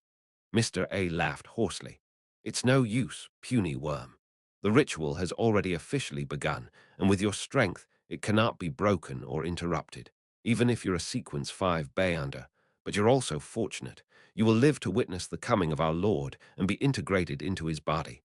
With that, Mr. A ignored Klein and closed his eyes again, as if he was indeed nothing but a puny worm. The shepherd raised his hands in a gesture of open arms and shouted out in ancient Hermes, "The Lord that created everything, the Lord who reigns behind the curtain of shadows, the degenerate nature of all living things. Your devout believers pray for your coming. I am willing to offer my body as a vessel to bear the burden of your great will." Amidst the prayers, a light from an unknown source appeared above Mr. A's head, completely enveloping him. The grievances and negative emotions that were gathered around Mr. A surged into his body like a tidal wave. Bang, bang, bang. Klein snapped his fingers repeatedly and used flame controlling, trying his best to attack the altar, but they still couldn't resist being disintegrated against the barrier of light. What can I do? All my other mystical items are above the grey fog. To take them out, I need to hold a ritual, which would waste at least a minute or two, and a body without protection would be very dangerous. What should I do? Klein rationally stopped his attempts and stood there, his mind racing. Furthermore, whether it was the sun brooch, the biological poison bottle, the all-black eye, or the Black Emperor card that raised his level, none of them seemed capable of breaking through the altar's barrier. Is waiting for Miss Justice's call for reinforcements the only thing I can do? Or do I just watch helplessly as the true creator descends? Klein tensed up, his thoughts rapidly flying through his mind. He quickly considered the corresponding strategies. As he considered each and every item on his body, his palms unconsciously broke out in cold sweat. Suddenly, he thought of something. Without having time to think about the consequences, he reached into his pocket and grabbed something that felt metallic. Tap, tap, tap. Klein took a few steps forward, jerked his arm hard, and threw the object in his palm at the altar. With a flash of bronze, the object entered the barrier of light. It was an ancient, simple key. It was the master key. Within the barrier of light, the brass master key began to decompose and melt. And when its outer shell disappeared, the curse that was hidden within it appeared, connecting to the unknown area where Mr. Dorr was. In Empress Borough, the opulent villa of Earl Hall, Audrey stood by the full-length window and worriedly looked into the distance. She saw that the fog on the horizon was gradually thickening, turning a pale yellow that was dyed iron black as it slowly spread in her location. There's something wrong with that. The huge golden retriever, Susie, sat beside her and also looked at the commonly seen haze. Yes, I hope it can be stopped in time. Audrey didn't know what the fog represented. She silently prayed to the goddess and Mr. Fool that they wouldn't let the primordial demoness descend. Suddenly, she noticed that the branches outside the window were beginning to shake and the glass was slightly rattling. A wind is coming. Audrey felt inexplicably happy. Sherwood Borough, Holy Wind Cathedral. Terrifying storms that were visible to the naked eye suddenly appeared outside of it, and then they surged towards the east in an unimaginable hurricane. Whoosh! The thick, accumulated fog was blown away, and the rich yellow and iron-black colors quickly faded away. Whoosh! Dried branches fell to the ground as dust and dirt rose into the air, following the fog into the distance. Whoosh! Many of the pedestrians had their hats separate from their heads. and their bodies swayed so much that they had to hold onto trees or walls. The sailors in the dock area felt as though they had returned to the port city and were witnessing a typhoon. The smoke in East Borough and the factory district thinned, and the healthy population felt relieved of their slight discomfort. Boom, boom, lightning leaped and thunder rumbled. They soon subsided, and a downpour began to cleanse the land. The Church of Storms reacted rather quickly this time. It also has to do with us bringing the operation forward and not being fully prepared. Heh heh. Those in the middle class and the tycoons would have shared the same fate in this great smog as the commoners if it wasn't for the respective protection they received. They would all be lambs waiting to be slaughtered. Lady Despair sat on a rental carriage as she leisurely heard the pattering of the rain on the glass windows. Even though her plans had been ruined in a timely manner, the haze from before had caused more than 20 deaths according to her calculations. Furthermore, there would be the subsequent spread of the plague. With this, I've pretty much digested most of my potion, but this is just a benefit I received as a matter of convenience. With large numbers of the population being wiped out, all this points to the Aurora Order and to the true creator. No one could guess what the royal family really plans on doing. It's time I leave, along with Trissy. Lady Despair thought while in a good mood. Her whereabouts were kept secretive, and she had taken care of everything beforehand. Therefore, she didn't have to worry about being surrounded by Baklan's demigods at all. By the time they found traces of her, she would already be far away from the city. Just as the Lady Despair was about to leave the carriage, her vision blurred, and she saw a figure appear before her. The figure sat across her. It was a young woman in a hooded classical robe, with black eyes and hair and a beautiful but dull face. After throwing out the master key, Klein held Azic's copper whistle. Then he held his breath and waited for the results. If things failed to develop as he imagined, with the altar's barrier remaining intact, he planned on using Azic's copper whistle to see if he could get any help from the messenger. If that still failed, he would go above the grey fog and use all the items like the Black Emperor card. He had to attempt every possibility until the very last second. At this very moment, there was no crimson moon, let alone a clear full moon since it was afternoon. Therefore, Klein didn't have enough confidence in the curse contained within the master key, and he only hoped that the disintegration effects of the altar's barrier would threaten its very existence and cause it to react instinctively, such as communicating with Mr. Dorr in reverse and transmitting its cry for help to him. In just a second or two, Klein saw the master key disintegrate into the smallest particles of light and an illusory, distorted crimson. The crimson quickly faded as it struggled and then suddenly exploded. In an instant, Klein lost his sense of hearing. He saw the countless figures formed from resentment and indignation all raise their heads and scream. They rapidly transformed, tinged with a blackish green, and grew a second skull, a third eye, or even a fifth leg. They converged into a torrent and surged into Mr. A's body. Mr. A suddenly opened his eyes, shock and disbelief evident amidst his indifferent blood-red eyes. Soon after, the radiant layer of light surrounding the altar warped and collapsed. Boom! A huge explosion spread out from the center of the altar, setting off a terrifying storm. Crack! The four thick stone pillars closest to the blast instantly crumbled, and the distant Klein only had enough time to duck and roll before he was sent flying by the shockwave. Bam! He hit the wall, flattened into a thin sheet of paper. The subsequent wind quickly tore apart that thin piece of paper, scattering it in every direction. Klein himself appeared in the corner, using the walls to withstand the ensuing shockwave. The destruction caused by the master key exceeded his imagination. The curse that had been forcibly melted away really did have an instinctive reaction as it transmitted Mr. Dorr's roar, and the voice of this forsaken entity, who was at least at the level of an angel, contaminated the resentment and numbed the despair needed for the ritual. As a result, the altar lost its balance and embarked on a path of self-destruction. The moment the blast calmed down a little, Klein rushed out to confirm the results. The illusionary figure and oppressive feeling in the air had already vanished, leaving behind scattered remnants of the altar. Mr. A had his body leaning forward as he knelt by a collapsed pillar. He was missing an arm, half a face, and a number of organs. His remaining eye was filled with bone-deep hatred. However, his wounds were quickly covered with squirming flesh. After that single glance, Klein didn't hesitate to run. For him, he had achieved the ultimate goal of foiling the true creator's descent. If he didn't leave now, was he, a Sequence 6, going to share a dinner with the shepherd, Mr. A, to welcome the new year? Chapter 478. Grade Zero sealed artifact in operation. The moment she saw the stranger appear in front of her, Lady Despair materialized a sharp, crystalline ice spear and threw it at her target. Using the force of the recoil, she attempted to break through the back of the carriage and into the street. With regards to this sudden turn of events, she was puzzled at this strange enemy who suddenly appeared. On the contrary, she was very confused and perplexed as to how someone could find her concealed self so quickly. It was no less difficult than destroying a large city, or teleporting directly from Backland to the southern continent of East Balam.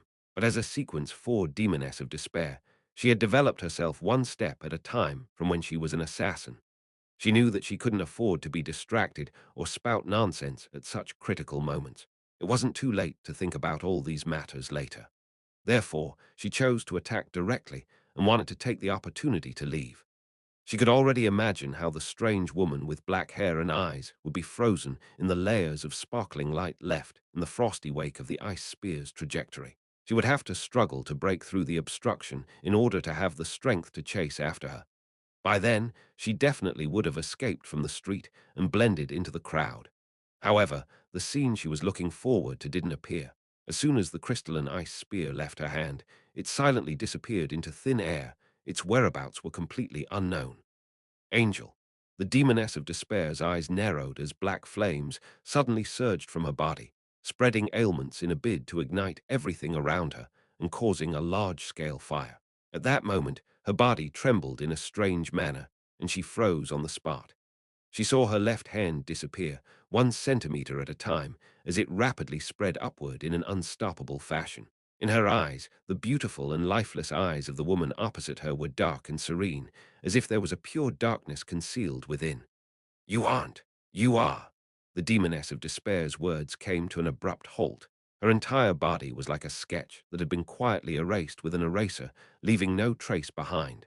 Her final gaze was filled with fear and despair. The seat she previously occupied was empty, as though she had never sat in it before. The beautiful woman with the lifeless expression pulled the hood of her classical robe, and her lips moved almost imperceptibly as her figure instantly disappeared. On the outskirts of Empress Borough, on a trackless public carriage, Triss was sitting quietly in the corner, wearing a veiled hat. She didn't flee with the help of the river by going straight to the Tussock River, nor did she head for the nearest railroad to catch a train, as everyone thought she would. Her choice was to return to Backland. Only in this city, with a population of over 5 million, with all sorts of hidden factions and numerous Beyonders, would they be able to help her escape the subsequent pursuit of the Demoness sect. At this moment, she felt tense, mentally, constantly wary of the terrifying old butler, Funkel. Suddenly, her head spun. When her vision returned to normal, she found herself having magically left the public carriage and was standing on the muddy road outside. Trissy's pupils contracted rapidly as she looked around cautiously. Then she saw a black hooded figure in a classical robe, and she noticed the black eyes hidden in the shadows. For some reason, it was as if Trissy had returned to being an infant, so weak to the point that she couldn't put up any resistance at all. Cold sweat dripped from her forehead, and although her legs were trembling violently, she was unable to move. This is the scariest enemy I've ever faced. Even the high-ranking demoness I previously met didn't give me such a feeling. Am I going to die here? Is this finally going to end after I persisted in escaping despite failing so many times? A deep sense of despair and uncontrollable sadness filled Trissy's heart, making her feel as if she had plunged into her deepest nightmare. Suddenly, a dim blue light flashed before her eyes, removing her curse of being unable to move. Trissy looked forward again, but there was no longer any traces of that extremely terrifying figure. Everything that happened just now seemed like the most realistic illusion. But when Trissy lowered her head, she was surprised to find that the sapphire ring on her left pinky had somehow shattered, losing all of its brilliance. Crack, crack, crack. The remains of the ring and the gem fell off one after another. Klein dodged and rolled around the collapsed stone pillar and the heavily injured Mr. A, who was in the process of healing, and he ran for the entrance opposite him.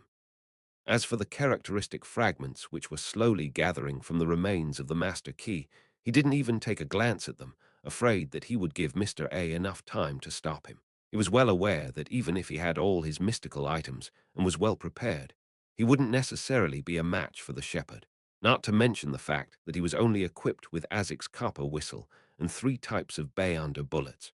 He didn't even have a single match left. Even though Mr. A was seriously injured, Klein didn't dare to take the risk. He had heard that the Rose Bishop, the sequence prior to Shepherd, was extremely proficient in flesh magic. Its healing ability was in no way weaker to his ability of transferring his wounds. Creak! He pulled open the heavy door. The natural light outside shone in, and the clouds in the sky were tinged with a thin yellow, and the sun was pale and dim. Klein rushed out and found that he was in the middle of a mountain. He was surrounded by towering mountains that made the area extremely hidden. Tap, tap, tap. He frantically ran and wasn't even taking the mountain trail. Instead, with his skills as a clown, he ran down the steep slope, occasionally tumbling and occasionally swinging up with the help of trees. Splash! He heard the crashing of the river. It was up ahead just below him. But at that moment, a strong gust of wind blew over, sweeping towards his back. Klein made a prompt decision. His knees buckled and he rolled to the side. Sue, Sue, Sue. The location where he was originally standing and the direction he was moving in had a deep ravine carved out by the wind blades. Mr. A dropped out of the wind, his body still draped with a cape squirming with fresh blood. He pointed with his finger, and immediately chunks of flesh flew out and swelled up in midair before suddenly exploding. Boom! Drops of blood and bits of flesh flew in every direction as Klein cartwheeled with his hands, dodging most of it before finding shelter behind a huge tree. The projectiles bored bloody holes through the huge tree. Traces of corrosion began spreading in every direction from the affected area. Back when Klein was running, he had already loaded his revolver. He was about to raise his hand and shoot Mr. A in the eyes when he saw a deep darkness appear within them. All of a sudden, Klein knew that, although the scenery around him hadn't changed at all, he had been forcefully dragged into a dream. He had once killed a nightmare at least. Klein maintained his consciousness and saw Mr. Phase to his side in a manner inconsistent with logic, turning into a blood-red blanket that enveloped him in a manner that couldn't be escaped from. You want to rely on nightmares to scare me to the point of stopping my heart. A thought flashed in Klein's mind, and he responded. This was his dream. The lucid him could conjure anything. Thus, a pure and dazzling golden sun appeared. Clear and blazing flames ignited everything in its surroundings in an instant.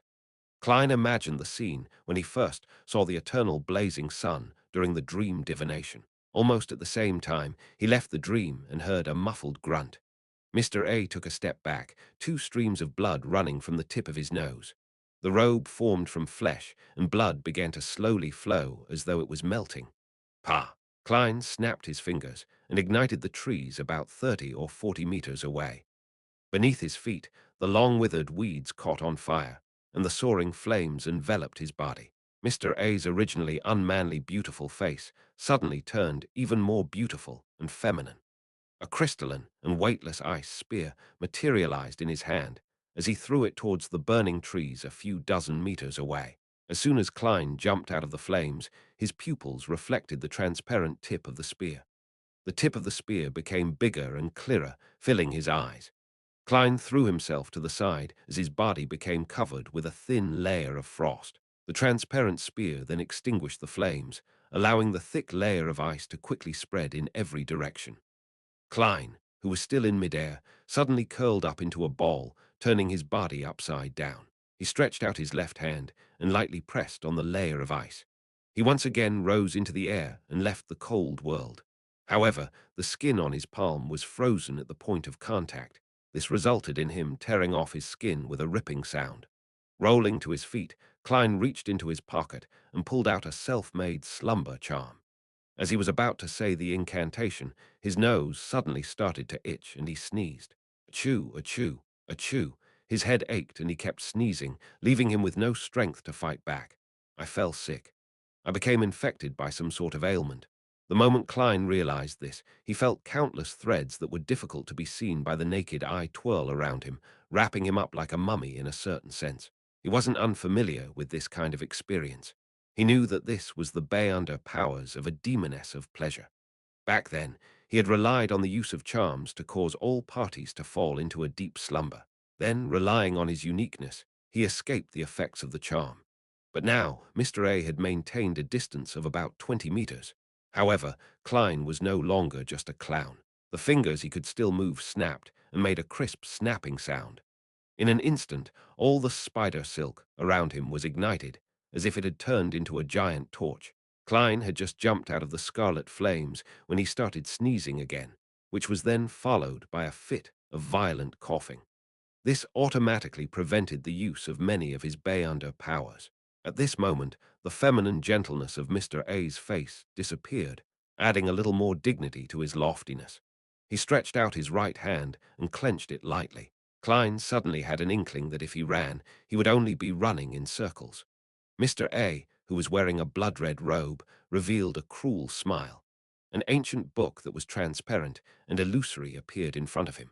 An ethereal, high-pitched voice rang out, "I came, I saw, I record." Achoo, cough, cough. Klein wanted to hide, but he was powerless. At that moment he experienced, in an unprecedented manner, the power of a shepherd. It was truly worthy of being called the most comprehensive, most flawless, and most powerful Beyonder sequence under the level of a demigod. Even if he hadn't made any preparations, with many mystical items being unusable, for him to be suppressed to such a state without being able to fight back, it implied that there were many problems. Chapter 479. The inexplicable smile the old butler, Funkel, was fleeing across a barren field in the wilderness. He had lost his hat, his neatly combed grey hair hung in an unkempt manner, and the outer layer of his clothes were muddy. Huff, puff. He paused for a moment, panting as he looked behind him. He felt slightly more at ease when he realized that there was no one around. However, when he turned his head and was about to change direction, he discovered that a figure had appeared in front of him. The figure wore a hooded, classical robe. Its face was dull and expressionless, while its black eyes were hidden in the shadows. Funkel's pupils constricted. He opened his mouth and tried to say a word in ancient Hermes, but he was surprised to find his nose disappearing and his voice gone. A look of despair suddenly appeared on his face. Then, like a stain in the void, his entire body was seemingly wiped clean with a cloth, and not a single trace was left behind. Achoo, achoo, cough, cough. In the face of Mr. A's looming attack that spelled certain death, Klein was infected by an illness. His headache and fever made it difficult to use flame controlling or flaming jump. At that moment, he couldn't even produce air bullets. Fear of the unknown took over his mind. The clown's intuition for danger saw himself split into the smallest particles of light, perhaps taking away any chance of him reviving.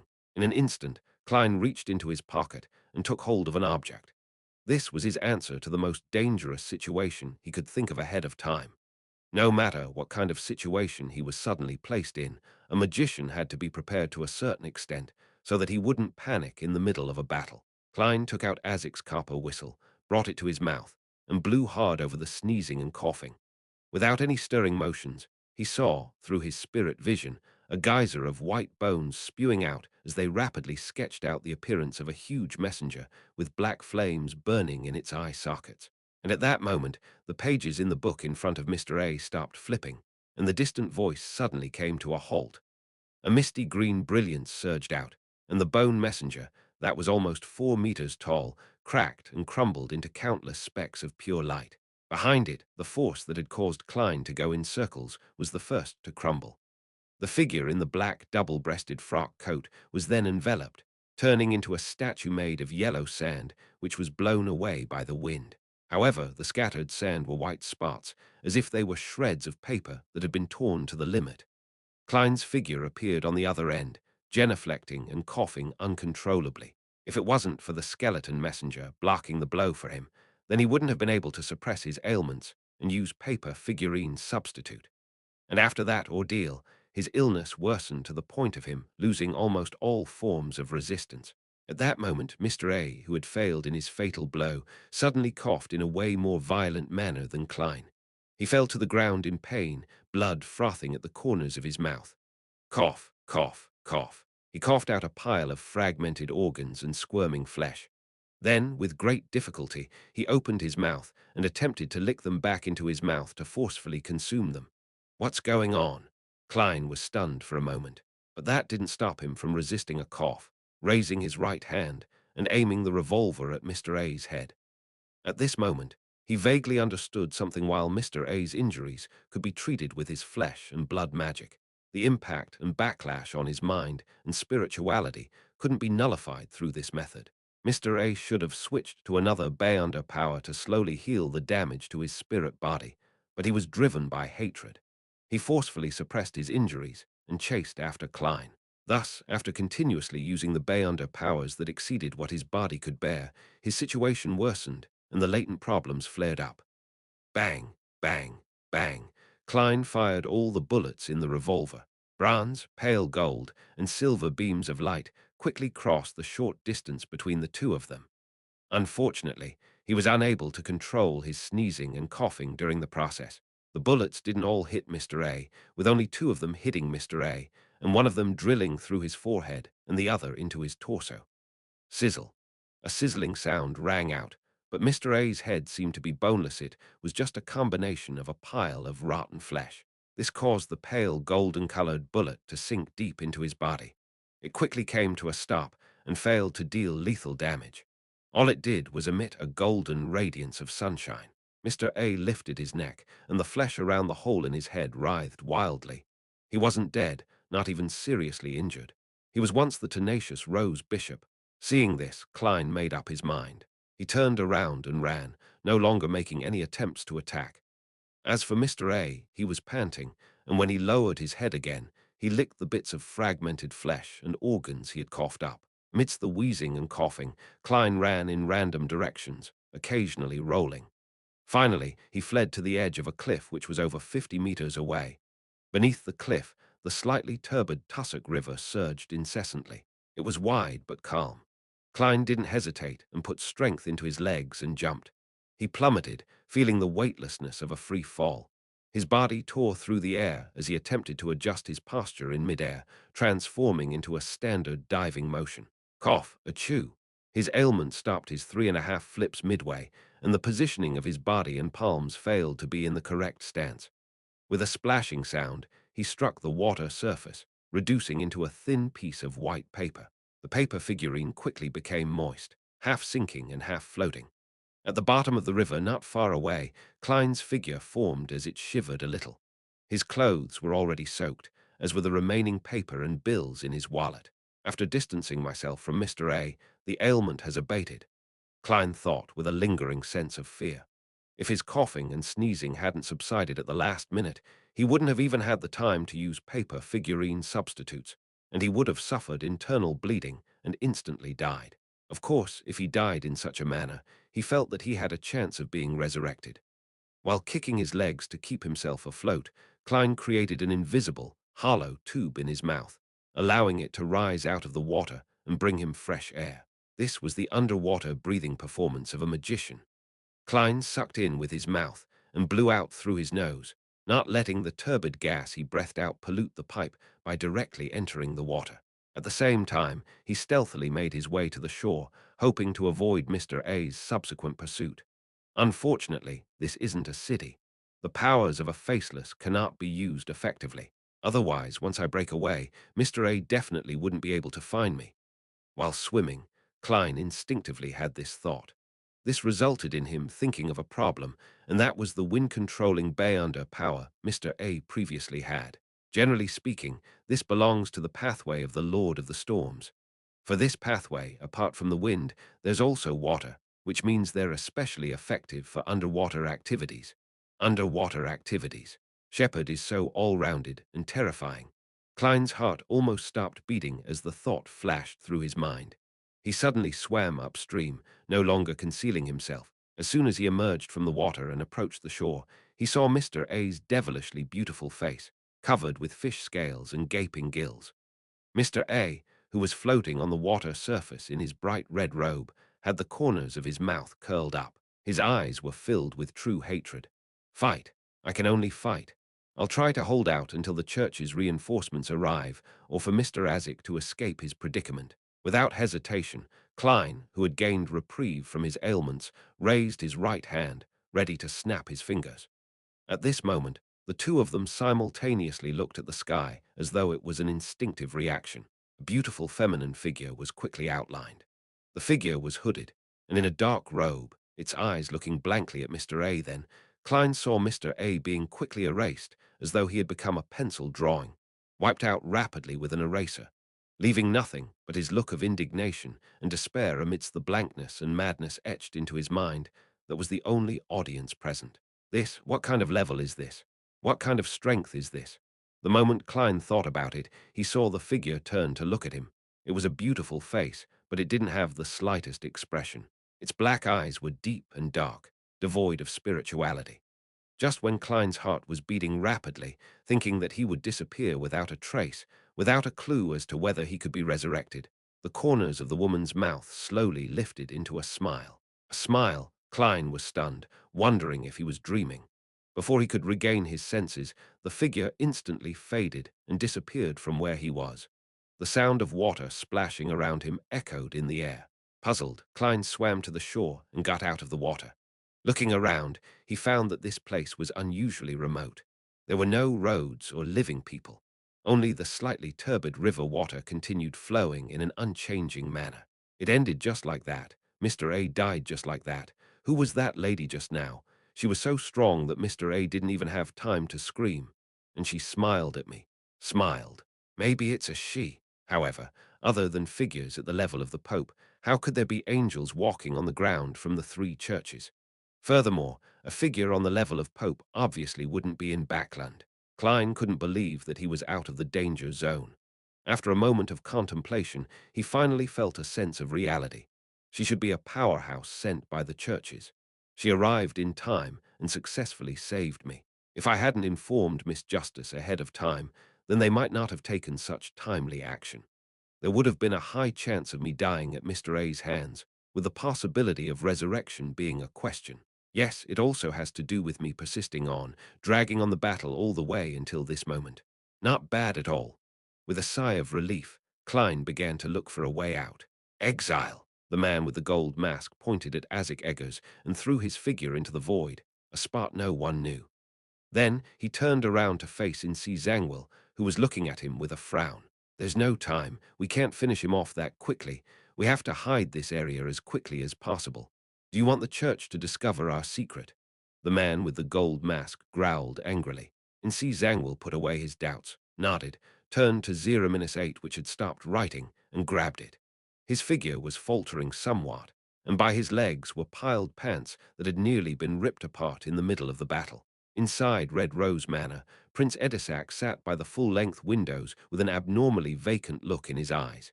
"Your Highness, please hurry." A voice sounded beside him. Edisac's eyes turned spirited as he took a breath, picked up the revolver on the table, and pressed it against his temple. Inside, it was a bullet that obliterated spirit bodies. He turned his head and looked longingly out at the golf course and the strolling horses. Bang! He pulled the trigger. Chapter 480, Rewards for Honesty. In the hall where the stone pillars had collapsed, a group of nighthawks wearing black trench coats and silk hats appeared around the altar. The person leading the team was the Archbishop of the Church of Evernite, St. Anthony Stevenson. It was disrupted by someone, he muttered without stopping, and directly walked to the stone door that led to the interior. Rich darkness surfaced as the stone door silently opened. St. Anthony led some of the Nighthawks in as they delved deeper. Along the way, they didn't discover a single guard or anything of value. It was as if this place had been forcefully swept clean. Finally, they reached a room in the deepest recesses, but there was nothing there but walls and stone pillars. The blue door of light which was there when Klein left was long gone. The lanterns in the Nighthawk's hands suddenly lost their light, and darkness enveloped the room. When everything returned to normal, they found that the surrounding walls had somehow melted away.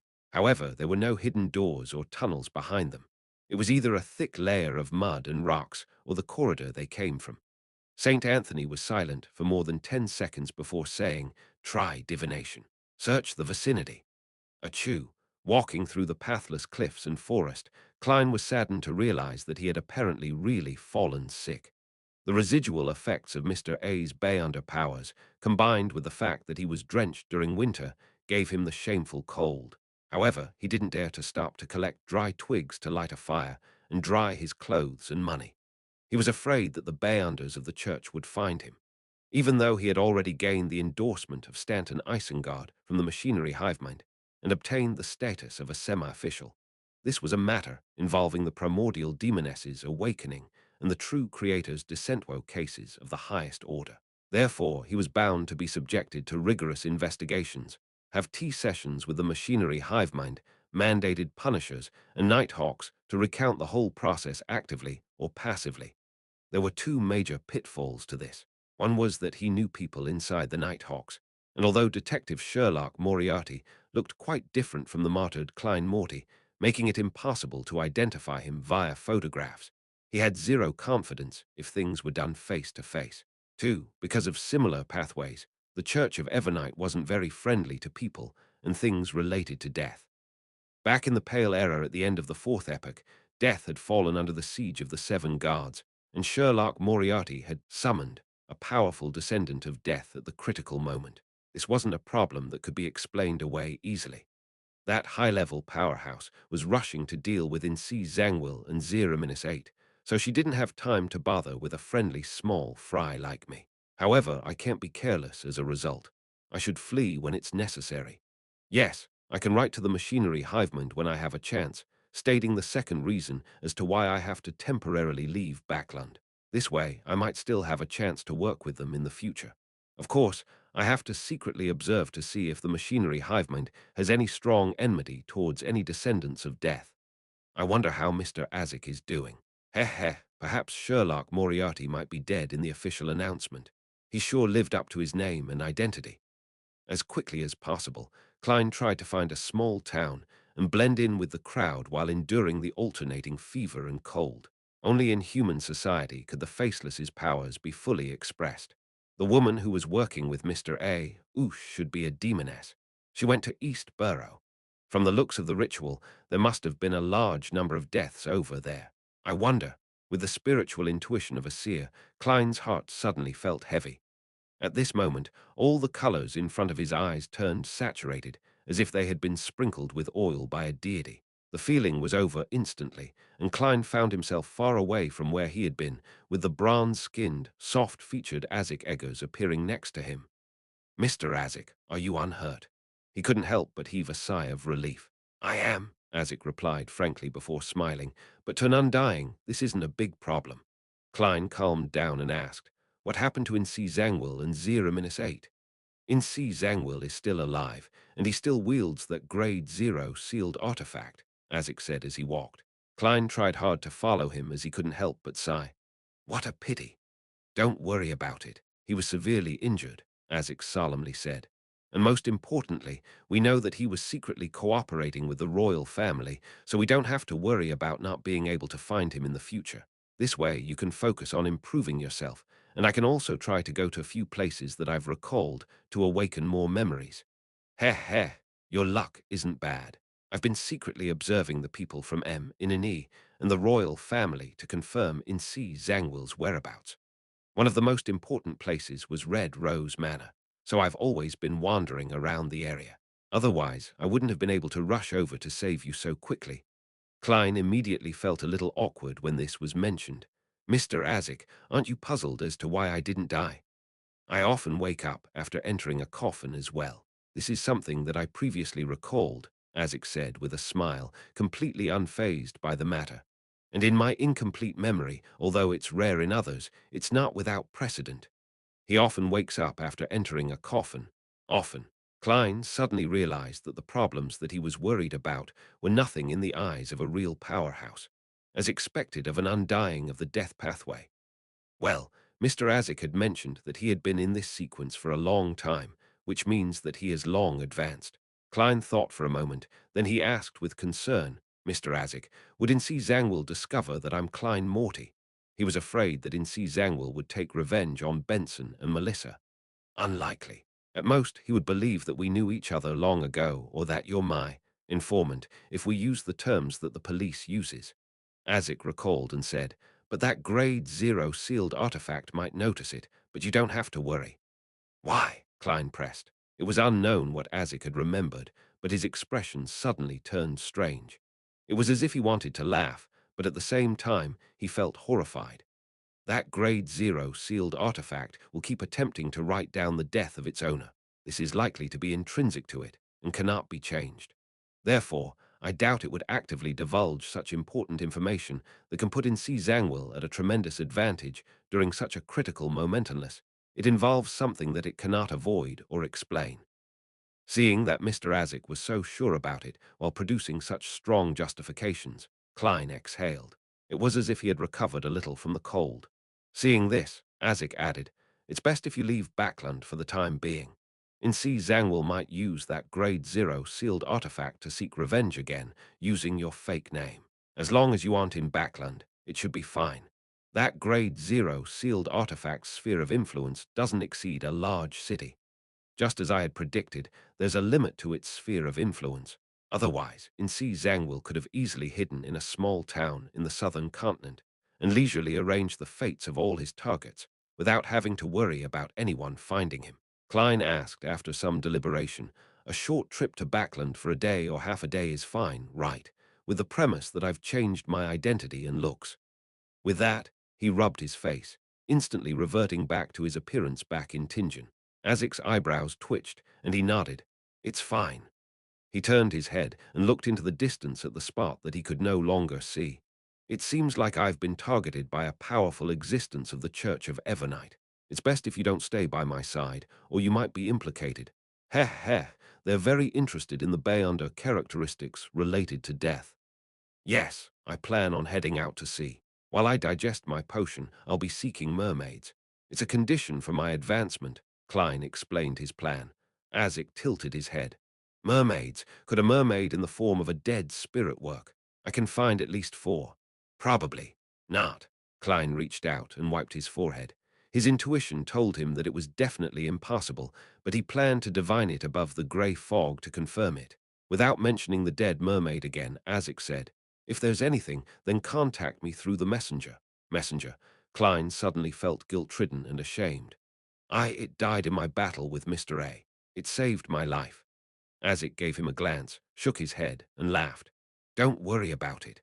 As long as it isn't killed by a powerhouse at the level of an angel or via some special method, then as long as the underworld still exists, it can slowly be reborn there. And before that, I have similar messengers numbering. I don't know how many there are either. It sounds like there's an army of such powerful and humongous messengers." Klein turned agape, unable to say a word. His shame faded, and he asked curiously, "Mr. Azik, where is the underworld, or in other words, hell?" "The spirit world. To be precise, it's a special place that the ancient death created in the spirit world." Azik didn't hide the truth. Ancient death.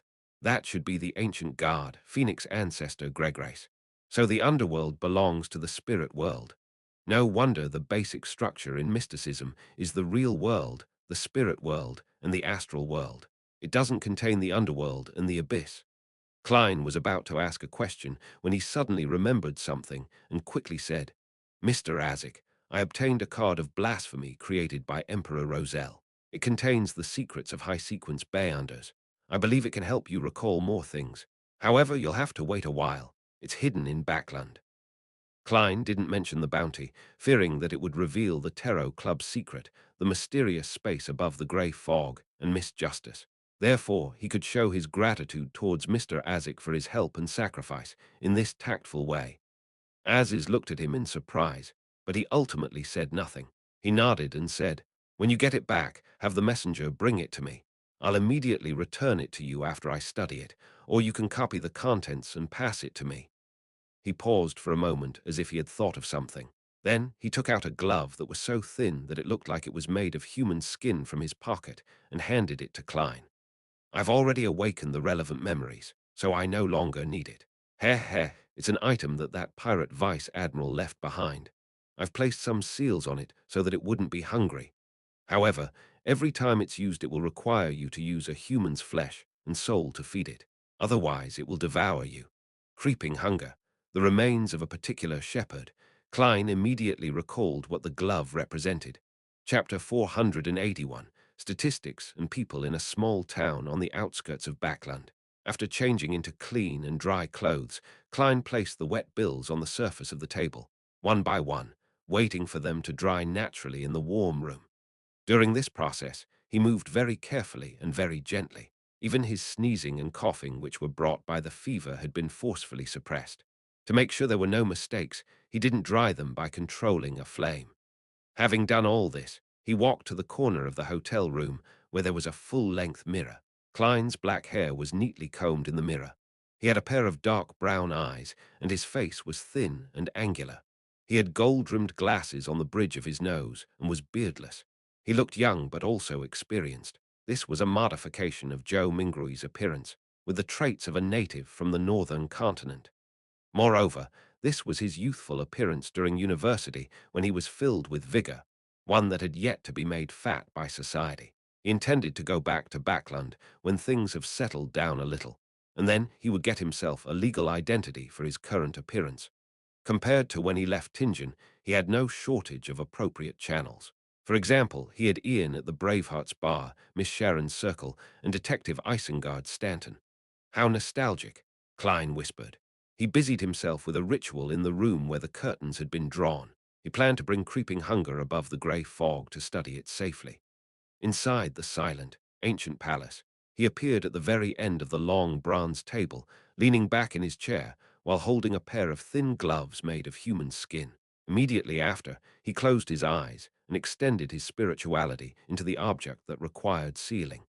He immediately felt the hunger of the glove. It was as if it had a stomach that could never be filled, but above the grey fog, it was so tame that it didn't dare let out even the slightest bit of malice.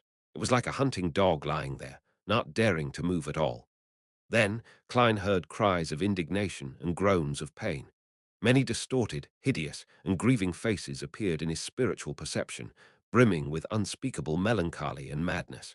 These faces were deeply fused with the Beyonder characteristics of different colors and different states. Wherever Klein's spirituality spread, it would combine with the corresponding faces and use the powers it had. This is the way to use it. Together with the help of divination, Klein made one attempt after another and figured out what the 5 souls that the creeping hunger could use for grazing. The first was faceless, but it only had the powers to change his appearance and build. The second was psychiatrist. He could make a target fall into a frenzied state, place a certain amount of psychological cues, and could simulate a dragon's might, intimidating individuals and groups and creating chaos. The third was interrogator. It allowed the wearer of the glove to be proficient in the use of all kinds of weapons, become a demolition expert, possess the ability to focus his mind, and have the ability to pierce a target's spirit body. The fourth was nightmare. There was only one power, which was to drag someone into a dream without being detected. However, it was unlike a Beyonder of the corresponding sequence. It was accomplished by creeping hunger, so the wearer could still move their bodies after entering a nightmare state. The fifth was Priest of Light. It allowed him to produce a halo-like effect, purifying all undead and foul creatures within a certain range. At the same time, he also had the singing ability of a bard, which could strengthen his companions, as well as summon the light of holiness, which was weaker than flaring sun. The limit is 5 souls, and the powers are fixed when grazing for the first time. This isn't something I can decide for myself. It's purely based on luck. Maybe there can be 3 or just 1. Klein thoughtfully nodded, sighed, and said to the suffering souls, "No matter what kind of people you were in the past, I will gradually free you from your imprisonment to acquire complete deliverance. In the future, the souls I graze will only come from people who have committed heinous and unforgivable crimes. For every such Beyonder I kill, I'll replace one of you and release you, regardless of whether I need their powers or not." His solemn but gentle voice echoed within the ancient palace. The wailing souls quieted down, no longer writhing in a hideous fashion. "Phew!" Klein exhaled, opened his eyes, tapped the edge of the ancient table with his fingers, and said to himself that Faceless's powers overlap with mine, so it's completely useless. Once I have something to replace it with, I'll release him first. Yes, when the time comes, I can attempt to channel his spirit and converse with him. Perhaps I might receive information regarding the high sequences of the seer pathway, as well as clues to the whereabouts of mermaids. No, there's no need to wait for a replacement. In a few days, I can make the attempt when I fully recover from my cold. The soul corresponding to the priest of light should be able to complete the incomplete formulas I previously obtained. Furthermore, he'll leave behind the corresponding Bayonder characteristic. That way, little son doesn't need to worry about his subsequent advancements. Yes, he will be the second to be released. As for me needing to feed a human's soul and flesh to creeping hunger every time it's used, that's not something I need to pay attention to. I usually wouldn't use it anyway. When using it, I'll definitely be facing a terrifying enemy. In such a battle, there's no lack of lives to cull. Even if there isn't, I can throw creeping hunger above the grey fog and not be worried about its backlash, nor do I need to be afraid of harming the innocent. The worst outcome would it becoming unusable. Putting his thoughts away, Klein tried to use the mystical item, creeping hunger, to divine the formula for the shepherd potion, but ended up failing. He didn't divine the origins of creeping hunger, afraid that he would provoke an unfriendly existence. Although he wasn't afraid of endangering himself due to the grey fog's isolation and obstruction, doing so could likely damage creeping hunger. I'll consider trying that out when I no longer need it. Klein leaned forward and rested his elbows on the table. He quickly recalled the previous matters and keenly noticed a detail. After the master key was obliterated, its Bayonder characteristic didn't disappear. Instead, it became darts of light, trying hard to converge. It can be assumed that the apprentice characteristic that's formed in the end will no longer contain Mr. Dawes' roars. In other words, such a method can be used to rid the mental corruption inside a Bayonder characteristic. But the underlying problem is that there's no way to destroy a Bayonder characteristic which has solidified into an item under normal circumstances. Back then, I was relying on a ritual that could allow a true guard to descend. It needed the prerequisite of a large number of innocent lives. Also, once the all-black eye is shattered, the true creator's mental corruption that's hidden within will definitely erupt. When that happens, who can withstand it? Do it above the grey fog. As these thoughts crossed his mind, Klein remembered what could have happened at East Burrow. He hurriedly conjured a pen and paper to make the appropriate divination. After receiving the revelation, his expression sank, and slowly he leaned back in his chair. Below him, the endless grey fog floated in silence in a seemingly eternal, unchanging fashion. Audrey stood by the window, looking at the fog mixed with pale yellow and iron-black colors rapidly disperse. When she saw the heavy rain that was incompatible with winter, her heart felt more at ease. After an unknown period of time, she and Susie waited for Earl Hall's eventual return home. "Father, how is it?" Audrey asked with concern. Earl Hall smiled warmly as he handed his coat and hat to an attendant. "It's resolved, but the exact details are still unclear. My little princess, you've really helped me greatly this time. You deserve a ton of medals. That's good, that's good. Thanks to Mr. Fool's reminder, thanks to the risky investigation of his blessed. Our tarot club has once again stopped the descent of an evil guard and saved the world." Audrey's heart was filled with pride. Earl Hall took the towel from the maidservant's hands, wiped his face, and sighed. However, this time, there were still some serious casualties. To think that Backland's smog could become so deadly.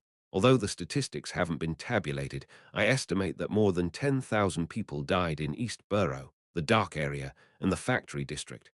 Furthermore, the plague is still spreading, so please try not to leave the house for the time being. More than 10,000 people. That was a statistic Audrey could understand, but couldn't imagine. Only on the anniversary of the kingdom's founding and during the parade would she be able to see tens of thousands of people gathered together.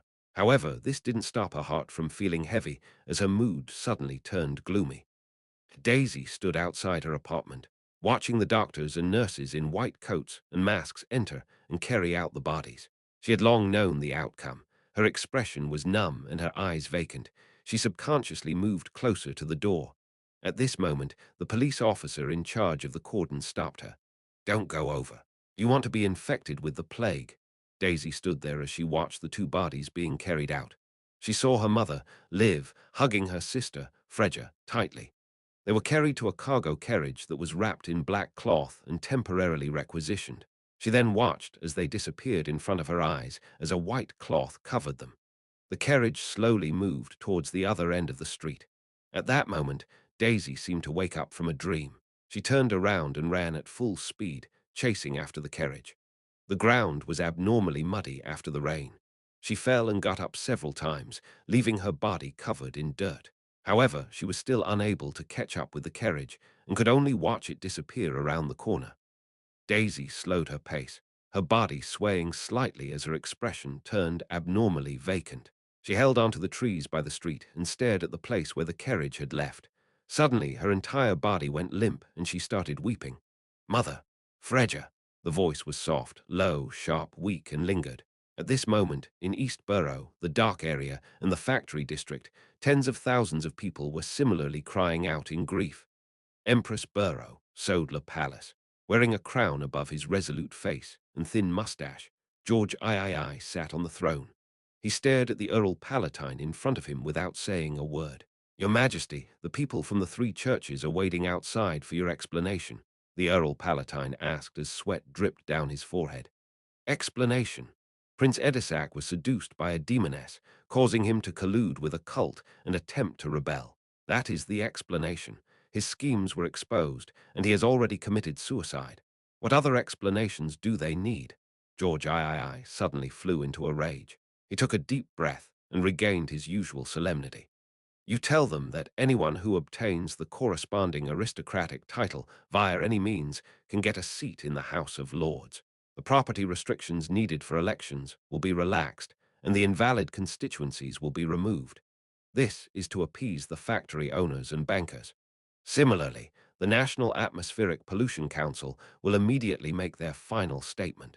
The relevant bill will soon be passed, and the minimum safeguards and working hours will appear in the form of a law. The poor law shall be reformed in accordance with their requests. The three churches are permitted to send their personnel into the military." "Your Majesty!" The Earl Palatine was startled. Such a concession was beyond his imagination, especially the last one. George III flared up again. "Tell them this. Since they want a new order, I will give them a new order." "Yes, Your Majesty." The Earl Palatine didn't dare say anything further and left the palace. George III sat there, unmoving for a long time as though he was a stone statue. After an unknown period of time, his expression suddenly turned gentle. Chapter 482. Ring out the old. Ring in the new morning of the 31st December at the Harvest Church south of the bridge. Emlyn White stood in a kitchen wearing his priest robes, occasionally tossing different herbs into a large iron pot and stirring them to a certain extent. After all the pre-prepared ingredients were tossed in, he waited patiently for another 10 minutes. Then he scooped up the ink-black liquid with a metal ladle and poured it into a glass cup and glass bottle beside him. 48, 49, 50. Emlyn glanced at the empty pot and counted the medicine he had brewed. After confirming the quantity, he picked up a large tray and brought the bottles of dark green liquid to the hall. In the hall, more than half of the pews had been removed, and the floor was covered with tattered blankets. Lying within them were victims of the plague who were either in deep sleep or groaning in pain. Emlyn and Father Otravsky worked together, each carrying some of the medicine, distributing it from two ends. The first person in the queue was a middle-aged man with a sallow complexion. He hurriedly propped himself up halfway, received the medicine, and drank it. He handed back the bottle and said to Emlyn in gratitude, "Father White, thank you very much. I feel much better and have some strength again." Emlyn lifted his chin and replied disdainfully, "This is only an extremely trivial matter that isn't worth being grateful for. All of you are truly ignorant." With that, he sped up the distribution of the potions. After 10 minutes or so, he returned to the altar of Earth Mother and complained to Father Otravsky, "You should get 2 more volunteers." Father Otravsky didn't respond. He looked at the patients and said with a gentle smile, "They should be completely healed in 2 or 3 days." "How do you know?" Emlyn turned his head in surprise. Father Otravsky looked down at him benevolently and said, "Herbal medicine is one of the domains of the Earth Mother. As her believer, I do know some of the basics even if I'm not part of the Earth pathway." Emlyn tesked, "I'm not interested in religion and know little about it. Although I've been copying Earth Mother's Bible in the recent months." He inwardly added in a slightly resentful tone before saying, "Father, I didn't expect you to accept non-believers in the faith. Among them, only 2 or 3 of them are believers of the Earth Mother." Father Atravsky smiled without minding what he said. They are also lives, innocent lives. Emlyn paused for a few seconds, exhaled, and said, Father, I've already found a way to resolve the psychological cue. Perhaps I will leave this place soon. Wait, why did I mention this? I was actually moved by him. What if he locks me up in the basement again? Emlyn suddenly turned nervous. Father Atravsky's expression remained unchanged as he looked down and said to Emlyn, Actually, you didn't need to seek out solutions. In a little while, the psychological cue will be automatically removed, and you will be free to choose whether to come to the cathedral. Any longer, and I would have become the mother's, no Earth Mother's devout believer, Emlyn blurted out. Father Atravsky raised an eyebrow and said, feeling somewhat surprised, I didn't compel you to change your faith. The psychological cue I left in you was for you to return to the cathedral every day, hoping that you would be able to fully appreciate the value of life and the joy of a harvest. The only effect of the psychological cue was to make me return to the cathedral. Emlyn's expression instantly froze. Father Atravsky nodded frankly. Yes. Emlyn's mouth gaped as he slowly and mechanically turned his head to look back at the altar, looking at the Earth Mother's sacred emblem of life, as if he had become a puppet that very instant. In the evening of the 31st December, 2 Daffodil Street, Tingen City, Benson entered the house, took off his hat and coat, and chuckled. I've booked second-class tickets for the steam locomotive to Backland on 3rd January. Melissa, who was sitting in the dining room with several newspapers in front of her, worriedly said, Benson, the air in Backland is terrible. Tens of thousands of people have died from the poison and diseases caused by the smog a few days ago. It's a sad and regretful matter. Benson walked to the dining room, sighed, and said, But the 2 houses have already passed the report submitted by the National Atmospheric Pollution Council. There will be legislation to regulate the emission of smoke and wastewater, so a new Backland will welcome us. You don't have to worry too much.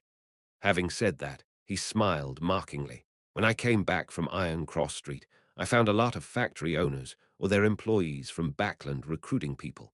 They said that due to the smog and plague, the factories there are suffering a shortage in manpower, so they're willing to promise that the working hours and minimum wage will be much better than the current standard. Heh heh.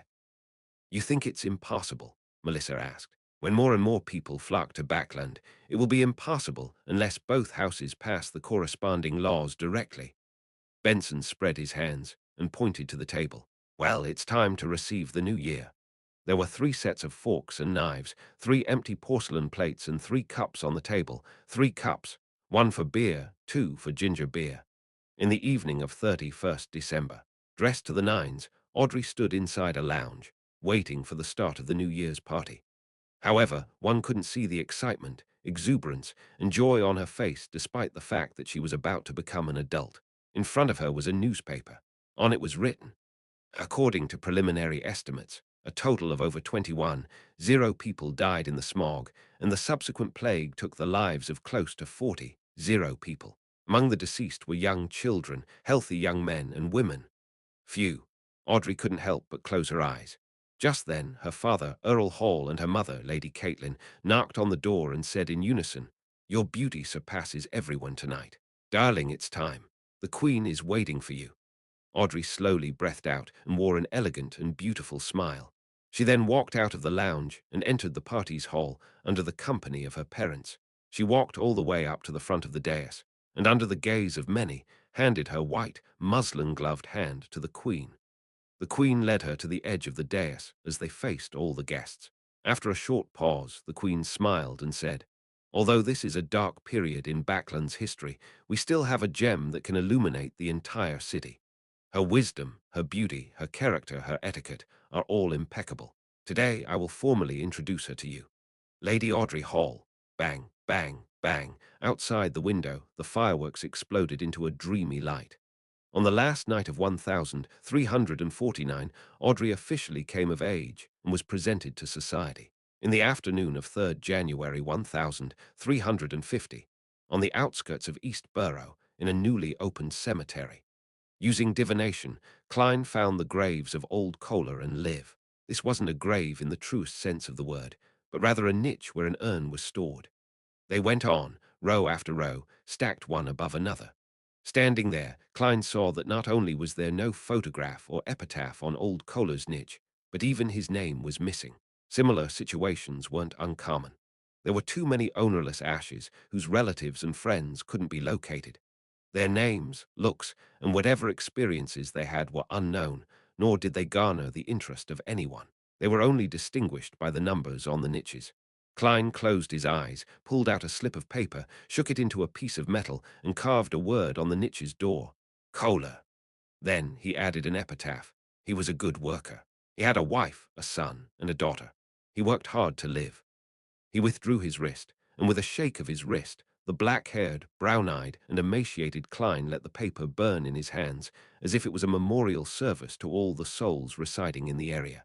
Instead of appearing to help Daisy, who had lost her mother and sister, he anonymously wrote to reporter Mike Joseph, describing the girl's predicament in detail, so as not to implicate her in his own affairs. Mike had met Daisy, knew about her, and had enthusiastically promoted the establishment of a corresponding charity fund. Therefore, Klein believed that he could help her receive more help so that she could complete her basic studies and find a stable job that could support her. Taking 2 steps back, Klein looked around, taking in the names, photos, and even the victims who had those missing. He raised his head, let out a long breath, turned around, and left the cemetery. On the steam locomotive to Backland, Melissa was engrossed in her textbooks, and Benson was soon chatting with the passengers around him. It's too expensive, just too expensive. A whole 10 soli, half a pound. A burly man who wasn't even 30 sighed from the bottom of his heart. If it weren't for the fact that I couldn't buy a third-class seat or a boat ticket recently, I wouldn't have spent this money at all. This is equivalent to half a week's worth of my salary. Indeed, there are too many people heading to Backland after the new year, Benson agreed. The burly man wiped off his heartbroken expression and said expectantly, because they promised me 21 solely a week and that I wouldn't need to work more than 12 hours a day, we signed a contract. When I receive my first payment and rent a house, my wife will come to Backland and she'll be able to get a job that pays about 12 or 13 solely a week. It's said that Backland is in dire need of people. When the time comes, we'll earn a total of over a pound and a half a week, and we'll be able to eat meat frequently. Your wish will definitely be achieved. The king has already signed the bill, passing the law for a minimum wage and maximum working hours. Benson sincerely wished him well before smiling. This is the land of hope. Woo, the steam locomotive brought countless hopeful people to Backland. The sky was still bright, and the fog in the air had thinned a lot. The gas lamps on the platform were no longer lit that early. Experienced, Benson protected his sister and wallet before leaving the station with their suitcases while following the crowd. Suddenly, they simultaneously felt a gaze sweep past them. Tracing the gaze, Benson and Melissa saw a young gentleman with neat black hair and dark brown eyes. The gentleman with the gold-rimmed glasses pressed his hat and looked past them into the distance. Benson and Melissa also looked away and cast their gaze to the smoky pillars in the garden in the middle of the street as they looked forward to seeing the underground transportation system in Backland. Carrying his suitcase with an expressionless look, Klein walked past them with his body kept straight. He entered the departure station, facing the mass of people pouring into the land of hope, people filled with wonderful hopes in their hearts.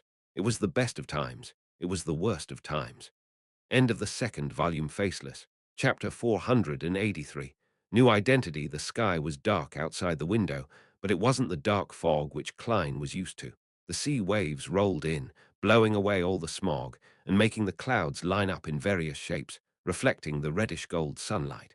This was Pritz Harbor, the largest and busiest port in the Lone Kingdom. Wearing a light vest and white shirt, Klein stood by the window and watched the outside world for a while until his pocket watch urged him to return to the mahogany table. In the warmth of the fireplace, he picked up a black, round fountain pen, unfolded a letter, and slowly wrote, Dear Mr. Isaac, forgive me for not writing to you until today, but for the past few days, I've been wandering in Backland, immersed in the devastation that has been inflicted on this great city by the events of the past few days. If we were ordinary people, perhaps we would have been covered with white cloth and carried to the crematorium, eventually settling in a tiny niche. I've waited for quite a while and finally found an opportunity to retrieve what belongs to me. This includes the card of blasphemy I promised you. In addition, there's another item which I will get the messenger to bring to you as well. It's a copper whistle that can summon a messenger. It comes from a chance encounter of mine regarding an elder who crawled out of his coffin. I'm sure you're puzzled having read this, as the description I used similarly points to you. This is what puzzles me. This is exactly what happened. I suspect that the original owner of the copper whistle is a member of the numinous episcopate that tries to revive death. Furthermore, his level isn't low. Perhaps you'll be able to tell something from this copper whistle. Before leaving Backland, I will write to the machinery hivemind to describe the massive underground ruin where you fought in C. Zangwill. I hope that they will be able to figure out the truth with the help of this information. After going through a roundabout and indirect test, I've confirmed that they do not have any enmity towards you and me for the time being. If you're in trouble, perhaps you can try seeking their help. Finally, I have one more question. Is there any way to remove the residual mental corruption of a Beyonder characteristic that has already solidified? I'm about to set sail. I wish you a smooth journey in finding your memories and a safe journey for myself as well. Your student and friend, Klein Morty.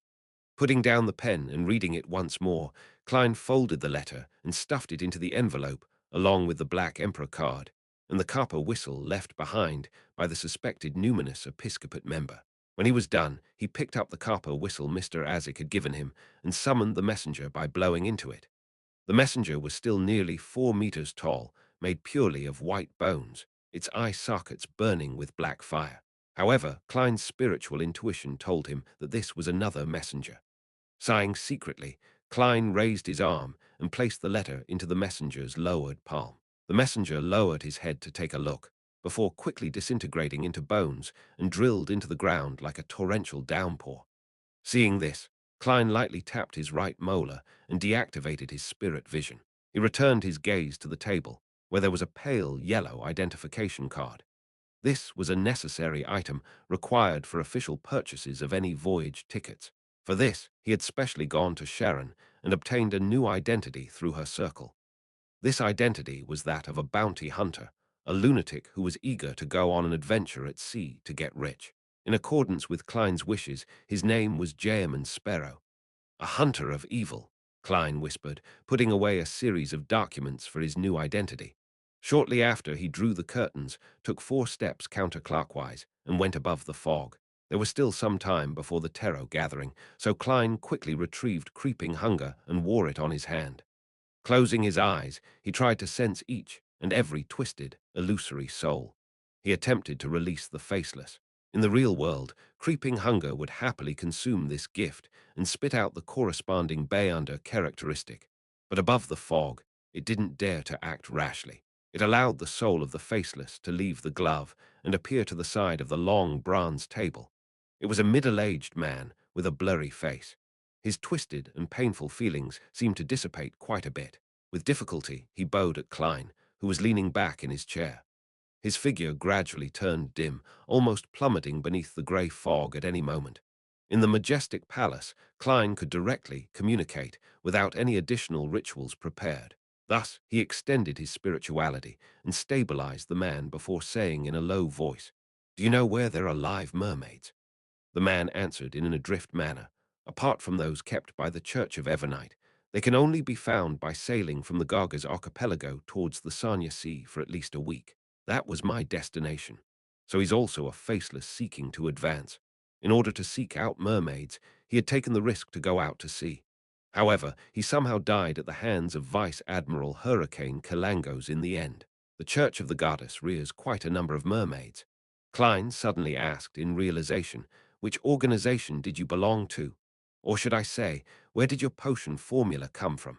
The blurry-faced, middle-aged man's body suddenly trembled. It was only 2 seconds later that he spoke up. "The Secret Order. I belong to the Secret Order." "Secret Order? Doesn't the Secret Order rear their own mermaids?" Klein hesitated for a moment before asking, "Have you ever seen your leader, Zaratul?" The illusory and transparent faceless was silent at first, but then he shouted with a sharp voice, "I have. He's abnormal. He's an undying monster." As he spoke, his figure became increasingly thin, almost on the verge of dissipating. As expected, Zaratul is still alive. Just what had happened for a Secret Order member to be so afraid of him? More accurately, I should use him. Klein quickly asked about another key issue. Apart from the treasures left behind by the Antigonus family and what your secret order has, is there anywhere I can get the high-sequence Bayonder formulas for the seer pathway? The faceless turned increasingly transparent and more illusory. He finally left the words, "The Church of Evernite, Cathedral of Serenity, the Holy Cathedral." Klein silently watched as the faceless's spirit body achieved complete liberation as he repeated the words. The Cathedral of Serenity was the headquarters of the Church of Evernite, also known as the Holy Cathedral, according to the Nighthawks. There really are high-sequence potion formulas of the seer pathway hidden there. I wonder how many secrets the various churches have kept buried and hidden. Sighing, Klein let the dark green glue-like substance that had formed on the surface of his glove slide onto the surface of the long bronze table. The faceless Bayonder characteristic eventually formed a jelly-like translucent object. In the dark green background, from time to time, there were different faces emerging, like shadows hidden behind dark curtains. Klein took a few looks before nodding indiscernibly. He muttered to himself, "I'll use the world later to get Mr. Hanged Man to sell this Bayonder characteristic either to artisans or Bayonders who need it." Although he had found a flaw in the official Bayonder's surveillance of 15 Minsk Street by means of divination above the grey fog, he didn't return there so as to not provoke them or expose the secrets of his spirit body. Instead, he spent extra money to buy a change of clothing and other daily necessities. All of that amounted to £12. Together with the £8 paid for the documents of his new identity, his wallet was so empty that there was almost no need for it to exist. As for the 10% stake in the bike company, Klein found an opportunity to meet with Isengard Stanton and signed a legal agreement to entrust the matter to him. After all, their relationship wasn't a secret in the eyes of the Nighthawks or the machinery hivemind. I still have £5 in cash and 5 gold coins. It will cost £4 to head for the Rorsted Archipelago, and that's for a third-class ticket at the lower deck. It would take at least £4 to go from the Rorsted Archipelago to the Gargas Archipelago. I have to quickly sell off the faceless Bayonder characteristic. This way, I would be able to afford a second-class cabin and eat decent food. Thanks to Emlin's suitcase being placed above the grey fog all this time, I've had to buy another one. Klein silently went through his financial situation, feeling as if he had returned to the time when he had just transmigrated, relying on the salary of the Nighthawks before he could even buy a suit. A sequence 6 Bayonder characteristic varies between 30 to £40. If I encounter someone in desperate need for it, then it can be sold at a premium. But apart from maintaining my living expenses, I have to consider the cost of the Mariontist's supplementary ingredients. I also have to consider the cost of the ritual needed to eliminate the mental corruption. Klein sighed and took out his pocket watch to take a look at it. Seeing that it was about time, he sent a message to Little Sun to prepare for the gathering. For's vision turned clear as she saw 3 figures sitting across the long, mottled table. A new member. With a thought, she quickly settled down. At this moment, she didn't care if the Tarot Club had any new members. Her mind was filled with the incident of the smog and plague from last week. She vividly remembered that the world had warned herself and Miss Justice at the last gathering that something huge was brewing in Backland, which could likely bring about a tragedy. Mr. Fool had confirmed that conjecture, and he had further pointed out that the person at the heart of the problem was Prince Edisac. She didn't doubt Mr. Fool's abilities and felt that the tragedy needed time to brew, giving her plenty of time to investigate.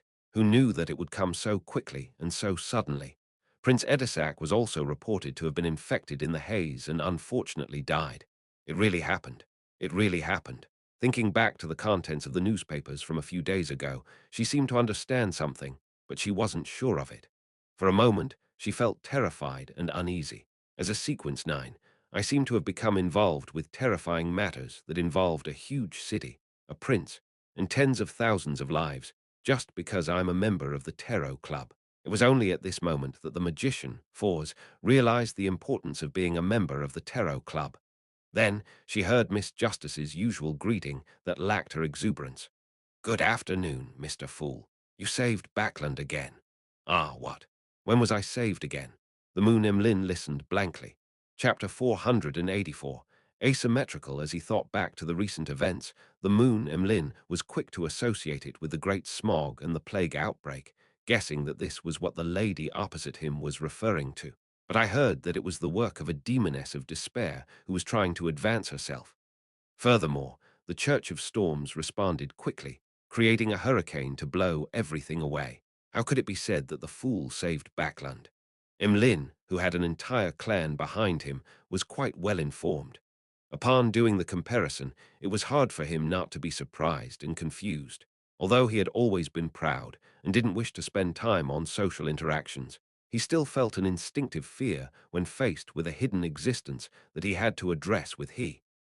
He didn't dare to open his mouth to ask, and decided to listen for a while. Alger, even though he was drifting out at sea, had received news of the great smog in Backland.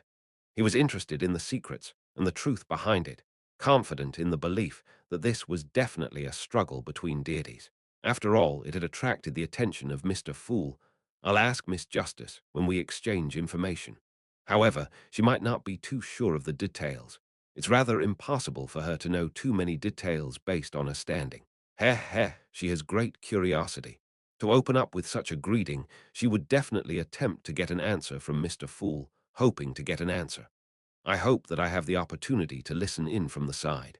With this in mind, Alger turned his head to look at the sun. Seeing how he wasn't anxious but calm and reserved, he knew that the City of Silver's exploratory team had already broken out from the fate of repeating their lives. Similarly, Audrey, who had figured out that the operation was successful from reading Little Sun's reaction, heaved a secret sigh of relief. She prepared herself to understand what had happened later in detail. After a solemn bow towards Mr. Fool, she thanked the seemingly unkind Tarot Club member, the World, for his advance warning. Mr. World, if it wasn't for your advance warning, then perhaps tens of thousands of people would have died in Backland during this great smog. In truth, I was also doing it to save myself. Klein controlled the World to give a hoarse laugh. He said it with sincerity and without any trace of acting, because if it wasn't for Miss Justice, who was notified in advance and warned the Church of Evernite, then the powerful existence who erased Mr. A wouldn't have arrived in time, and he himself might not have been able to hold on for long. If Mr. A had disintegrated me and ate me, then perhaps I might not have a chance of reviving, Klein thought in appreciation. Mr. A's feasting would literally be feasting. Immediately after, as the fool, he leaned back in his chair and responded with a smile. All I did was provide some trivial help. No, your blessed really helped save Backland. His contribution is the greatest amongst everyone, Audrey praised from the bottom of her heart. His warning allowed the goddess, the Church of Evernite, to make preparations, wiping out the demoness of despair in a timely manner and preventing the primordial demoness from awakening. It allowed the contamination of the great smog to be kept under control. Furthermore, he even destroyed the Aurora Order's ritual, preventing the attempted descent of the true creators once again, keeping him at bay from the real world. Audrey received unanimous praise by Earl Hall and his wife for providing the most important information. They hadn't concealed the results of the investigation and some of the details they had gathered from her. Of course, they also raised their wish as parents that their daughter wasn't to get too involved with that secret organization. It would be enough if she stayed in the outer circle and gathered some information, then maintained her strength below that of Sequence 7. The primordial demoness's awakening. The true creator's attempted descent. What exactly happened in Backland? At the same time, Alger and Emlyn had the same reaction, but their expressions were different. The former only slightly raised his eyelids as his pupils contracted, unconsciously sitting to the side a bit, while the latter gave the illusion that he was about to jump up. Mother, no, esteemed moon, when did Backland become so dangerous? Two evil gods had actually made their appearance during the great smog. Is that young lady lying? Even though Mr. Fool is an existence suspected of being a deity, it's also impossible that he would simultaneously offend two entities of the same level, right? Could it be that he is actually the incarnation of a true god, or is there an alliance of deities behind him? Is that why the ancestor asked me to pray to him? The more Emlyn thought about it, the faster his heart beat, but it was impossible for him to receive verification. The fact that Sanguine had the nickname Vampire didn't mean that they didn't have a heartbeat. It was just that they were relatively slow and the heart itself was one of the sanguine's fatal weaknesses. Indeed, indeed, it's an event that had attracted the attention of Mr. Fool. But what benefits could he gain from sabotaging the evil guard's plans? Alger sighed inwardly. Fours was surprised and frightened. She didn't expect that the horrible great smog that had taken the lives of tens of thousands of people would conceal an even more horrifying truth. If it hadn't been stopped in time, the whole of Backland would have been destroyed, and Zio and I wouldn't have survived. Fours swallowed a mouthful of saliva hard. Her feelings were similar to Audrey's feelings as well. Through this matter, this young noble lady clearly understood one thing, which was that the life she believed to be peaceful and calm was like a soap bubble amidst a clash between deities. Just a slight perturbation could immediately pop it into nothingness. Or it could be said that the entire kingdom, the entire human society, exists only because of the balance between the deities, and this balance is extremely fragile. Every time a similar thought gushed her mind, Audrey felt a wave of grief wash over her. Klein was pleased when he saw that someone knew and remembered his contribution. He smiled and said, "Unfortunately, he has to stay away from Backland as a result. Mr. Fool's Blessed has to temporarily leave Backland." Audrey stood up again and sincerely bowed. "Please convey my gratitude to him." Klein maintained his image without giving a reply other than nodding his head. At this moment, Audrey added, "I'm very sorry. As the three churches and the military are cleaning up Backland, I was unable to get the follow-up pages to Roselle's diary. Please wait one more week." "Sure," Klein said in a flat tone. Hearing their conversation, Fours was startled as she hurriedly looked to the end of the long bronze table and said, "Honorable Mr. Fool, I received 3 pages of Roselle's diary. Not bad. More members mean more channels, and many things snowball quickly." Klein gently nodded. "Very good." Roselle's diary. Emlyn felt as if he had heard something extraordinary again. Under his puzzled gaze, Fours conjured 3 pages of the diary and passed them on to Mr. Fool. Only then did Klein remember that he had missed introducing a particular vampire. Smiling, he introduced, "This is a new member, Mr. Moon. This gathering is called the Tarot Club." "They are." "Mr. Moon, I thought it would be a lady who would choose the moon." Audrey greeted politely while her thoughts scattered. Similarly, Emlyn wondered whether the members such as the Hanged Man and Justice were humans or transcendent creatures, which pathways they were from, at which sequences, from which organizations, or if they were friendly to the Sanguine. Klein didn't care about them sizing each other up as he cast his gaze to the diary entries in his hands. 11th February. Today, I found out about a secret of the Sauron family. Ha ha ha. I'm going to die from laughter. Ha ha ha. So it turns out that the hunter pathway that they possess will change gender at sequence 4. Men wouldn't change, but women will change into men. It's no wonder that none of the high-sequence Beyonders of the Sauron family that I'm aware of are female. The iron-blooded knight is indeed a true man. Ha ha ha, if it wasn't for how sensitive this secret was, then I would even feel like ridiculing Florin next time. The Sauron family ancestor that he looks like might have been a woman. This potion is way too much of a trap, isn't it? I hope the savant pathway wouldn't have any strange changes upon reaching the high sequences. I don't want to one day suddenly realize that I either don't advance or I have to change into a woman.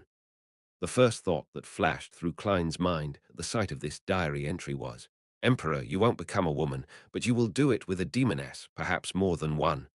Indeed, there's a pathway that changes women to men. Furthermore, it's within the ones I expected. Hunter represents war, causing women to change genders at sequence 4. This is a little odd.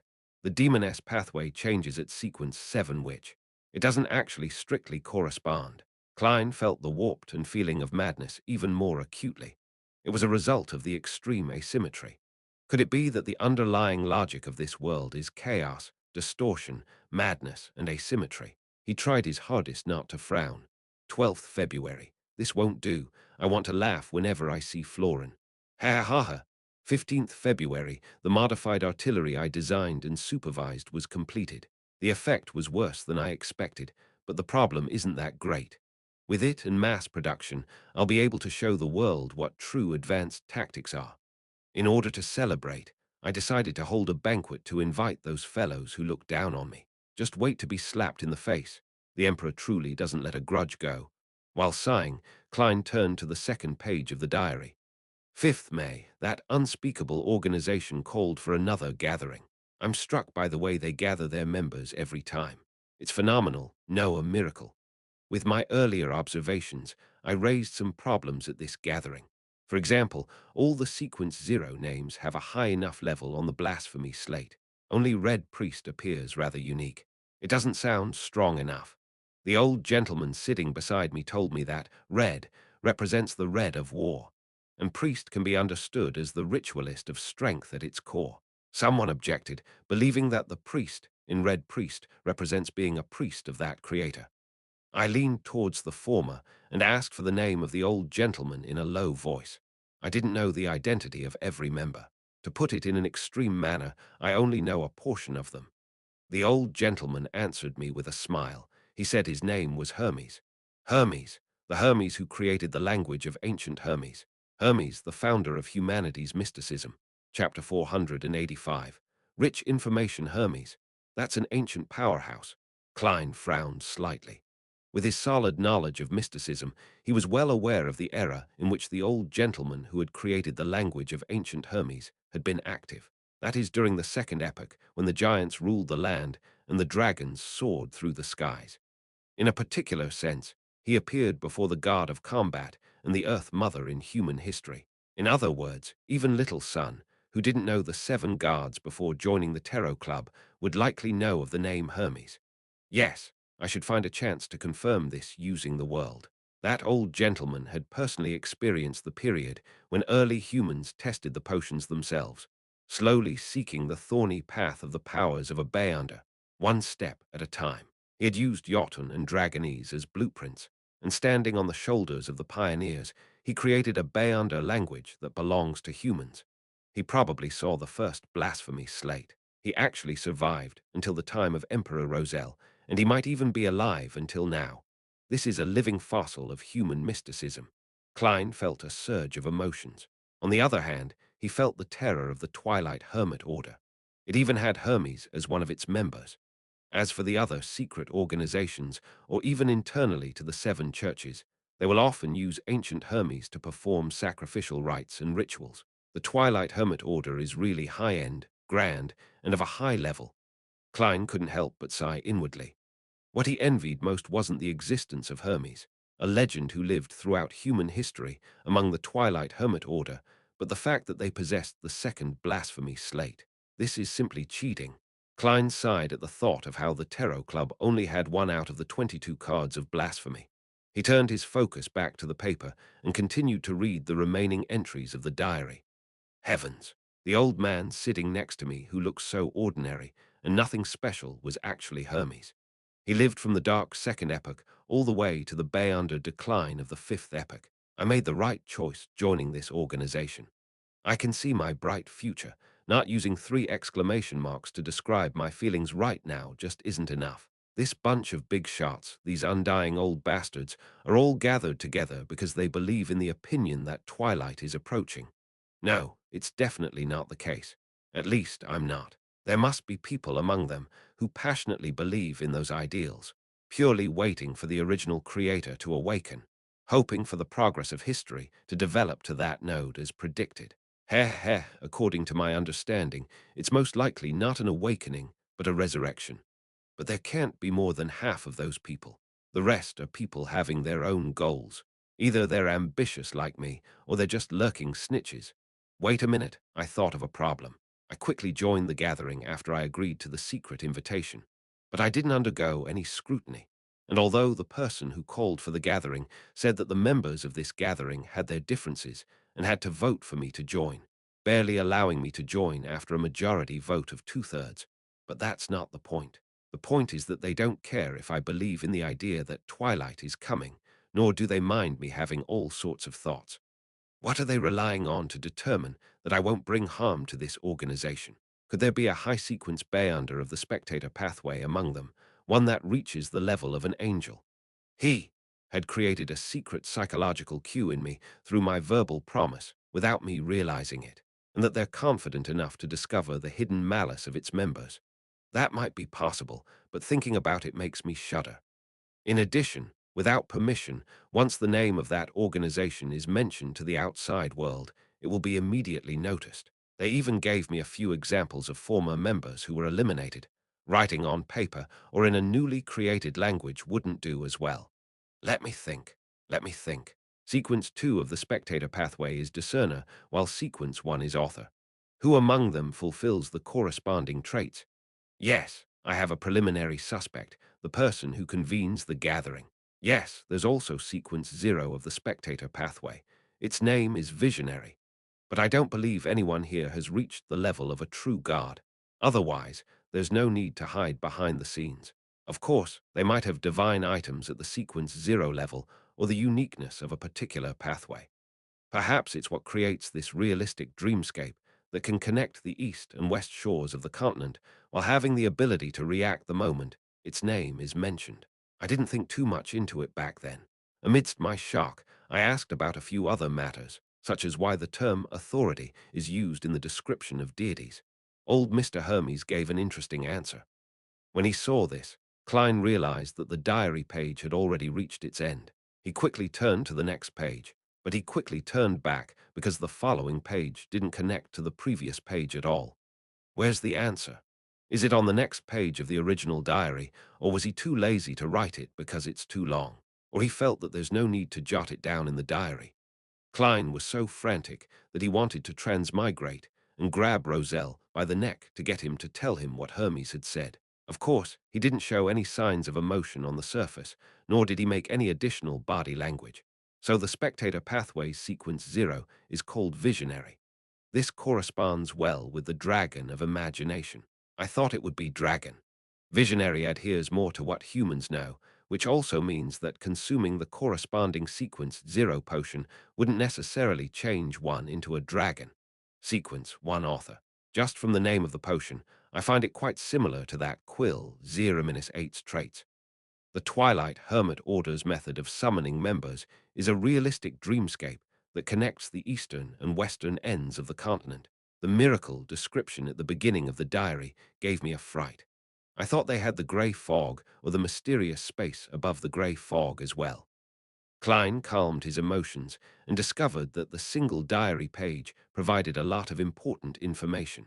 First of all, he knew that the ancient sage, Hermes, had at least lived to Roselle's era, which was about 100 or 200 years ago, and he was a member of that mysterious organization.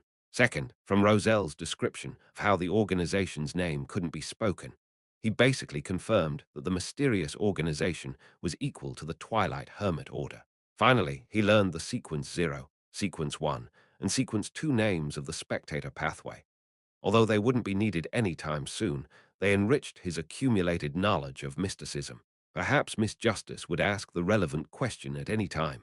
Her curiosity had always been strong. Forcing himself to forget the missing answers, Klein turned to the last page. As he read, Audrey habitually observed the details, and she acutely noticed that the Black Emperor card, which Mr. Fool had placed face down on the long mottled table, was missing. He gave it to a blessed to provide the appropriate help, or he exchanged items with some existence. Audrey blinked, trying to guess the reason. She was more inclined to the first theory, because without the help of Mr. Fool, his blessed wouldn't necessarily be able to destroy the ritual for the descent of the true creator. It's a pity that Father is unable to see the detailed file. Otherwise, I would know who Mr. Fool's blessed is. He's a man of medium height, dressed in Lone's most popular double-breasted frock coat, and he had been near Red Rose Manor at the time. I should be able to lock onto a target by using this information as a basis for investigation. But that might anger Mr. Fool. He hasn't permitted me to expose the identity of his blessed. Audrey, don't think too much. Don't be curious. Perhaps you'll meet in the future. Audrey retracted her gaze. At this moment, Klein felt like laughing because of the contents of the last page. 16th March, my first time attending a noble ball in this world. The young ladies and madams were a lot better than I imagined. In the novels I read, they didn't bathe in the Middle Ages and relied on perfume to mask their disgusting body odor. They would frequently step on feces when they were out and easily smeared their faces with things that are laced with poisonous heavy metals. But it's different here. They love to take baths. They have charming perfumes, fair skin, and tight waists. Most of them have pretty good figures. I overcame my nervousness and had a nice chat with the young daughter of Viscount de Rillos. We talked about the meritorious deeds of my ancestors, talked about my family's estate, and my present aristocratic title. Then she politely mentioned that she wanted to get something to eat. I didn't pay much attention to it at the time, since hitting on chicks needed to be taken slow. But when I went downstairs to take a walk in the garden, I found her in an empty study F-King with the eldest son of Earl Flores. FK, this is their first time meeting each. Is it me, Huang Tao Roselle, who isn't good-looking enough? Or am I not entertaining enough? How realistic. Fortunately, the madams have treated me quite well. I can sense the hidden passion within them, hee. Roselle really wasn't used to the Inti's style at first. According to historical records, the Gustave family had been on the decline for several generations, with only their aristocratic title of Baron and a little property estate to their names. This lasted until Roselle made his fortune. I didn't expect the Emperor to have a woman snatched away. Wait, I remember Roselle mentioning in his diary that he had done it with Countess Flores. Impressive, impressive. Klein looked down at the two remaining diary entries. They were of no value and were accounts of Roselle's life in the manor. The entire content was him wanting to hunt, his missing of delicacies, as well as his hopes of obtaining Bayonder powers and beautiful maidservants. Klein leaned back a little, allowed the diary pages to disappear from his hands, and said with a smile, "You may begin." Audrey immediately looked at the sun diagonally across from her. "Have you extricated yourself from the cycle?" Derek nodded honestly first, before bowing towards the end of the bronze table. "Honorable Mr. Fool, thank you for your guidance. It allowed me to find the key point of the Angel of Fate on the mural with the words Rose Redemption. It aided the chief in destroying the repeated cycle of fate." "What Angel of Fate? I don't know anything." The very puzzled fool, Klein, replied with a smile, "Not bad." Author's note: don't be eager to say dragon of nightmare or dragon of imagination. It contains an important setting. Chapter 486. Klein's conjectures Emlyn was similarly confused. Words like Rose Redemption, Angel of Fate, and destroying the repeated cycle of fate were beyond his understanding. He only felt that he could understand every word, but had no idea what they meant when placed together. Could it be that the young son had just escaped the pursuit of an angel? Emlyn guessed from the small amount of information he could understand. After Derek thanked Mr. Fool, the hanged man shifted his position slightly, leaned slightly towards him, and kicked off from Miss Justice's question. He said in a normal tone, "What was the exact sequence of events?" Derek didn't hide anything and honestly replied, "Miss Justice, Mr. Hanged Man, Miss Magician, and Mr. World, thank you for your concern, and thank you for the suggestions you previously gave me. In my sixth exploration, I tried." He described his actions and the corresponding results, highlighting the matter that the little boy, Jack, came from Enmat Harbor and the details of the Rose Redemption murals. Enmat Harbor. That strange little boy, Jack, is really from the Lone Kingdom.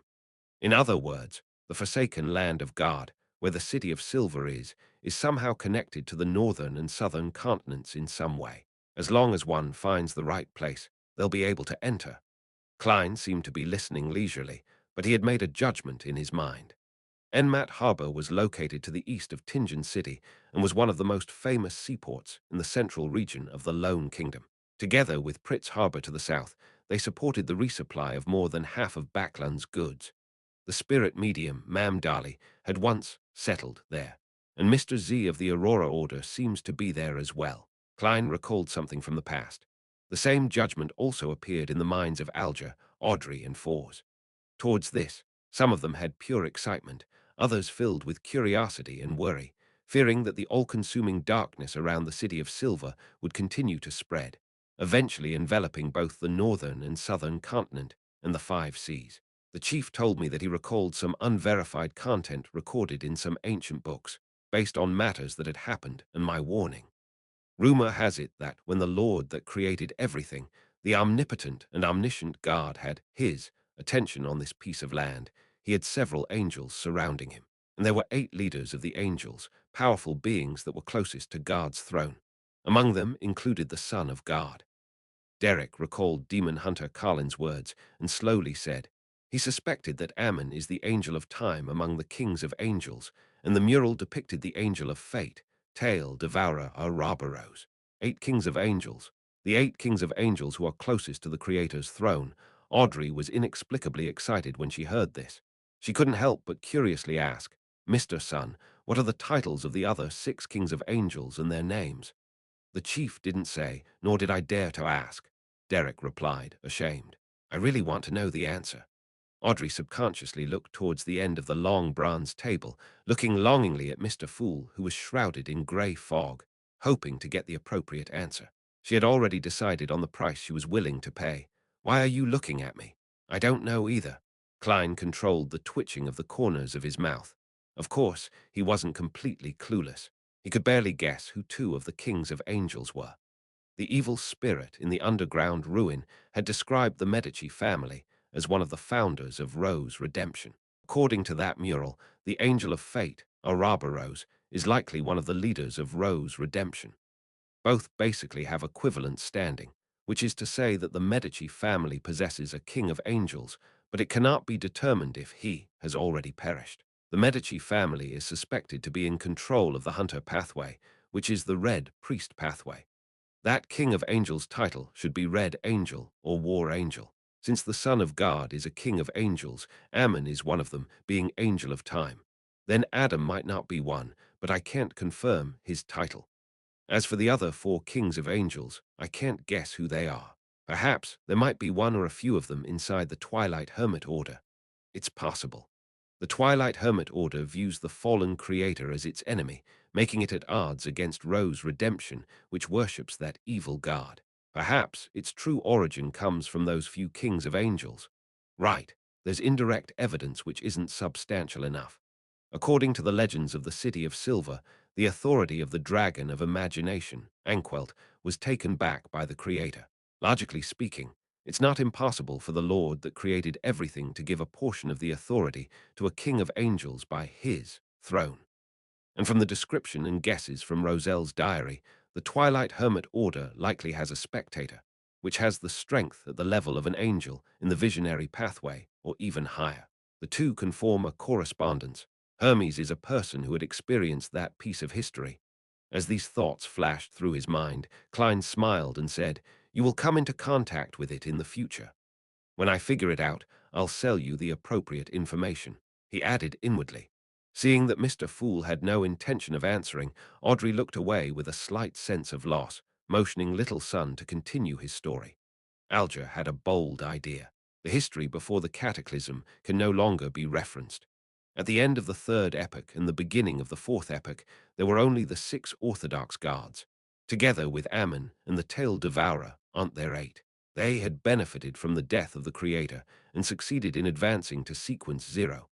For a moment, Alger felt that his thoughts were blasphemous actions that could be punished by fire, but he was also unable to contain his excitement. He finally calmed down and concentrated on listening to Little Son tell his story. Towards all of this, Emlyn could only respond with a blank look. Although the Sanguine had a long history and lifespan, so they knew quite a bit about the history before the cataclysm, they were all concentrated before the ancestor fell asleep, and it didn't involve the so-called kings of angels.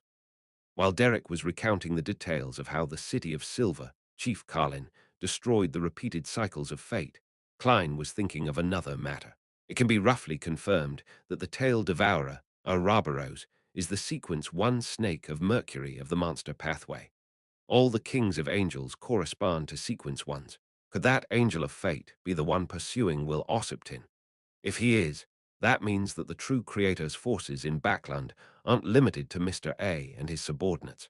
However, the 2 snakes of Mercury are fighting for the position of sequence 0, to the point of draining all of the Tail Devourer's strength.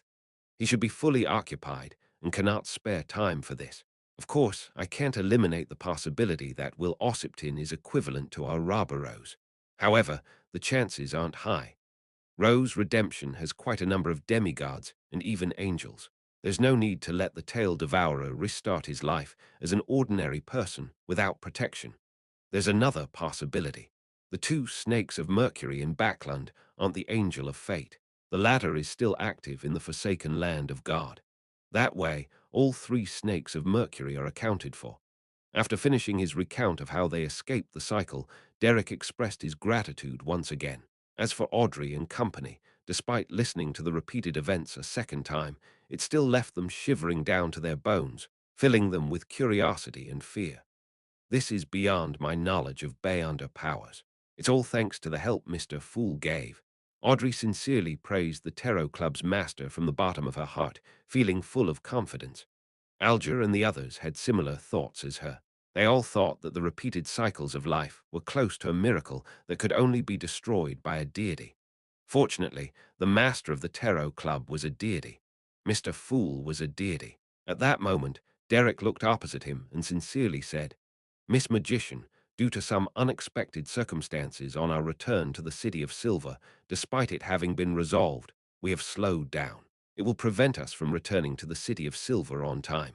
Your Spirit Eater's stomach pouch will require another day or two.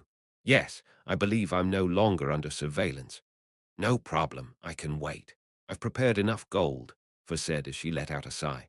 She had sold the mirror dragon's eyes to Miss Justice and had received £10 in cash. After informing her teacher, Dorian, of the exact results, her honesty had been praised and approved. Dorian told her that the £800 offer had been made in order to give her about £100 in labour fees. As such, the extra £200 would be a bonus for her. In other words, she had earned £300. Together with her original savings, she now had a total of £650, which was enough to buy the stomach pouch of a spirit eater. With this, Dorian trusted her a lot and revealed a lot of information regarding ingredients. It will take me at least 2 weeks to digest the rest of the potion. I'm not in a hurry. Looking diagonally across the table, Force said, Mr. Hanged Man, there's news of the dragon-eyed sea condor you require. £200. Dorian had given a reference price of £20. On the one hand, Fours had allowed room for bargaining, and on the other hand, wished to earn a little more. £200. Alger couldn't help but frown. His financial situation wasn't looking good after he purchased the wind-blessed potion formula. Although he still had some secret savings, they were either of use elsewhere, or he hadn't been able to find a buyer for a long time. Phew. He secretly let out a sigh and calmly said, Very well, but I'll need some time to collect the funds. In addition, yours is too expensive. I have many channels to get cheaper ones. One, £900. That's the highest price I can accept. No, £20. That's the bottom line, Foz replied without hesitation. She was afraid that if she made too high an offer, then the other party would give up the deal. Alger immediately nodded. Deal, this. Foz was somewhat stunned. After listening by the side and witnessing the conclusion of a deal, Emlyn thought and eagerly asked, Ladies and gentlemen, does anyone know how a sanguine can improve their strength without relying on the bestowment of their elders? As soon as he finished speaking, he felt numerous gazes land on him. Sanguine, is that the vampires of legends? Audrey's eyes sparkled as she studied Mr. Moon. And as a novelist, Fuz no doubt had all sorts of beautiful or exotic fantasies of the sanguine, and her eyes were just as bright. Sanguine. Alger was taken aback at first, but he soon relaxed his brows. A vampire hiding in the darkness, covered in pus, while moving like the wind. Derek couldn't help but look sideways to size up Emlyn. Sanguine. The world was late by a second before giving a normal, necessary response. Chapter 487. The growing Tarot Club. The moment he was being stared at, Emlyn was momentarily at a loss, vaguely aware that he had asked something he shouldn't have. Why are you looking at me like that? Can't I have a sanguine friend? Should I try to explain? No, what's wrong with being a sanguine? I'm a sanguine, there's wrong with admitting that. A sanguine have a long history, long lives, and rich heritage. It's a lofty race. None of you are especially amazing either. What was just traded was only a sequence 6 item at best. After a few thoughts, Emlyn White raised his chin and proudly added, Yes, I am a pure sanguine. No one asked him if he was. Mr. Moon is lacking some self-confidence, which resulted in him reacting a little excessively. Audrey read Emlyn's performance. He's really a sanguine. Was asked out of curiosity. Mr. Moon, do you sanguine mimic humans and give aristocratic titles like Duke, Viscount, Earl, and Baron to label different powerhouses of different standing? No, it's you humans who mimicked us sanguine. Emlyn sat up straight. Long before the cataclysm, long before the second epoch, our sanguine already had these aristocratic titles. Those who have yet to fully control their strength are underage sanguine, and as for me, I'm considered an adult. Going one step further, one will gain the title of Baron, and the progression leads all the way to Duke. Above Duke would be positions such as Queen and Prince. Back then, you humans were still under the rule of the giant king's court, so it's impossible for you to invent aristocratic titles. The moment his voice fell, the nearby Derek blurted out, "There are no such records in the history of our city of Silver." The categorization of the Sanguine was determined by the appearance of the blasphemy slate. Prior to that, it was very vague and ambiguous. There were only titles such as the different family clans head or leaders of a territory. Standing atop all is the ancestor Lilith. After that, it strictly followed the potion system, named after the different sequence names. Emlyn replied scornfully, "The history of our Sanguine was written with our long lives. It's not something that can be overturned by the random records of some small, ordinary city of silver." Wait, they keep mentioning the City of Silver. Where exactly is it? Why haven't I heard of it? After the retort, Emlyn realized that he had apparently overlooked something important. Our City of Silver doesn't make up history. Our records come from ancient books that can be verified or from the ruins of other cities, Derek emphasized, somewhat aggrieved. If no one stops them, then I think they can argue about this matter until the end of the gathering. Although Little Son is honest, sincere, and reserved, he has a very stubborn and persistent personality. On the other hand, Mr. Moon seems to care especially about the history of the Sanguine. Audrey did her daily observations as a telepathist with piqued interest. At this moment, Alger interrupted the discussion between the sun and the moon. "I know how to raise the strength of a Sanguine." Emlyn's attention was diverted. "Ah, Mr. Hanged Man, what payment do you need? I can use some of the lost history our Sanguine has in exchange." Alger revealed a smile. "No, we're all members of the Tarot Club. This kind of information exchange is free of charge.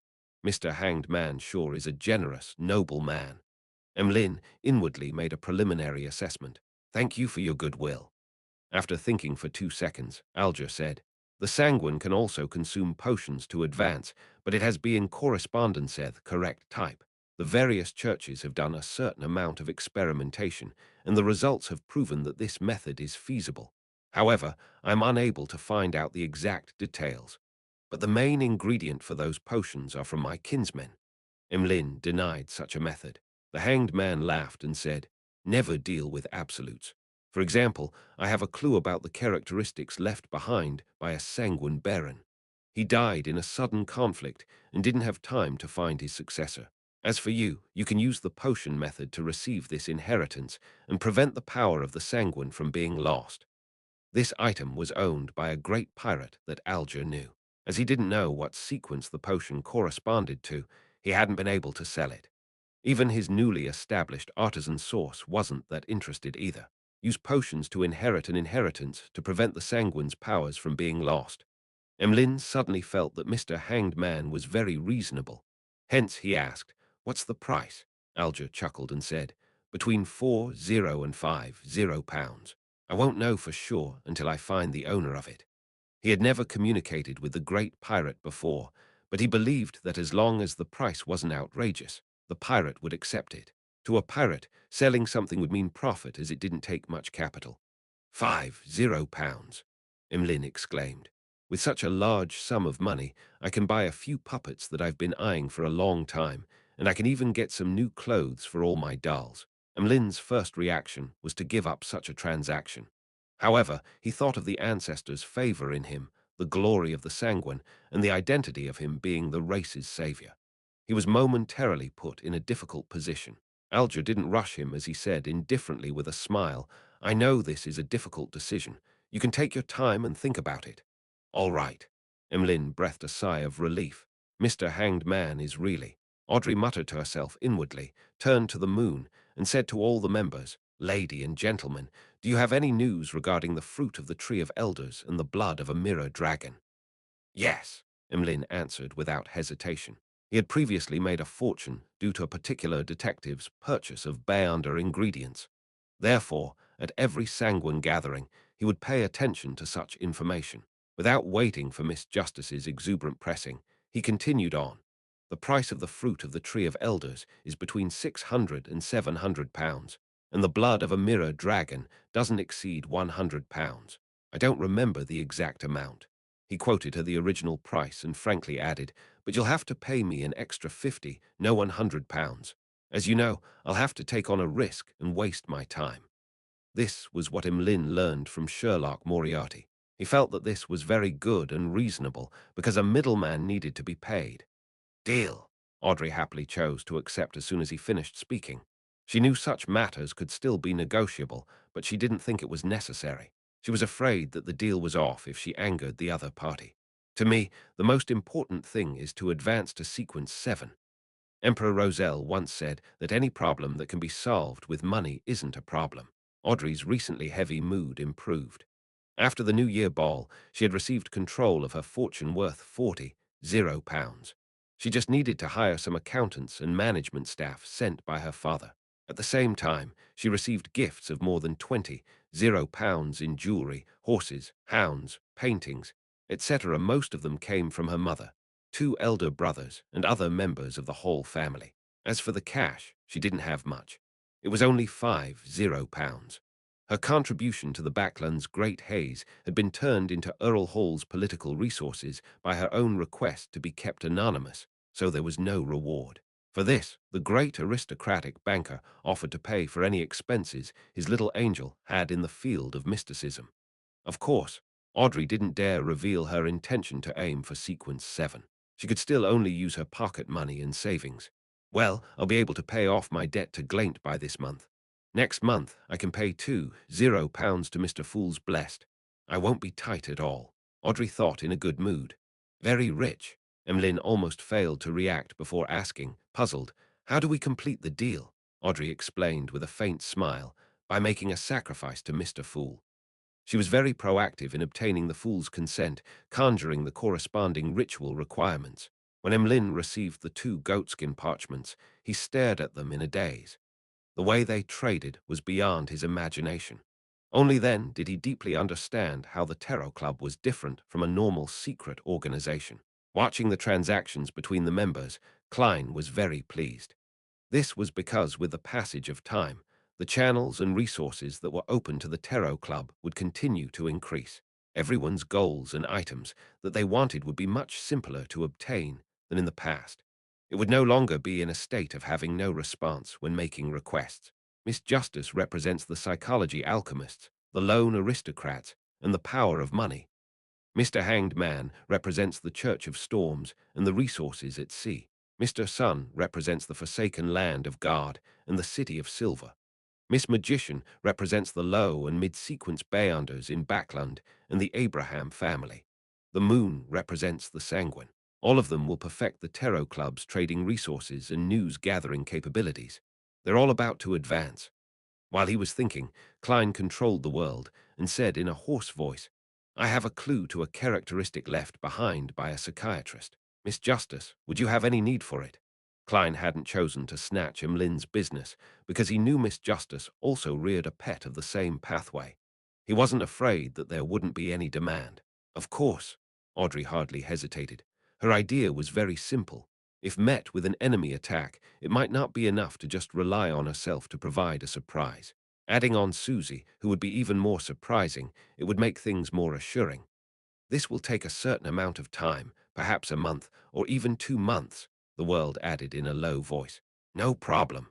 Audrey was under no psychological pressure. She knew that Susie hadn't finished digesting the telepathist potion.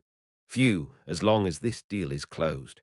I hope I can release the psychiatrist as soon as possible." Miss Justice didn't seem to ask about the price. To her, with the fool's supervision, the price wouldn't be too outrageous.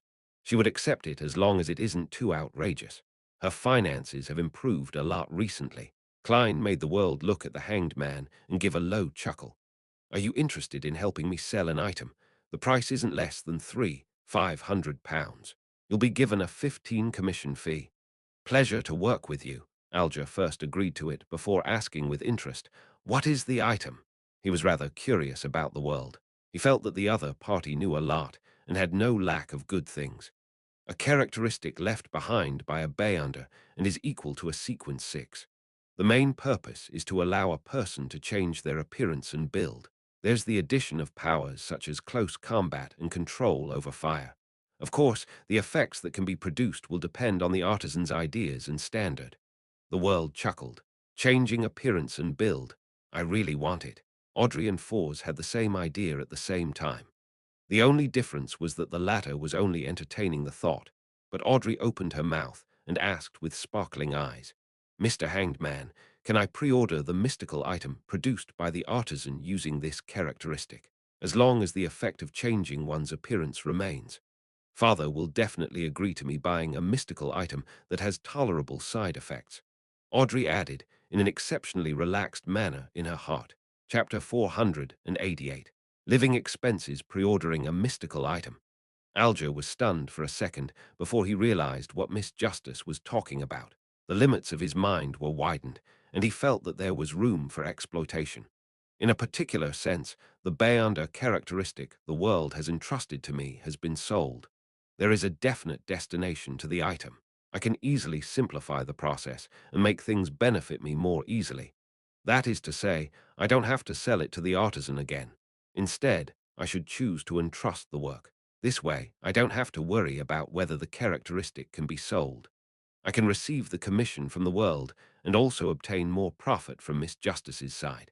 The only capital I need to put up is the fabrication fees for entrusting the job. Of course, I have to consider if the artisan will be willing to promise to take the risk. Many thoughts flashed through his mind as he quickly weighed the pros and cons and finally came to a decision.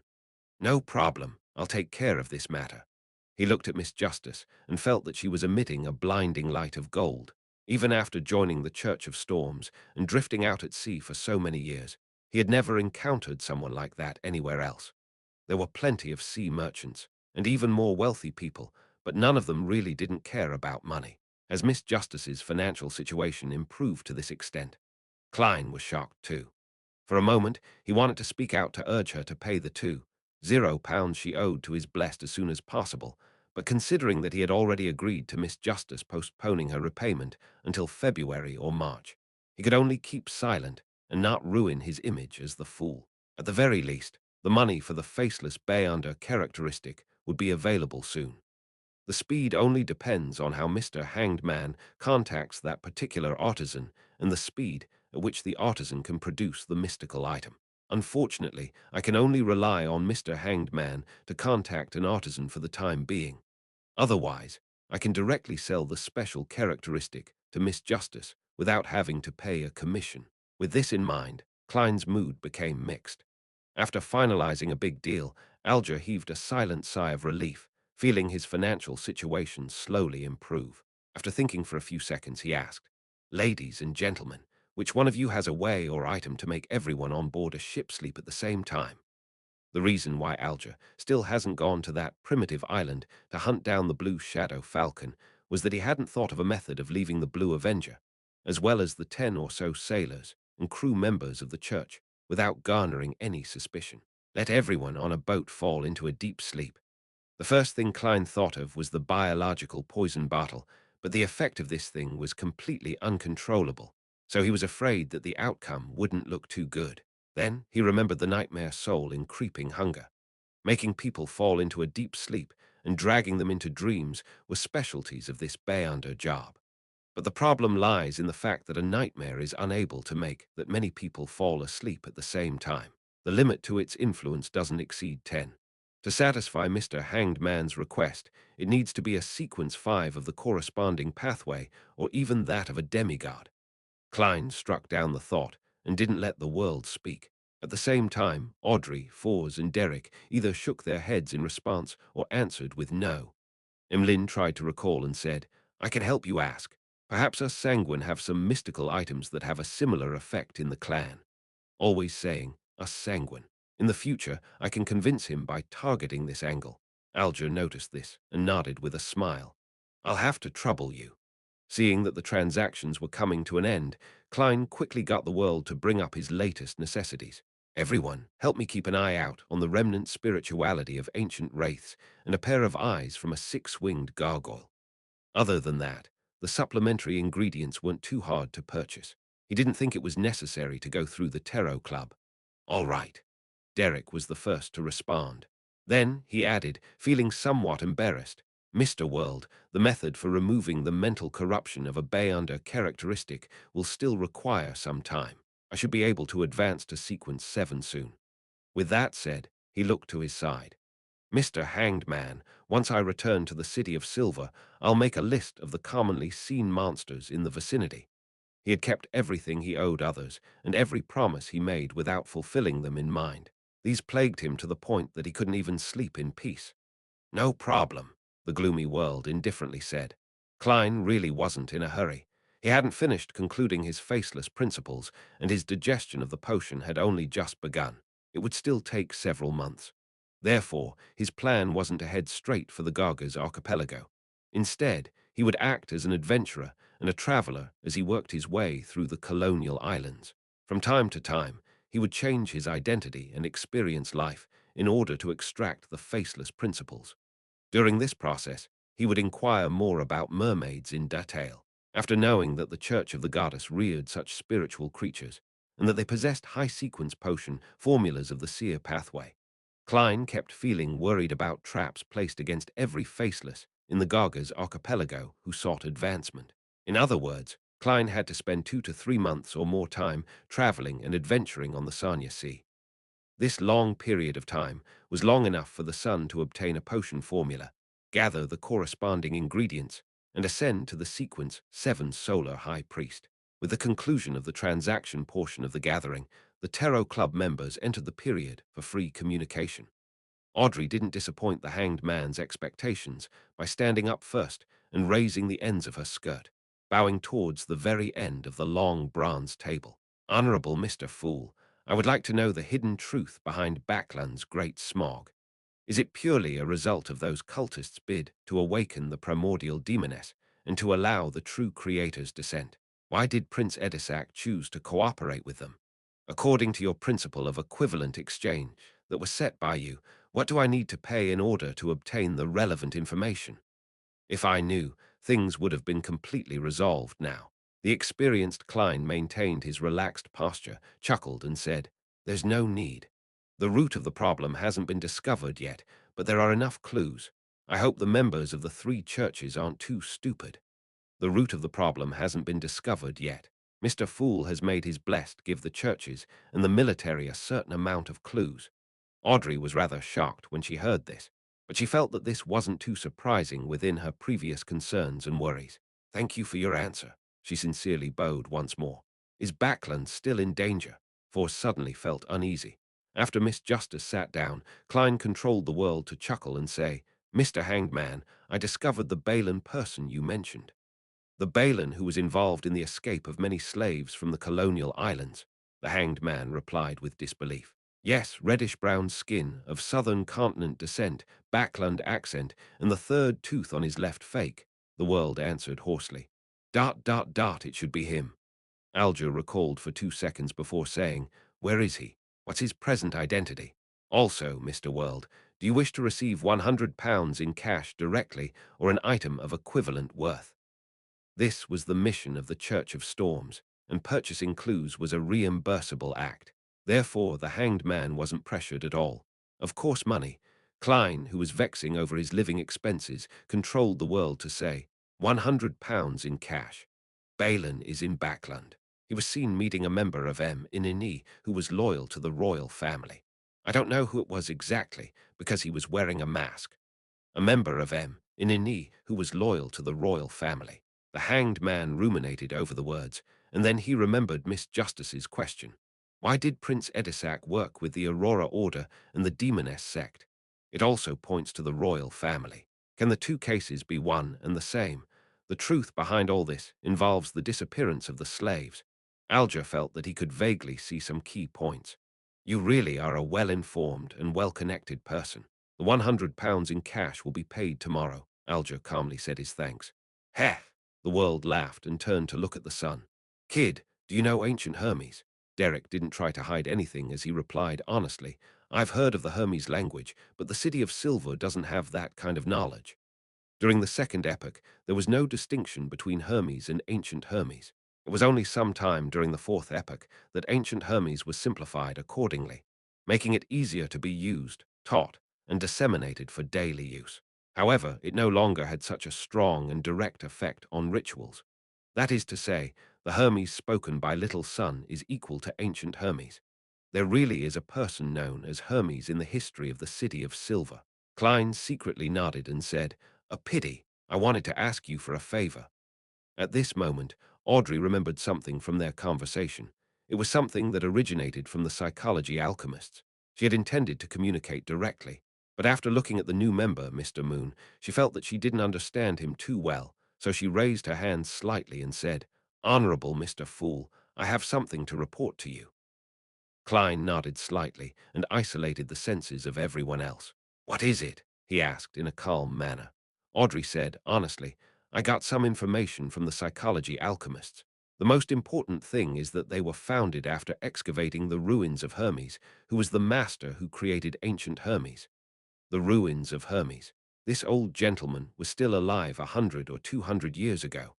Had he deliberately guided the psychology alchemists to discover the relics, or had he perished in the Roselle incident? Klein was stunned for a moment. After deliberating for a moment, he smiled and reminded her, "Hermes is a member of the Twilight Hermit Order." He didn't mention that Hermes could still be alive because it was impossible to confirm. Hermes is a member of the Twilight Hermit Order. The psychology alchemists might have something to do with this mysterious organization. Audrey was stunned before she let out a sigh of relief. Fortunately, I have the Tarot Club and Mr. Fool backing me. Otherwise, I would have no way of knowing and no way to guard against. Once again, she gratefully praised the Fool. At this point, Klein wanted to comfort Miss Justice, so that she wouldn't be too distressed and worried about the Backland incident. Maturing didn't mean that she had to give up positive moods and smiles. It wouldn't affect her ability to take things seriously, and would instead help her persevere for a longer period of time. However, after consideration, in order to maintain his image as the Fool, he had to give up this advice he gained from being a former clown. He then removed the isolation barriers around the other members, waiting for the end of the exchange and for the end of this tarot gathering. Chapter 489. Held up suggestion after another round of conversations. Derek suddenly asked a question. "Honorable Mr. Fool, what kind of hand gesture should we use when we would like to thank you usually?" Hand gesture. Klein was momentarily stumped by Little Sun's question. It had never occurred to him to imitate the gesture of drawing a clockwise circle from the Church of the Goddess, nor the Church of Storms' prayer gesture of striking the left of one's chest with their right fist. This is probably the last bottom line of a fake god. He lampooned inwardly. Seeing Mr. Fool smile without a word as though he was waiting for her and others to make suggestions, Audrey suddenly had a lot of inspiration and came up with a new question. Her eyes sparkled as she looked around and said, "Everyone, should we design a secret gesture to indicate our identity? Our tarot club doesn't have many members at present, so there's no need to worry about us appearing at the same spot and ending up opposing each other due to various reasons. But in the future, it might be very difficult to avoid that. We need a set of unique signals so as to identify friend from foe." "I have an idea for that." Klein suddenly remembered the secret hand gestures he knew from his previous life, such as the hand in waistcoat. Just as he was about to manipulate the world to make a suggestion, the hanged man opened his mouth. "No, Miss Justice, I don't think it's a good idea. Compared to other secret organizations, our tarot club's most striking characteristic is that the members do not know each other. Even if, let me raise an extreme example. Even if one of our members are captured and interrogated, they wouldn't be able to affect the others unless there's someone who can resist Mr. Fool and enter this place directly. And that is clearly impossible. Once we have a full set of signals and passcodes, traitors can allow the opposing faction to use these means to fish us out one by one. Are you that eager to flaunt your identities as Tarot Club members?" Audrey temporarily failed to provide a rejoinder as she stammered, "But it's reasonable to worry about the situation you mentioned, but this can be avoided through our fixed interaction every week and creating a temporary gesture ahead of time, as well as praying to Mr. Fool." In consideration that she would be providing him large amounts of gold, Alger's tone gradually turned pleasant. Audrey replied with some understanding.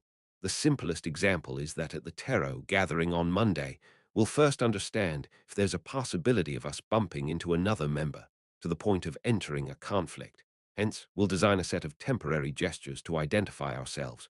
After the matter is over, we would immediately abandon that gesture. If there's any sudden situation and we're unable to communicate in time, or if there's some suspicion, we can seek an opportunity to pray to Mr. Fool to confirm if another member is participating in the same event. Something like that. Alger let out a silent breath. At that moment, Derek suddenly said in enlightenment, "Sorry, I asked a foolish question. Mr. Fool never mentioned any gestures to thank him because he was worried about us exposing ourselves." He immediately looked to the end of the long bronze table. "Your wish steers our path. I just thought of a special hand gesture." Klein chuckled and replied, "That's right." He cast his gaze towards the other members and said in a composed manner, "Let us end today's gathering here." "By your will." All the members, apart from the moon, stood up at the same time. Emlyn froze for a second before standing up in a flurry, mimicking the bows of the other members. A deep red light immediately appeared in front of his eyes, and he felt his body plummet slightly. Soon after, his vision returned to normal, and he saw dolls of various sizes in his room. Phew! Only until this moment did Emlyn White completely calm down as he recalled his first tarot gathering. Apart from Mr. Fool, the other members don't seem too powerful. Could they be like me, chosen for various reasons? I have the ancestor backing me, so who's backing them? What a joke. I originally imagined the sun to be a demigod who just escaped the pursuit of an angel. It turned out that he's only a sequence 8 and seeking to advance to sequence 7. A child who doesn't know manners definitely isn't an adult yet. However, the city of silver that he mentioned and the experiences that he had undergone are very strange. I have to find an opportunity to ask Lord Nibs. No, I have to first ask Cosme, as well as my parents. I'll see if they know anything about the city of silver. Humph, how dare the history books of the city of silver tamper with the feats of us sanguine? Miss Justice is from Backland. She's very, very rich. Is she the daughter of some rich banker or the daughter of some noble? Perhaps she's a banker or noble herself. Miss Magician looked at me very strangely. She must admire the lofty sanguine. She doesn't speak much and didn't divulge much about herself. Yes, she's a quiet girl. Mr. Hanged Man is a mature gentleman. He knows a lot and has a sublime character. He's willing to answer questions from new members and is willing to provide the corresponding help and information. It can be said that he's very popular. The sun and the world are both willing to ask him questions and seek his help. The world is quite an unlikable person. When he speaks, it's like there's phlegm in his throat that he can't spit out. I would disdain even drinking such a person's blood. It has a dirty taste. He's very introverted and is good at hiding his emotions. Furthermore, he easily produced a sequence 6 Bayunder characteristic and promised to provide a psychiatrist Bayunder characteristic in 2 months.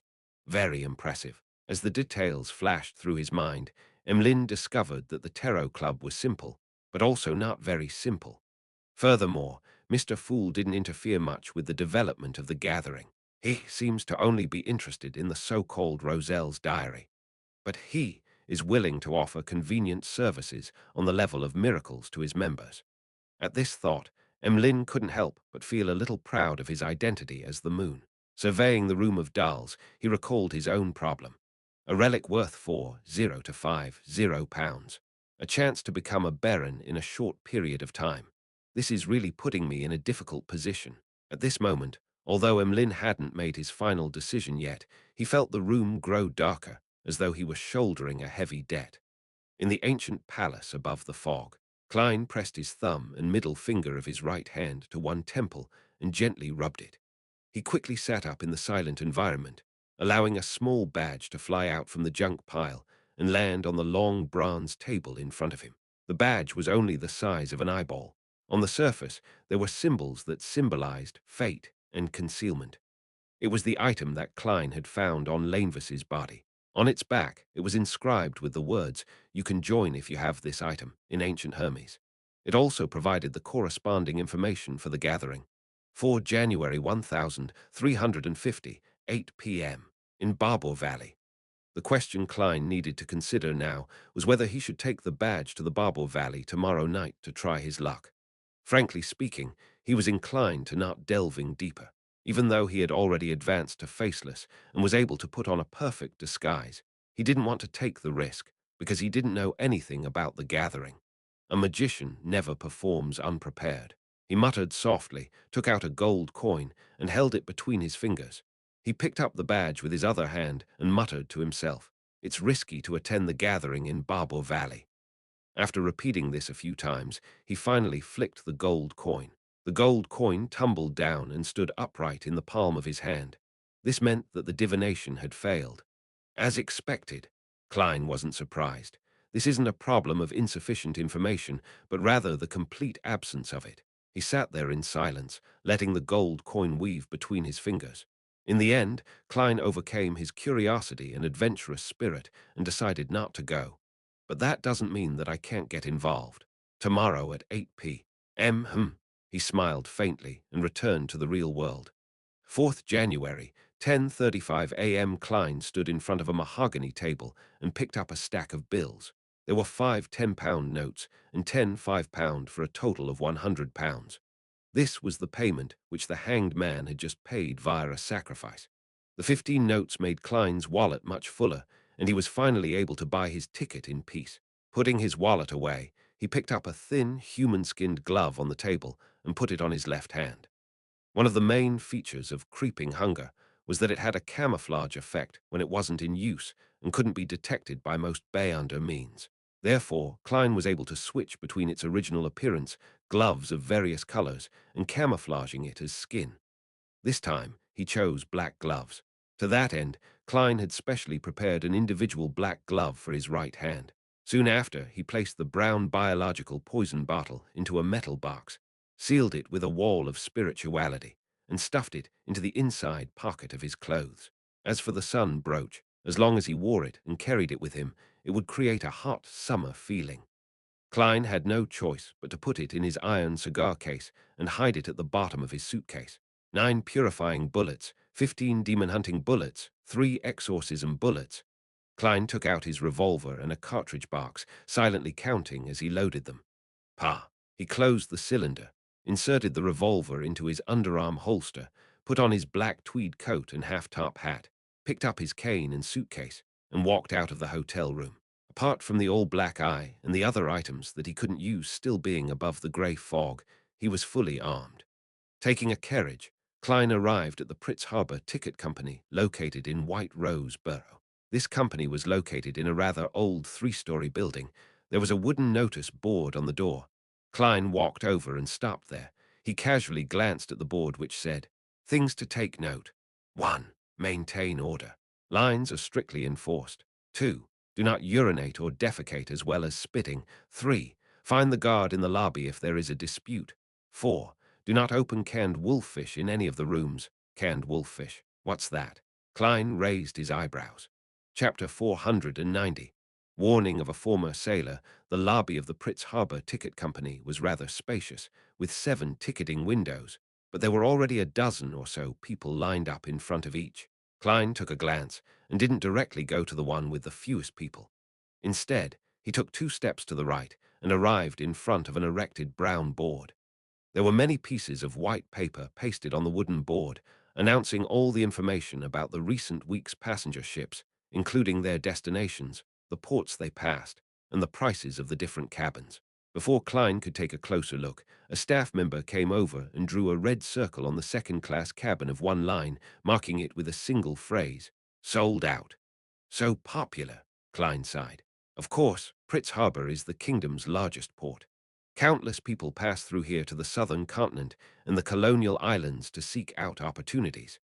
A middle-aged man, who was standing next to the wooden board, replied in a clearly boastful manner. He was wearing a black bonnet and a black and white checkered uniform similar to that of the police, but he had no epaulets. All he had was a seagull badge hanging from his chest exactly identical to the logo of the Pritz Harbor Ticket Company.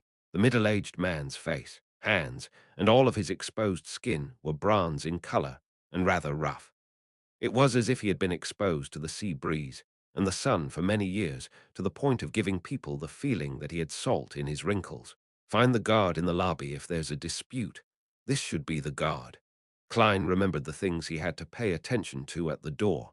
He didn't mind that the other party had taken the initiative to talk to him. He smiled and said, "You seem to understand this port very well." Hearing this question, the middle-aged man replied quite smugly, I was once a sailor with the kingdom's navy, and their main base was located at Pritz Harbor's Oak Island. I served for 15 years and spent a long time in the sea around here. If it wasn't for East Balam's war destroying my health, then I could be a sailor for another 10 years. I know this port as well as I know my wife's body. A little cultured, but also a little vulgar. Klein casually chatted with him, having the intention of asking about news on the sea. You became a guard here after retiring. No, I was crammed into a night school for 2 whole years as a student and as a gatekeeper. Holy Lord of Storms, can you imagine the scene of someone my age reciting with a bunch of teenagers? And they know and remember words faster than I do. The guard showed an expression that showed how unbearable it was to reflect on the past. As he spoke, he patted his thigh and sighed. Unfortunately, my knees can't stand wet weather. Otherwise, I would be a part-time teacher at night. Those kids will make you feel young, but I won't deny that it's because I want to earn more money. When you have a wife and 4 children, you have to realize that you have to support your family. Sir, you talk a little too much. Maybe that's why the ticket company hired you as a guard. Klein smiled and didn't continue with the man's topic. I just saw the things to take note of at the door and found that canned wolffish are not permitted to be opened here.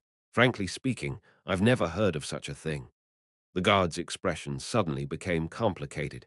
He pinched his nose and said, It's a food that's popular in places like the east coast of Fasak and the Gargas archipelago. It's wolffish pickled in salt, but it retains the blood, and the smell is very, very stimulating. It stinks and it's disgusting. It turns out to be a food of unknown origins. Klein laughed and said, But I don't think anyone would specially eat canned food while waiting in line to buy a ticket, right? No, you don't understand that feeling. Perhaps one day you will. The guard showed a look of lingering fear. There was once a barbarian from the north who came here to buy a ticket. As there were already many people lined up in front, causing the hole to look like a barrel filled with fish, he became very anxious, so he opened a can of wolffish. In less than 10 seconds, only he and a few guys were left in the lobby. This, this is a biological weapon, an ordinary version of my biological poison bottle, Klein laughed. In the end, he successfully bought a ticket, and a new point to take note of was added outside. The result wasn't as he expected. The lady and the gentleman in charge of ticket sales also escaped. Heh heh, as you know, the brains of barbarians are even worse than that of curly-haired baboons, the guard chuckled. When I was a sailor, there was a rumor at sea that a group of pirates controlled a merchant ship from Rolls. Ah, that's a city on the east coast of Fasak. In short, the pirates eagerly opened their spoils, but who knew that they were barrels filled to the brim with wolffish? Can you guess the outcome? They fainted, vomited, and lost their fighting power, and the crew received their bounty reward. Good story. Klein tried not to laugh. He returned his gaze to the pieces of paper on the wooden board and searched for information for a ship scheduled to depart on 5th January. As a professional, he had previously divined which date was suitable for setting sail on this week. It came out to be the 5th and 8th, and among the passenger ships that headed to the Rorsted archipelago, the St. Havre and the White Agate suited him the most. There are still tickets, and the prices are about the same. £4 for third class, £10 for second class, and £35 for first class. People who depend on the sea for survival more or less believe in the Lord of the Storms. Even in countries like Intis and Fasak, there are fishermen and crew who secretly believe in this forbidden deity in a bid to be safe out at sea. The name Saint Havre originates from the Church of Storms. It has a certain background. Klein thought it over. He was inclined to choose the white agate. Not in a rush to make a decision, he turned to look at the guard. Do you know anything about the white agate? The guard immediately smiled. Sir, you have a good eye. The white agate is a steam-powered ship, but it also retains a sail. Its maximum speed is 16 knots. Also, the captain is very experienced. He was once the boatswain of the Royal Navy's William V. Now it should be the Imperial Navy. The king has always claimed that he obtained the title of Emperor in Balam. Heh, in the Imperial Navy, no matter how outstanding or excellent the average person is, he can at most become a boatswain. He cannot be an officer unless you can satisfy your superior, regardless of what method is used. Only then can you be recommended to the Pritz Naval Academy as a reserve officer. This is how Elland was forced to leave the Navy and ended up joining the White Agate, where he slowly became captain one step at a time. I suggest you choose a first-class cabin.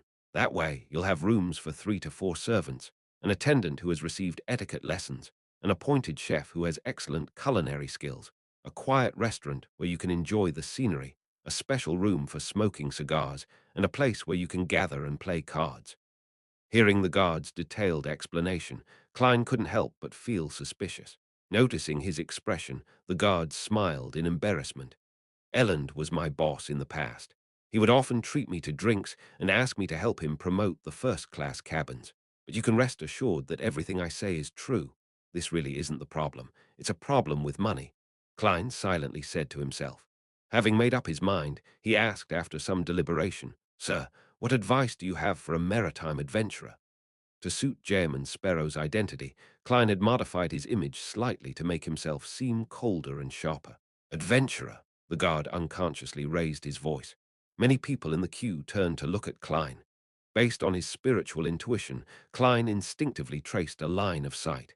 He saw a man in his 30s wearing a black top hat. He had a boorish face, weather-beaten wrinkles, a strong but not tall body, and pale blue eyes that had experienced a lot. Another adventurer. Klein and the man looked away just as their eyes met. At that moment, the guard squeezed out a smile and said, "I'm sorry, I'm a bit too sensitive on the term adventurer. In my opinion, this is equivalent to a fugitive, a sea villain, and a person who goes against his pledges. No, I'm not talking about you. You want sincere advice. You have to remember 3 things. First, do not provoke pirates. Second, do not provoke pirates. Third, do not provoke pirates. Unless you're a member of the Navy or the Church, do not go against the pirates. A. Don't be fooled by the enthusiasm of the island girls. They're either pirates or want you to take them to Pritz, to Backland. It's not entirely their fault. In order to cheat them of their bodies, many sailors, crew, and passengers paint them a very attractive metropolis and a very beautiful life, then kick them out of their beds and abandon them, leaving them in their original spots. What a bunch of vile people. In this era, people who live on the sea can't be too kind. Is the order at sea that bad? Pirates are this rampant? Klein nodded and said, "Thank you, I know what to do now." Saying this, he walked over to the line with the least number of people. Behind him, the guard shouted, "And the legends of treasure at sea are all fake." After buying a second-class ticket for the White Agate, Klein returned to the hotel and waited patiently for the night to descend. In the process, he had enjoyed the most famous fried fish in the Pritz Harbor. He thought that the taste was pretty good, but he definitely couldn't accept eating it all the time. When it was close to 8 o'clock, he went above the grey fog, holding the badge from Lanvis in one hand and writing the corresponding sentence in the other. The situation of the gathering this time. Tick, tock, tick, tock. When his pocket watch struck 8, he closed his eyes, leaned back in his chair, and began to recite the divination statement. He had reason to believe that when the door of the gathering opened, he would be able to divine something above the grey fog with the aid of this medium, which had locked onto the location. He had failed before because nothing had happened yet, but this was different. Things were happening now, and Klein had the right medium. Soon, Klein entered a grey, blurry dream world. He saw the Tussock River flowing quietly, a wide river valley on the 2 sides, and about a dozen people in different positions. They were shrouded in thin light, vanishing indistinctively or illusorily. One of them had black hair and green eyes. He looked quite handsome, and he was a familiar face to Klein. Leonard Mitchell, Chapter 491, the Sherlock Moriarty in the investigation report. Leonard. Klein thought for a moment that he was mistaken. However, the blurring caused by the rays of light wasn't that serious. Being familiar with Leonard, he was able to quickly confirm his previous judgment. In the time it took to take a breath, Leonard disappeared, the light dispersed, and the valley returned to its midwinter silence. The scene which Klein saw in the dream shattered as a result. He opened his eyes and placed the badge he had obtained from Lanvis on the surface of the long bronze table. Is it really Leonard, or a faceless disguised as Leonard? Klein considered and flipped a gold coin. His spirituality had told him through the medium that it was Leonard Mitchell, his teammate from the Tingen Nighthawks team. Is he the investigator? sent by the Church of the Goddess for the gathering? Or is he risking his life to find an opportunity to find the revenge target while keeping the Nighthawks in the dark? Klein muttered to himself in suspicion. It was hard to make an accurate judgment, and without any leads, his divination couldn't provide him with any revelations. After a few seconds of silence, Klein gave a self-deprecating smile as he drew a crimson moon on his chest. I wish him the best of luck. May the goddess watch over him. Klein no longer bothered with the problem, and he planned on understanding more about the gathering before deciding whether or not to participate in the future or to warn Leonard Mitchell anonymously. Backland, in a secret room in the basement of the Steam Cathedral. Icancer took off his hat, pressed down his fluffy but not soft hair, and sat in the first seat on the left. Then he took out the ancient silver mirror of arrows from an inner custom-made pocket in his clothes and placed it in front of him. To his right, across him, and diagonally across him, were the machinery hivemen deacons and captains, all of whom had been summoned by the member of the Divine Council, the Archbishop of Backland, Heramic Haydn, for a meeting. The white-robed archbishop looked like an ordinary old man, sitting calmly at the end. Seeing that everyone had arrived, he looked around and softly said, "Let's start with Icancer. Tell me in sequence about the investigation over the past few days." Icancer Bernard pushed his hair while flipping through the thick document file, and he reported in a concise manner, "Your Grace, we were in charge of Sherlock Moriarty. After a careful investigation, and with the aid of Beyonder means, we confirmed that he was pulled into the matter. Prior to the incident, there was no evidence that he knew of Prince Edisac's problem. He and the dead Talim Dumont were friends, and he indirectly fulfilled some of the tasks entrusted to him by the prince, but there weren't many problems. At most, he had falsely made some fraudulent claims for his expenses." At this point, Icancer suddenly felt a little worried because Sherlock Moriarty was also an informant for the machinery hivemen, and his expenses here were likely to be somewhat exaggerated. In any case, his job as an informant was very effective and very outstanding, enough to offset a lot of problems, and he hasn't become our informant for long. The money involved was mostly just from commissions. Icancer exhaled slowly and continued to report. Our conclusion is that he's considered an innocent party and that there is no hidden plot behind him. He once keenly noticed the danger of Red Rose Manor, but that is a typical example of coming to the correct conclusion from an incorrect deduction. He was afraid of the royal family's internal strife, and for this reason he had been slow in his work and didn't do any substantial investigations. On this, he had reported it to us. Unfortunately, he still failed to avoid the matter, but he was lucky enough. He mentioned that the descendant of death happened to be monitoring the vicinity of Red Rose Manor at the time. Hence, he was rescued from the perilous situation when the meteorite fell. The signs at the scene are ample proof of how terrifying that strike was. It's likely due to 0-8. Klein mentioned the existence of Insi Zangwill and 0-8 in his letter. As for whether or not he knew the former archbishop and the Grade 0 sealed artifact, no one was concerned about it, because he was with Isaac Eggers for some time. It was entirely possible that he learned the information from him. This was also a conclusion that everyone subconsciously came up with. As for matters regarding Grade 0 and Grade 1 sealed artifacts, the 7 Orthodox churches constantly shared information of the rough situation with each other. Numbers were shared, and there was no repetition. However, we haven't been able to grasp the entire situation. There are 3 matters that aren't confirmed. First, 2-111 indicates that after Sherlock Moriarty fled into the forest, he didn't immediately escape far away. Instead, he stayed on the spot and prayed to someone. Second, it's still unknown when he and Isaac Eggers got to know each other. Third, it's still unknown how he escaped the underground ruins. It's unlikely that he could have done so with his strength, and in this process, he had even destroyed the descent ritual of the Aurora Order, Icancer finally concluded. 2-111 referred to the magic mirror, arrows. Heramic laughed after he listened to the recount and muttered fraudulent claims of expenses. He then cleared his throat. In any case, Sherlock Moriarty is a hero of Backland. If he hadn't stopped the ritual in time, and if he had been frightened at that moment and had chosen to flee, then most of us wouldn't be alive sitting here. Moreover, he has also displayed his faith in God and his friendliness towards us.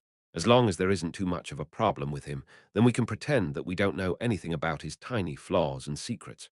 Your Grace, this is what we were thinking as well. Icancer heaved a sigh of relief and said, I guess his prayers in the woods, including the ritual of blowing the copper whistle, were to get in touch with Azik Eggers. But the effects and speed can be different. In such a critical situation, the only thing he could do was to try to save himself, which is something that we deduced from the follow-up process. Apart from trying to save himself, he could write his will. Another machinery hiveman deacon quipped before he immediately reported the portion he was responsible for. We haven't found the underground ruin which Sherlock Moriarty described, even with the help of 2-111. We're still temporarily unable to grasp the locations of the royal family's high-sequence bayonders on that very day. ... It can be confirmed that the Church of Evernite received the information first. This came from a special channel of Earl Hall, but the specific situation is unknown. Most of the forces of the Aurora Order in Backland have been eliminated by us, the Nighthawks, and the mandated Punishers. However, I suspect that they still have some hidden strength. At the time of the incident, Sherlock Moriarty mentioned that Trissy was heading to Backland, but no one has seen her ever since. According to Sherlock Moriarty, she was a key figure and was renamed Trissy Cheek. ... It cannot be determined what method the Church of Evernite used to capture the Demoness of Despair and the butler, Funkel. Results via divination tell me that they're still alive, but they aren't free. One by one, the deacons and captains reported on their findings, while Haramic half closed his eyes, seemingly deep in thought. After a few seconds of silence, he opened his eyes and slowly said, Put all efforts into finding Trissy Cheek if she's still alive. Pass me all the problems where divination has failed to provide any effective revelations. The Church has a saint who is good at this, although it's not necessarily more effective than 2-111. As for the surveillance and investigation of the royal family's high-sequence bayonders, it can be tabled. There's no need to worry. They've always known what we've been doing. It's also a form of warning.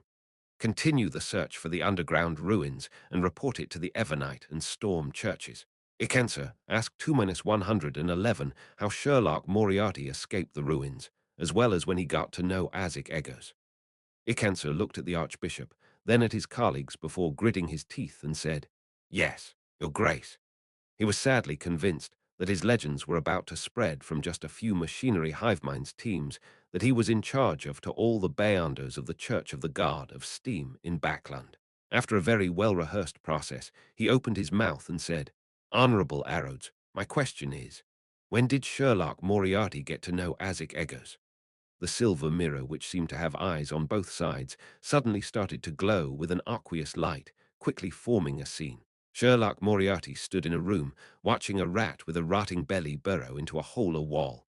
Behind him was Old Kohler and the owner of a budget hotel.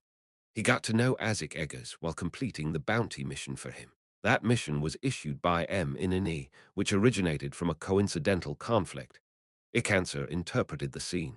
With that, he chose to answer the corresponding question. He held his breath as he waited for Arrows to give the soul-piercing question. As expected, he saw the bright red words. Do you know the feeling of trying your best to win the favor of someone, but only to end up being abandoned without any progress? This question isn't sharp enough. It's unlike Arrows's usual style. Ikenser suddenly felt that the blood on the mirror seemed to lack its usual horror and bloody sense. It appeared somewhat weak.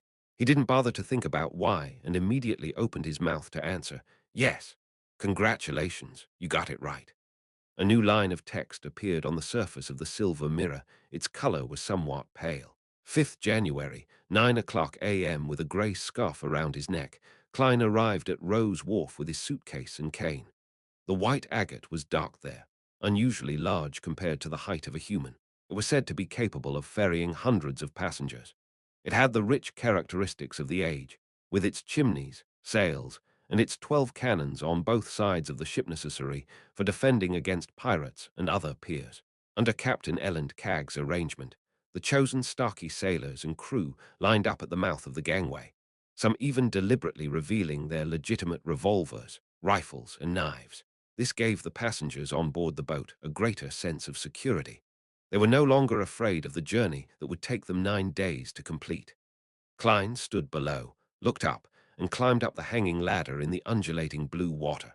My travels begin. He took a step forward and sighed silently. Chapter 492. Adventurer. As soon he stepped onto the deck, and before he could enter the cabin, Klein saw a figure moving through the crowd towards him through the corner of his eye. He looked over his shoulder with an air of indifference but hidden vigilance, and he saw a man in his 30s wearing a black half-top hat and a trench coat of the same color. The other party had a weathered face, looking boorish but extremely masculine. His light blue eyes didn't contain a smile, as if they were immersed in many past events. He looks a little familiar. Right, he's that guy I noticed at the ticket office yesterday. He seems to be an adventurer as well. He's actually wearing a trench coat at sea in January. He's quite strong. While lifting his cane with ease and pointing diagonally downwards, Klein said with a smile, "Good morning, we meet again." It was like he was greeting an old friend. The boorish man, however, wasn't surprised. He stopped and nodded in a somewhat reserved manner, saying, "Cleves, a former adventurer. Mate, are you in the same trade? I thought you knew yesterday. German Sparrow," Klein responded with a smile. He didn't pass his cane to his left hand, because he didn't intend to shake Cleves' hand. "I can tell." Cleves maintained 2 seconds of silence and said, "Being an adventurer isn't a beautiful profession. I've already switched careers and have become a bodyguard. This time, I'm accompanying my employer's family to the capital of the Rorsted archipelago." He half-turned and pointed to another spot on the deck. Klein traced where he was pointing and saw nearly 10 people gathered together. They were led by a plump middle-aged gentleman with ruddy cheeks and spirited eyes. On his double-breasted suit, Klein could see the gold chain from his pocket watch and a jeweled collar brooch. Next to him was a lady in a wide-brimmed hat, her face completely hidden by the dark blue muslin that hung down, and her figure wasn't too bad. Standing in front of the couple were 2 children. The younger one was a boy who wasn't even 10 years old. He was wearing a child's version of a tailcoat. The older one was 15 or 16 years old and was a lively and energetic teenage girl. Her looks couldn't be considered outstanding, but her pair of brown eyes were quite bright and intelligent. Her faint freckles and puffy dress added to her playfulness. Around them were 3 people carrying suitcases and all sorts of items, a man and 2 women, all dressed as servants. One of the maids had brownish skin, clearly of southern continent heritage. The bodyguards protecting the 7 people were a man and a woman. They were dressed simply and neatly in white shirts, light sweaters, black coats, dark trousers, and sturdy leather boots. The 2 bodyguards deliberately didn't hide the outlines made by the gun holsters by their waists. They didn't relax as they inspected the approaching passers-by. Their eyes were sharp, and they were composed. 3 servants and 3 bodyguards, Klein asked casually. This is quite an extravagant setup, which means that their employer is a rich person. Instinctively, he made his judgment. Yes, Cleves nodded. Without another word, he quickly turned around and walked towards his employer's family. Klein was stunned. He didn't know why Cleves had specially come to greet him for. After recalling the novels, movies, and television dramas he had seen in his previous life, he gradually understood what Cleves was implying. He's a little wary of me, or should I say of someone who claims to be an adventurer while not looking like someone to mess with. So he introduced himself in advance to indicate his identity and what his job is. It's to tell me to not have any plans regarding his employer's family. In short, you do what you do, I do what I do, and we stay out of each other's business. Is this the tacit understanding between experienced adventurers and veteran bounty hunters? Interesting, Klein chuckled. He carried his suitcase and black cane as he went into the cabin. With the help of his ticket, he found his own room. With a creak, he pushed open the wooden door and walked in. The room wasn't very spacious, just large enough to fit a bed, a table, and a cupboard. There weren't even any chairs. Its greatest advantage was that it came with windows. The wharf's sunlight shone in, illuminating the table and bedside with pure golden spots. A member of the crew mentioned that the washroom and bathroom are for public use, with about 8 rooms sharing one. If someone urgently needs one, then they can provide a wooden toilet, but one must pay the cleaning fee of 3 pence each time. I have to be grateful that after the White Agate was renovated, it has many metal pipelines laid. Boilers are burning, and hot water is being supplied, providing a relatively convenient way of life. Otherwise, my travels wouldn't be a pleasant one. Klein silently sighed. He quickly took out his necessities and placed them on the table for daily use. When he was tidying up the place, he sat down on the edge of the bed, which wasn't too high, and he listened to the long whistle of the steam whistle. He felt the power that stemmed from steam and machinery contained within it. When the ship began to set sail, Klein looked out the window at the sea and gradually withdrew his thoughts. He began to think about the most important thing that would happen next, the problem of how to act as a faceless. While facing the true creator's descent ritual and the powerful Mr. A, the decision to give up trying to escape and attempt a sabotage act had allowed his potion to be digested a little. Based on this feedback, he gained some new insights into the acting requirements of a faceless. You can disguise yourself into anyone, but you are ultimately yourself. This is the principle which Mariontist Resego was made to remember. I originally imagined that yourself refers to my original identity, but from the looks of it, that's not the complete picture. What is considered as yourself requires serious thought. Klein leaned forward and bathed in the sunlight as though he was a thinking statue. After a while, he came up with an idea. Does this correspond to the spirit of one's identity, to their true identity deep down? Even back on Earth, Joe Mingrui had worn a lot of facades, which formed a social persona. In a sense, this was a big part of what wasn't real. Yes, when I become someone else, I take over their identity. In order to not be discovered, I have to disguise myself socially, which is the same as wearing a different mask. When all the masks are taken down, there will be none left. What kind of yourself does a faceless see at the end of the day? Is this the deeper meaning behind yourself in that principle? When I face my inner thoughts, overcome my fear, and challenge the impossible without reasons stemming from society, am I really acting as myself? This is to be explored and verified. At this thought, Klein changed his position, trying to sit more comfortably. Remembering everything that had happened before, he found another question regarding acting. In the underground ruins, I disguised myself as in Si Zhangwil and successfully escaped from my predicament. But why didn't I feel any signs of digesting the potion at all? Does this imply that to digest the faceless potion, a superficial disguise such as that isn't enough? Yes, this is closer to the use of Beyonder powers and not acting. What can stimulate the digestion of the potion is a disguise on a deeper level. Is it being a true substitute for a person, becoming that person on a social level? Only when his relatives and friends are unable to find him for a long period of time does it prove that his disguise was a success. In that case, the reason why I feel harmony with the faceless potion is because I had previously disguised myself as Klein Morty. The first principle of faceless is that you can disguise yourself as anyone, but you are ultimately yourself. The second principle is to have a disguise on a deeper level that fools everyone. To replace a person and become that person in a societal sense is quite evil just thinking about it. Don't tell me that I have to find those kinds of people who have died in a foreign land but have a wish that has yet to be fulfilled. Klein eased his baffling horror, and he drew up an initial direction for his acting attempts. The higher the sequence, the more difficult it is to act. He sighed, took out his pocket watch, and checked the time. Since it was still too early for lunch, and the room was too small and cramped, he decided to take a walk on the deck and enjoy the scenery amidst the sea breeze. After the excitement of the first hour of the voyage, there weren't many people left on deck. Klein walked along the side of the ship, arriving at a secluded area with large shadows. It's a warm, sunny day.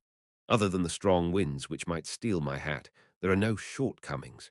He pressed the half-top hat on his head and leisurely surveyed the cabin, listening to the faint sounds of music coming from inside. Suddenly, he saw the former adventurer, Cleves, busying himself around the corner. In front of him seemed to be a triangular blade, a dagger, and a short knife. Cleves sensed this and raised his head to look at him. Keeping a well-seasoned demeanor, he said in a taciturn manner, "We're all old mates, and we have to maintain them frequently." At this point, he added, "There are children in the cabin." "Understood." Klein smiled in response. Cleves lowered his head and continued to busy himself. He casually asked, "You don't seem to have these things with you."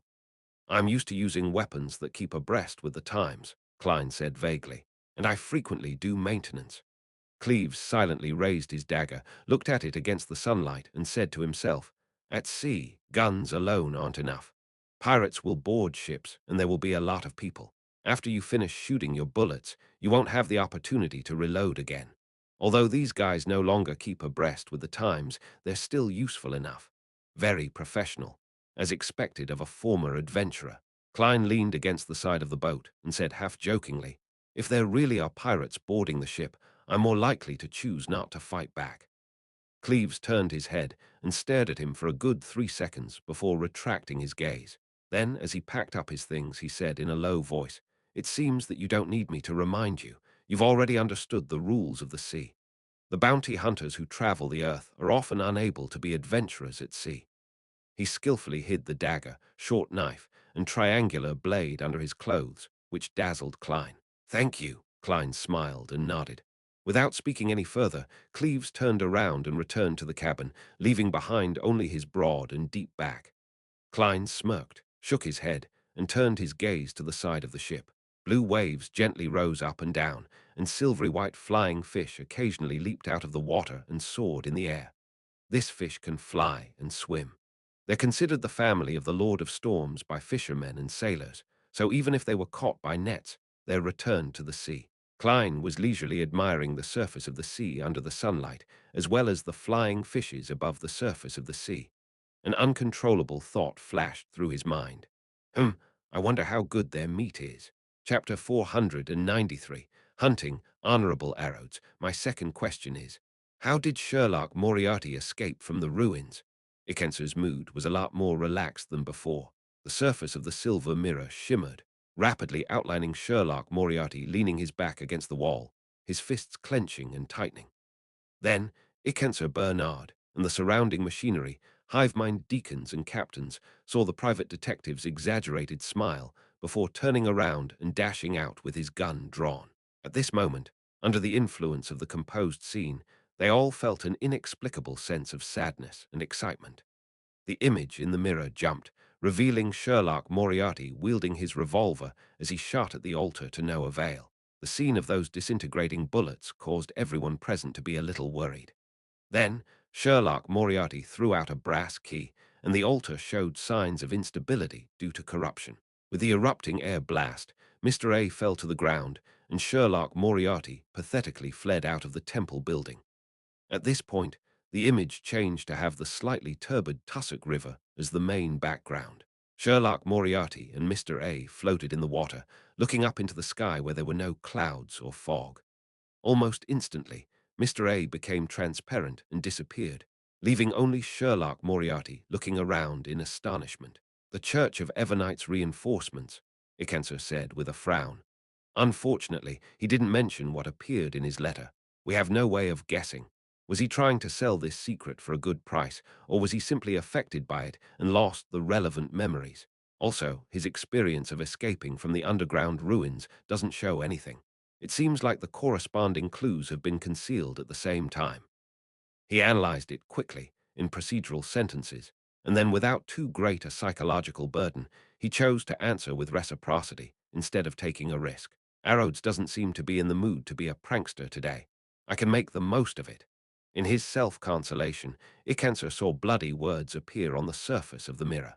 With a skip of his heartbeat, he had a bad premonition, suspecting that Arrows had already recovered to his usual state.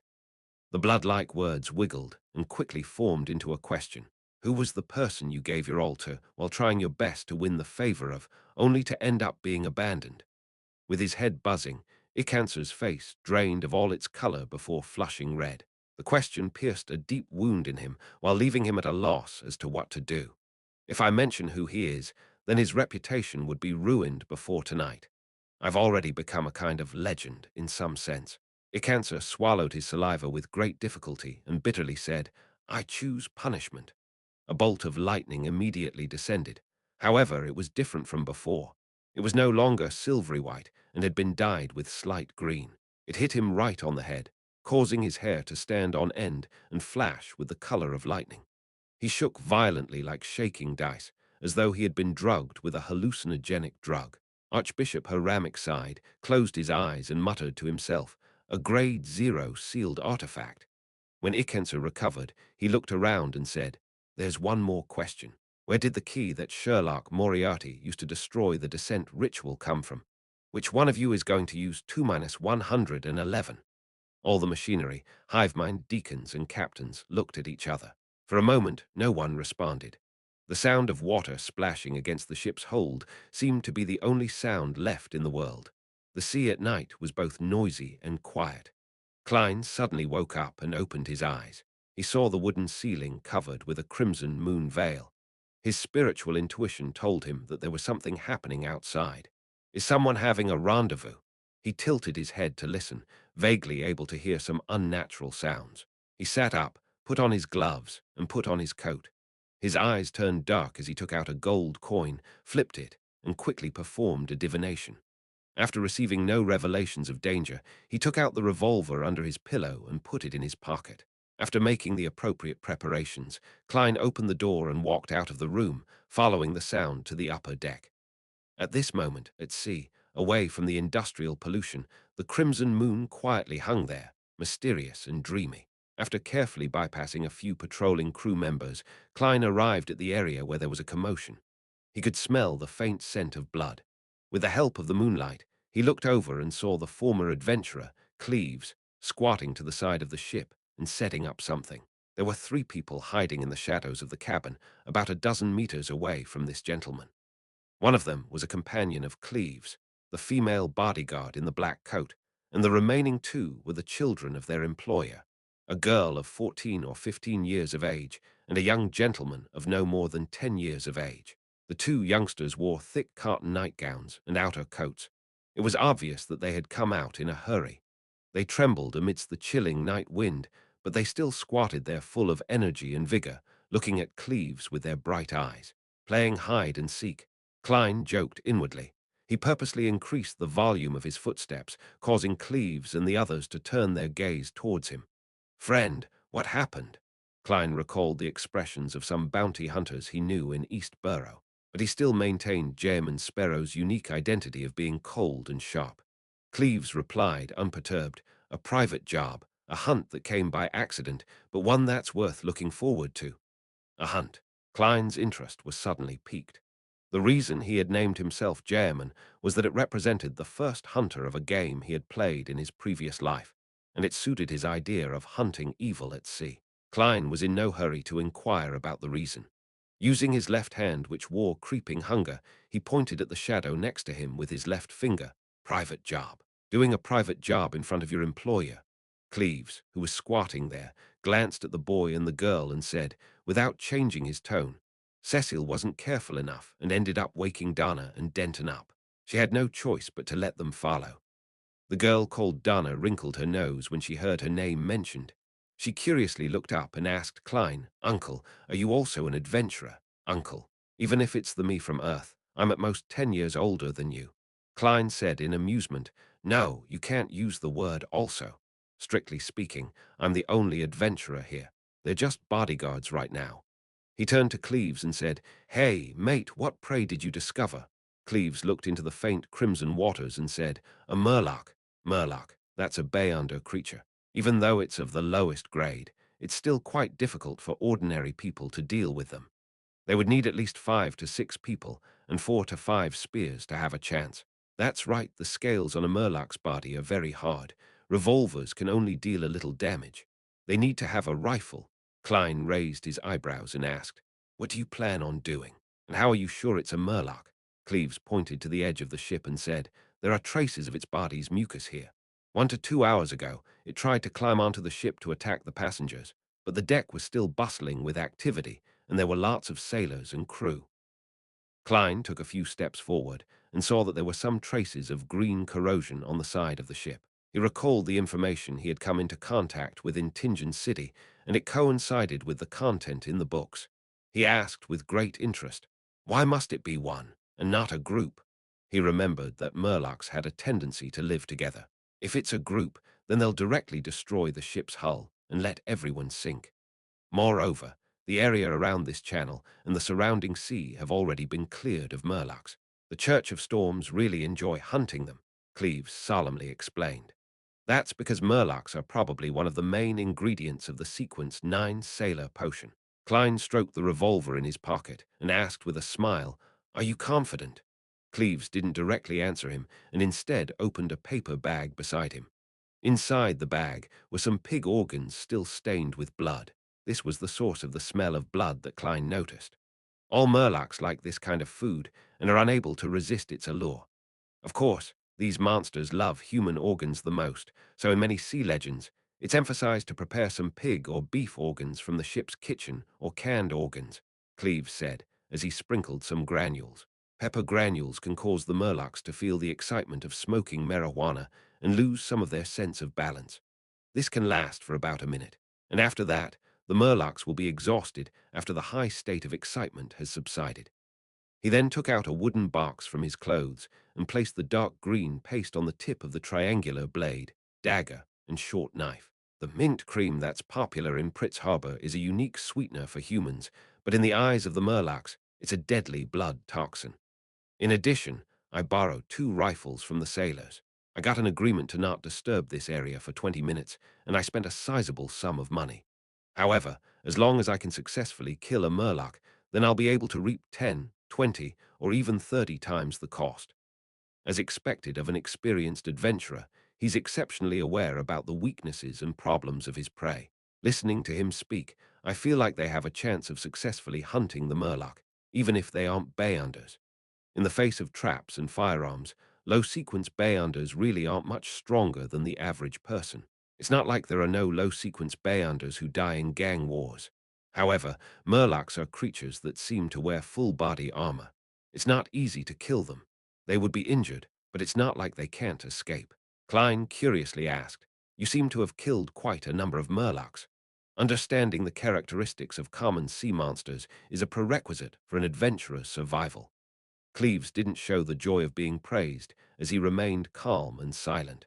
As they conversed, the girl, Dana, and the boy, Denton, squatted in the shadows and listened with relish. They found all of this to be the most interesting thing in the world. "Yes, I also need to brush up on my studies in this area." Klein smiled and said, "So that's how it is. I didn't disturb you, did I?" Cleves pierced a portion of organs on a rod and said with a deep voice, "If you want to participate, take care of Dana and Denton so that Cecil won't be distracted." "Sure." Klein, who wanted to watch from the sidelines, smiled and agreed. Chapter 494. A bite of Murloc, the red moon hung high in the sky as Klein walked over to Dana and Denton and squatted down beside them. Cecil, the female comrade of Cleves, let out a sigh of relief. She picked up the rifle on the deck, bent down, and quickly walked in another direction. She opened up a distance of about 10 meters from the peppered pig's organs. "Uncle, is it starting?" The mischievous, freckled teenage girl, Dana, suddenly felt a little nervous. However, her face was filled with curiosity and anticipation. Klein raised his left index finger to his mouth, motioning for the 2 young ones to be quiet. At times like this, he couldn't help but thank Roselle. It was because of the efforts of this transmigration senior that some of his habitual gestures had become common body language in the northern continent, so it wouldn't lead to misunderstandings. It was said that in the early part of the 5th epoch, this "don't talk" gesture was an insult in loan. But in certain parts of the southern continent, it means "kiss me." Klein's mind was a little distracted for a moment. Dana and Denton didn't dare to say anything else. They just squatted there quietly, watching with rapt attention as Cleves prepared for the battle. The former adventurer picked up a rod and threw the thread with some pig organs hanging from it over the side of the ship. With a splash, the bait entered the water. Calmly dispersing the remaining organs, Cleves wielded his weapon and retreated, step by step, to hide in the shadows opposite Cecil. The 2 of them formed an angle of about 60 degrees to the side of the ship, where the rod was being supported. Leaning his triangular blade and other weapons, he raised his rifle and tried to take in the feeling of aiming. The deck had completely quietened down, leaving only the operating sound of the steam engine and the crashing of waves against the ship. As the minutes ticked by, Dana and Denton couldn't help but switch from squatting to sitting, with their backs against the planks of the cabin, trying to soothe the paralysis in their legs. At that moment, they saw the rod on the side of the boat sink a little. The muffled sound of friction rapidly grew closer and closer. Suddenly, a figure jumped onto the deck. It was a monster bathed in crimson moonlight. Its entire body was covered in dark green scales, and there was a green slime flowing around it. It didn't have much in common with humans. It was like a giant fish that had grown 4 strong limbs, and there was obvious webbing in the cracks of its limbs. The Murloc was more than one. 9 meters tall, with round eyes and gills on its cheeks. It looked like demons from legends, making Dana cover her mouth to prevent herself from screaming. At the same time, she covered the mouth of her brother, Denton, as well. Good thinking. Klein smiled to himself as he carefully examined the Murloc. Unlike the sailor rampager he had seen before, real Murlocs didn't have human-like brains. They were pure monsters. The Murloc vigilantly scanned the surroundings before squatting down. It picked up the scattered pig organs, quickly stuffed them into its mouth, and produced clear chewing sounds. The light in its mainly white eyes gradually faded, as if it had fallen into a dream. It's of low intellect. Klein shook his head and made his judgment. Bang! Cleves pulled the trigger, and a bullet flew out from the rifle. It instantly struck the Murloc's chest, causing its scales to shatter and blood to splatter. Wah! The merman let out a cry which sounded like a child, and it threw itself at Cleves, who was hidden in the shadows. It was as fast as a steam train. At this moment, Cecile, who was in another position, opened fire as well. Bang! The bullet from the rifle struck the Murloc's ribs, causing many scales to scatter and the tall figure to stagger. The Murloc, who had eaten the pepper granules, became visibly sluggish. It stopped, unsure of which enemy to attack first, and this gave Cleves and Cecil a chance to calmly reload. They took aim again and pulled their triggers.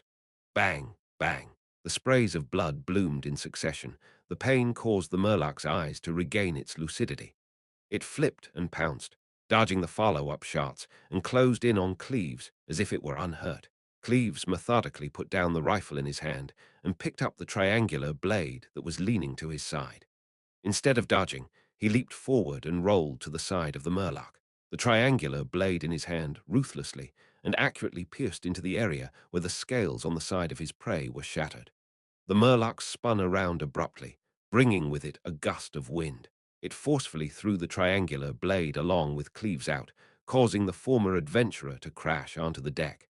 The Murloc shook its head, as though sensing an intense discomfort. It didn't attack Cleves and Cecil again, but instead took large strides to the side of the ship in an attempt to jump into the sea. Bang! Cecil's bullet hit it again, creating blood to blossom again, but it still didn't make it become immobile. With 2 steps, the Murloc reached a suitable spot. It bent its knees and prepared to jump up. However, its body was too weak to exert its full strength. The distance it had jumped was obviously not enough, so it could only land on the inner side of the ship. Bang! The Murloc bore the brunt of the damage and tried to flip over the side of the ship. Seeing it almost escaping, Klein took out his revolver. Just then, a loud bang came from another direction. The Murloc's left eye turned into a bloody hole, and one could vaguely see a pale gelatinous substance squirming inside. It wasn't dead yet. It lay on the floor of the deck, trying its best to crawl and get up again. After a few seconds, the poison took effect, and it twitched to its death. Klein traced the sound and saw a middle-aged man step out of the shadows on the other side of the cabin. The middle-aged man was wearing a thick dark red coat and white slacks. He was wearing the standard ship-shaped hat of this era. He was holding an iron-colored musket that was a relic of the times as white smoke billowed out of its thick black muzzle. Klein had heard the attendant introduce the man before, and he knew the man. He was the captain of the White Agate, Elend Cag. With obvious wrinkles at the corners of his eyes, his forehead, and the corners of his mouth, Elend walked towards Cleves and said with a smile, "As a captain, I must ensure that no accidents happen. Forgive me for watching by the side all this time." Cleves had already stood up. He didn't betray his emotions. "This is your ship. According to convention, you have the right to share in the spoils." Ellen turned his head to look at Klein and others and said with a smile, "The next resupply of water and food is in 2 days' time. You'll have to think of a way to preserve the Murloc's corpse. How about this? Sell it to me at a cheaper price. The difference is the reward I deserve. This is the best solution." Cleves and Cecil exchanged glances and agreed to Ellen's request. "For £130, it's all yours." The Murloc Bay Under ingredient has a market price of £150 to £200. Considering the other parts with spirituality, £130 is indeed cheap. However, this is the only thing Cleves and Cecil can do. This is Ellen's ship, and he had a large group of armed sailors and crew to help him. If the negotiations break down, they could sink everyone here into the sea within minutes. Of course, that's under the premise that I don't involve myself. Yes, it can be seen that Cleves and Cecil aren't Bayanders, at least not Bayanders of the combat and shooting domains. As for Elland, I find it suspect. Klein stood up and listened to the deal. No, you seem to have misunderstood something. I'm not threatening you. £150. That's a fair price. Elland Cagg called for a sailor and gave him the key to the safe. You are the just Elland. Only then did Cecil seem to recall his title on the sea. Elland laughed and said, Yes. At this moment, Dana and Denton, stunned by the intense battle and the living monster, jumped to their feet and ran over to the Murloc in excitement and fear. Is it really dead? Dana kicked the Murloc's body with her toe, then she jumped away and hid behind her younger brother as if she were afraid it would revive. It really is a monster. Denton took a deep breath and opened his eyes wide. There are many monsters at sea. Apart from having 4 limbs and being able to stand, Murlocs have no similarities to humans. Ellen smiled gently. He squatted down and took out a knife, slicing the cheek beneath the Murloc's eye, revealing white, tender skin that was tainted with some red. The most delicious part of a Murloc's body is suitable for eating it raw. Ellen carefully sliced a piece of flesh and handed it to Dana. You remind me of my daughter. Unfortunately, she's grown up and has a family of her own. I don't dare to eat it, Dana said, looking at the thin sliver of flesh held at the tip of the knife. Ha! Which one of you wants to try? Elland laughed and looked around. After confirming that there were no warnings from his spiritual intuition, Klein nodded. I'm very curious. Elland immediately handed him the knife. Give it a try. On land, even nobles may not necessarily have a chance to eat it. These Murlocs are fish monsters. They can be understood as a mutated type of fish. He was trying to dispel the siblings' fears. Klein wanted to ask if there was any wasabi, soy sauce, or any other condiments, but seeing that the other party didn't mention it, he was afraid to appear ignorant. He took the knife, bit into the bloody flesh, and swallowed it. It was a feeling of flesh that instantly melted in his mouth. The taste of blood was very faint, giving it an appropriate salty taste. It perfectly set off the fresh and sweet taste of the meat. Klein chewed twice, taking in the deliciousness of the tenderness and freshness of the fish meat. It was the first time in his life that he was experiencing something like that. Excellent. He wasn't stingy with his praises as he gave a thumbs up. Dana watched the whole thing with curiosity, suddenly interested in the flesh on the Murloc's cheek. This overwhelmed her fear and disgust, and she suggested the idea of trying. Elland fulfilled her request and smiled as he watched her tightly close her eyes as her face scrunched into a grimace as she bit into the meat. Dana's expression gradually relaxed, and she quickly opened her eyes. She excitedly praised, an indescribable delicacy. She spurred things into action as Denton, Cecil, and the others shared the little chunk of cheek meat. Eating it satisfied them, but it also made them dissatisfied. They were satisfied with the taste, but were dissatisfied with the quantity. Seeing that Elland had eaten the last piece, Cleves pointed at the Murloc's body and said, The meat around the ribs is suitable for frying, while the belly meat should be roasted. The other parts taste bad. I share your thoughts, Elland said with a chuckle. I'll have the chef prepare it immediately. On such a night, we should enjoy good food and wine together and exchange the legends at sea. It's a very enjoyable matter. I'm looking forward to it.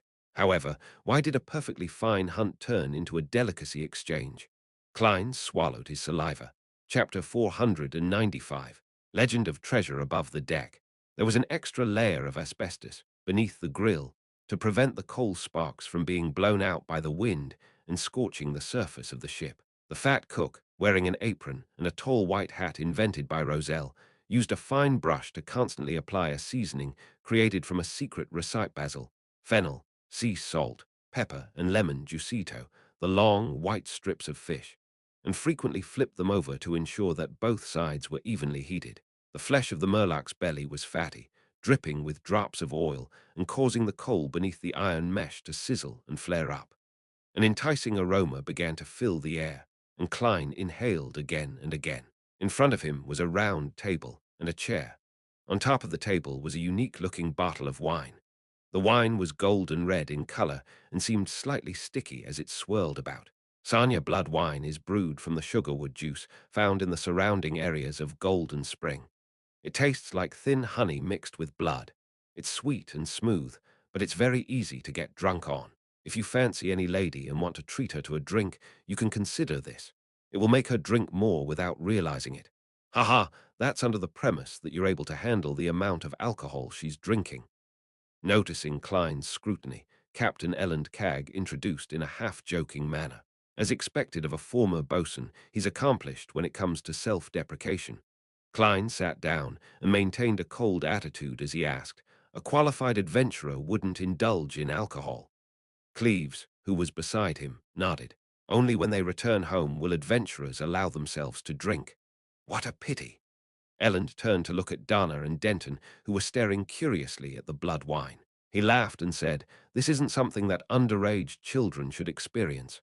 "I've had it before. It tastes really good," Dana retorted immediately. It's just. It's just that I fell asleep without realizing it and slept an entire afternoon. I remember that you drank 2 cups that time." The little gentleman, Denton, said enviously. Ellen didn't satisfy their cravings and instead ordered a cup of sweet iced tea for each of the siblings and casually explained, "There are a lot of Southerners on this ship." Denton retracted his disappointed gaze and looked at the Murloc, which had its valuable materials taken away. He said rather innocently, Actually, it's not that scary. It's just a bigger, uglier fish with 4 limbs." Dana shot a glance at her younger brother. "Congratulations, you finally recognized the essence of it." She then looked eagerly at Cleves and Elland. Uncle, are there many of these monsters in the sea?" Murlocs didn't possess Beyonder powers, which were beyond one's imagination. In the eyes of ordinary people, they were akin to ferocious beasts at sea or a living example of legendary monsters. Ellen chuckled and said, "No, in the main sea route and the surrounding seas, there are very few monsters like this. They've been cleared out a long time ago. You must be lucky enough to meet a Murloc. Think about it, if I can often kill monsters worth 200 pounds or more, then I certainly wouldn't be the captain of a passenger ship. I'd organize my own hunting boat to chase down these gold pounds." "That makes a lot of sense." Klein secretly cheered him on. According to his observation, the Beyonder ingredient from a Murloc was its bladder. That azure aqueous light made one feel like they were looking at a gem. Cleves raised the black tea which a sailor had just delivered. He first smelled it before taking a sip. "Only by leaving the main sea route and going deep into the ocean, which is often shrouded in fog or storms, will there be a good chance of encountering such monsters. But that would be very dangerous. Apart from scaly Murlocs who can climb, there are also legends at sea of Nagas that have the upper body of a human while their bottom half is that of a snake. They have 6 arms and are very agile." Elland continued on the topic. "There are also giant octopuses, which can spit out juices that can corrode a lot of people. Terrifying sea monsters that can flip a boat with a gentle blow. Mermaids with intoxicating songs that make one unwilling to leave. Blue giant dragons that can produce lightning. Giant birds with wings that can cause hurricanes. Heh heh, I've never seen any of these before. They're all legends of the sea, and no one knows whether they're real or fake. Mermaids." Klein's expression didn't change. "Very interesting," Dana exclaimed, fascinated with a look of longing. Denton looked around, and seeing that Klein hadn't spoken, he curiously asked, "Uncle, you're an adventurer too. Have you seen such monsters before?" Klein was stunned for a moment, and then gave a faint smile. "Once. Back then there were 5 of us, and we chanced upon a single Murloc. After an intense fight, we finally finished it." This was a real experience of his in Tingen City. It was also his first encounter with an official Beyonder who had lost control. At that time, he and old Neil had helped to eliminate a mutated sailor at the request of Swain, the old owner of the evil Dragon Bar. Thinking of this, Klein felt nostalgic and wistful.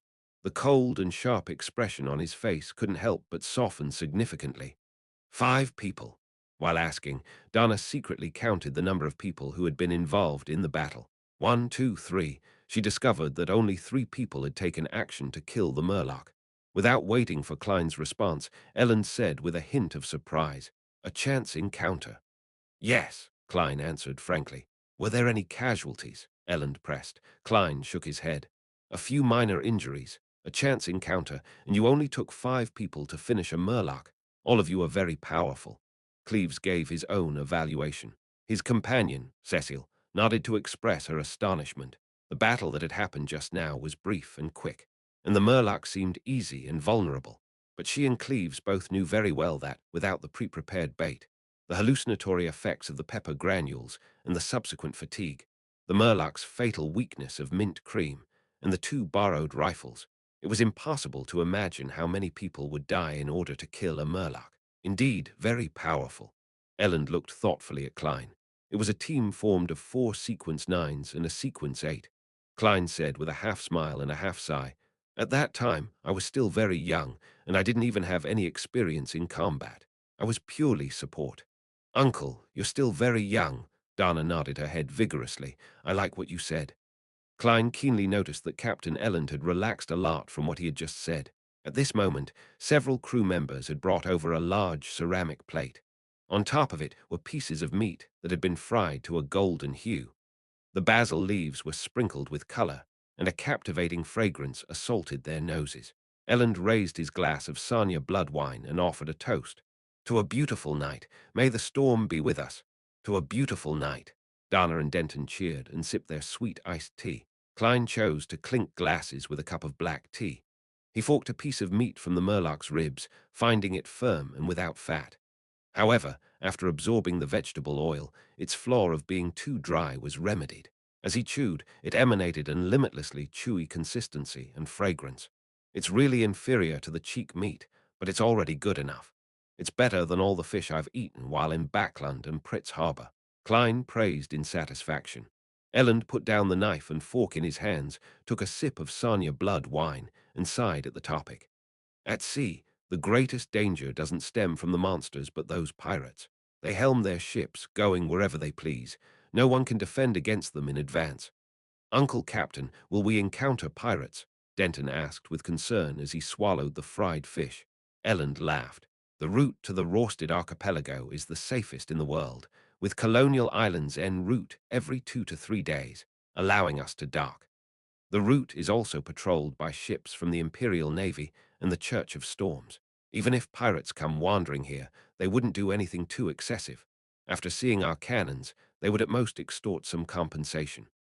Seeing that the 2 underage children had calmed down, Elland added, "But from the south of the Roasted Archipelago, or as we continue east, we'll have to rely on the Lord's blessing. Many pirates are active in these areas, playing hide and seek with the ships of the Navy and Church. If we're lucky, we'll be able to reach the southern continent and every destination very smoothly. But if we aren't lucky, we'll encounter some relatively powerful pirates, including the fleet of the 7 pirate admirals and even the 4 kings. However, you don't have to be too worried. Ever since Nast became the king of the 5 seas and enacted the rules of sea passage, most pirates will only rob you clean of your wealth without doing anything too overboard. Around this area, we're most afraid of encountering the captain of the Black Tulip, Admiral Hell Ludwell. He'll get his subordinates to kill everyone on board, throwing the innocents into hell. Next would be Admiral of Blood Senna. He loves blood, and he allows his subordinates to partake in heinous acts.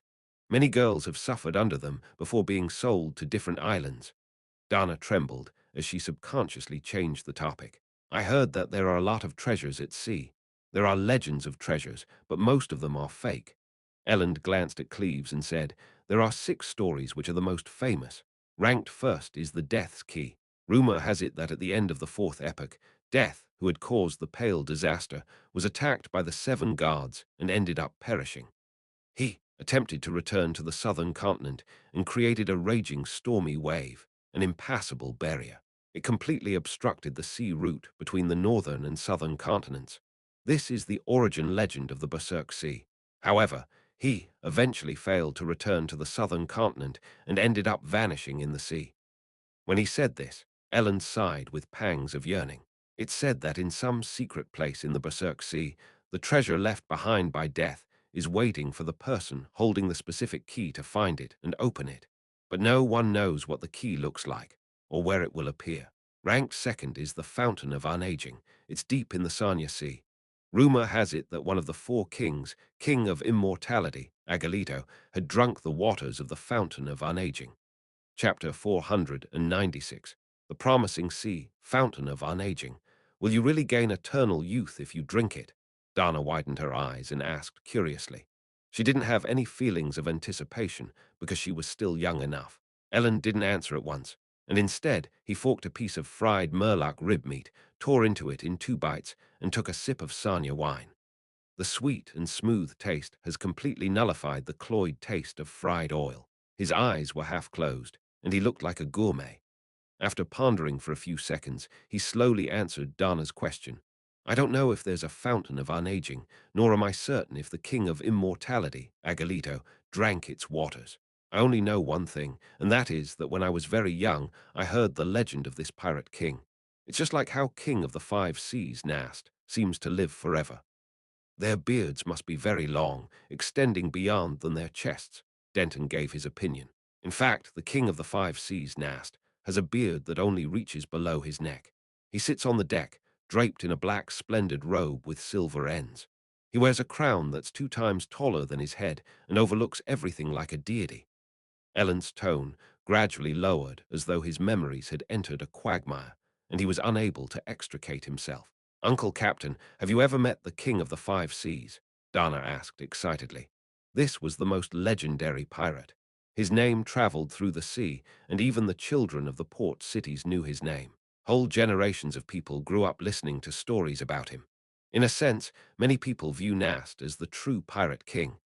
I remember one of the conditions for advancement for Black Emperor is to equate one's name with Emperor, entrenching it deep in the hearts of the people.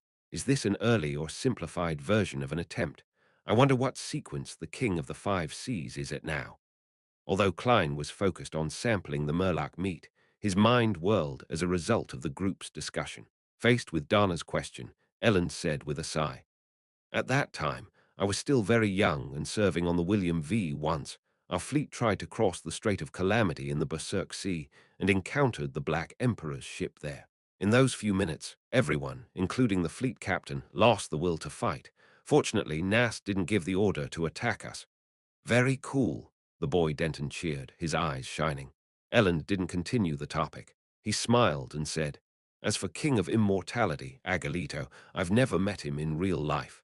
I only know that his bounty notice depicts a pale middle-aged man. How pale? Let me give an example you can understand. It's like he's been dead for some time, a corpse which is just beginning to rot. When Dana and Denton heard this analogy, they subconsciously looked at the badly mutilated Murloc's corpse and involuntarily quivered their throats. Of course, the most important thing in a bounty notice isn't the looks, it's the bounty reward. In loan alone, Agalito is worth £100, and his bounty is the lowest among the four kings. Ellen diverted the topic and said, let's continue the stories about treasure. Ranked third is the inheritance of the Solomon Empire. In the fourth epoch, when that massive empire was dissolved and destroyed, the royalty brought treasures that even the guards would be jealous of onto a ship. They steered it deep into the fog sea, awaiting the opportunity to rebuild their dynasty. However, 500 years passed, 1,000 years passed, and 1,500 years passed, but it ultimately didn't appear. Rumor has it that the king of the five seas, Nast, inherited parts of the Solomon Empire's inheritance. No one knows if he's a descendant of the real Black Emperor, Cecil added with interest. Fog Sea, western shore of the northern continent, Dana thought back to her geography. Right, Cleves responded simply. West of the northern continent was the Fog Sea. To its east was the Sanya Sea, south was the Berserk Sea, and north was the North Sea. The east and west sides of the southern continent were similar to the northern continent, while south of it was the Polar Sea. Together, they formed the Five Seas. The Lone Kingdom was backed by the Hornisis mountain range and the inland Midseashire. Its eastern face was the Sanya Sea, and it stretched south to Daisy Bay. It occupied several of the excellent entrances to the Berserk Sea, but it didn't involve the Fog Sea. Is that so? Dana didn't have much interest in the faraway treasure, so she switched focus and asked, what about the fourth treasure? It belongs to the last empire of the fourth epoch, Trunsost. Rumor has it that they built a huge ship the size of a city, and they transferred all their treasures onto it. Funny enough, their escape was of no use. Although the predetermined passengers and crew didn't fail to arrive at the port in time, none of them survived. However, that ship vanished by itself. Up to this day, people often claim to see a gigantic ship sail by them silently in a foggy night. It's been called the Spectre Empire, and it appears across the Sanya Sea. Heh, this is the conclusion from all those stories. Elland looked up at the red moon hanging high in the sky as he said with a tone of mockery, without any disguise of his longing, "Perhaps we will see it pass us by tomorrow night." Not tonight, Dana thought with anticipation and excitement. Klein finished up the rest of his food, drank his black tea, and listened with interest to what Elland had to say about the rest of the treasures. The fifth is the lost city of Newins. Rumor has it that at the bottom of the Fog Sea, there's a civilization with intelligent creatures.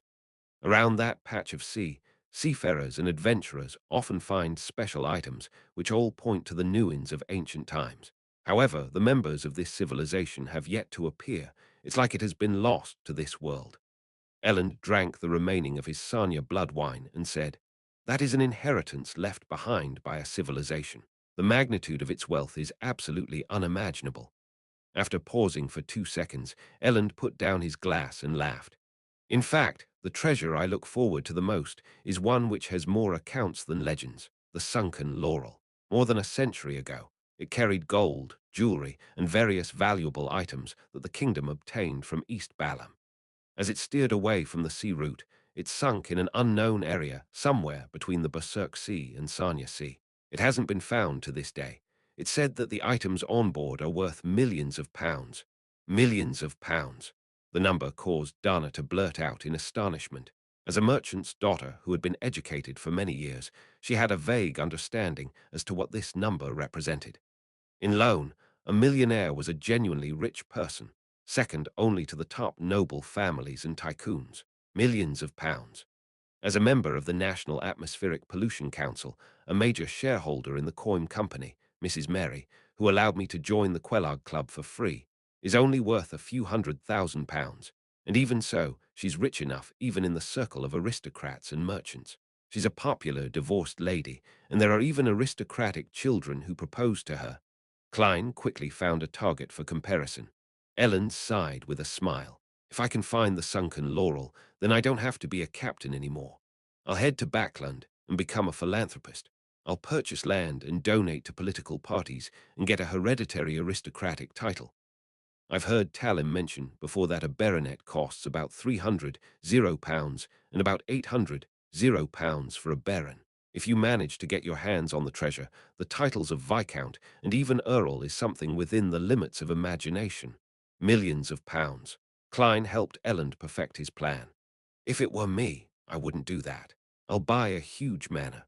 Cecile also began to imagine her life after finding the treasure. "I want to hire many servants and helpers, plant large tracts of wheat, build vineyards, make wine for myself. Also, I want to have a room where I can sunbathe, have leisurely moving cows, sheep, and horses, and have bread from my own mill, just like a beautiful picturesque scene."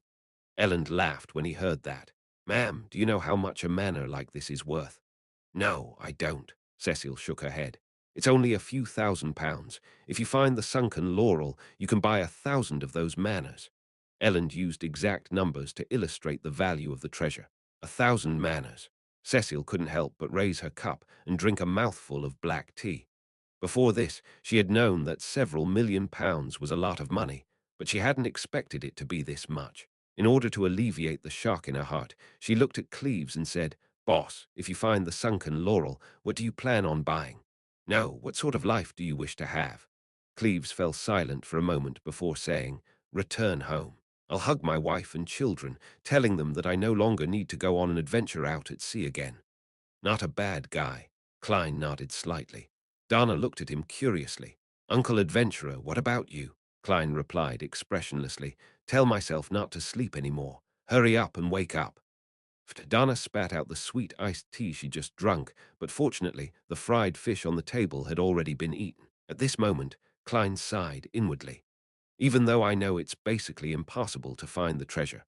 Otherwise, the various churches would have already done it with all the powerhouses they have. But when discussing such topics, I couldn't help but get excited. This is the charm of treasure.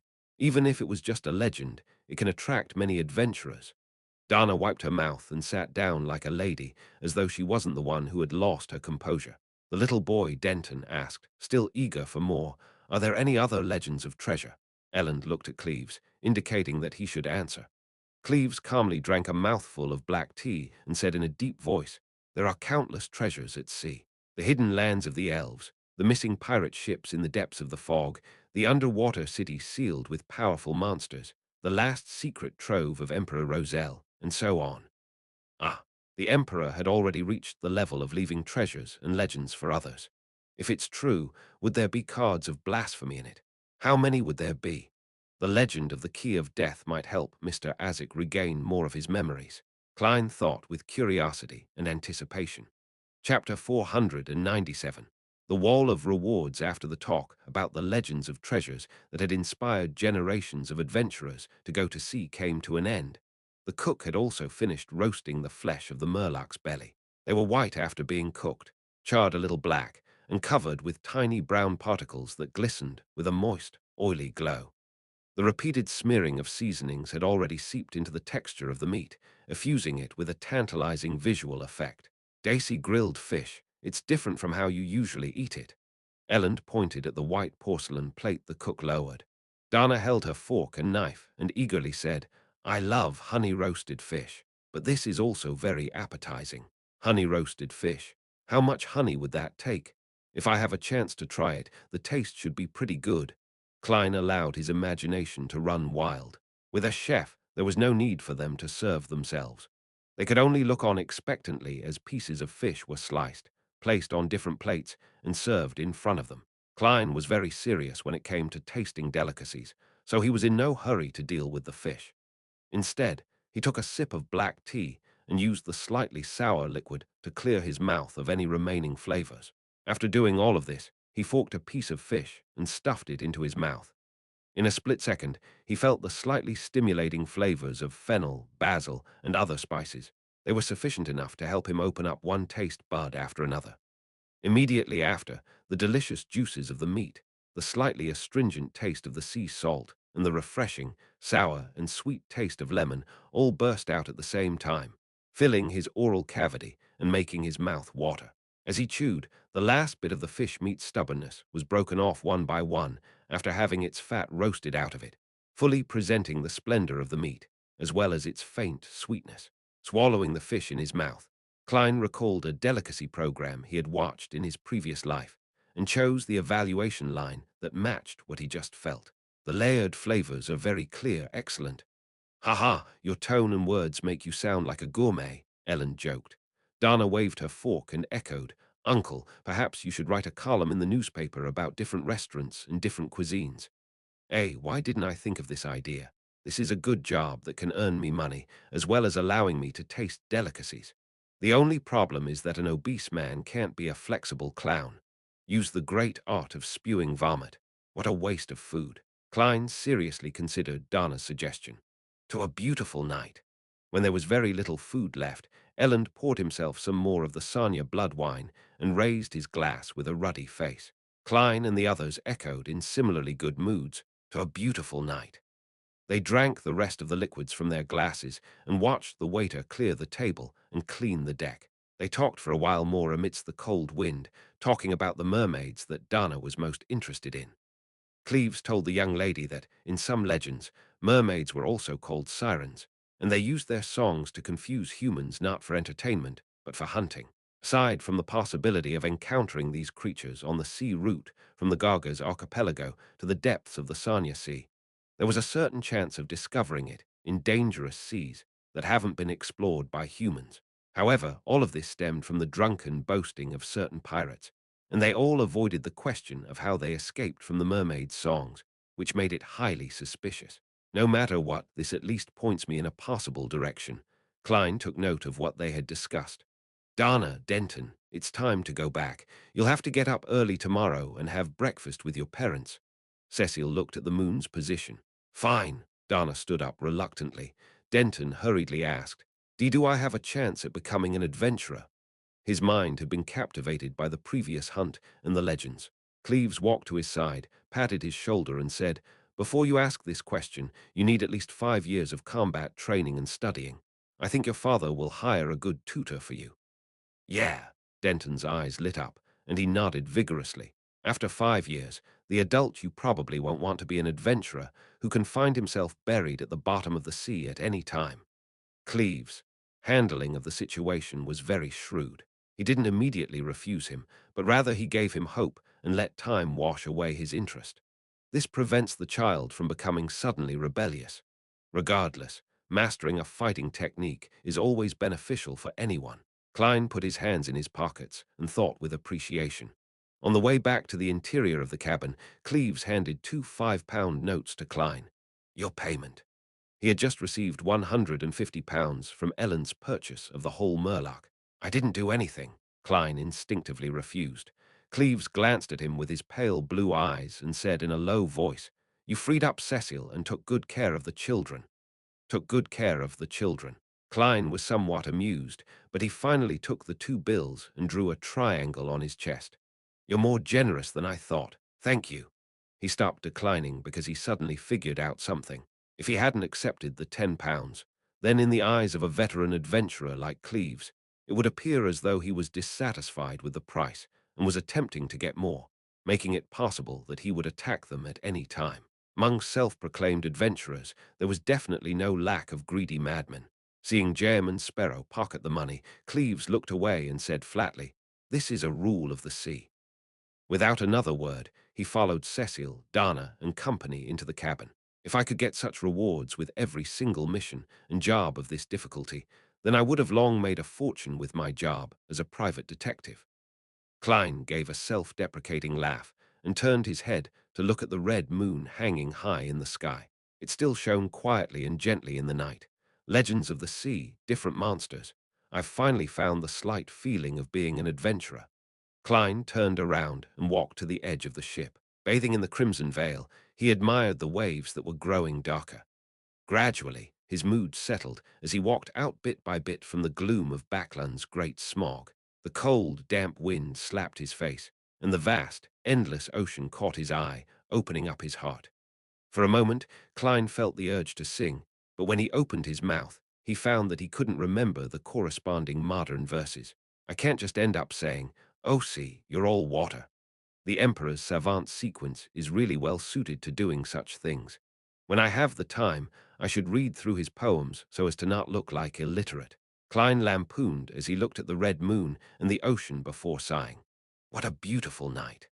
After an accidental episode of getting lost, the exploratory team returned to the City of Silver.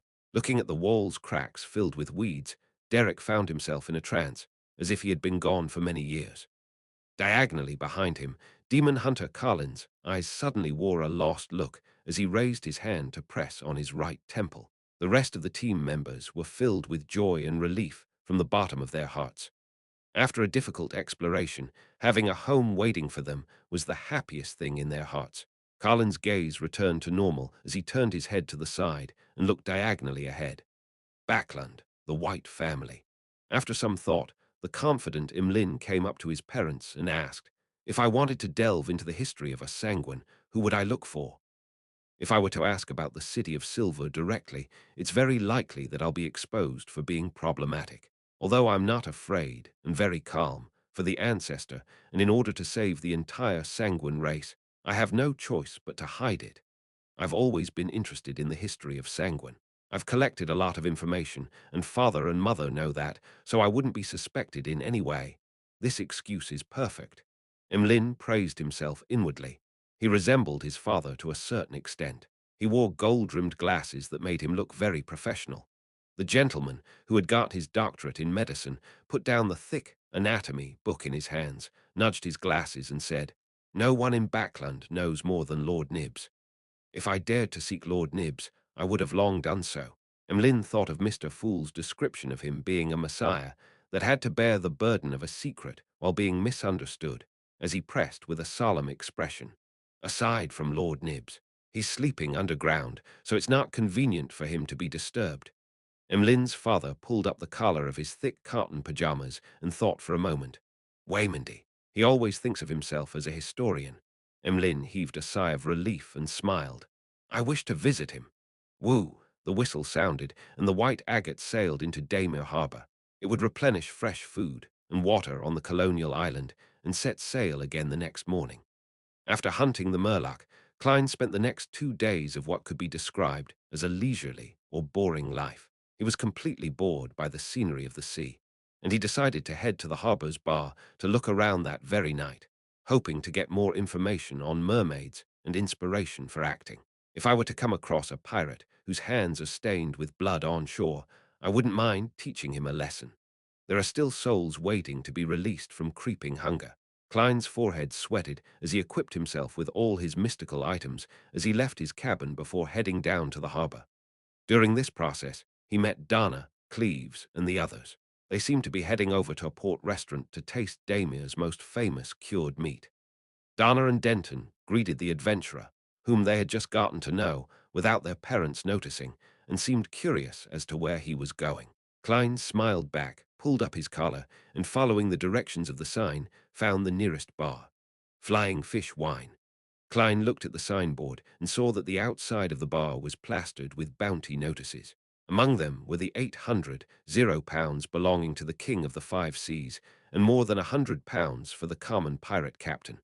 This formed a unique landscape that ranged from the highest to the lowest. It's all money. Klein stood on the spot and looked at it for a long time.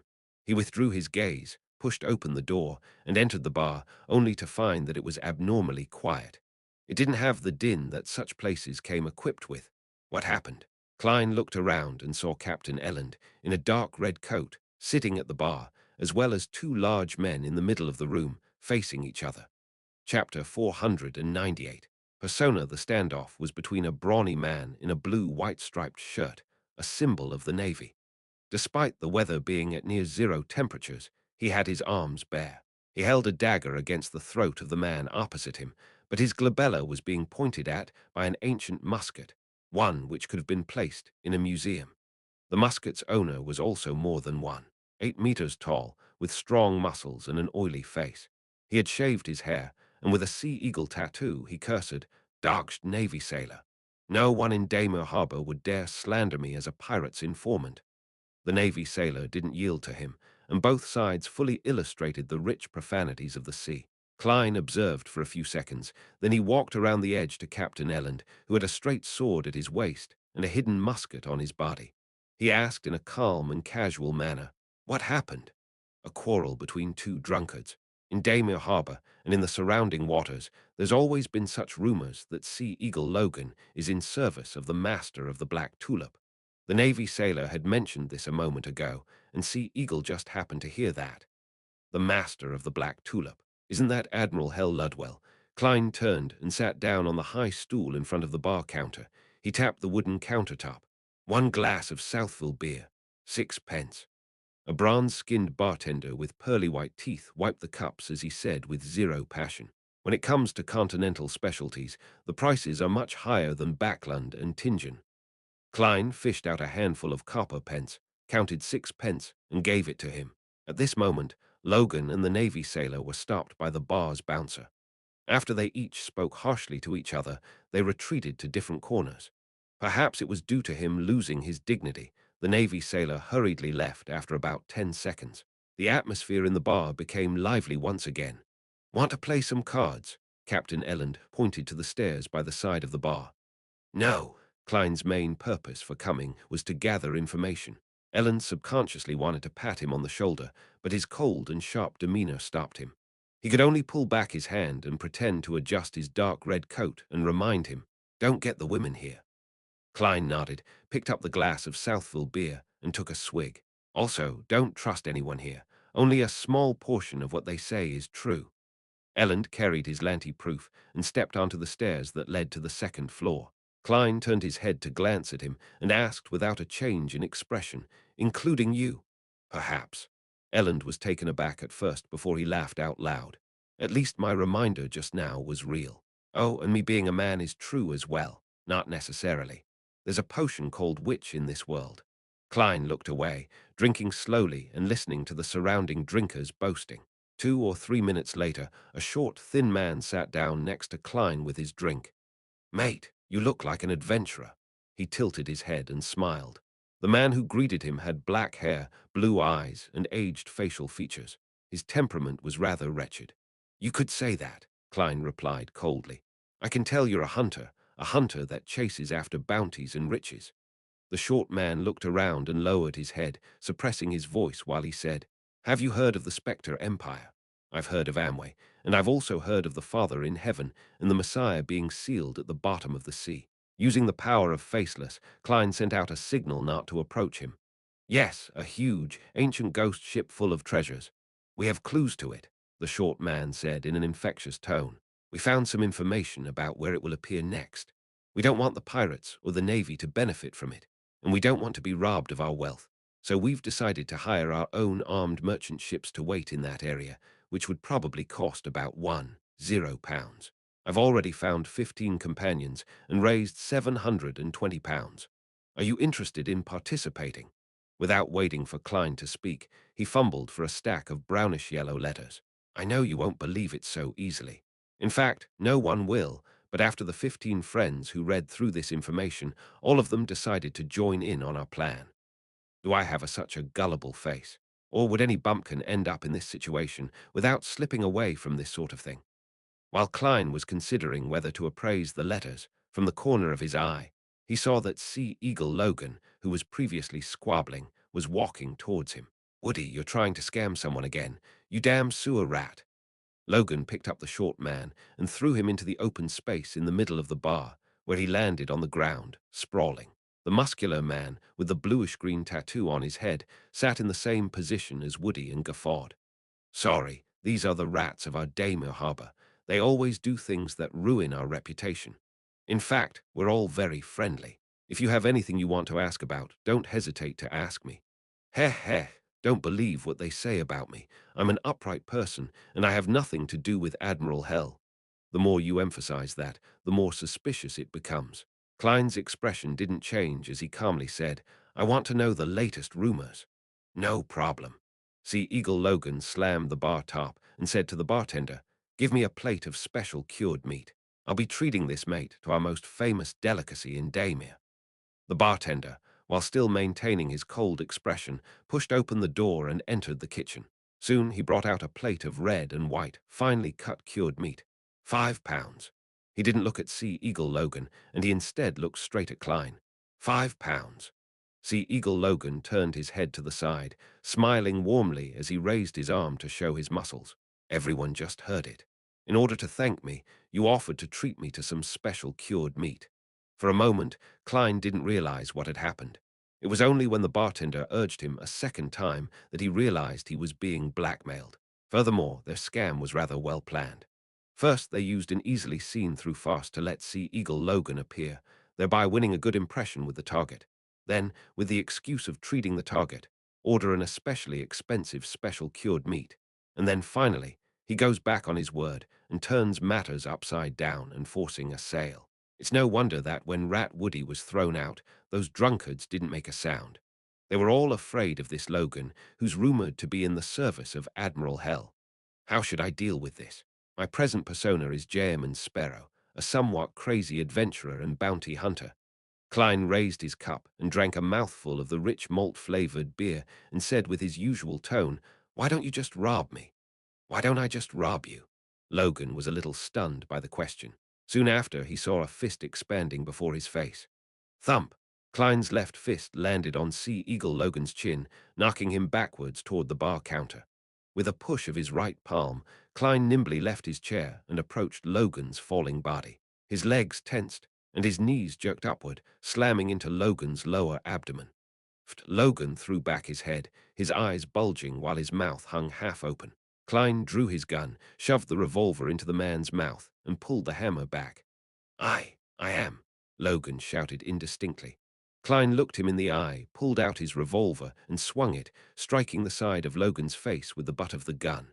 Logan's teeth fell out one after another, and his mouth was stained with blood. Faced with such a heavy blow and a pain that exceeded his limits, his eyes rolled back, and he fainted. Klein propped him up and pulled a handful of loose bills and coins out of his pocket. Since he estimated that there wasn't more than £5 with just a glance, Klein threw them on the bar and calmly said, "Keep the change." The bartender's bronze face turned slightly pale as he shouted in panic, "My boss is White Shark." Without looking at him, Klein released his hand and allowed Sea Eagle Logan to fall to the ground. Then he sat down again, forked up a piece of cured meat, and stuffed it in his mouth to taste it. He found it rather unique as the flavors of the condiments spread out in wisps, scratching at his belly and throat. After eating 2 pieces, he looked up and asked, "Does your boss know that you're colluding with Sea Eagle?" No, he. No, the bartender mumbled an answer.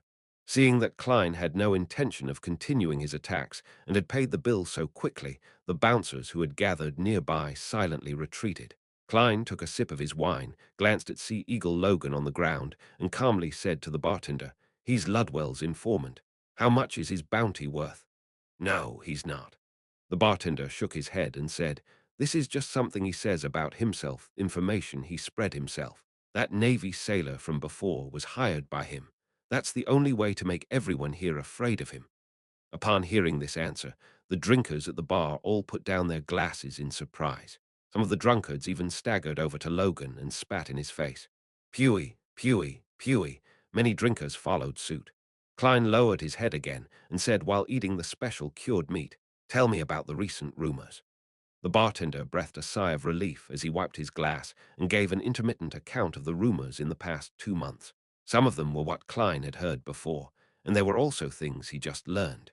The Imperial Navy's ironclad warship, Pritz, had destroyed a passing pirate crew during routine training. Panic over the behemoth's cannons has begun to spread among the small and medium-sized pirate powers. Some of them even wished to take advantage of the ironclad warship fleet's inchoate form to madly commit crimes before withdrawing from this trade with a sum of money. The sea wouldn't be peaceful for the next 6 months to a year. Admiral of Bloodsenna and Vice Admiral Dusk Bulatov even had a conflict in the southern waters of Sanya Island, and each of them lost 2 ships in the massive skirmish. Klein listened without asking questions, and he gradually filled his stomach. Seeing that the plate containing the special cured meat had been emptied, and having finished the rest of his beer, he slowly stood up. "Remember today's lesson." Klein handed the plate to the bartender. The bartender was about to reach out when the hair at the back of his head was grabbed. Bang! Klein shoved him down hard, knocking the bartender's head against the bar top, sending splinters flying and blood gushing. The customers all tried to avoid the impact, and the bouncers rushed over quickly. After doing all of this, Klein clapped his hands and picked up his own glass, trying to pour the rest of the beer onto the bartender's head. 1 drop, 2 drops, 3 drops. Klein silently gave up. He turned around and bent down, grabbed Sea Eagle Logan, and threw him to the bouncers who were rushing over. Taking advantage of the moment when the bouncers were dodging and the bar being in chaos, Klein quickly ran, agilely circling around them, and easily left flying fish wine. He pushed down his hat and quickly proceeded forward, turning towards a neighboring street. After continuously changing directions, he suddenly slowed down his pace, and a gold coin appeared in his hand. The gold coin kept weaving around in his fingers as if it was scouting something. Chapter 499. Solicitation Ding. The gold coin quietly flipped up, tumbled down, and firmly lay in the palm of Klein's hand.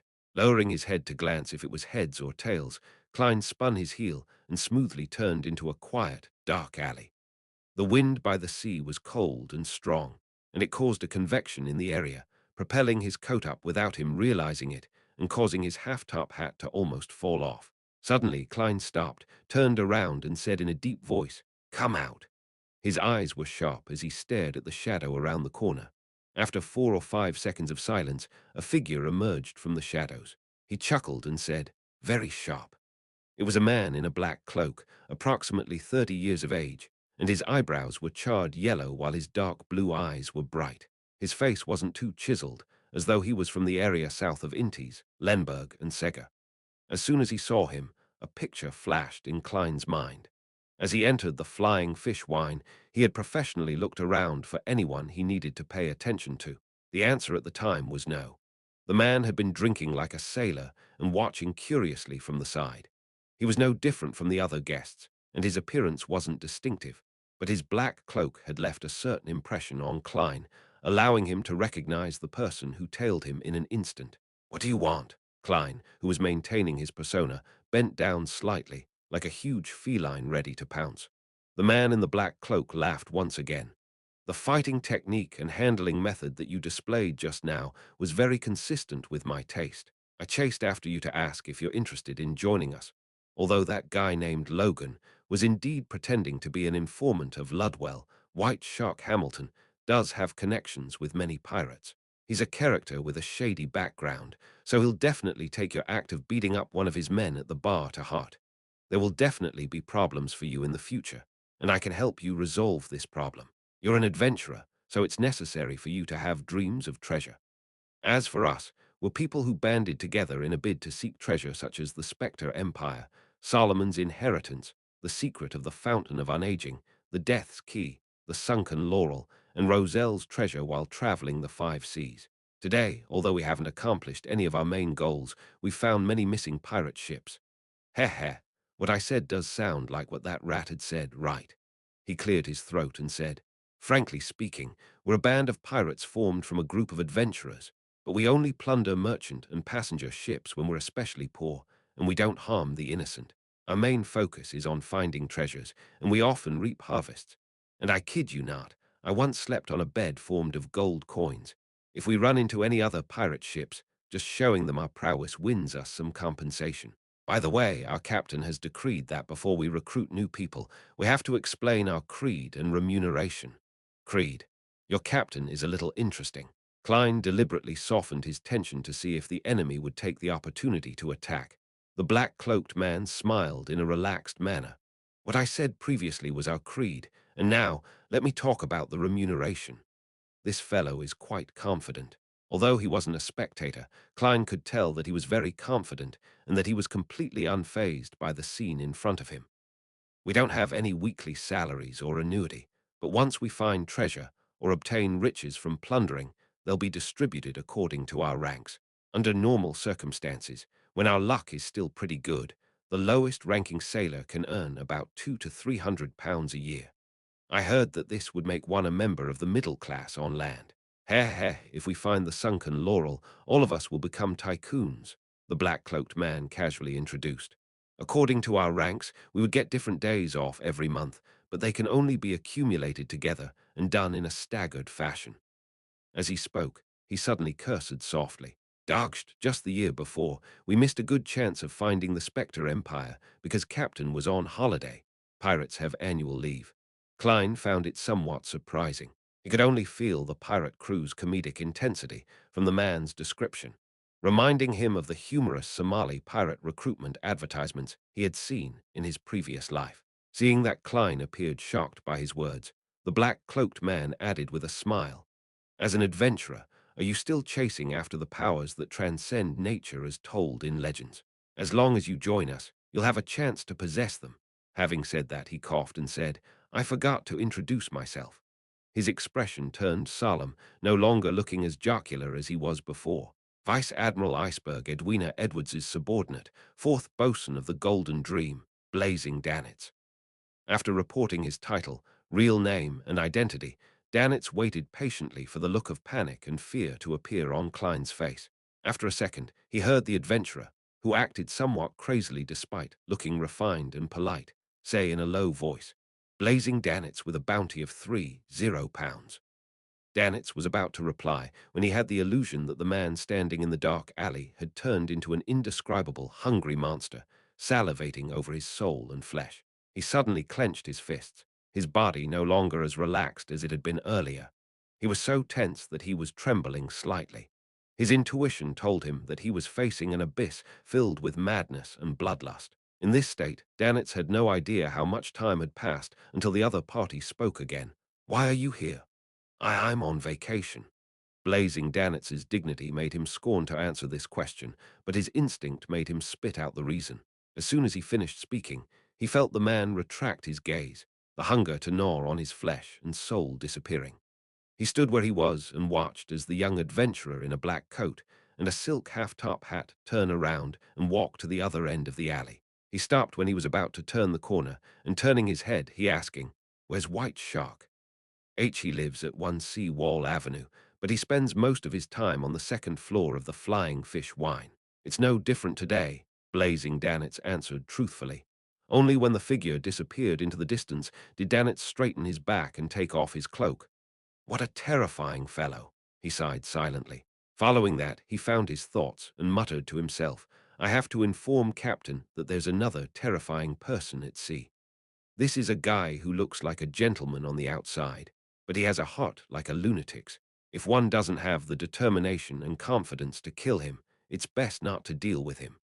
Danitz pulled up his black cloak's hood and decided to return to the hotel for some sleep. He planned to wait until the telegraph office opened the next morning before relaying the message to his middleman contact in the Rorsted archipelago. As for what would happen to White Shark, he didn't care at all. In the corner of another quiet street, Klein stood in the shadows, looking down at the black glove on his left hand.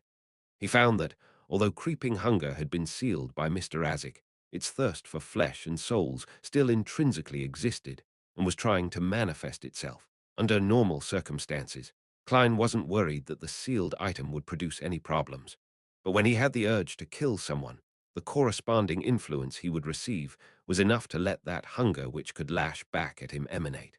Earlier, when he heard that Danitz was a famous pirate on the bounty list, killing intent instantly rose inwardly out of his yearning desire, causing creeping hunger to become as active as a fish in water. Fortunately, Klein always had good self-control in this aspect. From his words, he was able to judge that he wasn't a pirate who was riddled with sin, so he easily restrained his impulse. With creeping hunger, Jem Sparrow's persona will be flawless. Klein paused for a few seconds, took out a gold coin, and performed two divinations.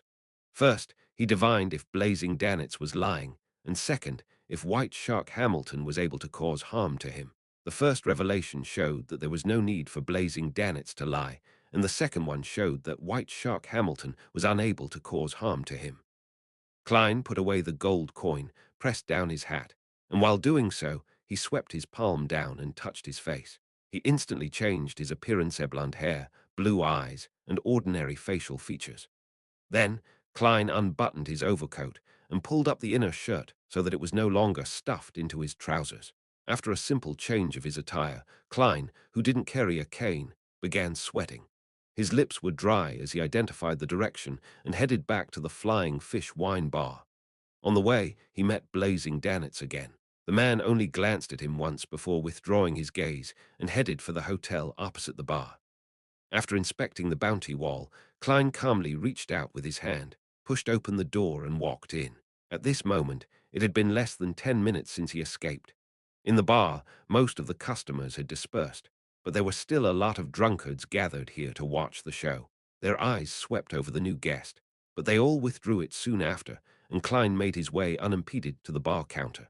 He saw the bartender standing with frightened eyes beside a fat man, his forehead heavily bandaged with white bandages, his nostrils stuffed with tissue paper, and his face was bruised. The fatty was tall and big. His skin was fair, and he looked like a big white shark that had swam itself ashore. He touched his shiny, bald head and said to Elland, who was wearing a dark red jacket and a straight sword, "Someone told me that you know that guy. There are only 3 passenger ships that dock today, so there won't be many unfamiliar outsiders. Don't try to lie." Elland patted the hilt of his sword and smiled casually. "Yes, he is my passenger, but the problem today clearly stemmed from your people. So I just want him to come back here, apologize to me, and compensate me for the damage done to the bar," the tall, big-sized white fatty said with a frown. Elland laughed and said, "White Shark, I have a proverb from my hometown. Don't hate wild dogs that pass by just because of the rats in the storehouse." "Just Elland, is this your answer?" White Shark Hamilton narrowed his eyes. Elland gripped the wooden handle of the musket, took a step forward, and said with a deep voice, "Yes, this is my answer. Captain Shaw has his way of doing things." Klein was slightly surprised at Elland's response. After staring at each other for a few seconds, White Shark Hamilton took in a deep breath. "You've helped me before, so I don't need an apology. However, he must compensate half of my losses, and you will be the one to pass them on." "Good suggestion," Ellen smiled.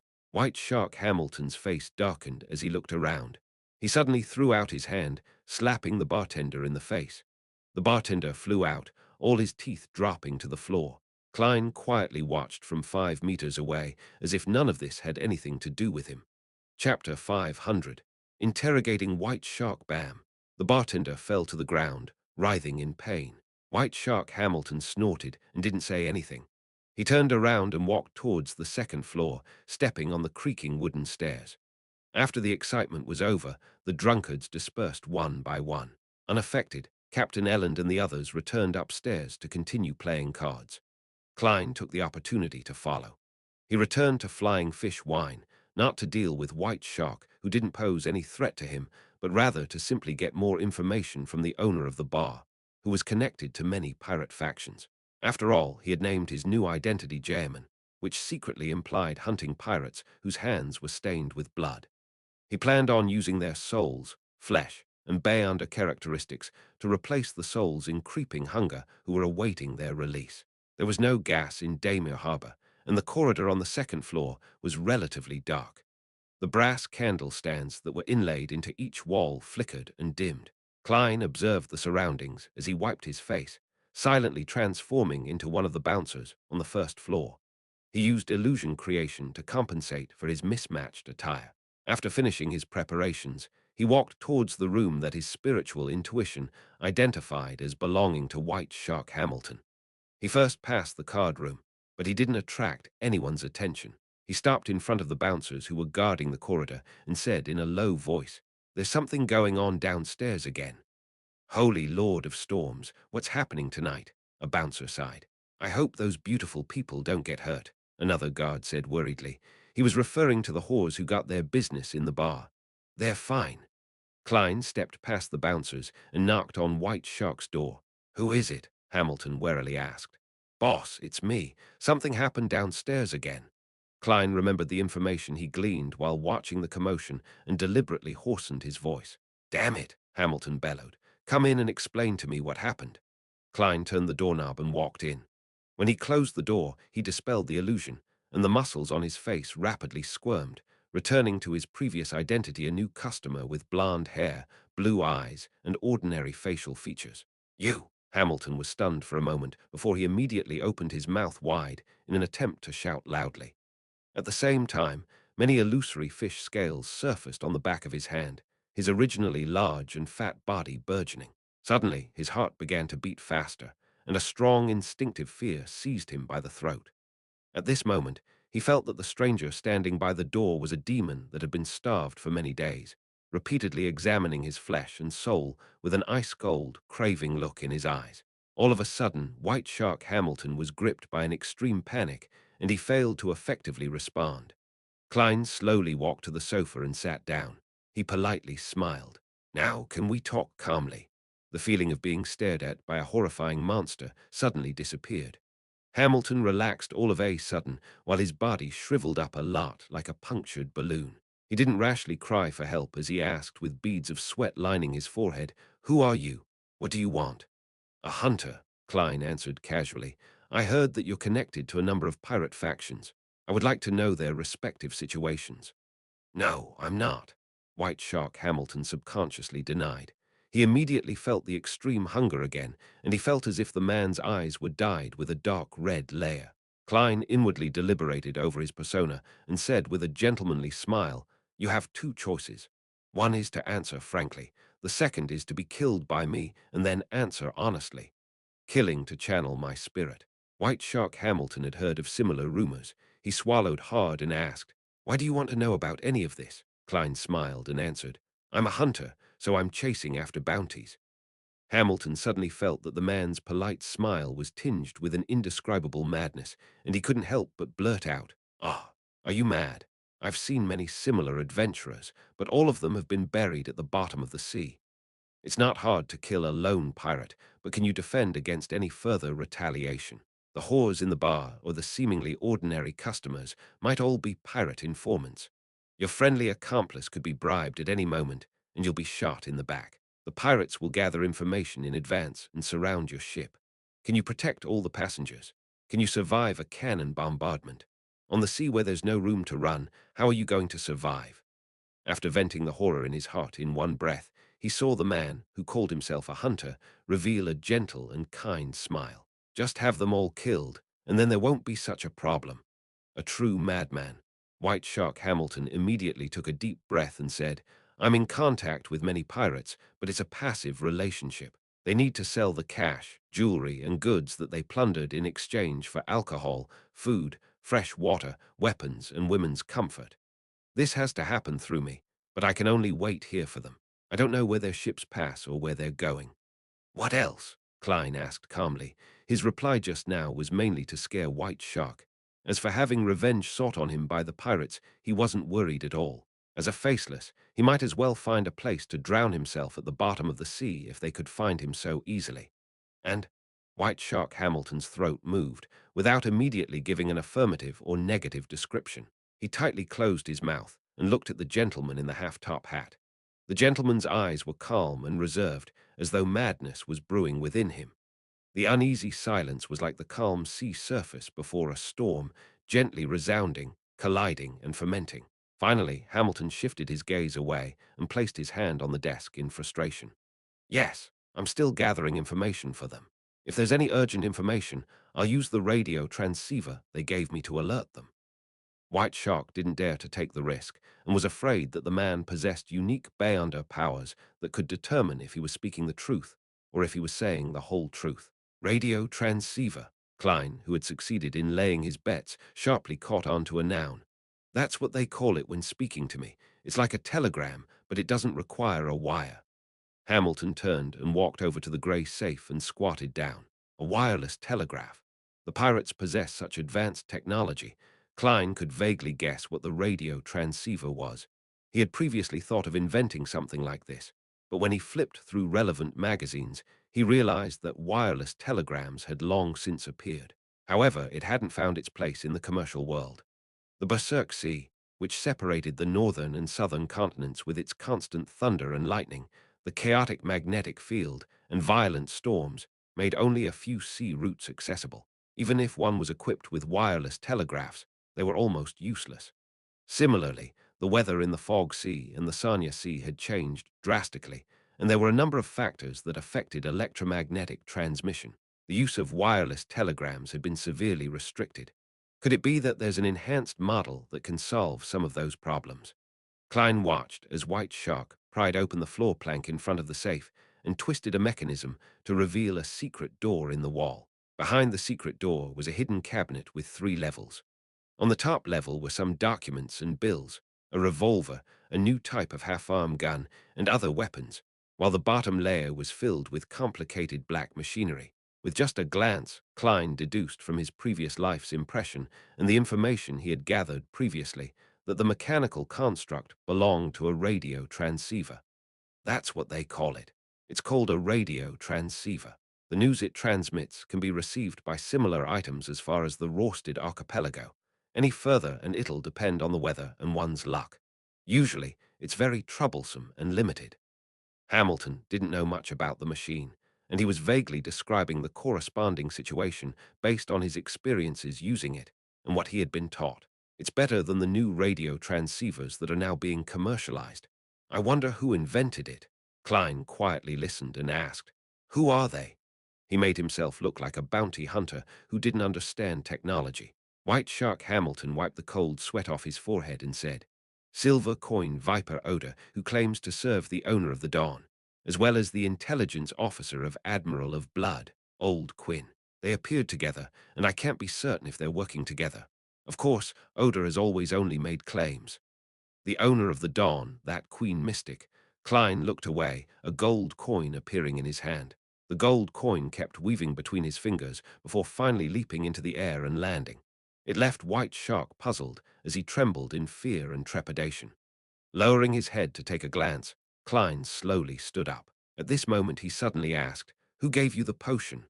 "Oh, Old Quinn." Hamilton hesitated but still chose to answer honestly. Klein nodded and no longer asked. He turned and walked towards the door. Thud. The wooden door opened and closed. The figure wearing a black coat disappeared from White Shark's room.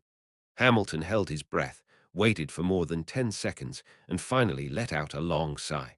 He quickly wiped the sweat from his face, placed the radio receiver on the desk, flipped through a codebook, and hurriedly sent a telegram into the distance.